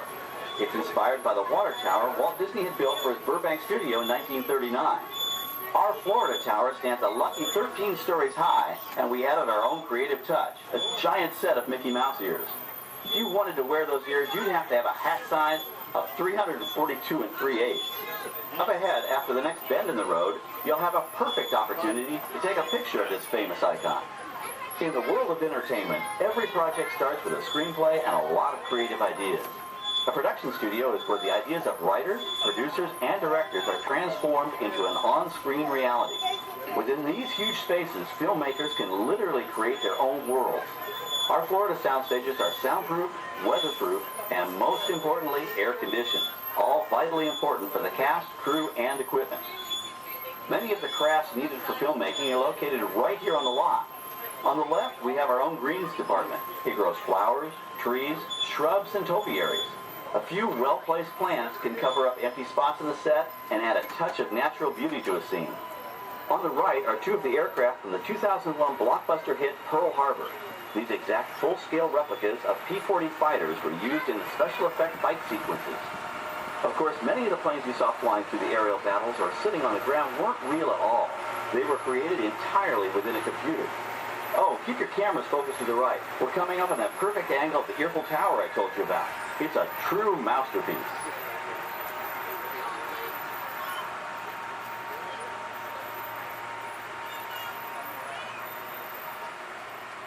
We're entering one of our most glamorous and colorful departments, creative costuming.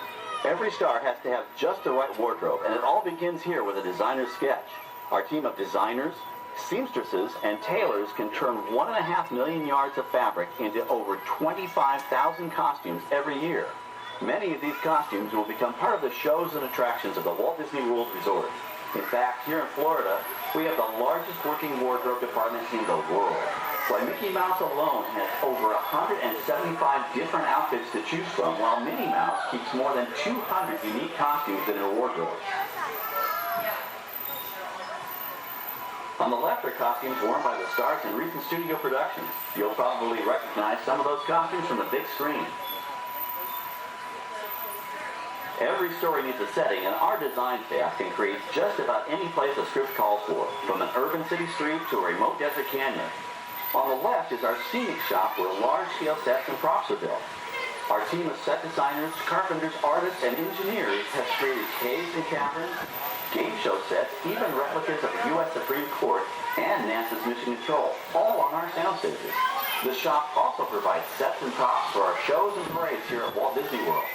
The same skill and craftsmanship that goes into a movie set can also be used to create magic for our parks. Either way, it's all about making dreams come true.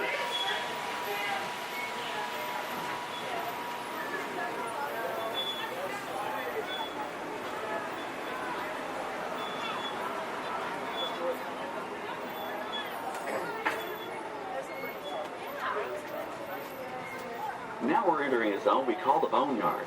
It's an outdoor storage area for oversized props and vehicles. Cars, trucks, boats, planes, we often save these props in case we need them for future productions. In this backlot collection, you may find real working vehicles, non-working mock-ups, and even large-scale miniatures used in special effects shots. Large-scale models create a more convincing illusion on camera. We even place small cutout passengers in the windows of the plane.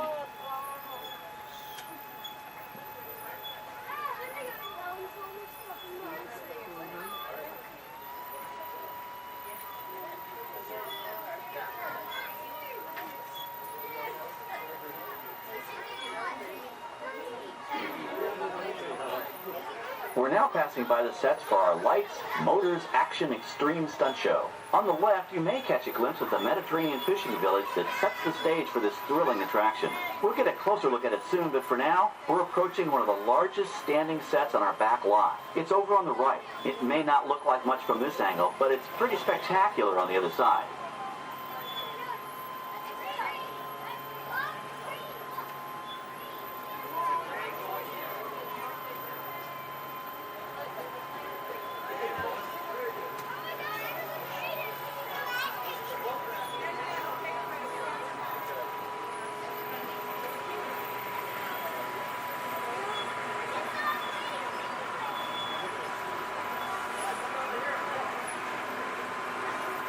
This is great, folks. The production crew has just given us clearance to enter the set. Hello, Backlot Tour. I'm Amy, a production coordinator here at the studios. I can see your shuttle heading toward our canyon set. I've given your driver permission to come in and take a look around. I'm up here with our effects crew, and we're getting ready to shoot a test sequence. Oh, on the way in, you're going to be crossing a wooden bridge, and things may get a little bumpy, so please, hold on to your belongings, especially hats, cameras, and glasses, and keep an eye on any small children in your party. And of course, please remain seated at all times. Welcome to the set. As you can see, we brought the bare, dry deserts of Southern California to green, typically humid Central Florida. This set is based on real locations that our production designer took pictures of. Our set crew spent about 6 months building the canyon, but we've used it for a number of TV shows and specials over the years. For our upcoming production, the script called for a tanker truck. We found this one in our backyard, but it was too big to drive into place. So we picked it up with a crane and set it down here. We're up on the overhead platforms, and I see our director has arrived. As soon as the rain effect is ready, we'll begin the sequence. This sudden shower is really just a special effect. We rigged up a series of water nozzles just above your trim. The water sprays in a crisscross pattern to create a sense of depth. But this storm only covers the first few feet.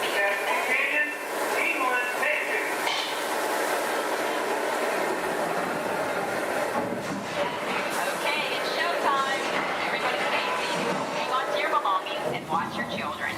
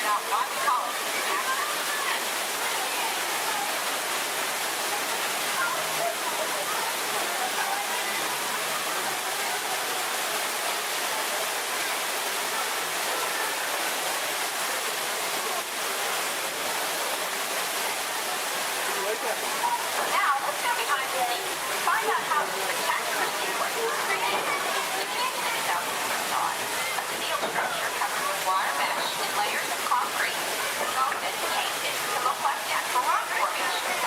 Narrow yellow pipes carry propane gas fueled explosions and fire effects. For the flash flood, we used 100% real water, about 70,000 gallons of it, dumped from overhead tanks.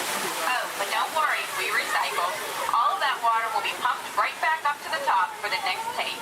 We shoot some of the water through air cannons for an extra dynamic effect. Those air cannons are powerful enough to shoot a basketball over the top of a skyscraper the size of the Empire State Building.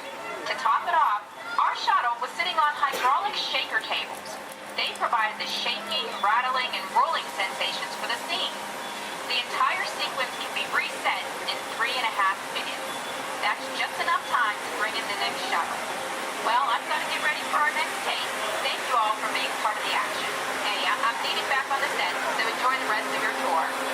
Okay, well, thanks, Amy, for giving us access to the set.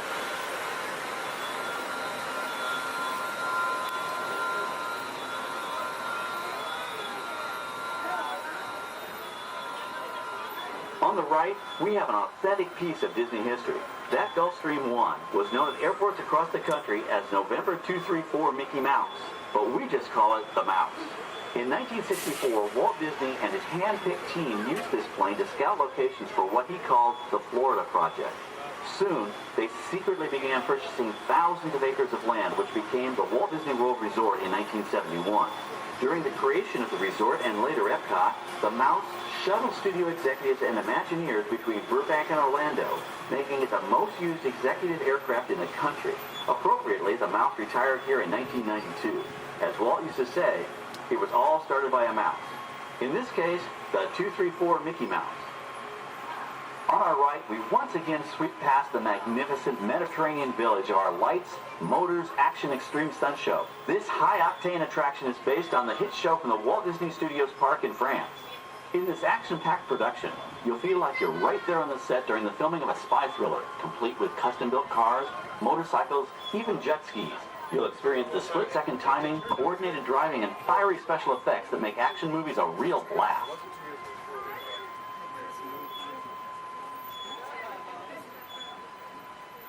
The staging area to our right is known as Acceleration Alley.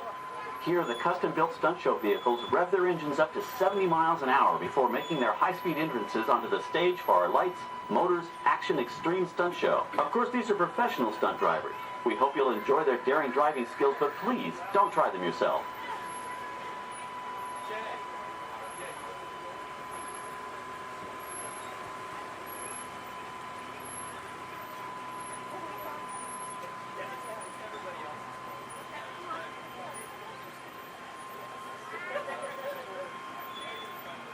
On the left, we've reached our second boneyard with more historic props and vehicles.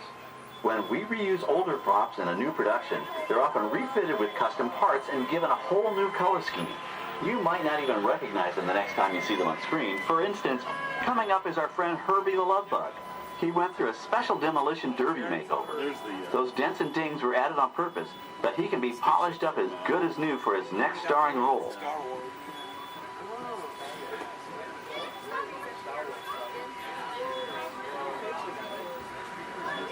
On our right, we now have a very different view of the fishing village set. From this point of view, you can see that there is no inside to the buildings.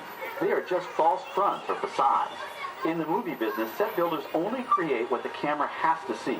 It's an old movie trick dating all the way back to the silent era. To add to the sense of realism and avoid the cost of set building, many of today's television shows and movies film on location in cities and towns across the U.S. But out in the real world, you've got to contend with noise, traffic, crowds, and various visual elements that may or may not belong in your film. Here on the backlot, we can avoid these problems because we created our very own flexible urban environment. Our Streets of America facades can stand in for a small town or a giant metropolis. As we come around the last corner on our route, you'll see the skyline of New York City in the distance. It's really a series of painted flats, expertly designed to fool the eye and the camera. We can dress and decorate these streets to look like any city we want, from Chicago to San Francisco. Depending on the choice of vehicles, props, and costumes, we can even turn back the clock and set our story in a different time. And what's more, these sets are built with Florida weather in mind. They're made to withstand 100-mile-an-hour winds. You're welcome to visit our Streets of America anytime during your visit today and get an up-close look at the skills of our set designers and builders. We've just about reached the end of our tour. Our final stop is the American Film Institute Showcase, where you can see the actual costumes and movie props used in some of Hollywood's most famous films. There are some pretty amazing items in there, so feel free to take all the time you like. Please stay seated until our tram comes to a complete stop and check around you for any personal items that may have fallen during our trip. Well, as they say in Hollywood, that's a wrap. Thanks for joining our backlot tour, and we hope you'll come back to visit us again soon. Alright, we're going to stop up here in just a moment. I'll open these doors. And when I exit out through those blue automatic doors into the AFI showcase tour.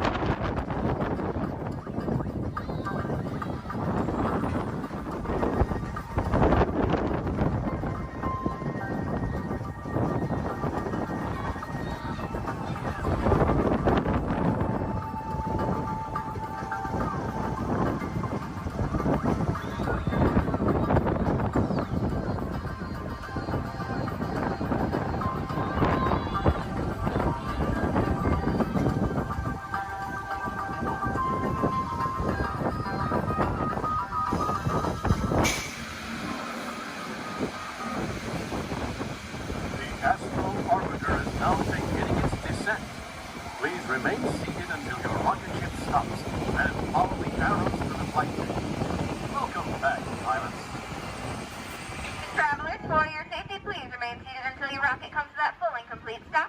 Gather all your belongings.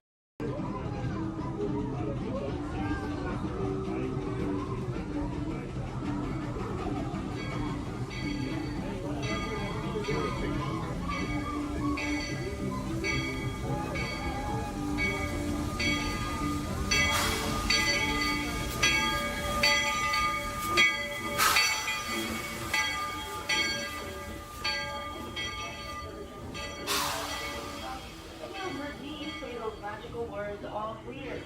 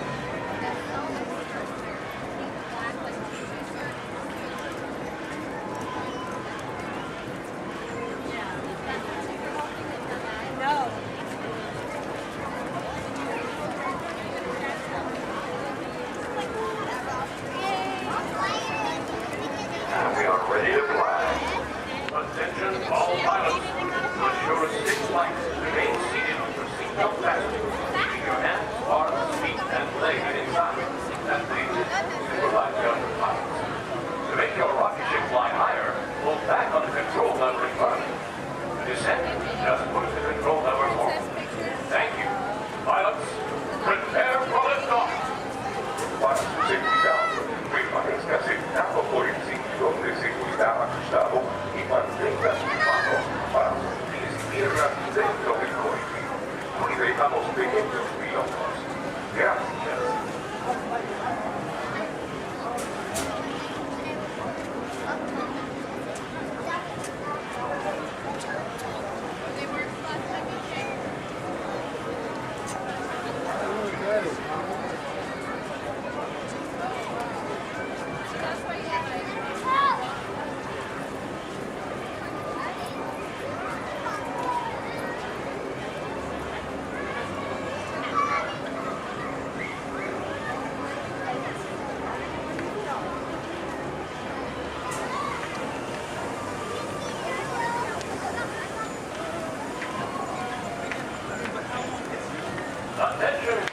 Rocket ships have initiated landing procedure.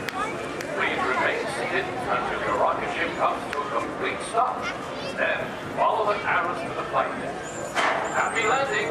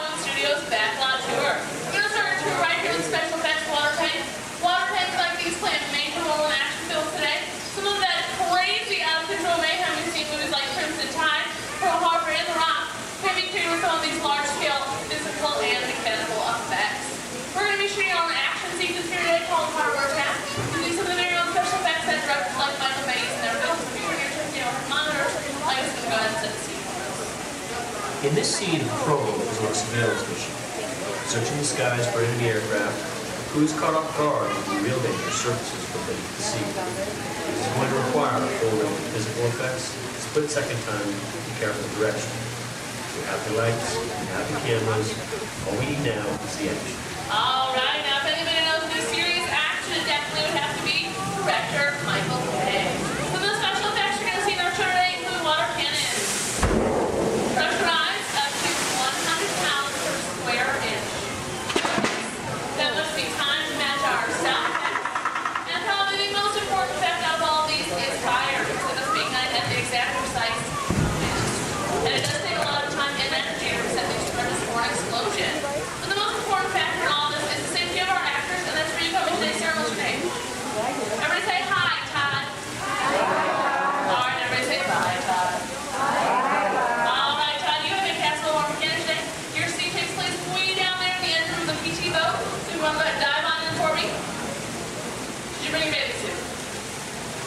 Oh, I hate when that happens. That's okay. When that happens, we actually just recreated the engine room right for you right here, so it's all ready to get you all set up. All right. Now, guys, we're actually going to be shooting two different scenes today. Not necessarily in the order that they appear in the movie, but most movies are shot out of sequence. So it can be kind of hard for actors because they must react to scenes that actually haven't even happened yet. It's really up to the director to get them all motivated for those scenes. So are you ready, Todd? All right, perfect. Now what you're going to do is that cone right there is going to buzz. Right there. It's going to buzz just before 800 gallons of water is pouring out of those tanks, slide down the chute and slam into like spring. Not a big deal, right? Perfect. All right, handle it. Are you ready? Perfect. All right. Good thing this is not 800 gallons. It's more like 1,000. Okay, let's not let them know that because there's a fine line between motivation. Here, are you ready? Perfect. And roll playback. And action. Go ahead and pick up that phone for me. Call your captain. Let him know you might take on just a little bit of water.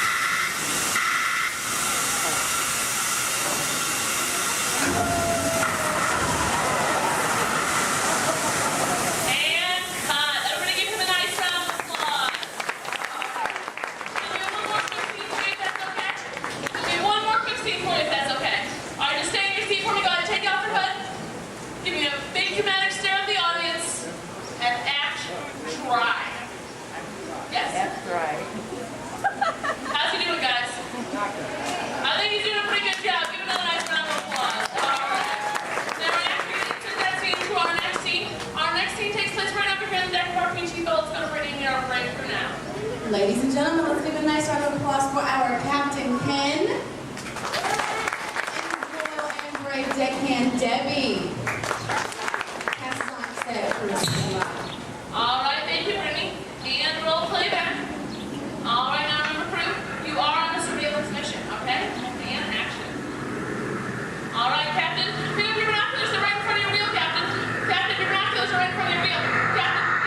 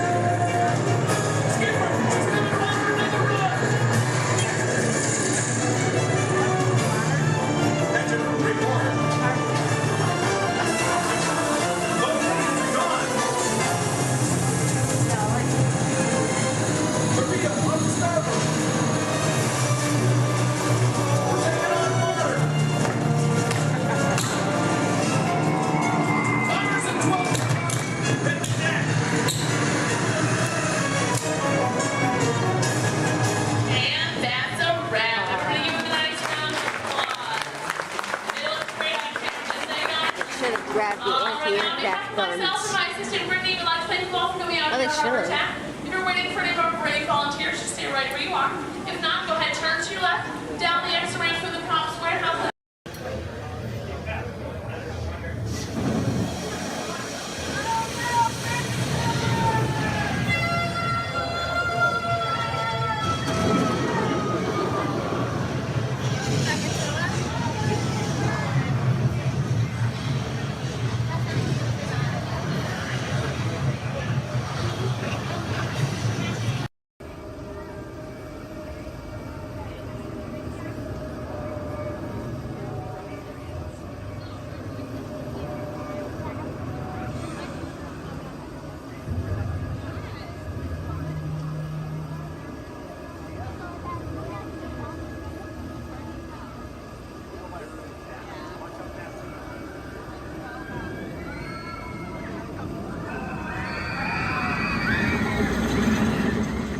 Step into the car.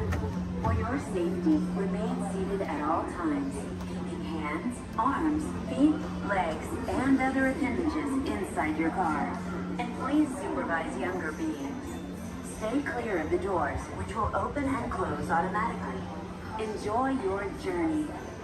Para su seguridad, permanezca sentado y mantenga sus manos, brazos, pies y piernas dentro del vehículo. Y cuide a sus niños. Gracias. Please step carefully onto the moving platform, then step into the car. For your safety, remain seated at all times. This is the TTA Blue Line, non-stop service around Tomorrowland.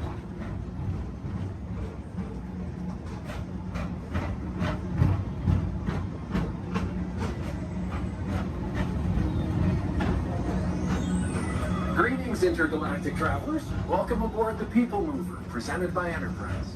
I'm Morak 5, your guide aboard this highway in the sky, the absolute best way to see Tomorrowland. And my stars, is there ever lots to see? From spacecraft to monster labs, there's really nothing like today in Tomorrowland. For your safety, if you have wings, jetpacks, or gravity polarizers, please do not take flight. Thank you.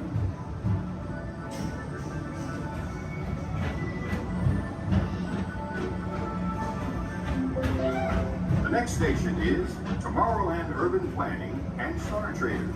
Transfer to the green and red lines.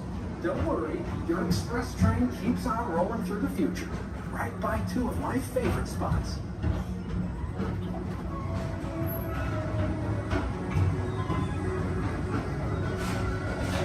First up, Progress City, Walt Disney's amazing dream for a community of tomorrow. Did you know Progress City inspired Epcot and a lot of the visionary ideas throughout Walt Disney World?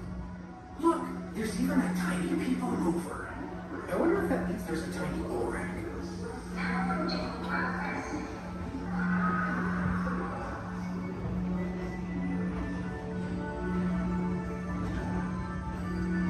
On your right is Star Traders, home to the greatest goods in the galaxy. Except actual stars. Those are no longer sold.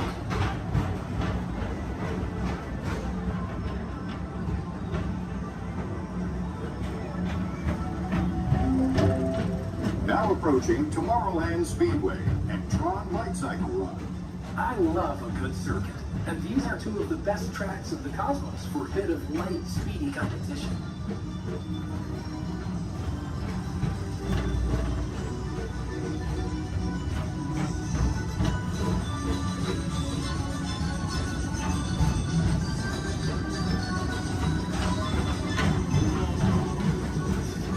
Attention all visitors from Galaxy M31. Please keep forward-facing tentacles clear of oncoming vehicles. Thank you.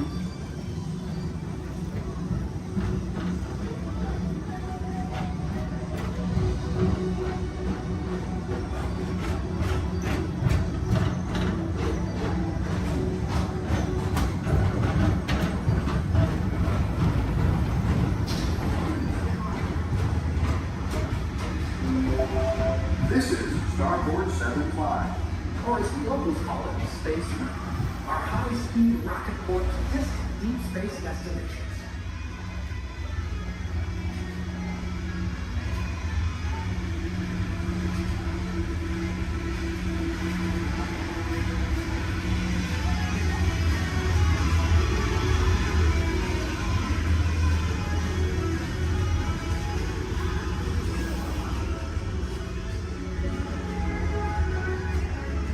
relaxation wash over you at the most refreshing retreat in the galaxy, the coral rooms of Pisces 7. You H2O it to yourself.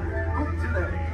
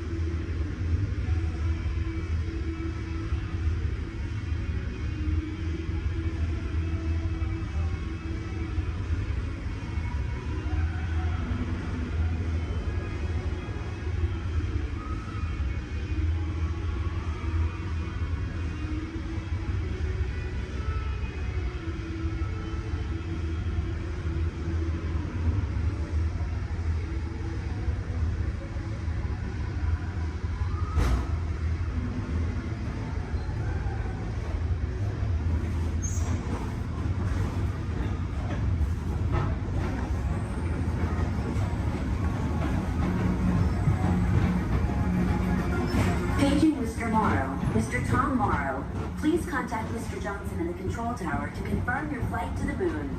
Thank you.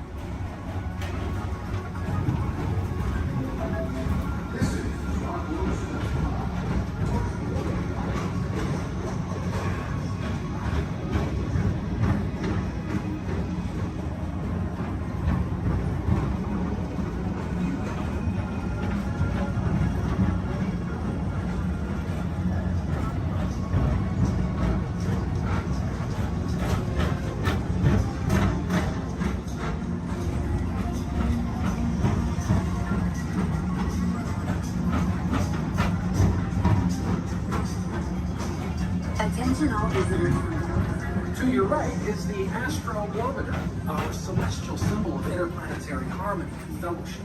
Hop aboard and launch high above Tomorrowland for a spin amongst the planets.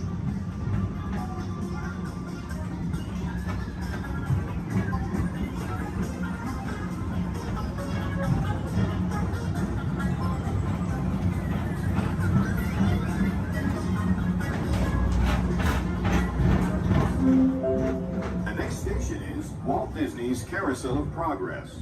As usual, we'll keep moving ahead, and so does the carousel. Like progress itself, this theater...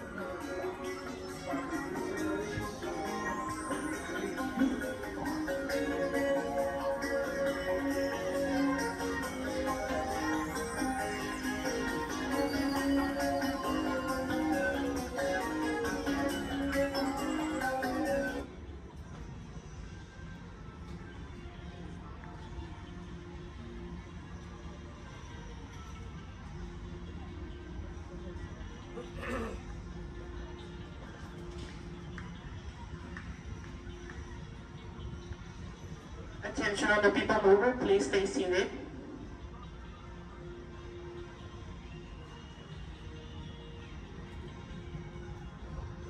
Attention all people mover passengers, for your safety, please remain seated with your hands, arms, feet, and legs inside the vehicle as vehicle bumping may occur. This ride will be in motion immediately. Thank you.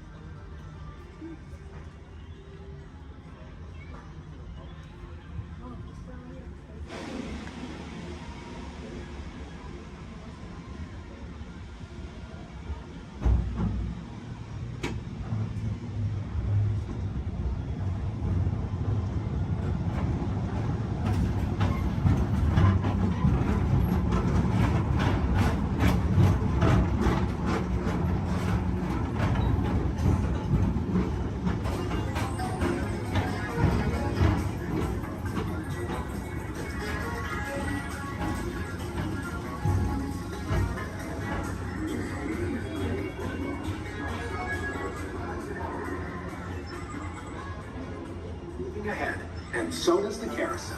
Like progress itself, this theater never stops, inspiring new generations to dream of a great, big, beautiful tomorrow.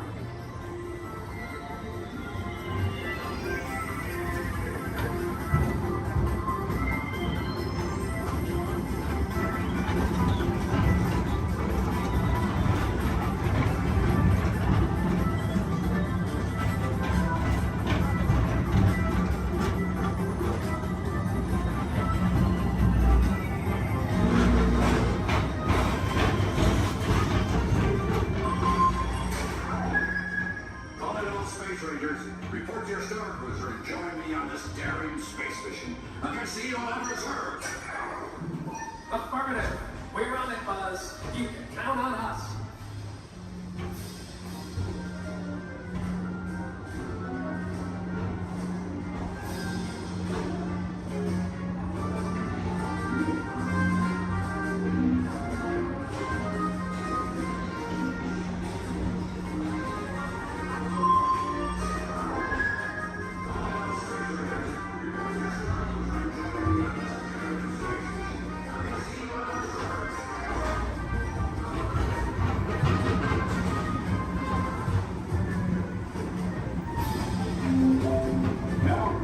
Monsters Incorporated laugh more. Mike Wazowski has brought in some real monsters of comedy. Whether you have one eye or 9, take the time to see this show. Now approaching Tomorrowland Transit Authority Station. My fellow sentient life forms, our people mover journey has nearly come full orbit. Thanks for riding with us. It's been a pleasure to have you aboard. And even though we're concluding, this is always my favorite part. Because now is the time, now is the best time to go out and explore tomorrow, today. See you in the future.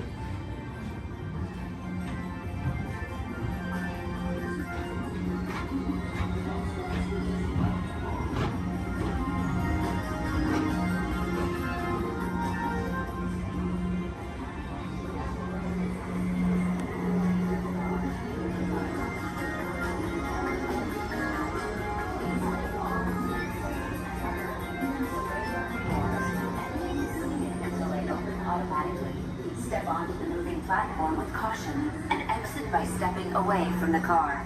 Thank you.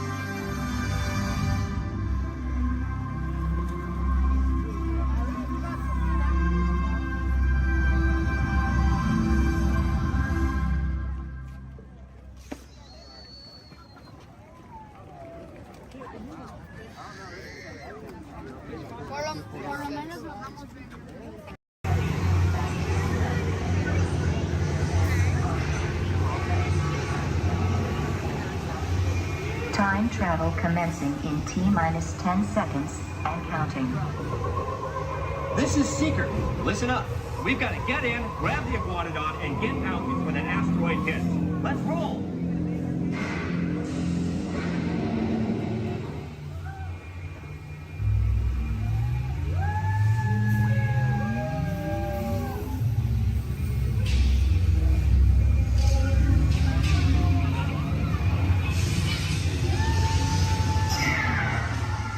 Okay, now, let's go get that dino. Computer, what are you tracking? Styracosaurus. Not our dino. Warning, meteor shower in range. Just little one. Oleoramus. Hadrosaur. Raptor. Time to get serious. Locking autopilot on homing signal now! Hang on! I'm tracking a big dino on the scope. Could be ours. Computer, full stop. Identified. Carnotaurus. Definitely not our dino. Go, go, go!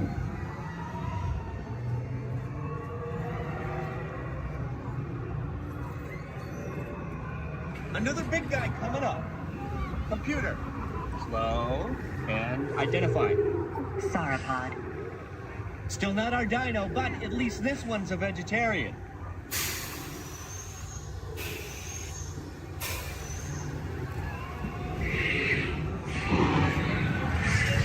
Asteroid impact in 90 seconds. We better move it.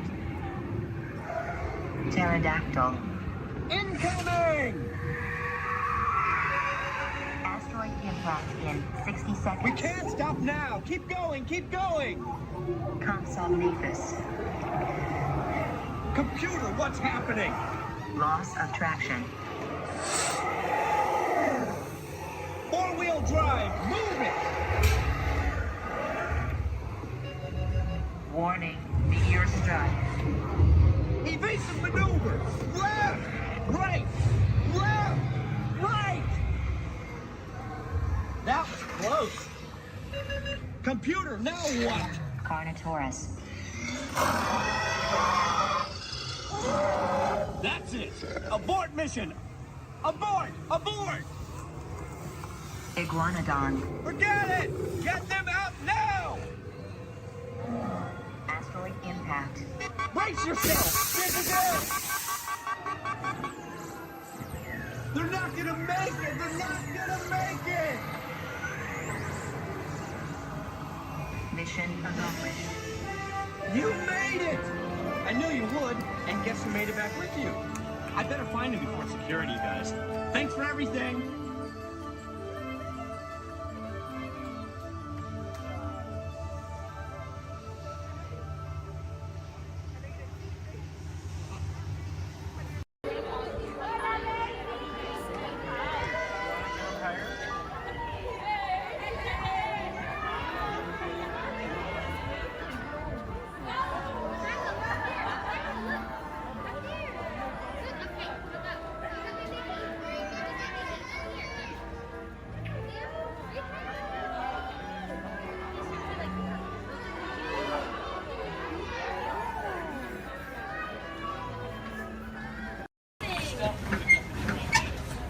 Look up above your heads, you'll see an animal identification guide. It's going to help you spot some of the different species we may see on our safari. We won't see all of them, but we usually have pretty good luck. First up, Hey, Twin, we have the off-clear twin day. That means let's go. Job over. My name is Derek. I'll be your driver today through the Harambe Wildlife Reserve. Is everyone having a good day so far? Yes. Great, that's good to hear. Hopefully it gets even better from here. If you have any loose articles like phones or cameras, make sure you hold on to them. If you drop them, I can't stop and get them. Also, if you have a camera, I recommend keeping it out and ready. We can't stop for all the animals we see, and if we do stop for them, they don't always stop for us. It's the best way of getting a clear picture of them. During our entire journey, I do ask everyone, please remain seated at all times. Keep your arms and hands inside the vehicle.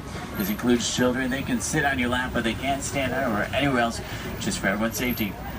Our first stop here today will be the Little Ituri Forest. It's home to some very shy animals. I like to use the vegetation around them as kind of a natural camouflage. When I see animals, I'll point them out and talk about them. If you see any, there's a spotting guide up above you. I'll help you identify what you're looking at. We won't see everything up there, but hopefully we can see most of them. We're going to start on strong out to the right-hand side. There's some animals up on the hill there with striped legs. They kind of look like zebra, but they're not related to zebra at all. Actually, the only living, no relative of giraffe. They're called okapi. They're extremely shy, recluse animals. They're so shy they weren't even discovered by Westerners until 1901. Just like giraffe, they have really long tongues to help them reach their food.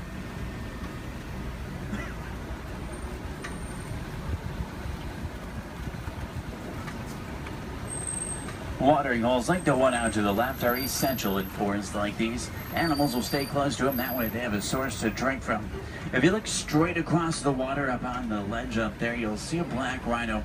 Actually really rare to see. They weigh about 3,000 pounds, charge about 35 miles an hour. They're virtually indestructible animals except in the hands of humans.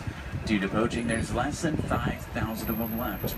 They're poached for their horns, which don't have typical bony cores. They're made of the same material as their hair and nails. That's all they're poached for. The bird out to the right is called a saddle-billed stork. They get their name from the saddle shape on their bill. They stand about 5 feet tall, have a wingspan of about 9 feet.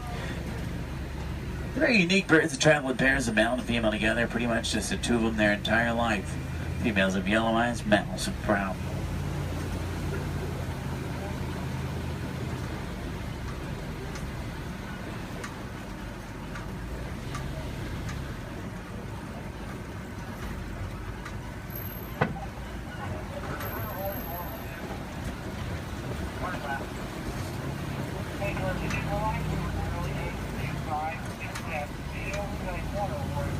To the left, you'll see some tannish animals. They're called greater kudu. The second largest antelope in Africa. Males have horns, females don't. They're shy nocturnal animals. Next to them are bongo. They're known as the ghosts of the forest because they're so shy and timid. Males and females have very uniquely shaped horns that help them run through the brush without getting tangled. There's even some babies back there. Along the edge of the Ituri Forest runs the Sape River. Sometimes we'll spot hippos there. Do we have any hippo fans? Awesome. Let's see if we can find any. Hippopotamus means river horse, but they're actually closely related to whales. They weigh about 5,500 pounds, can run about 30 miles an hour. Hippos are nocturnal. At night, they leave the water searching for food. They'll walk up to 6 miles looking for it, and once they find it, they'll consume about 90 pounds of grass each every single night. They can hold their breath for about 8 minutes, and they walk along the ground under the water, which makes it challenging to spot them. You see a blob discoloration or bubbles in the water, it's probably a hippo. Keep in mind, you might not always see them on the surface, but that doesn't always mean they're not there. A group of hippo together is called a bloop. There's two in the water out to the right, you can kind of see, and there's quite a bit more in the water out to the left behind that island there.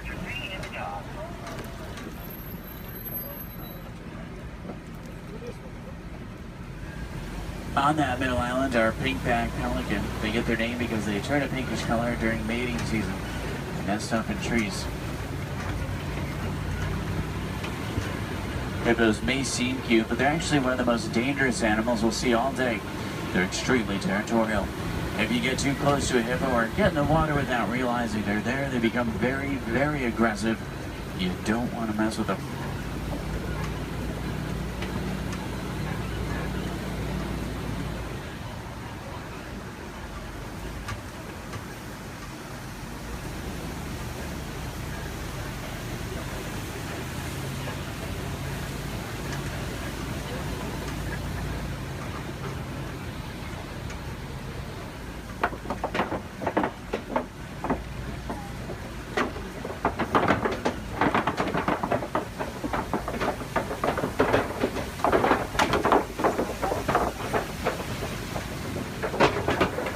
Do we have any favorite animals we're looking for today?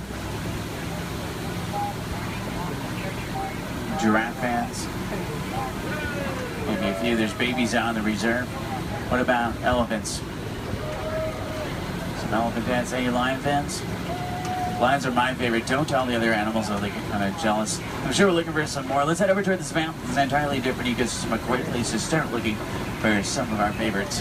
Now on the right up here, we're going to see a baobab tree. We'll see them all throughout the reserve. They're also known as upside-down trees because they look like they're upside down. They do really well in droughts. They store water in their trunks and go about 9 months of the year without leaves, which helps to conserve water. Because of this, they can live to be thousands of years old. We're entering the African savanna we're all working hard to conserve. Serves as a home to millions of animals. Every year is a roaming grave searching for food. It does work like a big circle here. The elephants, they're the bulldozers. They push down the trees, which helps the grass grow and helps provide food. The giraffe will eat the leaves under the trees, which lets sunlight through to also help the grass grow. The zebra and the antelope will eat the grass, and then smaller animals like warthogs, they do the edge work. Helps create the image we're all looking at today. In a balanced ecosystem, there's food for everyone.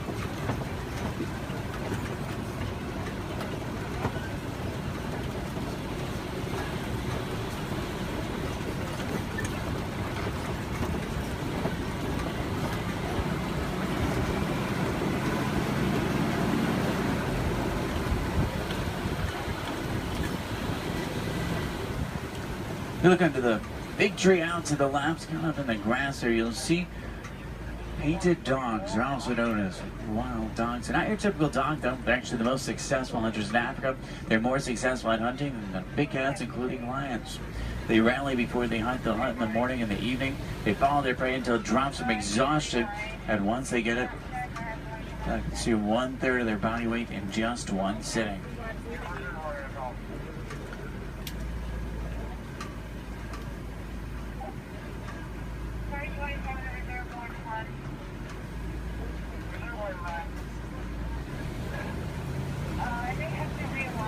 On the left, you'll see Patterson Zealand lying down by the trees back there. They're actually the largest antelope in Africa. They'll stand about 5 feet tall. Their shoulder height can weigh up to about 2,000 pounds. They can jump up to about 8 feet in the air. Both males and females have spiral-shaped horns on their head.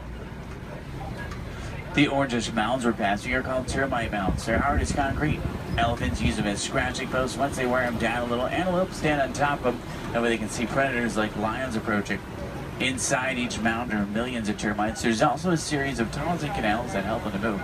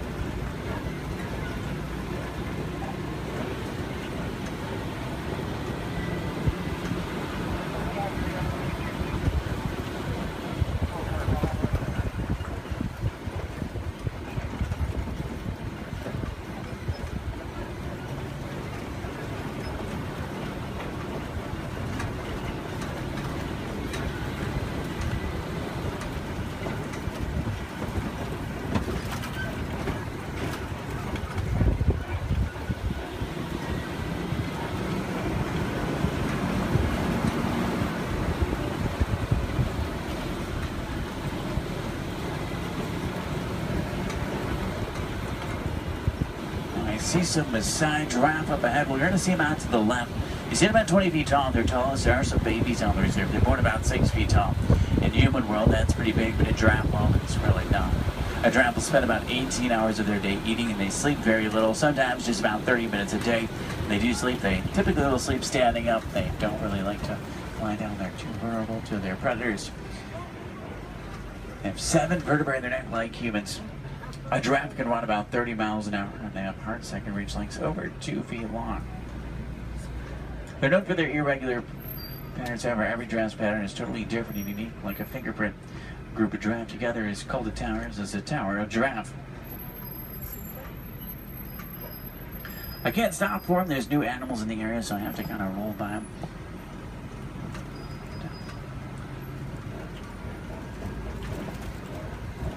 I see a lot of down trees up here as well. That's normally a pretty good sign. There's elephants nearby. Elephants are extremely social creatures as well. Except for adult males, adult males tend to be very solitary. They really like to be alone or with only other males. They weigh about 12,000 pounds. Adult females weigh about 8,000, and each elephant consumes up to 300 pounds of food every single day. When you think about their eating, it's mostly grass and leaves, so that's pretty impressive.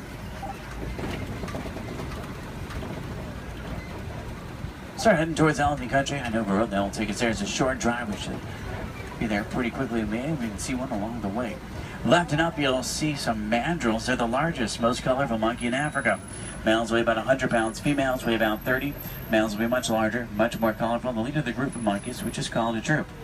To the right-hand side is an African elephant. That's a male. He's alone and larger, which is what gives it away. Try to get a better view of him. Uh-oh. The road I was going to take is closed. I know a different way. There's an old rickety bridge. I haven't been there in a while. What do you say? Should we go for it? Yeah. Let's do it. We're going to see some more elephants, right? If you're not an African, easy way to tell you're looking at an African elephant is from their ears, which look like the shape of Africa. And they flap their ears. That's how they regulate their body temperature.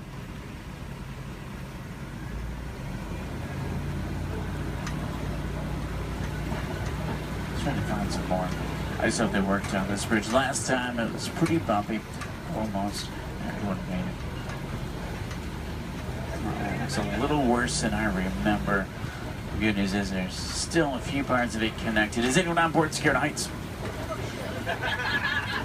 If you are, just close your eyes like me. Steady. Oh, they tried to fix it. I see a new patch of duct tape. That stuff really can't fix anything.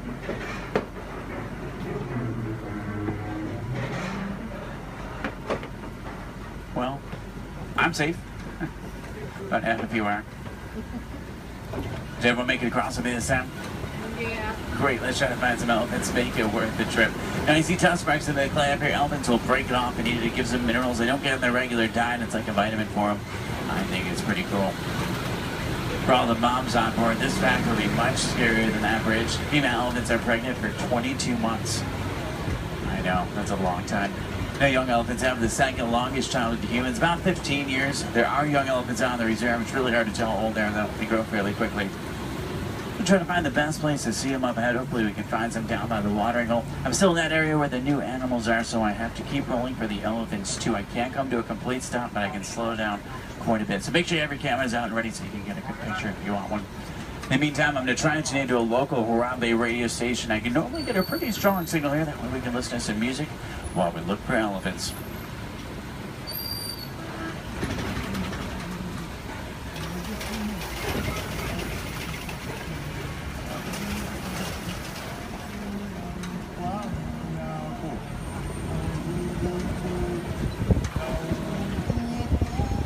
Looks like most of the herd is down by the watering hole, which is great news for us. Normally that's a pretty cool view.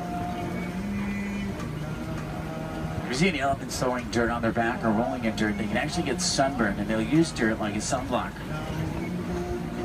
Both male and female African elephants have ivory tusks, which I want their boats for.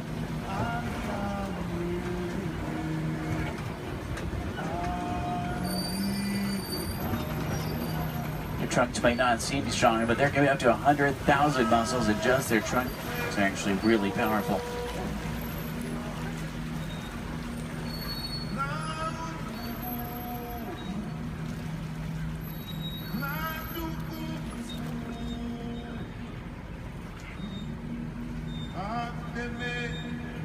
Out to the left are greater flamingo. They're born gray, but after about a year of eating brine shrimp and other seafood, they turn the pinkish color we see right now. The chemical in the shrimp that turns them pink is beta carotene. Does anyone know you call a group of flamingo together? It's called the flamboyants.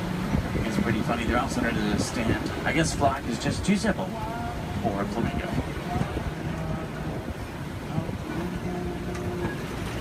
Now, I see white rhino markings up ahead here. White rhinos are bigger than black rhino. They weigh about 5,000 pounds compared to 3,000. They're not named after their color. Both white and black rhinos are both actually gray. They're named after the shape of their mouth and their size. Their mouths are wider. They get their name after the African word bite, which means wide, but it's translated into white. Let's see if we can find any up ahead. Looks like they might be moving around a little bit. In the meantime, out to the left, we do see some zebra. A zebra's skin mirrors the pattern of their fur. Their hind leg is so strong that with one kick it could break a lion's jaw. Zebra are also blind runners, which means if they get scared or spooked and start running, they can't see. They'll run in any direction and hope there's nothing in front of them. The little brown animals out to the left are called bontebok. They're related to wildebeest. At one point, there was only about 17 total bontebok left. They were put on reserves and safe farms. Now they're doing much better. They're poached for their coat, which has a very unique coloring to it. They're extremely gentle animals.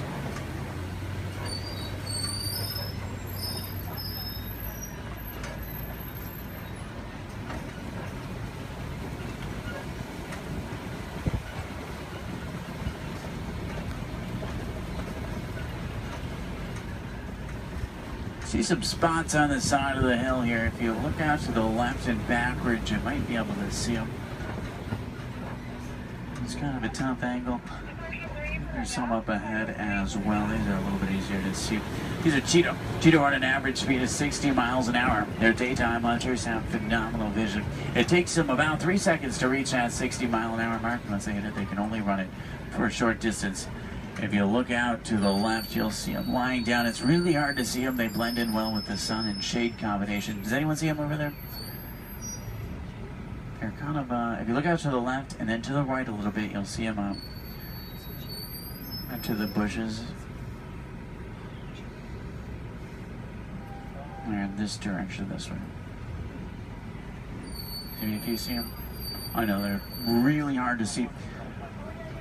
They're camouflage. They're not powerful animals, they're speedy animals. If they come across an animal that is powerful, like a lion, they'll turn around and run the other way. Speaking of lions, I see a Kobe rock formation up ahead, which is a good place to look for them. Lions are inactive about 20 hours of the day. That doesn't necessarily mean they sleep all day, it just means they really like to lay around a lot. You can hear lions roar for up to 5 miles. Females, they're the hunters. Males typically stay back and protect the pride. At night, a lion's vision is 6 times stronger than a human and helps them hunt. They're rabid hunters, so they hunt what they see moving. If there's something standing still, they may not even notice it.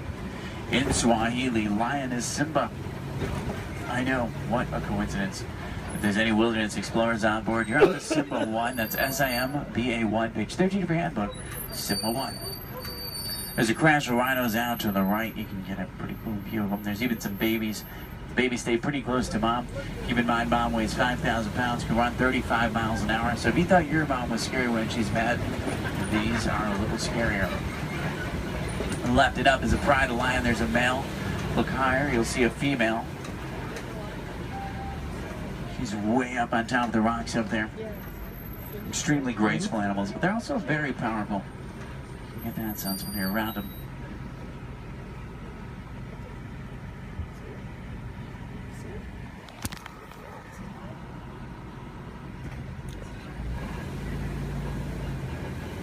I see some burrows up ahead. Warthogs live in burrows that they typically take over other animals and make their own. Sleep with their tusks out to protect themselves. The males do actually have warts in the side of their head, so it's not as literal as it sounds. They may seem harmless, but they can run 35 miles an hour, and their tusks are razor sharp, so you don't want to get in their way. On the left and down again up here, we're going to see some ostrich eggs in the dirt. Ostrich eggs are the largest eggs in the world. Each one will weigh around 3 pounds. You can stand on one of them and it wouldn't even crack.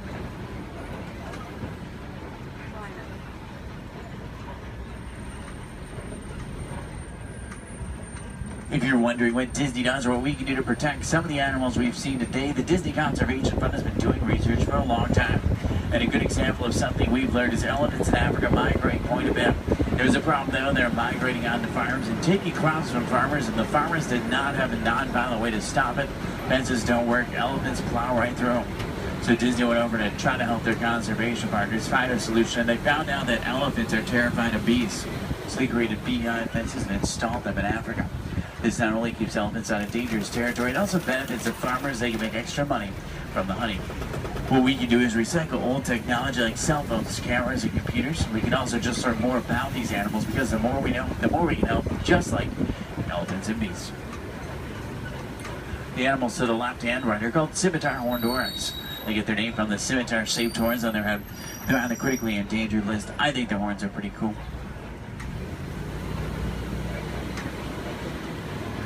If you have any questions about anything we've seen today or anything I can help you with for the rest of your day, feel free to let me know. I would be more than happy to help. In the meantime, we're going to start to make our way back towards Harambe Village. Once we get back, if you're looking for more fun things to do, I recommend the Pangati Forest Trail. You can see gorillas, baby gorillas, naked mole rats, hissing cockroaches, underwater hippos, meerkats, and more. About a 15-minute hike, but you'll get some great pictures and make some great memories. At the end of Harambe on the right is the Festival of Lion King. It's one of the most popular shows at Disney. By far one of my favorites. It's worth the trip. Make sure to drink plenty of water today, otherwise the heat can sneak up on you. Did everybody enjoy the safari? Yeah. Great, that's good to hear. Now the best thing is no two safaris are ever the same. Whether it be a different driver, different animals, or the same animals closer, it's always unique.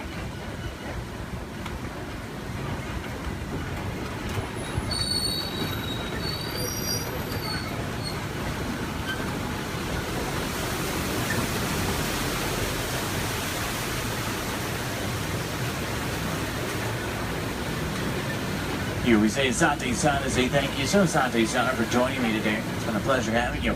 If you enjoyed it, my name is Derek. If you didn't, names really aren't that important.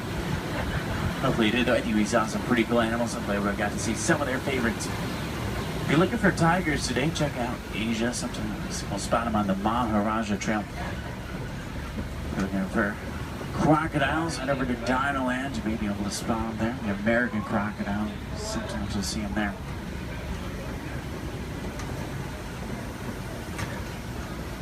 I'm going to take you right back to where I picked you up. It's a short drive back. We should be back in just a few minutes.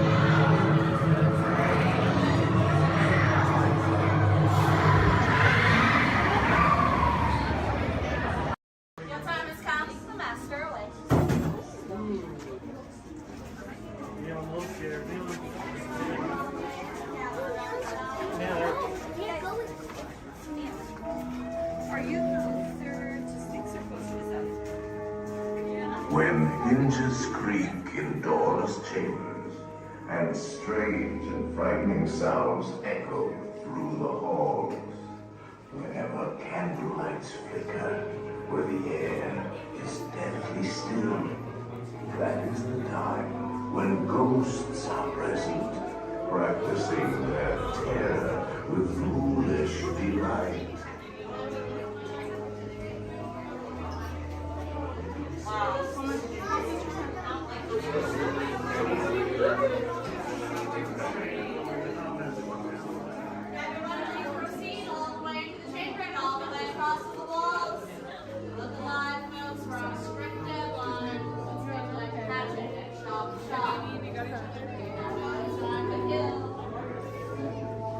Welcome, foolish mortals, to the haunted mansion. I am your host, your ghost host.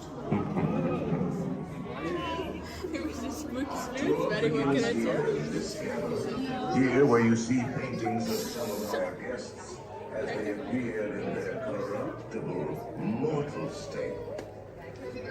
Kindly step all the way in, please, and make room for everyone. There's no turning back now. Now everyone, gather your bodies away from the walls and into the dead center of the room. Your cadaverous pallor betrays an aura of foreboding, almost as though you sense a disquieting metamorphosis. Is this haunted room actually stretching? Or is it your imagination? And consider this dismaying observation. This chamber has no windows and no doors. which offers you this chilling challenge to find a way out.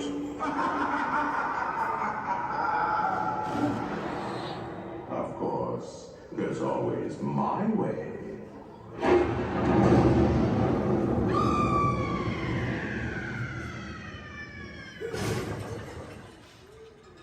Oh, I didn't mean to frighten you prematurely. The real chills come later. Now, as they say, look alive, and we'll continue our journey. And let's all stay together, please.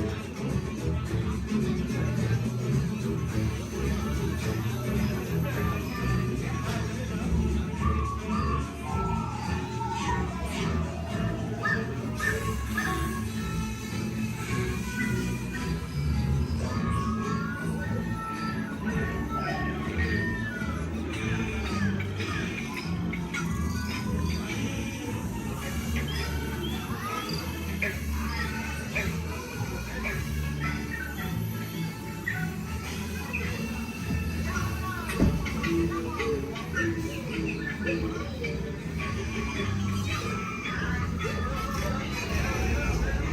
asking all of them to play in the park, but we've got to keep searching high and low. How low can I go?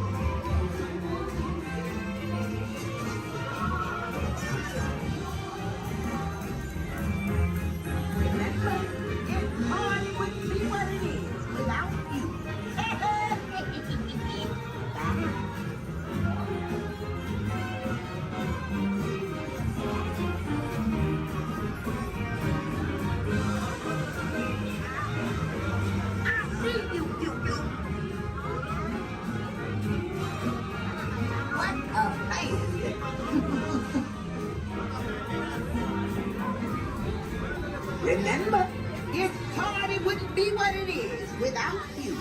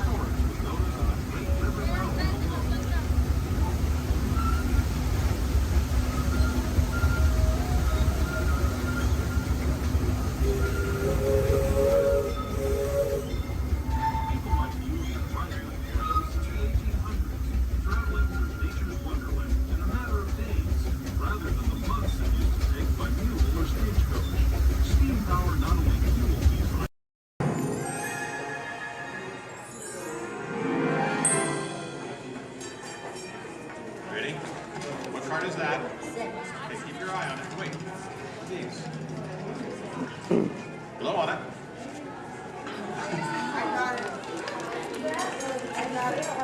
Hello and welcome to Disneyland's 50th anniversary celebration. For this truly historic event, no ordinary host would do. No, the Disney folks wanted someone who's been here from the beginning. They wanted a household name. A name that means family entertainment. Donald, calm down. You're just too animated. I'm referring, of course, to me, Steve Martin. I was Walt's friend, what? Oh, really? Well, I don't remember him calling that show the Donald Duck Club. Now just waddle along.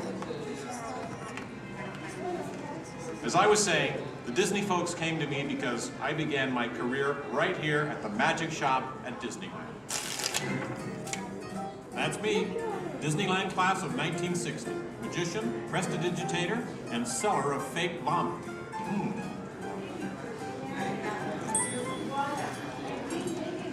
So young Steve Martin starts performing magic here, and lo and behold, they start calling the place the Magic Kingdom. Coincidence? I don't think so. But right now, I'd like to introduce you to the man who started it all, Walt Disney. Walt, tell us how it all began. Now this is the original, Mr. Lincoln, from the original show here in Disneyland. And then, So we start out yes, planning him, and then when they taking the merry-go-round and all kinds of different places. As I sit there while they do all these things, sit on the bench, eat peanuts, I felt that there should be something to use my enterprise to parents and the children could have fun together. Great idea. So that's how Disneyland started. I'll take it from here. Oh yeah, and I did not. This priceless artwork shows the first design for Disneyland. A small park that would have been near the Disney Studios in Burbank. It's sweet, isn't it? But he couldn't stop there. Not Walt. He wanted a world of the future, an exotic jungle, a wilderness frontier. This is just the most rare and valuable piece of art in the Disney archives. It's the painting that sold the concept of Disneyland to the bakers. was a painting. You guys really... Thank you, and just get this lobby just open this morning, so you were here day one. It's just open today. Then Walt heard about an orange grove in Anaheim. Thank you. An hour away from any major city, at the end of a dirt road. Talk about impossible dreams. If I could take you back in time. Wait a minute. What am I saying? I'm a magician.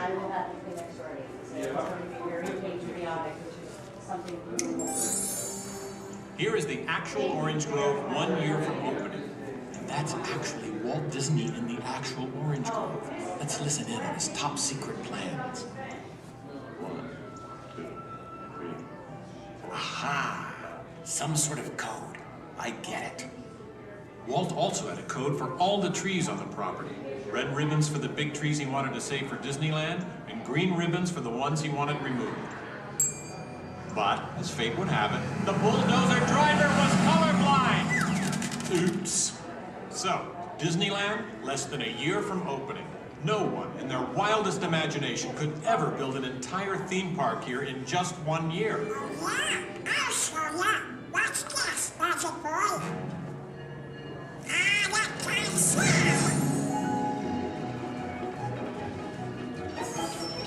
Keep going, boys. Faster, faster. That's it, good. That's it, good. Opening day. Take it away, Walt. All who come to this happy place, welcome. Walt's dream had finally come true. And to celebrate, ABC organized the biggest live telecast in history. Some of the most famous stars in Hollywood showed up, including host Art Linkletter. Frank Sinatra. Hello, Franco. Who's driving? Sammy Davis Jr. Hello, Sammy. Bob Cummings, Ronnie Reagan. Come on in. Davy Crockett. Buddy Epson's there, too. But right now, it's my pleasure to introduce the famous star whom Mr. Disney has asked to christen the Mark Twain. Ladies and gentlemen, Mr. Disney. I'll take it from here, Mr. Linkletter.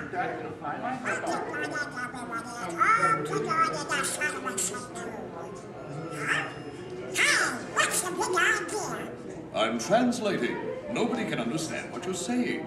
You can't do. Cannot. Can't. Not. I'll show you. Ignore the duck. As I was saying, the lands that America saw on the Disneyland television show became real. I'll show you what's going on. Now, where was I? Oh, yeah. On opening day, we had Frontierland, Tomorrowland, Fantasyland, and Adventureland. It was a perfect day. Oh, really? I wouldn't say perfect. It was 100 degrees in the shade, and the freshly poured asphalt was still wet. 11,000 people were invited, but 28,000 showed up. Newspapers predicted the worst for Walt and his park, and only 90 days later, the 1 millionth guest walked through the gate. Disneyland not only survived, it thrived. First grade one was with Mr. Lincoln show, and then we had another show that was called The Journey. We've been down since 2005, where we've been doing the Steve Martin show. This is honoring Disneyland's 50th year. So this film is what's left. So it's going to continue.